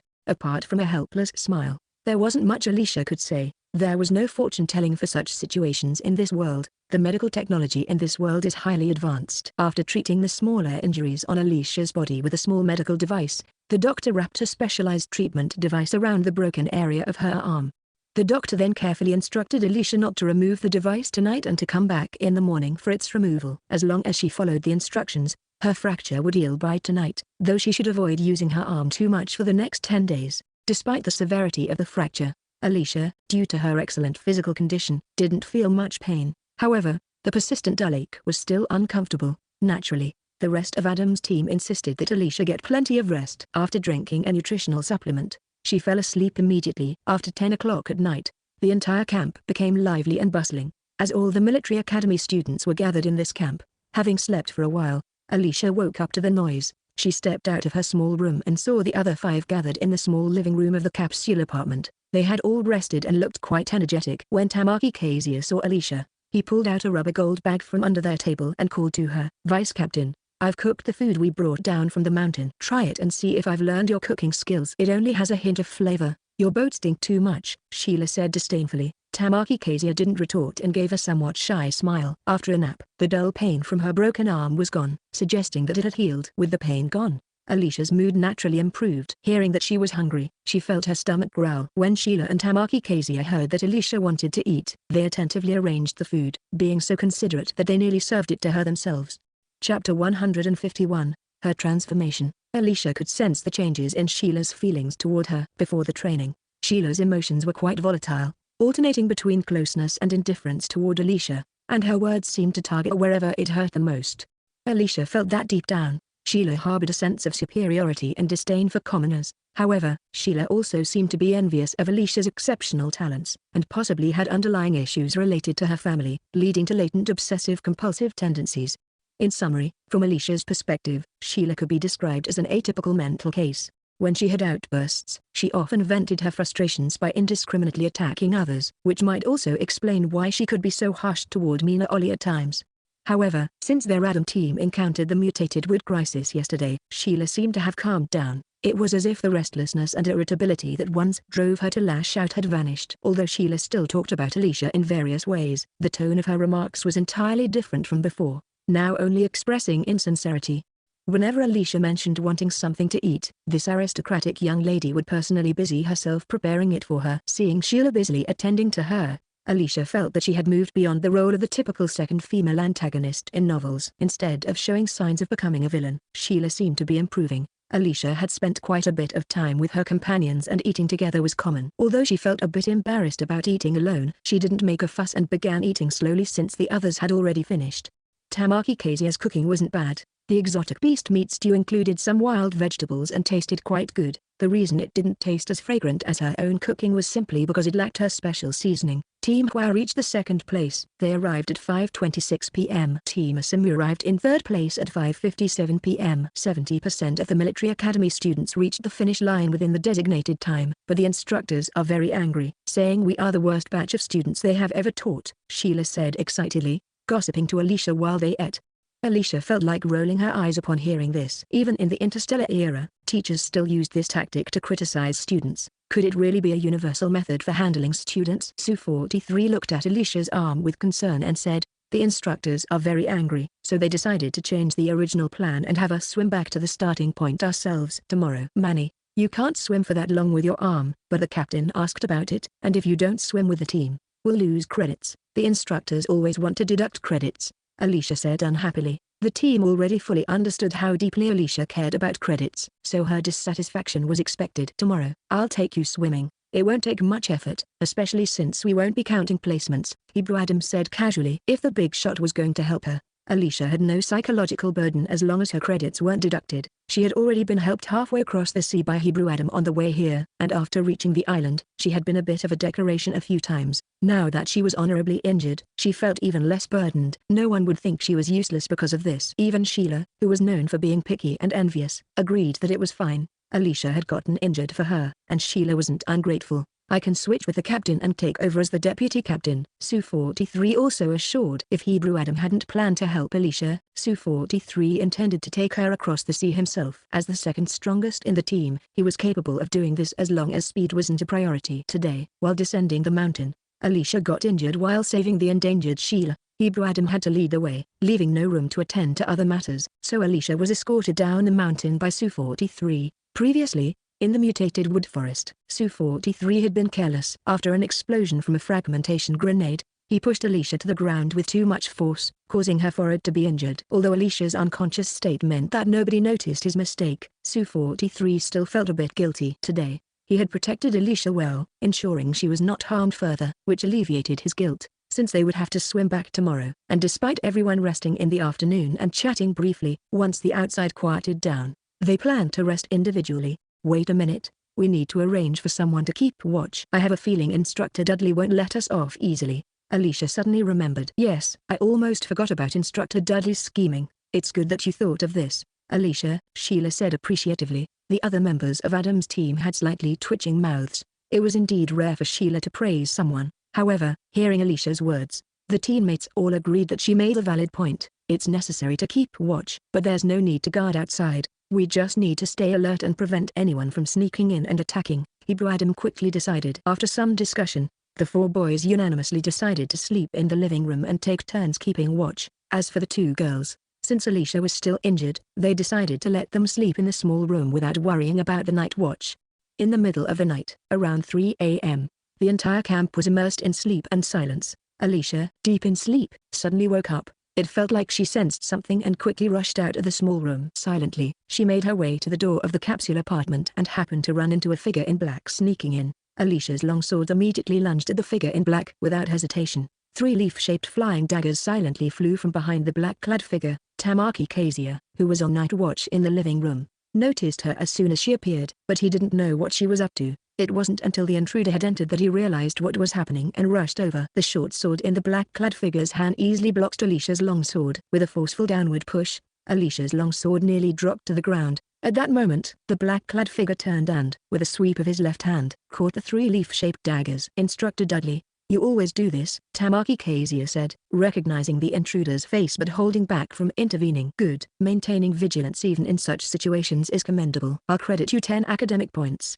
How is your arm, Alicia? Instructor Dudley said as he returned the daggers to Alicia. It's not a problem. I was injured in my left arm, she replied. I used my right arm for the sword. Besides, I recognized the intruder as Instructor Dudley upon encountering him. Even though I did take action, I didn't use full force. Alicia took back her leaf-shaped daggers and glanced at Instructor Dudley's hand. Instructor, your hand is bleeding. Instructor Dudley had caught the daggers with his bare hand, resulting in cuts on his palm. Chapter 152, The Terrifying Smile. It's nothing, just a small cut. Since you know some potion making, you could actually apply a numbing agent to your flying knives. This would enhance their damage, as long as it's not poison. It's legal, Instructor Dudley suggested. Alicia, who was feeling down because Instructor Dudley had easily caught her flying knives with only minor injuries, became interested upon hearing this. You can spread out your telekinetic knives or position them one in front and one behind. This way, it's harder for me to catch them all at once. Oh, I see, Alicia acknowledged. It was clear that Instructor Dudley was testing their ability to handle night attacks rather than simply tormenting them. So after giving Alicia some advice, he left. While Alicia was talking with Instructor Dudley, the rest of Adam's team had already woken up. After the conversation, Instructor Dudley left, and they couldn't immediately go back to sleep. Therefore, Su-43 and Tamaki Kezia went out to check if anyone else had been attacked. After going out for a round and coming back, Su-43 excitedly said, Hua's team and Asamu's team were also prepared and didn't fall for it. But a lot of teams were caught off guard. The next morning, after dawn, the instructor gathered all the military academy students together and handed out 2 nutritional supplements. Then, they were given a half-hour lecture. First, the instructor criticized those who hadn't completed their tasks and then those new teams that had been wiped out in the night's ambush due to not keeping watch. The new students were thoroughly reprimanded. Even the 3 top-performing teams, Adam's team, Hua's team, and Asamu's team, didn't dare to say a word for fear of drawing hatred upon themselves. In the end, the instructor leader gave a summary. The results of this exercise were very poor, the worst they had taught in recent years. Originally, they were supposed to take a flying ship back from the island today. However, due to their poor performance, They had to swim back to the starting point before they could take the flying ship because of this lecture. The military academy students, who were initially excited about the end of the training exercise, now packed up their belongings in low spirits, preparing to swim back. Since Alicia's left arm couldn't be used forcefully after they entered the sea, Hebrew Adam tied her to his backpack with a rope, making Alicia a little accessory. However, being a telekinetic made a difference. Alicia still played a significant role throughout the journey. She was able to scout the surrounding waters and use her telekinesis to create a barrier to help the team avoid detection by sea beasts, ensuring a smooth and uninterrupted journey. Their return trip was unexpectedly smooth, and they arrived at the starting point over an hour faster than they had on the way there. Of course, this also benefited from the fact that everyone had improved their physical fitness after the round trip in the mountains. A good rest at night made the return journey naturally quicker. Hebrew Adam didn't need to switch shifts with Su-43, he steadily brought Alicia to the shore. Since they hadn't encountered any sea beasts, he was only slightly out of breath. However, the Adam squad, who saw the coastline from a distance and was still celebrating, suddenly noticed a group of stern-faced instructors standing at the shore. After the Adam squad disembarked and saw that their numbers were far fewer than the instructors, and given the instructors' serious expressions, they felt genuinely intimidated. Except for Hebrew Adam, everyone else displayed their best behavior. They lined up and approached Instructor Dudley with respectful salutations. Instructor Dudley's expression was also not pleasant. With his hands behind his back, he stood there scrutinizing them and suddenly asked, "How do you think you did in this training exercise?" The question was loaded with countless traps and pitfalls, and no student dared to answer such a question from the instructor lightly. "Cat got your tongue?" Instructor Dudley's voice was extremely stern. The helpless squad members looked to their captain for guidance, believing that such matters should be addressed by the captain. Report, Instructor, if 100 points is the full score, my team and I should receive 85 points. Hebrew Adam responded firmly. The squad admired Hebrew Adam's courage and braced themselves for the impending storm. They knew that when Instructor Dudley was angry, he didn't care that Hebrew Adam was the second prince of the empire. He would scold him just as harshly. Instructor Dudley glared at Hebrew Adam for a long time without speaking. Hebrew Adam stood tall and unflinching under the instructor's piercing gaze, appearing as a fearless warrior. Unfortunately, Alicia stole a glance at Hebrew Adam's hands behind his back. They were clenched into tight fists. If he hadn't unconsciously made this gesture, it would have been perfect. However, standing in front of Hebrew Adam, Instructor Dudley couldn't see this. Based on your performance, 85 points is indeed a fair score, Instructor Dudley said, surprisingly gentle, so much so that it was hard to believe. During this training exercise, your on-the-spot response and combat abilities were outstanding. As the team leader, you were quite competent. However, you do have some shortcomings, especially the injury to Alicia due to your lack of experience. After you return, you must thoroughly review this mistake and submit a 10,000-word reflection report to me, Instructor Dudley said in a very gentle tone, giving Hebrew Adam praise he had never received before. Although the 10,000-word reflection report was quite a burden for Instructor Dudley, it was a very light punishment. The Adam team members were somewhat incredulous that Instructor Dudley would actually praise them. Even Hebrew Adam was unsure and, like his teammates, glanced up to check Instructor Dudley's expression, fearing that his praise might be sarcastic and that they might fall into a trap. However, it was clear they were overthinking it. Instructor Dudley was genuinely praising Hebrew Adam. After finishing his remarks, he turned his attention to Vice Captain Alicia, signaling that the discussion about Hebrew Adam was over and it was now Alicia's turn to present herself. Instructor Dudley's gaze towards Alicia was calm and unremarkable, lacking the sharpness he had shown towards Hebrew Adam. His voice was equally calm as he asked, "Alicia, how do you think you performed?" How? Alicia felt like pulling her hair out. She really didn't know how to evaluate herself. Why hadn't she anticipated that the instructor would ask such a question? Instructor Dudley looked at her calmly, but Alicia felt as though he was like a pressure cooker, seemingly calm on the surface but under high pressure inside.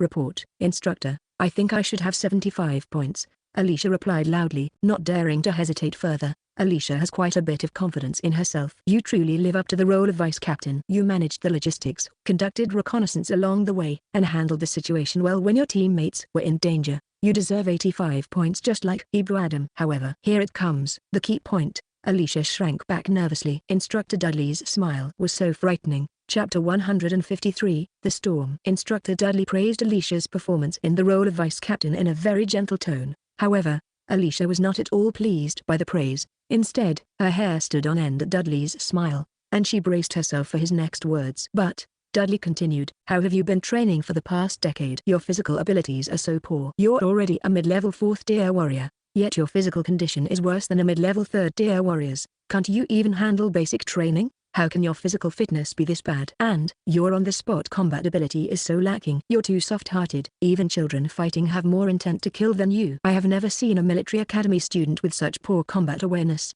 You can't even say when to use which weapon, how to attack, or how to properly utilize your psychic weapons. You don't know any of it. Dudley unleashed a storm of criticism on Alicia. Alicia shrank her neck and listened obediently. She knew Instructor Dudley was dissatisfied with her on-the-spot combat awareness, but she didn't expect the dissatisfaction to be so extensive. However, growing up in a time of peace, she found it challenging even to injure someone, let alone kill. Alicia didn't want to be a saint or a naive person, but she couldn't suddenly become ruthless either. Most importantly, you can't even protect yourself and don't even understand what danger is. It's so bad I don't even want to continue. Dudley's frustration was palpable. Even if you haven't fought against others before, didn't you ever go on Skynet to participate in some arena matches to hone your combat experience? You've completely wasted your talent. Alicia was overwhelmed by the criticism and didn't dare to breathe loudly. She couldn't possibly say that the original host hadn't done any of these things. She felt aggrieved but couldn't voice it. No matter what faults the original host had, she had to take the blame. Report. Instructor. Alicia used to specialize in mecha manufacturing, so she didn't pay much attention to combat skills before. Hebrew Adam interjected, unable to stand by as his teammate was being criticized so harshly. Don't interrupt. Instructor Dudley glared fiercely at Hebrew Adam. Will the enemy say this to you? Will they show mercy because of your lack of experience? No, they will happily exploit your weaknesses and attack forcefully. For a mecha warrior, physical fitness and combat skills are fundamental to survival. Everything else is irrelevant. No excuse is acceptable. I'm not picking a fight with her. I'm telling her what she failed to do before and needs to make up for now, or she won't make any progress. Alicia's weaknesses are so obvious, and as the team leader, you, Hebrew Adam, have not helped her address these weaknesses. This is a regular failure on your part. As the team leader, you should lead your team to improve and advance together, not stand by and watch. Instructor Dudley shifted his criticism to Hebrew Adam's. Alicia wanted to speak up and say that Instructor Dudley's criticism of Hebrew Adam was unfair. Over the past 2 weeks, Hebrew Adam had been her training partner every night in addition to the regular training sessions. Otherwise, Instructor Dudley would probably be even harsher. Are you trying to say that you have actually been training her combat skills all along? Instructor Dudley sharply sensed the thoughts of the two parties and pointed them out directly. As their instructor, Dudley was very familiar with the training conditions of both teams and had been looking for a chance to scold them. Now was the perfect opportunity, so Instructor Dudley said without hesitation, "What you call combat training is nothing more than rehearsals. It's a waste of time and doesn't actually improve your skills. To truly enhance your combat abilities, you need to put in at least 90% of your effort in training. And you shouldn't fear injury or bloodshed. You won't learn any lessons or improve without seeing blood. Do you think there's a reason why there's the latest treatment pod in your training room? How harsh. It seems like they want them to fight to the death." Alicia thought with a cold, indifferent expression. Instructor Dudley must truly believe in the lesson of blood. Since he had started scolding, it was foreseeable that her coming days would be miserable, and she would likely have a long and intimate relationship with the treatment pod. However, Alicia was not disheartened by the instructor's harsh criticism. She could sense from the scolding that it came from a place of care and earnest concern. The team leaders, both the captain and the deputy captain, were so scolded that they dared not lift their heads. The other 4 members of the Adam team stood straight, not even daring to glance around, fearful of drawing the instructor's ire onto themselves. But they were overthinking it. Escaping this ordeal was impossible. After finishing with the team leaders, Instructor Dudley's gaze shifted to Sue 43. With a very gentle voice, he asked, "Sue, how would you rate your performance in this training exercise?" Sue 43's eyes showed a look of despair. Who could save him now? His teammates were struggling to protect themselves. Who could save him? So, Sue 43 gritted his teeth and loudly said, "Report, Instructor, I believe my performance deserves a score of 75. Despite the deputy captain's excellent performance on the way, he was scolded so severely by Instructor Dudley that he couldn't lift his head. Sue 43 felt that his own performance was worse than Alicia's, but according to the instructor's routine, speaking unrealistic things randomly would only make him angrier.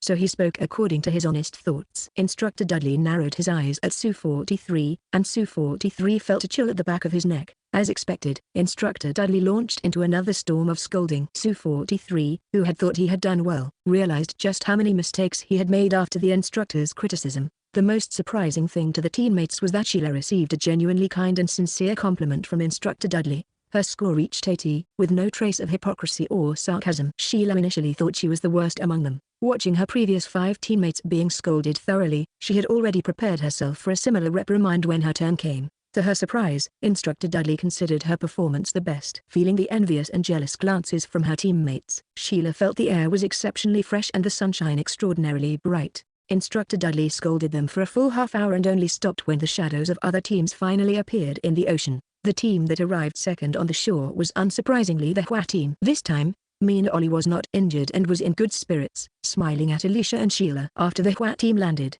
they saw that the Adam team had arrived first, but their expressions remained unaffected. The problem was that every member of the Adam team displayed a warm and genuine welcome, expressing sincere happiness at their arrival. This was really unusual, extremely unusual. However, the Hua team couldn't pinpoint what was wrong. They just had an instinct that the Adam team's overly genuine happiness seemed very suspicious.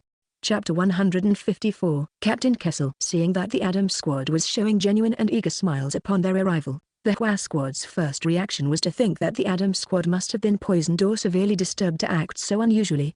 The Hua squad had never felt any deep camaraderie from the Adam squad, and seeing their enthusiastic welcome made the Hua squad feel uneasy. If it weren't for the fact that Instructor Dudley was watching them, they would have gone up to ask what was going on. However, the Hua squad didn't wonder for long, as they soon learned the reason for the Adam squad's odd behavior. As the Adam squad stood properly and with their heads held high, they watched the Hua squad approach Instructor Dudley to report. The Adam squad then heard Instructor Dudley ask the Hua squad in a very gentle tone, "How do you think you did in completing your tasks?" Dean Acheson noticed the sympathetic looks in the Adam squad's eyes after Instructor Dudley asked his question, and he felt a chill. As the Hua squad was being thoroughly reprimanded by Instructor Dudley, the Asamu squad also landed. However, the Asamu squad wasn't under Instructor Dudley's jurisdiction, so they couldn't save the Hua squad and instead became fellow sufferers in their misfortune. The Adam squad felt they had gained new insights. It turned out that instructors were all cut from the same cloth. When it came to reprimanding students, they were thorough and unyielding. Once the military academy students were finally allowed to board the airship, everyone was dejected, their ears still ringing with the instructor's stormy lectures.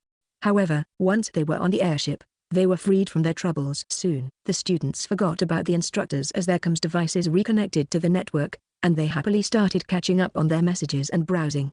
During the return journey, everyone received the training score rankings sent by the instructors. As expected, Hebrew Adam's name was at the top, with a total score of 250. Alicia also placed as expected, coming in second with a score of 230. Hua Deli was just 5 points behind Alicia, securing third place. Dean Acheson scored 215. Placing fourth, Mean Ollie was in fifth place, followed closely by Gao Hiaitao in sixth. The most surprising result was that Asamu's score from the honors class was unexpectedly high, surpassing the elite class students and placing seventh. Su-43 lagged far behind his two captains, ending up in 8th place. Tina Venamoin was 9th, and Ninja King Ren Ayu was 10th. Sheila was in 11th place, and Tamaki Kasia was 12th. As expected, these two elite class students alternated positions, with Sheila being last previously and Tamaki Kasia taking that spot this time. No one could rival them. The scores from the training equate to academic credits, and they received more than anticipated, 230 credits in total. Alicia was genuinely delighted. After this training, we will have over a month of training time. You should work hard to level up your battle realm to level 10. If you don't reach level 10 within this month, you will fall out of the top 100 in the battle realm youth rankings, Hebrew Adam said. When the prince spoke, everyone in the elite class listened attentively. The cadets, who had been out of the battle realm for several days, suddenly became focused. With Hebrew Adam's reminder, they were eager to get back into action. Upon returning to school, Xiuanbu First Military Academy kindly granted the first-year students a 3-day vacation. The new students cheered, as vacations are always the most exciting part of student life. Regardless of the era, except for the cadets whose families are on the Imperial Capital Star, no other cadets left the school. The training facilities at the academy were even busier during these 3 days, as first-year students quickly used up their credits for training. As soon as Alicia returned to the school and stepped into her dormitory, she received a message from her senior, Rick Amber, summoning her to the mecha manufacturing department. Professor knows about the danger you encountered, but he can't come back since you have a 3-day vacation starting tomorrow. A soldier sent by him will arrive to pick you up soon. Rick Amber said, I'm fine, and I even gained some benefits from the misfortune. Alicia said, feeling uneasy. She had made a mistake, and now it was obvious to everyone, which meant she would likely get a scolding from the professor. Rick Amber smiled at her. You can tell him that when you see him. Seeing Alicia's pitiful smile, Rick Amber's heart softened. He genuinely liked the child. Although Teresa Du didn't know how to teach her training, she had taught her well in terms of character. This showed that Teresa Du truly cared for Alicia. Don't worry, the professor usually doesn't say harsh things to us. Rick Amber comforted her with a straight face. While he said that the professor usually doesn't speak harshly, When he does, it can be quite unbearable for most people. However, since his junior sister is young and cute, the professor is unlikely to be too harsh with her. So, he wasn't really lying to her. Rick Amber's words did offer some comfort to Alicia. Hopefully, she wouldn't be too scared of being scolded by her mentors. He wasn't foolish. The mentors cared for and protected her, which was why they meticulously guided her to help her learn from her mistakes. Of course, if her pitiful appearance could help her avoid being scolded, that would be even better. At least, for now, it seemed like Rick Amber was reluctant to scold her. When you go to the Sirius Star, you should be able to see the teacher's wife. The teacher has always cared deeply for her, and she has always wanted a daughter, but unfortunately, she only had 2 sons, Rick Amber said with a smile. Alicia's eyes immediately brightened. Her senior brother really knew how to make her feel better. It seemed like the person sent by Lee Kixing had timed Alicia's return precisely. The siblings hadn't even had a chance to discuss the training exercise before they received the arrival notification. Alicia also learned at this moment that the school took her personal safety very seriously. Without Lee Kixing's authorization and Rick Amber's personal accompaniment, she would not have been allowed to meet outsiders. This also meant that Alicia shouldn't expect to leave the school on her own. Upon arriving at the reception area of Xuangu First Military Academy, the siblings saw a young and handsome officer waiting there. "This is Lieutenant Akar Kessel, the professor's right-hand aide. He was sent to pick you up," indicating how much the professor values your safety, Rick Amber said quietly to Manny. Lieutenant Akar Kessel looked younger than Hwadeki but was already a level 7 warrior. His fierce and formidable aura showed that his path of growth was different from Hwadeki's. He had clearly fought his way up, and such individuals usually have very strong combat abilities. Rick Amber and Akar Kessel exchanged greetings and spoke a few words, their expressions and tone indicating that they were quite familiar with each other. "Miss Alicia, I am Akar Kessel, the aide to the colonel. The colonel sent me to pick you up." Chapter 155, on Sirius. "Miss Alicia, I am Captain Akar Kessel, the aide to the colonel. The colonel sent me to pick you up," Captain Akar Kessel said, giving a formal military salute to Alicia. Both his demeanor and tone conveyed respect for Alicia, with no hint of condescension. It was clear that someone who could serve as an aide to a military leader must be sharp and competent. As a military academy student, Alicia also needed to return the salute. She performed a proper military salute and said, "Please, Captain Kessel, give me your guidance." "Not at all," Captain Kessel replied. Rick Amber noticed that Captain Kessel's gaze towards Alicia had softened. No longer indifferent as it had been before. Captain Kessel was known for his cold, robotic demeanor. Rick Amber had known him for over 10 years and had only gradually earned his respect. To his surprise, Alicia, with just a few words, had already gained Captain Kessel's initial approval. Rick Amber guessed that part of the reason Captain Akar Kessel seemed to naturally approve of Alicia was that Kessel himself came from a civilian background. He might have a natural recognition for talented individuals like Alicia who also come from a civilian background. Additionally, Alicia's outstanding, intelligent, and well-mannered nature made it easy for others to like her. Rick Amber felt this was very positive. Captain Kessel was one of the most important aides to their teacher. Since Alicia was still a minor, if there were future school breaks, the teacher would likely want to keep her close for guidance. Having a capable and high-powered aide like Captain Kessel frequently assigned to escort and protect her would be ideal. Captain Kessel arrived with 10 soldiers aboard a light military spacecraft. Each soldier looked formidable, and as the person being protected, Alicia felt reassured by such a strong guard. Sirius was the largest companion star of the Imperial Capital Star and the most crucial defense point for it. Traveling from the Imperial Capital Star's Xuangu Military Academy to Sirius took only 3 hours on a privileged military spacecraft, perhaps due to the secretive nature of the mission. Alicia had good luck and didn't encounter any accidents on the way. It could also be because she wasn't the protagonist and lacked the typical trouble-attracting aura that protagonists often have, so she arrived at Sirius smoothly. Although Sirius was the largest companion star of the Imperial Capital Star, as a companion star, it meant the planet was relatively small. If the planet were large enough, it could completely escape the gravitational pull of the Imperial Capital Star and be self-governing. What Alicia didn't expect was that the small planet was barren, with grey land devoid of any greenery, making it appear extremely desolate. The climate was also harsh. When Alicia arrived at Sirius, the planet was being swept by a massive sandstorm. Out of curiosity, she sat by the observation window to view the scene outside. She felt that the military spacecraft she was on was like a tiny boat amidst the raging storm, constantly at risk of being overturned. In reality, despite the intensity of the storm outside, the spacecraft flew steadily, with only slight vibrations and minimal impact from the sandstorm. This showed that with the level of technological advancement in this world, the effects of ordinary natural disasters on humanity have been significantly reduced. The spacecraft soon entered a large transparent dome, revealing a massive military base to Alicia, while the sandstorm was kept outside the dome. Alicia had previously seen the military base on Topaz Star. Although she was still far from being a skilled soldier herself, She had enough perspective to recognize that this military base was far superior to the one on Topaz Star. The spacecraft quickly hovered and landed on top of the military headquarters building. Alicia followed Lieutenant Akar Kessel as they jumped down from a height of 5 meters. Even though Lieutenant Akar Kessel personally led the way, Alicia went through 3 rounds of security checks before reaching General Lee Kixing's office. The security here was much stricter than on Topaz Star. One of the checks involved scanning brainwaves. Not only did Alicia have to undergo this check, but so did Akar Kessel. Alicia speculated that this check was likely to prevent brainwashed puppet humans from Yunkai Star from infiltrating the military stronghold. Contrary to Alicia's expectations, General Lee Kixing did not reprimand her. He only asked about her experience during the training exercise at school, specifically when she encountered the 4th-level mental core mutation. After personally examining her mental state and confirming she was fine, he took her home. Your mentor's wife has been wanting to see you for a long time, but we haven't had time to return to Capital Star, which has delayed the meeting, Lee Kixing said.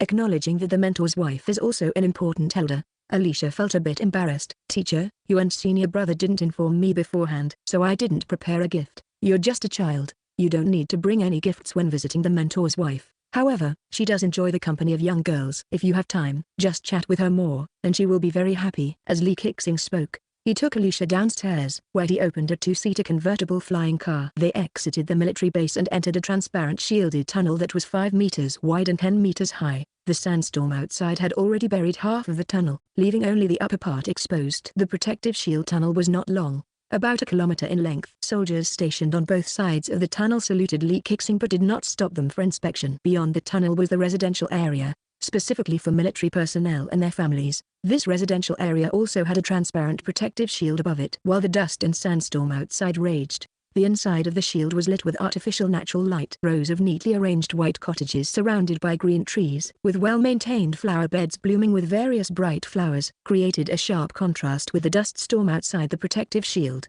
The fresh and elegant scenery inside the shield presented a truly wonderful sight. Although Lee Kixing was the head of the military, the small cottage he lived in was similar to others. Alicia wasn't sure if the interior decoration was the same as the others. However, since Sirius is a fortress protecting the Capital Star, only military personnel or their families are allowed to enter. Therefore, the living conditions here are likely well established. The mentor's wife was a very beautiful woman who appeared to be in her 30s, though it was hard to believe she was actually over 60. Mrs. Lee was overjoyed when she saw Alicia, a 15-year-old girl who was both beautiful and charming, and being the disciple of her husband, she could almost treat her as her own daughter.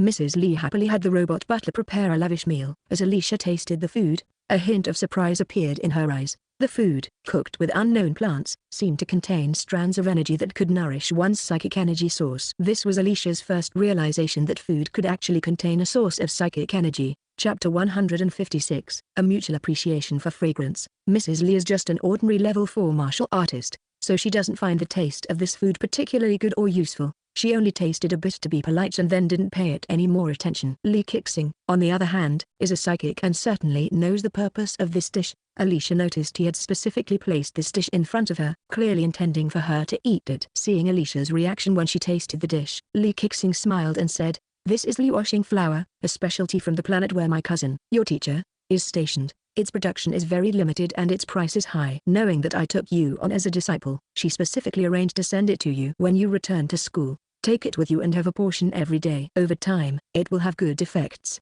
Alicia didn't think much of it and simply felt that her teacher's cousin and her teacher had a good relationship, extending to her as well. Speaking of cousin Lexi, I received a message from her yesterday saying that she will arrive at Sirius tomorrow morning, Mrs. Lee said. As Mrs. Lee spoke, she glanced at Alicia with a thoughtful expression. When she first saw the girl, she felt that Manny resembled someone very much. Initially, Mrs. Lee thought it was just a coincidence, but with so many coincidences, it might not be a mere chance. Considering why her husband suddenly took on this disciple, Mrs. Lee seemed to have figured something out and gave her husband a subtle look. Lee Kixing, being exceptionally perceptive, understood his wife's look immediately and returned an apologetic glance. Mrs. Lee then gave him a look that said he needed to explain himself properly. Alicia naturally noticed the silent exchange between the couple, but since it was related to cousin Lexi and not her, she chose to act as if she hadn't noticed and continued eating. After dinner, Lee Kixing said to Manny, "Your Aunt Lexi will be coming to Sirius in a few days for military duties. She will definitely come to see both me and your teacher's wife.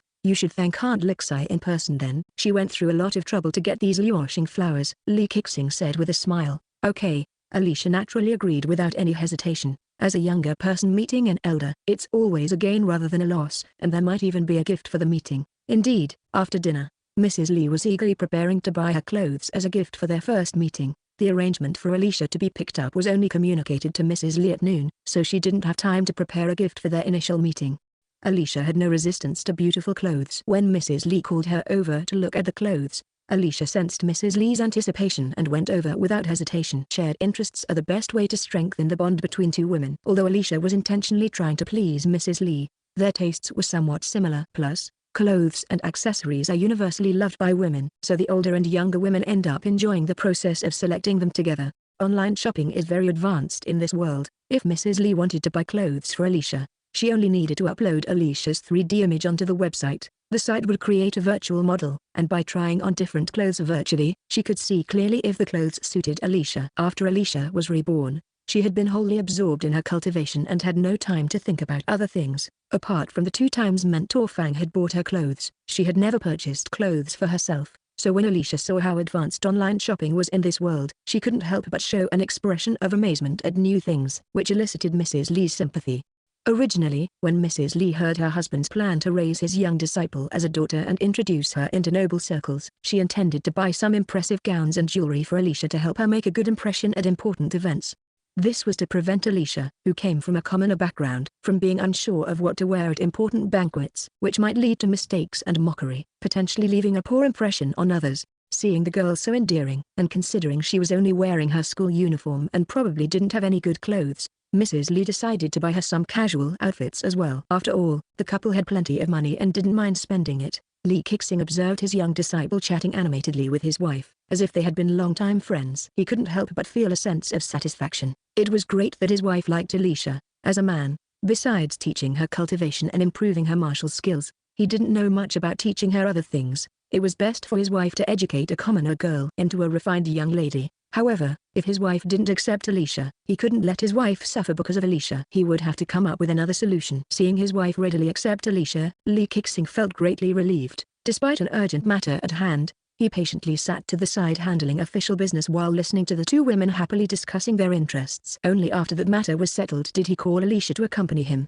Lee Kixing took Alicia to the cultivation room and, with a serious expression, said, "You should be at the stage where you need to make a breakthrough. Fortunately, I'm available these days, so I'll be outside protecting you." Alicia initially wanted to politely decline and avoid troubling her teacher, but then she realized that she now had a mentor. There was no need for her to continue growing independently as she had before. Additionally, Alicia's psychic energy had suffered severe damage during her training. Although she felt that her cultivation was advancing rather than regressing, the progress seemed too rapid, leaving her somewhat unsettled and worried that she might be experiencing forced growth. With her teacher, a psychic master, protecting her, she could avoid potential pitfalls without realizing it. For martial artists, once they reach a certain level of cultivation, any minor stimulation often leads to a natural breakthrough. However, for psychic masters, upgrading involves certain risks. The higher the level, the greater the risk. Although the probability of accidents is low and most consequences are not too severe, the human psychic energy is intangible and elusive, and human thoughts are often filled with distractions. Sometimes, one may not even be aware of unresolved inner conflicts.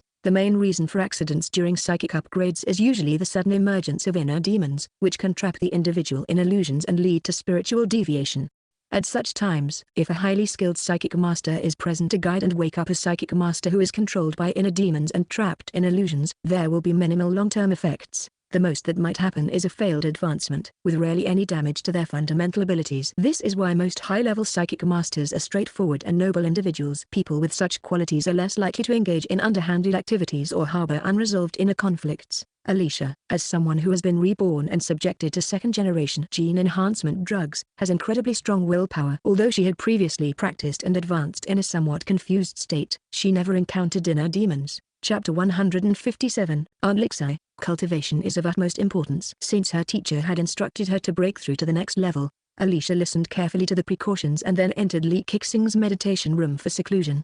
In any world, those with firm willpower are the most likely to succeed, and Alicia was no exception. Within 8 hours of entering the meditation room, she smoothly achieved her advancement without any issues. Seeing his young disciple emerge from the meditation room having successfully leveled up, Lee Kixing felt once again that he had gained a treasure. She's only 15, and she's already a mid-level 5 psychic master. At 15, his own cultivation was only at mid-level 4. Alicia, after cultivating all night, you must be very hungry. Go wash up quickly. Your teacher's wife has prepared a lot of delicious food for you, Mrs. Lee said with excitement and affection. After discovering the ulterior motives behind her husband taking on this young disciple, Mrs. Lee had a serious conversation with him last night. She finally understood the foolish behavior of the cousin and, besides feeling more affectionate towards the girl, she grew even fonder of her. Thankfully, the girl was talented on her own. Otherwise, her life could have been ruined. Although Mrs. Lee had no talent for cultivation herself, she understood well, thanks to her husband and her family's upbringing, that it was a stroke of luck for her husband to have taken on this closed-door disciple.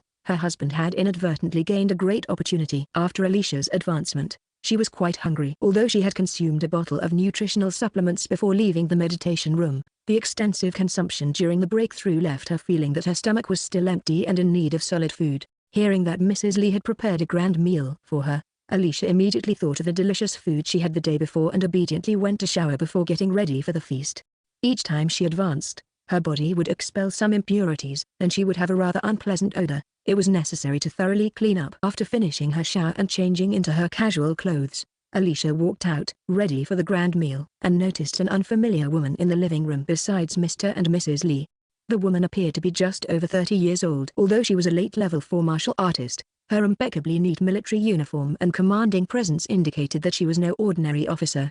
As Alicia approached, she keenly noticed that the woman's shoulder insignia matched that of Lieutenant Hakar Kessel's. This woman was actually a captain. Alicia was somewhat surprised. Being a captain indicated that the woman had a high overall combat capability. Given that her martial arts level was relatively low, Alicia guessed that she was most likely a psychic master. Since Alicia couldn't discern her cultivation level, it was probable that her psychic mastery was at least level 6. Alicia, this is Aunt Lixai, whom I mentioned to you, Lee Kixing said. Aunt Lixai had an extremely cool and aloof demeanor, but her black hair, black eyes, and delicate features gave Manny an inexplicable sense of fondness. Alicia smiled sweetly and greeted her. Hello, Aunt Lixai. Although Lixai Amber has seen her countless times on video and in person, Lixai felt she had to muster all her strength to maintain her composure. She was slightly slow in responding but managed a faint smile, using all her effort to speak gently. Hello. Although Aunt Lixai appeared somewhat indifferent, when Alicia's gaze met hers, she sensed a fleeting glimpse of suppressed pain in Lixai's eyes, though it quickly vanished and was replaced by her usual coolness. Alicia began to doubt whether she had misinterpreted the look. It was their first meeting, so it seemed unlikely that Aunt Lixai would have such emotions toward her. When Alicia looked again, she noticed a touch of affection in Aunt Lixai's cool gaze. Although Alicia thought it seemed a bit sudden for Aunt Lixai to show such affection after just a minute of meeting, Mrs. Lee had also only met Alicia the day before and had shown similar warmth in her eyes. Mrs. Lee, sensing Alicia's surprise, smiled and explained that Aunt Lixai had only one son and had always longed for a daughter. Perhaps Aunt Lixai and Mrs. Lee had projected some of their desire for a daughter onto Alicia. Alicia considered this a reasonable explanation. After all, as Lee Kixing's closed-door disciple, Alicia was almost as important to him as his own children, and in terms of guardianship, she held an equal status. It was quite normal for Mrs. Lee to extend her affection to Alicia. Although Lee Kixing and Aunt Lixai were cousins, their relationship was almost like that of siblings, so it made sense that their affection would be similarly extended. Although Lee Kixing is Alicia's teacher, he is also a military commander and is busy during the day, only able to return at night. Mrs. Lee, despite being a military spouse, actually manages many businesses and spends most of her daytime dealing with them online. Thus, the guest, Alicia, and Aunt Lixai had the most free time together over the past 2 days. Aunt Lixai is a mid-level 6 psychic master with extensive combat experience as a soldier. For these 2 days, she practiced with Alicia and helped her consolidate her cultivation level. Additionally, Lee Kixing informed Aunt Lixai about Alicia's encounter with the level 4 psychic core mutation wood. After Aunt Lixai inquired in detail about the incident, she carefully analyzed and explained to Alicia the mistakes she and her companions made during the situation. Alicia felt as if she had opened a door to a new world. Some things truly need to be learned through direct teaching rather than just observation from the outside. Given Alicia's limited practical knowledge, Aunt Lixai used her and Lee Kixing's authority to show Alicia numerous battlefield combat videos of military psychic masters and provide detailed analysis alongside them. Even though these were just videos, the intense and bloody scenes of real battles were a significant shock to Alicia. With Aunt Lixai's analysis and guidance, Alicia greatly expanded her understanding and learned about various aspects of battlefield knowledge. Having lived a comfortable life and lacking such training, Alicia needed these teachings the most. Although Instructor Dudley was her mentor, He was also a mentor to others and couldn't focus entirely on her weaknesses or provide detailed, individualized analysis. Moreover, as a martial artist, he could guide but not fully teach the combat skills of a psychic master. So, over these 2 days, Aunt Lixai's teachings were more valuable than anything else. This knowledge couldn't be learned from textbooks, it was born from bloody experience, something only seasoned military personnel like Aunt Lixai and Li Kixing possess. Alicia eagerly absorbed this battlefield knowledge she had never encountered before. Aunt Lixai's 2 days of instruction doubled Alicia's practical combat abilities and even brought some changes to her demeanor. In just 2 days, Aunt Lixai made a profound impact on Alicia, becoming another mentor in her life. Chapter 158, Cold Light Pistol. But such days passed in the blink of an eye, and Alicia felt very regretful because the time for parting was approaching. On the 3rd day after arriving at Sirius, after enjoying a delicious breakfast with Li Kixing, his wife, and Aunt Lixai, Lieutenant Akar Kessel appeared again. Alicia bid a reluctant farewell to Aunt Lixai and Mrs. Li and boarded Lieutenant Kessel's small military vessel to return to the capital star. It was only on the spacecraft that Alicia had the opportunity to look at the gifts Aunt Lixai and Mrs. Li had given her. Both women had sent her gifts in space storage devices, so it would have been inappropriate to inspect them in front of them. As Alicia had anticipated, Mrs. Li's gifts were beautiful clothes, shoes, bags, and precious jewelry, about 50 or 60 sets in total, enough to dress Alicia from head to toe.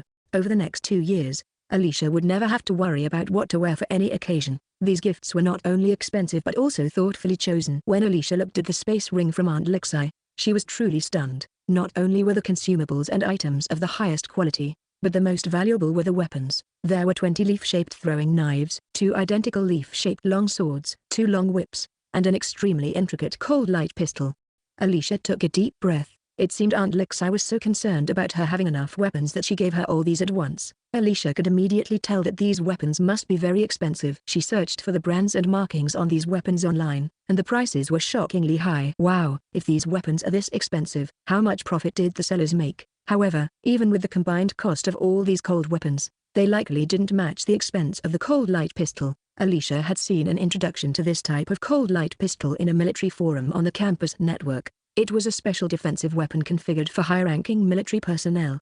Alicia looked at the instructions and found that the cold light pistol had a genetic lock. Once locked, only the holder could use it. Aunt Lixai had already completed all the legal ownership procedures for Alicia. She just needed to set the lock herself. For Alicia, who was very aware of the severe personal safety issues she faced, this was a thoughtful gift. It was like adding an extra layer of security to her personal safety. Alicia immediately locked the cold light pistol and stored it in the jade pendant space. After the military vessel carrying Alicia departed, Lixayamba stood in place for a long time until Mrs. Li came over. "Cousin, thank you," Lixayamba said, her voice somewhat choked. "There are some things I need to say, and I hope you won't be upset," Mrs. Li said, holding back her feelings for 2 days and feeling the need to speak.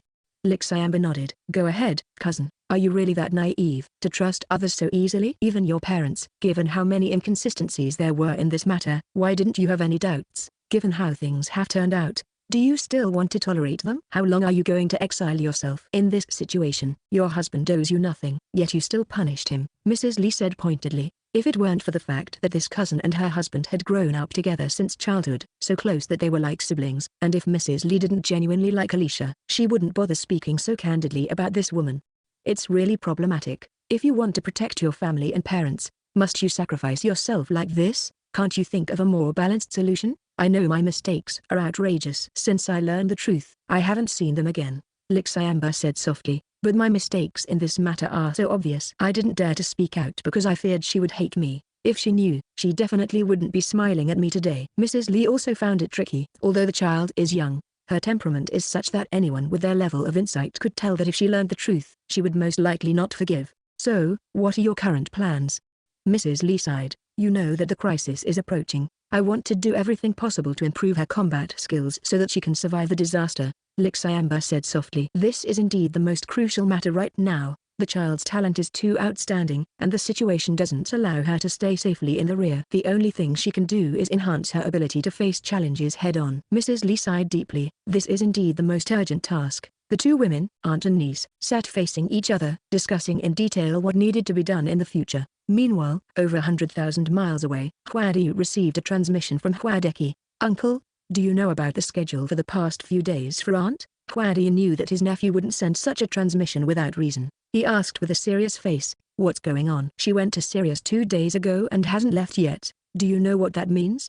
Hwadeki said. Hwadu immediately recalled the information he received 3 days ago. After a long period of silence, he said with difficulty, she knows about Alicia and specifically went to Sirius to see her. That seems to be the case. Moreover, this can be traced back to Colonel Lee suddenly appearing at the Xuangu 1st Military Academy and unexpectedly taking on a close disciple. Hwadeki said, in the Gus Empire, Colonel Lee is probably the most qualified person to be Alicia's master. She never mentioned this to me. I don't know what she's thinking, Hwadu said with frustration. According to the information I've gathered recently, Auntie isn't as we imagined. We likely misunderstood her before, and she might be reluctant to say more because of the misunderstanding. Uncle, the issues between you and her are not simple. They involve the family's major plans. Xiao Li and Alicia's situation cannot be ignored. You must not let it affect them, Hwadeki said sternly. Hwadu was somewhat shocked. What are you saying? What misunderstanding? Uncle, you have been negligent in this matter. You've been too indifferent towards Auntie, resulting in insufficient attention and missing a lot of information. I'll send it to you later. You need to review it carefully and consider how to handle it. This issue must be addressed to avoid unnecessary complications. However, the fundamental situation cannot change. It's best if as few people as possible know about Alicia's identity, Hwadeki said. Hwadu nodded. Thank you, Xiaoqi. Less than a second after the uncle and nephew finished their message, Hwadu received a piece of information. After reading it, his eyes burned with anger. He closed his eyes, trying to suppress his rage, and it took a while for him to calm down. When Hwadu opened his eyes again, a cold glint was visible in them. Lixiamba received a message. Seeing who the message was from, she hesitated for a long time before answering. However, the other party seemed very patient and did not hang up. Mrs. Dudley raised her eyebrows at Lixiamba. Seeing the usually aloof sister-in-law showing such an expression of difficulty, she had some guesses about who the message might be from. Hwadu? Mrs. Dudley asked. Lixiamba nodded sullenly, her eyes filled with worry. I think you should have a good talk with him, Mrs. Dudley advised. Chapter 159. Attacked in succession. Lixiamba didn't understand why Hwadu kept persistently sending her messages. They hadn't had anything to say to each other for a long time. Recently, she had been preoccupied with her own thoughts and didn't want to see him before she figured out her future plans. Hearing her cousin's advice to talk things over with Hwadu, and with him continuing to persistently message her, Lixiamba finally took a deep breath and went into the room where she had been resting these past few days. Lixi. Hwadu looked at his wife's face, vaguely remembering that they hadn't been in contact for a month. Over the past 6 or 7 years, this had become the norm. Looking at his wife's indifferent expression, he found himself unable to ask the questions he wanted to. Why had things come to this between them? He had once refused to marry the direct descendant of the Amber family, the current Empress's sister, and insisted on marrying her, someone from the side branch of the Amber family. They had once been so affectionate, but now they had grown increasingly distant. In the past, he thought that Lixiamba was entirely loyal to the Amber family, merely a pawn of the direct line. He didn't realize that she was the one most deeply hurt, suffering countless grievances. Yet, he only saw what certain people wanted him to see and didn't investigate further, merely standing by and watching coldly. It's no wonder her gaze had grown increasingly indifferent and solitary. She rarely left the military base unless absolutely necessary and even proposed divorce a few years ago. Lixi. Hwadu called out again in pain. Seeing Hwadu's pained and hesitating expression, Lixiamba's brows lightly furrowed. Have you decided on the divorce? I'll report it to the military right away. Although Lixiamba was somewhat reluctant to divorce because of Alicia, she knew that a divorce would have its benefits. Alicia would be completely unencumbered, and with her cousin and uncle's support, plus her own qualities, she would certainly be able to live well. With Hwadeli present, the Hwada and Amber families would only bring Alicia harm and schemes. It's better to sever ties completely. No, Lixi.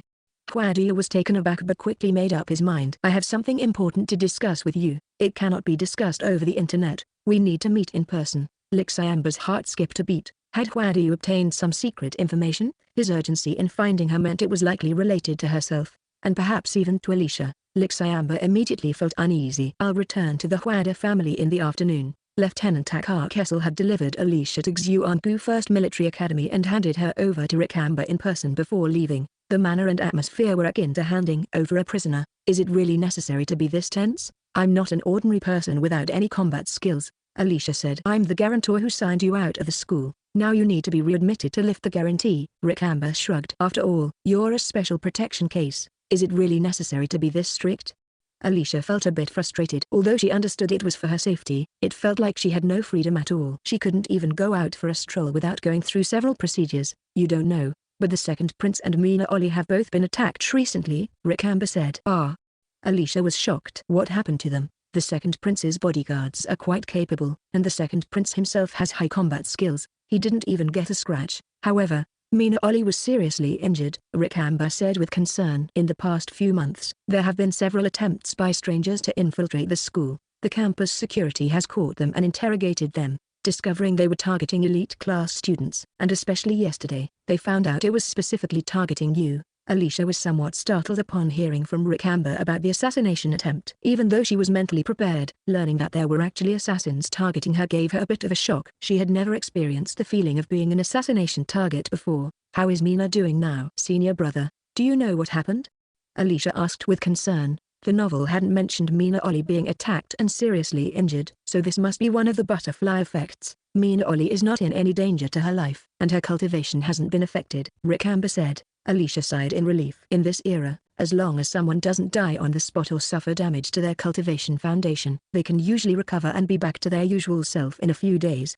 Mina Ollie was attacked in her own home by her own people, which is why she was injured so badly, Rick Amber said, frowning. Assassins use many different methods, and there are various ways to control others. Junior sister, you need to stay vigilant. Even if you're dealing with someone you know, don't let your guard down, and if you notice anything unusual, you should immediately distance yourself. Mina Ollie, being a telekinetic, is very sensitive to those who approach her. Even if they are her own relatives, those with malicious intent wouldn't be able to get close to her. Even if someone could get near, Mina Ollie would still be on guard. Therefore, the person who attacked Mina Ollie certainly didn't have killing intent and must have been someone she was familiar with and trusted. In the novel, puppets controlled by the Yunkai Star people have this characteristic. Alicia suspected that Mina Ollie was likely attacked by a puppet controlled by the Yunkai Star people. Alicia immediately became alert and looked at Rick Amber. She also recalled that when Rick Amber came to pick her up, Akar Kessel had scanned him with a device before letting him through, which eased her concern somewhat. According to the novel, puppets usually appear normal when they are not receiving instructions and may even forget their puppet identity, making it difficult to distinguish them by appearance or behavior alone. Only special devices that check brainwaves can differentiate them. This is because puppets have a telekinetic control source left by the Yunkai Star people in their minds, which makes their brainwaves slightly different from those of normal people. In the novel, humanity suffers greatly from this. Many skilled individuals were assassinated before it took significant effort to uncover the existence of puppets and subsequently discover the Yunkai Star people's conspiracy. According to the timeline in the novel, it seems that the existence of puppets would not be discovered for another 2 years. However, Alicia recalled that she was scanned for brainwaves less thoroughly on the Sirius star, and was re-scanned after returning to school. Furthermore, Hwadeki also mentioned the matter of puppets, which clearly indicates that the Gus Empire was already prepared. Moreover, to this day, there have been no reports of successful assassinations. Alicia once again felt that someone in the higher echelons of the Gus Empire must be using some sort of cheat, and this person was likely the Crown Prince. Alicia once again suspected that the Crown Prince might be a reborn individual. This was the 6th time Alicia had suspected the Crown Prince of being a reborn person. After dismissing her suspicions about the second prince, she shifted her doubts to the Crown Prince. Alicia carefully compared the differences between reality and the novel, and indeed, there were too many changes that had silently influenced the entire Gus Empire. At this rate, in 5 years, the martial power of the entire Gus Empire's population would reach an unprecedented height. Chapter 160, Renewed Suspicion. Based on the limited observations of the real Gus Empire that Alicia made, she has already noticed differences from the book. Thus, changes in areas she can't see, such as the military, might be even more significant. At the very least, the brainwave scanner in the novel was supposed to be introduced 2 years later. The second prince couldn't have made these changes in his previous life. He lacked the capability, which means he was unable to access many of the secrets. Even if the second prince is reborn, his current life is completely different from his previous one. The incompetence of his past self combined with being only 16 now means he wouldn't have the ability to effect such extensive changes in such a short time. This requires a very high position and exceptional governance skills. After careful consideration, Alicia believes only the first prince or the king of Gus could have achieved this. However, in the novel, the king of Gus was killed a few days before the Yunkai Star invasion, and he was unaware of the subsequent interstellar war. Therefore, the possibility of the Gus King being a reborn individual is quite low. Only a deeply knowledgeable first prince, who understood the various weaknesses of the Gus Empire in its war against the Yunkai Star people, could have made such significant reforms and transformed the entire Gus Empire within just 2 years. It is said that the first prince was attacked 3 years ago and was so severely injured that he was on the brink of death. After his recovery, he took an action completely different from what was described in the novel. He began to reform the second prince, The second prince's cultivation has been rapidly advancing, and if this continues, in 5 years, he could become a sharp, formidable weapon. Moreover, Alicia herself is under the first prince's scrutiny. Once he discovered her existence, he has been refining her both overtly and covertly. If she can grow according to the first prince's plan, she will also become a sharp weapon. Alicia, despite suspecting the first prince is a reborn individual and believing he intends to train them as weapons against the enemy, does not feel afraid. On the contrary, she sincerely hopes this suspicion is true because this is exactly her goal. Having someone resolve disruptions and support her training and having people backing her so she can forge ahead without hindrance is something she could not ask for more. In the novel, it was the first prince who found the method to counter the enemy. If the first prince is a reborn individual, this would definitely be a blessing for the entire Gumara Star domain and a hope for human survival. Just thinking about this makes Alicia feel energized. Alicia returned to the school in the afternoon, around 3 o'clock. However, since her arm injury was only 4 days old, she was still unable to engage in physical training. Stimulated by the news of Mina Oli and the others being attacked, her thoughts were unsettled. Not wanting to practice her psychic abilities, Alicia decided to accompany Ricamba to the mecha manufacturing department to learn about mecha crafting.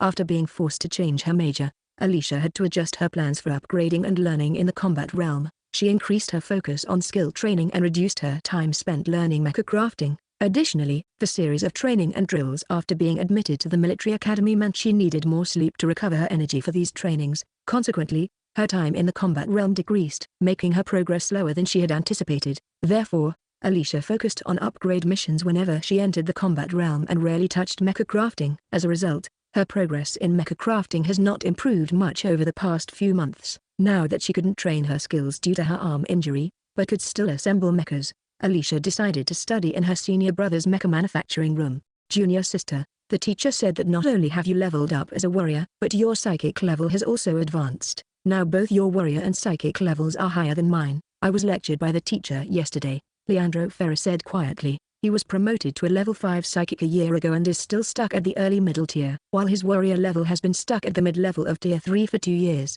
Originally, his level of cultivation was considered top-notch within the first military academy of Xuangu, but compared to junior sister, he felt like a fool. Then you should spend more time on your cultivation, Alicia said vaguely, without offering any specific advice. The method for advancing as a mecha crafting master is quite different from that of a combat master. Her meditative technique wasn't something the original host had been practicing but was a meditative technique given by the War Realm later. Regarding this meditative technique, although Alicia forgot to ask after meeting with Huadeki, she was quite certain that it was specifically provided to her by either the Crown Prince or Huadeki through the combat realm. Leandro Ferrer, being a senior in the elite class of the mecha crafting department, was not in a position for a junior like her to teach him. He only mentioned it casually, so Alicia didn't take his comments seriously. Alicia spent over 3 hours in the mecha crafting department before leaving. Back in her dormitory, she had a meal prepared by Aunt Lixai. Alicia had initially planned to enter the Jade Pendant space to practice meditation, but thinking about Mina Oli, who had been injured in an assassination attempt, she sent a message. However, it didn't get through. Feeling a bit uneasy, she decided to send a message to Huadeli, Mina Oli's fiancé, hoping he might know about Mina's situation. This was Alicia's first time calling Huadeli's message, and she wasn't sure if he would answer. However, the call was picked up after only 2 rings. Hello, hello. The two awkwardly greeted each other, unsure of what to say next. Alicia forced out a sentence. I just tried to reach Mina, but she didn't answer. Do you know how she is? Huadeli looked at Alicia on the other end of the line, noting the undeniable concern in her eyes. It seemed she knew about Mina Oli's incident. But wasn't the news supposed to be sealed off? How could she, a civilian and someone stuck in school, know about it? But since she was vetted by the first prince and cousin Chi, it meant she was safe, and her call was driven by concern. Huadeli hesitated to speak, causing Alicia's anxiety to grow. She asked urgently, speak up. How is Mina? Is she seriously injured? Wasn't Master Rick saying there was no danger to her life? Why does Huadeli look like this? She's still in the treatment room. She was severely injured and will need to lie in the treatment pod for 2 days, Huadeli said. Alicia gasped. For broken bones, a few hours in the treatment pod would usually suffice. If she needed 2 days, the injuries must be nearly fatal. Do you know how Mina got injured? Alicia asked. Alicia wanted to understand the situation better to determine if Mina Oli's attack was related to the puppet people. How did you know about this? The news was sealed off by the Security Bureau as soon as it happened, Huadeli asked. It was my senior brother, the head of the mecha manufacturing department, Master Ricamba, who told me, Alicia said candidly. Knowing what Huadeli was suspecting, she decided to tell him the truth to prevent any further confusion or unfounded doubts. Chapter 161. Guiding Suspicion. Alicia noticed that Huadeli was suspicious about how she knew about Mina Oli's assassination, but she didn't get angry. After all, as an ordinary citizen, she wasn't supposed to know such things or have access to such information. This was the original male protagonist, and he would be her partner for the next 4 years. A certain level of trust was necessary between them. Otherwise, who knows what might happen. To prevent Huadeli from developing unnecessary suspicions, Alicia decided to reveal her source of information. People of their status tend to have severe trust issues. Moreover, since Mina Oli and the second prince had already been attacked and Alicia herself was also a target, she estimated that Huadeli and Dean Atchison were probably among the potential targets too. Alicia wasn't sure whether Huadeki had told Huadeli about the inner workings of this assassination organization. Her own information came from Huadeki and Ricamber. She didn't mind sharing it with Huadeli. If he wasn't aware, it would at least serve as a warning to him. My senior brother told me about these things because someone tried to sneak into the school and assassinate me in the past 2 days. Fortunately, they were all caught by the school guards. But no one can guarantee that no one has successfully infiltrated. He told me to stay vigilant. I suspect this is very likely targeted at members of our elite class. You and Dean should also be careful, Alicia said frankly, expressing her concern. Huadeli knew that Alicia was apprenticed to Li Kixing, so her explanation made perfect sense. His suspicion immediately disappeared. But he became a bit worried. He was well aware of the assassination organization. He and Dean were surrounded by many guards, and their families had been prepared for a long time, so they hadn't encountered any danger. However, Alicia, being an ordinary citizen with no one to protect her, was actually the most at risk. Fortunately, she was deeply obsessed with cultivation and had no interest in going out shopping or playing around, which is why she hadn't encountered any trouble so far. Looking at the girl on the other end of the communicator, who seemed a bit dazed and less lively than usual because she didn't know what to say to him, Huadeli couldn't help but remark, "You should be more vigilant given the current situation. Never go out alone." "Oh, I know that," Alicia nodded. She didn't need him to tell her. Even if she wanted to go out, she couldn't. After learning from Huadeli that Mina Oli was not seriously injured and would likely return to school tomorrow, Alicia felt relieved. Holidays always pass in the blink of an eye. Early in the morning, the first-year elite class gathered in their classroom. Most of them had returned to school yesterday evening, including the second prince. Only Huadeli and Mina Oli returned to school early this morning. Mina Oli still looked somewhat weak, her face a bit pale, making it obvious to anyone that she was not in the best physical condition. "If you're still not fully recovered, you can rest at home for a while. You can follow the courses online on Skynet. You're pushing yourself too hard," Sheila said, frowning. Given the medical capabilities of this era, someone who is still this weak after spending 2 days in a medical pod must have either suffered from a severe illness or sustained serious injuries with significant blood loss. Such conditions require proper rest to recover. As for Mina Oli, it was undoubtedly the latter. It was clear that everyone knew about this incident, and they all stepped forward to comfort her. Alicia then asked Mina Oli about the details of the attack. "It was my cousin. Normally, she's a bit jealous of me and likes to say some unpleasant things, but I never thought she would want to kill me. We grew up together by our grandmother's side. How could her hatred run so deep that she'd want to kill me?" Mina Oli said sadly. Since everyone seemed well informed about the incident and they were all in the same boat, Mina Oli had no intention of hiding anything. Perhaps because her body was weakened, Mina Oli's emotions were also fragile, making it hard for her to accept that a family member wanted her dead. Seeing Mina Oli's sorrowful expression, Alicia realized that this girl had not only suffered serious physical injuries but also deep emotional wounds. Alicia thought for a moment, wondering if Huadeki, the director of the Security Bureau, had uncovered anything about the puppeteers. However, based on Mina Oli's reaction, she likely didn't know about this matter. It was possible that Huadeki and his team hadn't found concrete evidence, or that the situation was too sensitive to disclose. In that case, Alicia herself couldn't casually mention it, lest others notice something was off about her. But seeing her friend so upset and considering the possibility of facing such situations in the future, Alicia felt concerned. These young people were all elite youth who would be key forces in fighting against the Yunkai people in the future. They couldn't afford to be sabotaged by the puppeteers, but how could she warn her friends without making them suspicious about her secret of being reborn? After pondering for a while, Alicia asked Mina Oli, logically, someone wouldn't go to such extremes without a deep-seated grudge. Since you're sure there's no such hatred between you and your cousin, think back. Was there anything unusual about her mental state at the moment she attacked you? Mina Oli hesitated, looking at Alicia, who then added, think carefully. Mina Oli began to recall the events of that day. After a moment, her expression changed. I didn't sense any hatred or killing intent from her, which is why I wasn't on guard. Just before I passed out, I saw that she seemed blank, as if she had no emotions at all. Is that not normal? The group fell silent for a moment. Then, Ibrahim spoke up first. It's definitely not normal. There should at least be some emotion, like joy, fear, or hatred. It's impossible for someone to have no emotion at all. Huadeli added, "Did your family not interrogate her for the reason?" Dean Acheson asked, frowning. She had already committed suicide by then. Huadeli answered on behalf of Mina Oli. To think someone hated Mina Oli so much they were willing to die with her. Dean Acheson gave Huadeli a complicated look. This guy always had a stern, deadpan face, yet somehow he attracted women. Mina was truly unlucky to have a fiancé like that. Alicia noticed the subtle exchange of glances between Dean Acheson and Huadeli, but she had no interest in figuring out their rivalry. The situation with Mina Oli's cousin was a classic case of a puppet assassin. Using a puppet to deal with young people like them, who hadn't even stepped out into the world yet, was quite a bold move, but it also meant they were in for serious trouble. In the novel, Mina Oli and Huadeli only received this kind of treatment after they joined the military, but in reality, they were already experiencing it ahead of time. Who was flapping these butterfly wings? Alicia felt like cursing, but she was afraid she might end up cursing herself. Isn't it said that high-level telepaths can control people with weak willpower? Alicia said. Mina Oli frowned. That's just a rumor, and the practitioner must be at least level 8, but there isn't a single level 8 telepath in our entire Gumara Star region. Can you be 100% sure that those shady organizations don't have one? Alicia guided them. Chapter 162, The Tainted Courtesy Name. Alicia led everyone to suspect that Mina Oli's cousin might have been controlled by someone to attack Mina Oli. Mina Oli immediately thought it was impossible because, to her knowledge, there were no telepaths above level 8 in the entire Gumara Star region, and only a level 8 or higher telepath could achieve such control. This is uncertain. While there might not be any openly, it's hard to say what's happening in the shadows, Hebrew Adam said, clearly having realized something, his face darkening.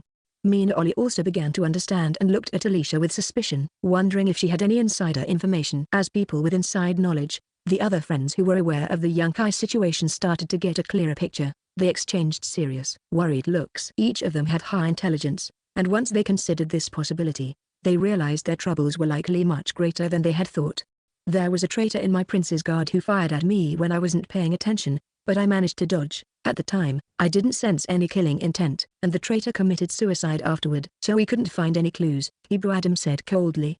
I also encountered a stalker on my way home, Dean Acheson said. The guards sent to pick me up were very alert and quickly shook off the stalker. Later, we discovered that someone in my family had betrayed my information. The day before yesterday morning, the school guards caught an assassin trying to infiltrate the school. She was disguised as a youth coach at the swimming pool. Hebrew Adam glanced at Alicia. During the holidays, Alicia had a routine of swimming at the training pool in the mornings. It was clear that these assassins knew her habits and were aware that she was under the responsibility of a youth coach at the swimming pool. Alicia had certainly thought of these things, and she was trembling with fear. Oh God! She had a good relationship with the youth coach at the swimming pool. If the school guards hadn't caught the assassin, who knows if the coach would have received a message and rushed to her death. The world was truly terrifying. She wanted to return to Earth, to that peaceful country with very few dark sides. What about the real youth coach? Alicia asked worriedly. After all, the coach had been targeted because of her. She's missing. The Security Bureau hasn't been able to find her, but the clues suggest she was captured by those people. The Security Bureau is following the leads, Hebrew Adam said. In reality, the youth coach had already been killed. It was clear she had been murdered while resisting violently, and her death was suspicious. The Security Bureau was investigating. Huadeki had instructed Hebrew Adam not to tell Alicia that the youth coach was dead, to avoid frightening and upsetting her. Instead, he said that the coach was missing. Hearing that the coach was missing rather than dead, Alicia's emotions stabilized somewhat, but her concern and sadness remained evident in her eyes. Why the sudden effort to assassinate us? Sheila also found it frightening. She didn't consider herself a remarkable genius. She was always among the lowest ranks in assessments. Didn't they think it was a waste of effort to target her? It's not just you encountering these issues. This is not an isolated incident. Several similar cases have occurred, and it's not limited to the Imperial Capital Star. It's likely targeting outstanding citizens of Argus Empire. You don't need to worry too much. My father has already ordered the Security Bureau to investigate with full force. Given the capabilities of the National Security Agency, they should resolve it soon, Hebrew Adam said. Seeing the frightened expressions on their faces, Hebrew Adam added, but until this organization is completely eradicated, you all need to be cautious. It's best to stay on campus as much as possible. My elder brother sent people the day before yesterday to upgrade the school's defenses to the highest level. The security level at the school is now at its maximum. Hearing this, the first-year elite class members felt somewhat relieved. If the school wasn't even safe, they wouldn't be able to find peace here. Hebrew Adam's information was naturally the most accurate and reliable. Hearing that the Gus King and the Crown Prince had already intervened, the group felt reassured. Aside from Alicia, who didn't know much about the royal family, The others had full confidence in the Gus King and the Crown Prince, especially with both of them taking the matter seriously. They believed that the mysterious assassination organization would soon be dealt with, and their threat would be removed. Having said what needed to be said, it was time for class to begin. As everyone was preparing to return to their seats, their mentor, Mr. Lee, entered the room with a familiar military academy student following behind him. "Hello everyone, please give me your guidance from now on," the student said as he walked in, greeting them confidently. He then took a seat in the empty spot at the very back, as directed by Mr. Lee. The elite class members, who had been daydreaming, suddenly noticed an extra seat in their classroom and turned to their mentor with questioning expressions. Asimu has performed exceptionally well since the start of the school year, especially excelling during the drills. The school has decided to make an exception and transfer him to the elite class to join Hua's team, which happens to be short one member. Understanding the situation, the original elite class members immediately applauded enthusiastically to welcome him. If it were anyone else joining the class, they would likely be resistant. However, with Asimu, it was different. Asimu was infamous among the new students for his bad luck during the assessment competition. He had consistently ranked within the top 10. However, he was unlucky enough to encounter a dark horse in the rankings, which dropped him to 11th place. It wasn't until this training session that Hebrew Adam himself revealed that this dark horse who had beaten Asimu was Hebrew Adam. In the Xuangu Military Academy, not even fourth-year students could match Hebrew Adam's skill, so the reputation of Asimu as an unlucky guy was not unfounded. Nevertheless, because of this, everyone acknowledged that Asimu was a person of real ability. Now that he had used his skills to be transferred to the elite class, the original elite class members naturally had no objections, especially the members of Hua's team, who were extremely welcoming. Their team had been short one member for a while. Over the past month, they had struggled to find a suitable member from the first-year mesh manufacturing department and had been quite frustrated. While missing a member during this training session wasn't too problematic, it would be a significant disadvantage in future competitions if they continued to be short one team member. Asimu's combat abilities were evidently on par with Su-43's. With him on the team, Hua Deli's team's overall strength would increase significantly, reducing Adam's team's advantage. "Welcome, welcome, you truly belong in the elite class." After roaming around, "You're back where you should be," Su-43 said excitedly, patting Asimu's shoulder. The way he spoke made it seem like they were old friends. "Did you two know each other before?" Sheila, ever the best spokesperson, asked on behalf of everyone. Asimu, who had shown exceptional strength and had a robust appearance during the training, actually blushed and smiled awkwardly as he touched his nose and said, "He's my cousin." Alicia's face remained expressionless. "Not another cousin." This courtesy name is truly poisonous. With 12 people in the class, it seems everyone is a cousin or relative of some sort. Chapter 163, The Fate of the Opportunity. Asimu's transfer to the elite class went smoothly, as the original elite class members accepted him without any objections. With Su-43, his cousin, acting as a mediator, he quickly integrated into the group. Then, they resumed their routine of ordinary classes day after day. As students, most of their lives were filled with such mundane routines. Even the high and mighty didn't escape this reality. Initially, they thought the second prince was incredibly cool, aloof, and impressive. Now that he was a classmate, they realized he still had to do his assignments, worry about exams, and get beaten up by instructors during practice. As they observed, he no longer seemed so extraordinary. Only Tamaki Kezia was somewhat pleased because, with Asimu joining the elite class, the competition for the lowest score in the cultural classes was no longer between him and Sheila. Now, it was just a battle between Asimu and Sheila, and Tamaki Kezia could sit back and watch the show. It wasn't until the 5th day after everyone had returned to school that Alicia belatedly remembered a question. Did Mina Oli gain any opportunities during this island training? In the novel, during the heroine's first training session at the start of the school year, the island journey provided her with a significant opportunity, which also benefited the hero. Their cultivation progressed in a miraculous way, far surpassing their peers. However, there's a point of doubt here. In the novel, Mina Oli advanced to a level 5 psychic soon after returning from training, and Hua Deli also became a level 5 warrior at the age of 17. But before the training, he was already at the peak of level 4 warrior. Once he understood the will to fight, he could have advanced to level 5 at any time, without needing to wait until he was 17 to reach that level. Regarding this, Alicia vaguely remembered that in the novel, when Hua Deli entered the Xuangu Military Academy, he had just reached the mid-level of level 4, and seemed to reach the peak of level 4 only in his second year. However, in reality, when entering the Xuangu Military Academy, Hua Deli's cultivation was already nearing the peak of level 4. It appeared to be higher than what was described in the novel for the same period. Similarly, Mina Oli's cultivation was not consistent with the novel either. In the novel, Mina Oli entered the Xuangu Military Academy as a mid-level level 4 psychic, but in the real world, she was at the late stage of level 4. Alicia realized that in the real world, Huadeli and Mina Oli's cultivation levels upon entering the Xuangu Military Academy were actually the levels they reached in the novel after Mina Oli gained the opportunity, resulting in a significant increase in their cultivation. Alicia recalled the potion they were given after each extreme training session, which instructor Dudley had them drink. Mina Oli had mentioned that the elite children from prominent families had already started taking this potion more than a year ago. What does this imply? Alicia looked around and noticed that while Huadeli's combat power had increased somewhat, nothing else had changed significantly. Mina Oli, even more so, had been affected by the assassination attempt and was only now slowly recovering. Her cultivation remained the same, with no sign of advancement. Alicia couldn't see how they could have received any opportunities. If they had, their cultivation should have changed, and Mina Oli wouldn't have taken so long to recover. At this point, Alicia had a sudden thought and recalled the potion she had taken. A new idea came to her mind. To confirm her suspicion, Alicia cleverly asked Mina Oli and Huadeli if their basic attribute points on the battlefield had increased after returning from the training. As a result, Sheila eagerly answered first, "My stamina, speed, and strength have all increased a bit." Impressive.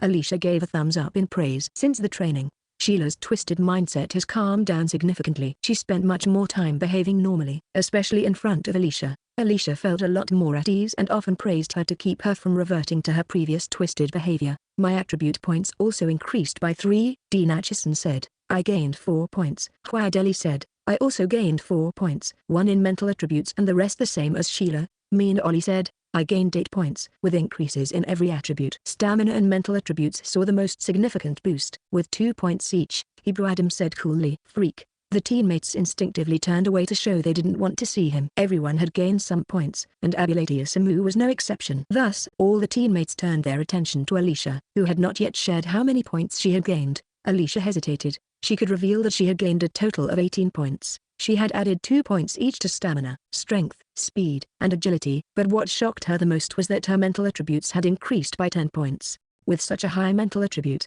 she wondered if she was turning into a freak herself. Alicia was even afraid of her own abilities. The potion given by the Crown Prince was indeed extraordinary. No wonder Hebrew Adam had been promoted to a freak by the Crown Prince. "What's with the secrecy?" Sheila asked suspiciously. Alicia cleared her throat and said, "I'm just afraid you'll be so envious and jealous that you'll lose your composure." "How many points?" Sheila, experienced in handling such situations, decided not to be fooled by Alicia's evasive tactics and redirected the conversation. Alicia had a habit of doing this whenever she didn't want to tell the truth. 8 points, Alicia said with a straight face, deciding it was better to act like an ordinary person. Sheila's face indeed twisted in disbelief. Alicia pointed at her and said, "Look at yourself. You've certainly lost your composure. I told you not to ask, but you didn't listen." "You're a freak, not a person," Sheila said angrily. Alicia continued to bicker with their friends, brushing off the matter. However, she had come to a conclusion. Based on the attribute changes, it seemed that Huadeli and Mina Oli had not gained any special opportunity. In fact, it appeared that she and Hebrew Adam were the ones who had received such an opportunity. Although she had indeed gained an opportunity, it wasn't one she fought for herself. It was prepared by the Crown Prince, who personally administered the opportunity to her.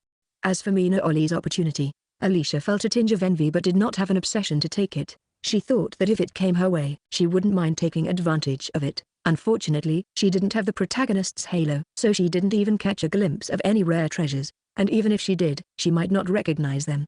Without the obsession, Alicia almost forgot about the protagonist's opportunity during the training. She didn't inquire about Mina Oli's whereabouts and thus didn't know whether Mina Oli had received any special opportunity. From the available information, it seemed that Mina Oli hadn't gained any significant opportunity on the island. Alicia increasingly believed that her guess was likely correct. The Crown Prince might have known about Mina Oli's opportunity in the previous life and, after being reborn, retrieved those 2 fruits from the island 2 years in advance, preparing them into 2 special potions. Chapter 164, The Second and the Third. In the novel, the 2 fruits that could cleanse and transform the body fell into Mina Oli's hands and benefited both the male and female protagonists. However, to be honest, since Huadeli and Mina Oli already had excellent cultivation potential, the fruit's effects only added fuel to the fire rather than bringing out their full potential. Alicia felt this was quite a waste. In the current world, Huadaki mentioned that the Crown Prince obtained 2 extremely powerful primary medicines. The Crown Prince sought the help of Dr. Paul to refine one of the primary medicines into a special potion, which stimulated the second prince into becoming a monstrous talent. Later, the Crown Prince used the other primary medicine to create a targeted potion for herself, effectively saving her own variable and turning her into an even more monstrous existence. The small portion of the primary medicine that was saved was refined into special potions by Dr. Paul and continuously provided to those talented young individuals. This is likely the main reason why Mina Oli and Huadeli, as well as Dean Acheson and others, had higher cultivation levels when they entered Xuangu Military Academy compared to the novel. The different statuses led to different realms. In the novel, Mina Oli only thought about herself, while Huadeli acted according to circumstances. Ultimately, only the two of them benefited from the situation. However, when good things fall into the hands of the Crown Prince, it's different. The Crown Prince aims to maximize their effectiveness. Firstly, the Crown Prince thought of seeking out Dr. Paul. Alicia, upon meeting Huadaki and Dr. Paul, did not initially remember Paul's identity but later recalled that in the novel, Dr. Paul was among the first talents eliminated by the puppeteers. Now that he is with the Crown Prince, he is unlikely to be used as cannon fodder. The Crown Prince certainly wanted Dr. Paul to study the properties of the medicine and make full use of its potential. Thus, these extraordinary medicines were used on the young geniuses selected by the Crown Prince, allowing those young talents to start improving a year ago. Thinking of this, Alicia couldn't help but feel a deep sense of resentment. What an outstanding, selfless male idol he is. Why does he have to be her cousin? It's as if she can't even indulge in a pink dream. Regarding the special medication Huadaki gave her, Alicia really felt something extraordinary. This feeling came from the smooth flow of her meridians during cultivation and the rapid expansion of her spiritual power source, giving her a sense of achieving twice the results with half the effort. Now, her daily cultivation progress is almost equivalent to what it would have taken her 2 days before taking the medication. Thus, Alicia became even more diligent in her practice. Since she couldn't fantasize about her male idol anymore, she decided to focus on her training. After returning from the island training, Ibu Adam instructed everyone to spend more time in the War Realm to quickly level up to level 10. The teammates followed his guidance, trying to enter the combat realm as much as possible in the evenings. Compared to the novel, their leveling speed in the current world is incredibly slow. Even though the combat realm has been live for half a year, no player in the youth group has reached level 10 to unlock the dungeon maps, whereas, in the novel, dungeons were unlocked within 3 months. It's unclear if the rebirth butterflies flapping their wings are causing these changes, but things have certainly shifted. It's been half a month since their return from the island training. Mina Oli, who was seriously injured, had to lie in the treatment pod for 7 nights and couldn't enter the game pod, causing her ranking to drop out of the top 10. In the current world, Huadeli has been unable to enter the combat realm frequently due to special training before school started, so his player ID hasn't reached level 10 according to the novel's timeline. Additionally, because the player known as the Imperial Prince rose rapidly, Huadeli hasn't been able to maintain his position at the top, unlike the novel's description. Since the Imperial Prince surpassed Huafishan over 2 months ago, Huafishan has been stuck in second place on the youth leaderboard, becoming the perennial runner-up. As for the ranking of the ID Alicia couldn't help but sigh. Being a perennial third wheel, how unpleasant. No, Alicia decided she needed to work harder and surpass Huafishan. Being second place is definitely better than being third. Over the past 3 months, their group had been intermittently entering the War Realm, with experience gains coming extremely slowly, yet, no one had been able to surpass the top 5 on the leaderboard. This isn't surprising, as these young players are all students. The top-ranked players are those with high potential and advanced cultivation, who receive significant support from the Empire. These young talents have heavy training and cultivation tasks, so they can't be in the War Realm every day. In short, while Alicia and her group are busy with their studies and cultivation, other young players are the same. None of them have time to play and level up in the combat realm. For those with lower cultivation trying to break into the top ranks, it's not easy. The gap in attribute points caused by differing cultivation potential is hard to close. Alicia became increasingly certain that the Imperial Prince was Ibu Adam. Otherwise, given his previous leveling speed, if he had been free, he would have likely already reached level 10. Alicia's experience bar for leveling from 9 to 10 was more than half full. She estimated that she only needed to complete 2 more leveling tasks to reach level 10. Alicia's psychic level had risen rapidly to mid-level 5 within a year. Both her master and senior brother said her leveling speed was too fast, and her foundation was a bit unstable. They advised her not to enter the meditation room for the past month but to focus on cultivating her psychic skills to solidify her cultivation. Thus, recently, Alicia has been concentrating on physical training and practicing psychic skills at night, fiercely working on leveling tasks. On the 19th night after returning from the training, while Alicia was working on her last level 9 task, she suddenly heard the long silent combat realm system voice.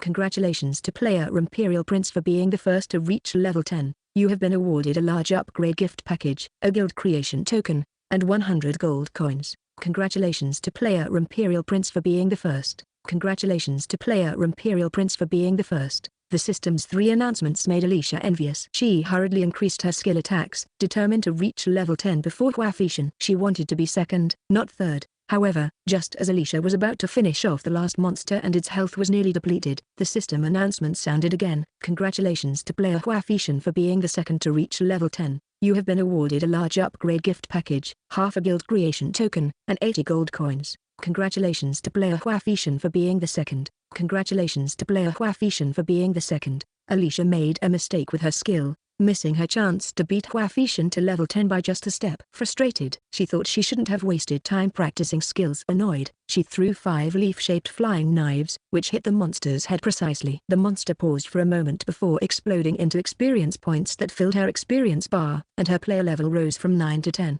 Congratulations to the anonymous player for being the third to reach level 10. You have been awarded a large upgrade gift package, half a guild creation token, and 60 gold coins. Congratulations to the anonymous player for being the third. Congratulations to the anonymous player for being the third. Alicia found a place to sit down and checked her attributes panel to reach level 10. Chapter 165, Being the Third Wheel Again. In the novel, it was mentioned that after Huadeli reached level 10, the attribute panel changed from being based on cultivation potential to being based on cultivation level, similar to the adult group. Now, it turns out to be correct. At level 9, Alicia's attribute data was as follows. Battlefield player ID, Alicia. Physical value, 8 plus 110. Mental value, 30 plus 1010. Intelligence value, 8 plus 110. Agility value, 3 plus 210. Strength value, 2 plus 210. Speed value, 3 plus 210. Telekinesis skill, telekinesis, level, 5. Proficiency progress, 2010 thousandths. Casting range, 100 meters. Damage value, unable to determine. Telekinesis skill, willow leaf flying daggers, level, 3. Proficiency progress, 801 thousandths. Damage value, 265 points. Warrior skill, basic swordsmanship. Skill level, 4. Proficiency progress, 1010 thousandths. Damage value, 160 points. Alicia looked at her current player panel. After reaching level 10, it first displayed the experience needed for the next level, 01 billion. With such a long experience bar, Alicia felt that she didn't even want to count it, let alone think about how long it would take to reach level 11. After reaching level 10, the player attribute panel's color changed to light blue, and the fonts also underwent significant changes. Battlefield player ID, Alicia. Physical value, 4,250. Mental value, 7,450. Intelligence value, 4,750. Agility value, 3,550. Strength value, 3,550. Speed value, 4,050. Telekinesis damage value, 500 points. Willow leaf flying daggers damage value, 350 points. Swordsmanship damage value, 300. Mana value, 2,730,000. Health value, 2,730,000. Alicia noticed that her level 9 telekinesis skill, telekinesis, was no longer displayed. Instead, it directly showed a high damage value for telekinesis. Her health and mana values were based on her base values. Alicia was curious to know if the first player to reach level 10, the Imperial Prince, was indeed Hebrew Adam, and what the highest damage values were for Huafishan and others.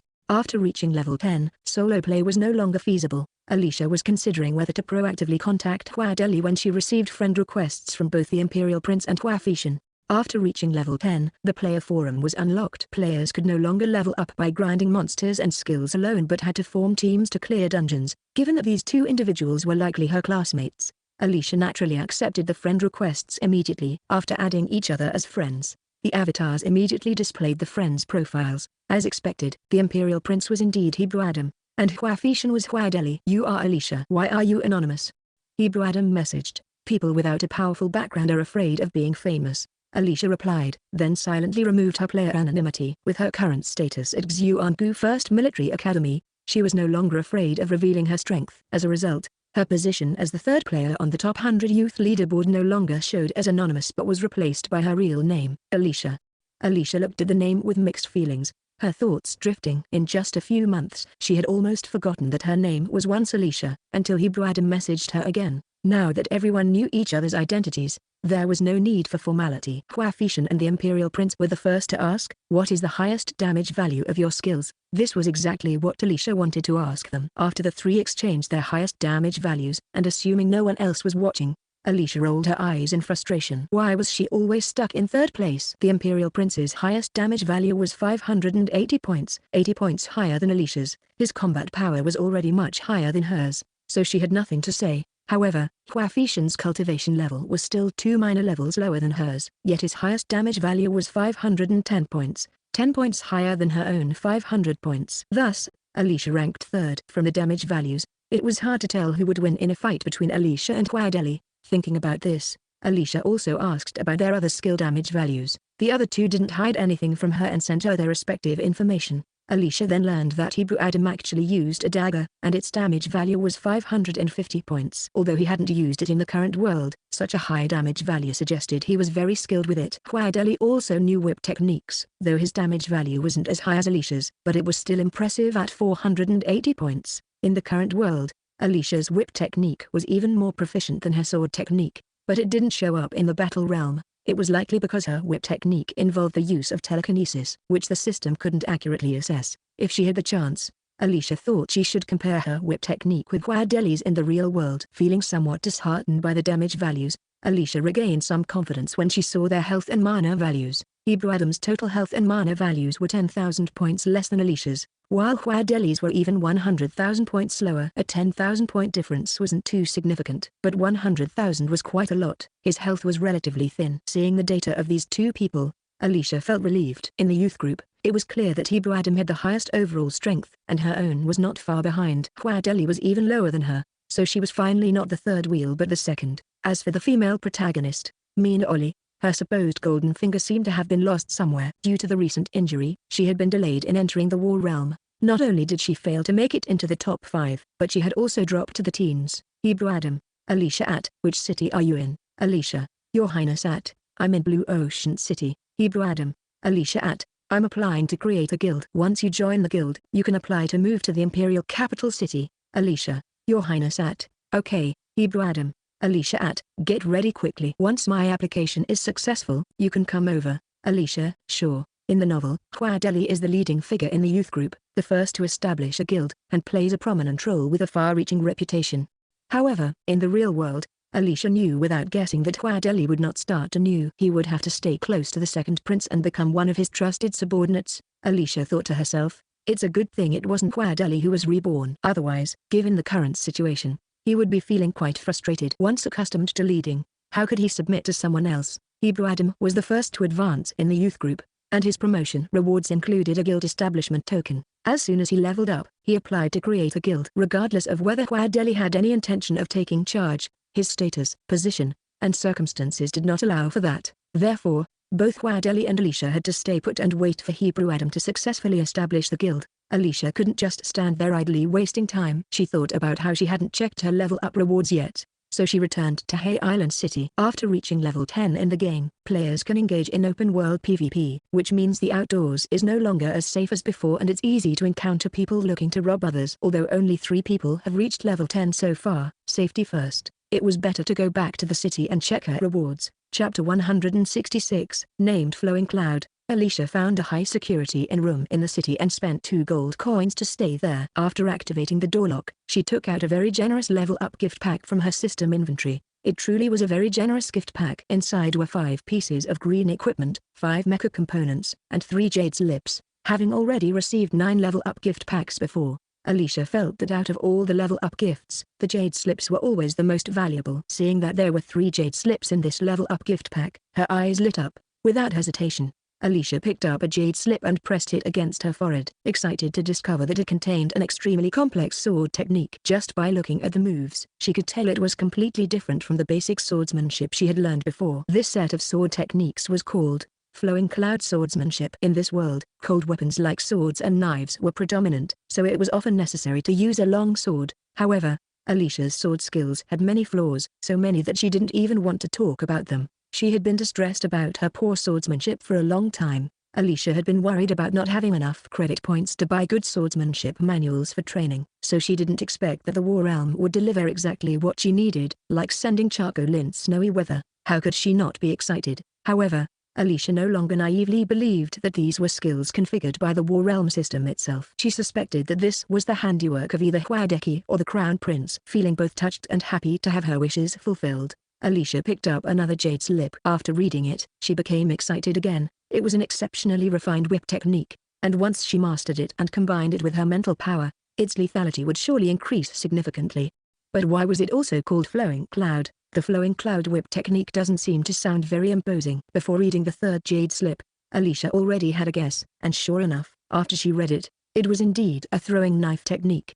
Alicia's skill with throwing knives was actually the best because she had learned techniques taught by Li Kixing and had developed a deep understanding of them through practice. The reason her damage value wasn't high was that her cultivation level was still low, preventing her from fully unleashing the true power of the throwing knife technique. After reading the throwing knife technique given by the system, Alicia confirmed that this technique was no ordinary one. However, it couldn't quite compare to the one taught by Li Kixing, as he was something he had innovated through real combat experience. Nevertheless, some good techniques within it could be integrated into her learning. But why was this throwing knife technique also called Flowing Cloud? Flowing Cloud throwing knife technique. Why were all three of these skills named Flowing Cloud? Alicia was genuinely puzzled. Was it because the system was too lazy to come up with names, so it just slapped the name Flowing Cloud onto every skill? Or was it because some person with intentions instructed the program staff responsible for delivering these techniques to her, and that person was just terrible at naming things, so they randomly chose a title?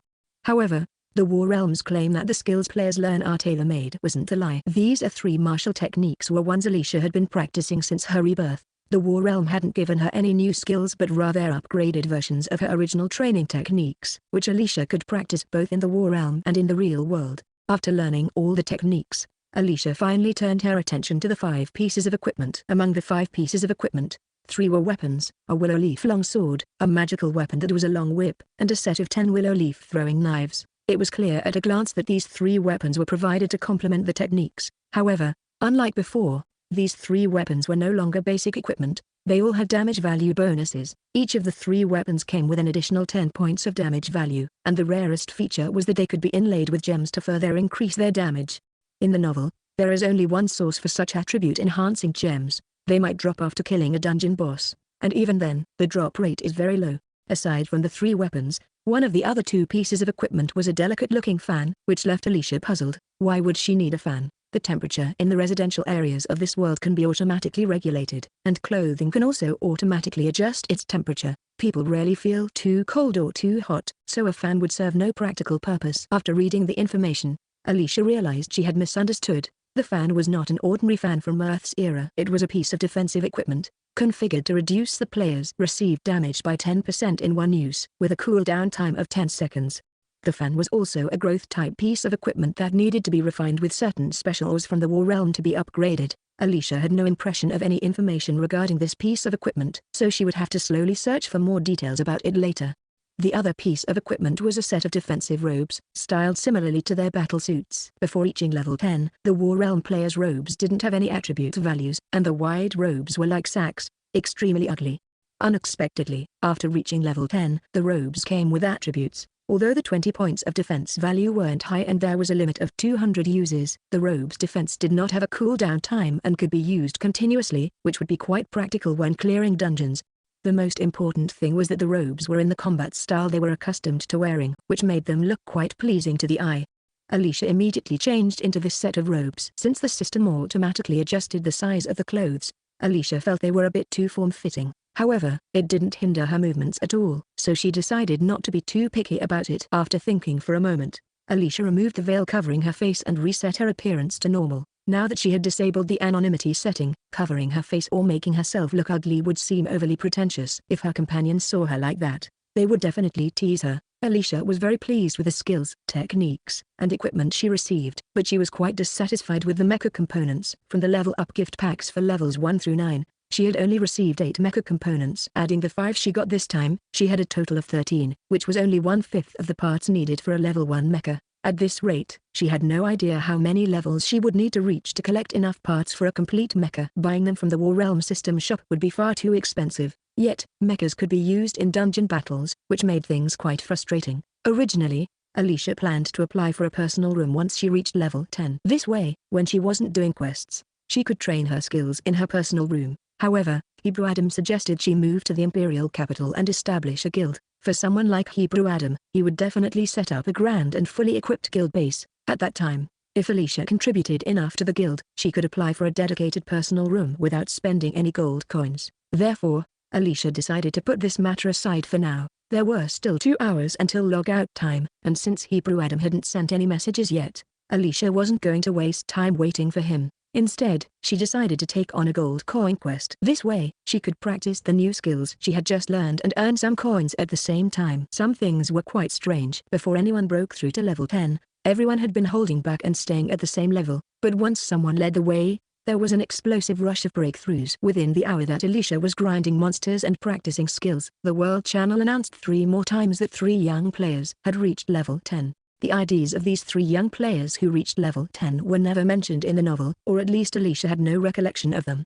Chapter 167, 20,000 gold coins. Over the past month, these 3 IDs had been relentlessly pursuing Alicia, making her worry that soon she wouldn't just be dealing with a minor annoyance but something much more significant. Fortunately, Alicia leveled up first because starting from 3rd place, the rewards would only be half of what the previous rank received. Alicia was unfamiliar with these 3 player IDs, as they had not appeared in the novel and seemed unrelated to her friends. Additionally, even though it had been half an hour since the 6th place player had leveled up, there were no requests to join the guild in Hebrew Adam's guild group, so these 3 players were likely not their friends.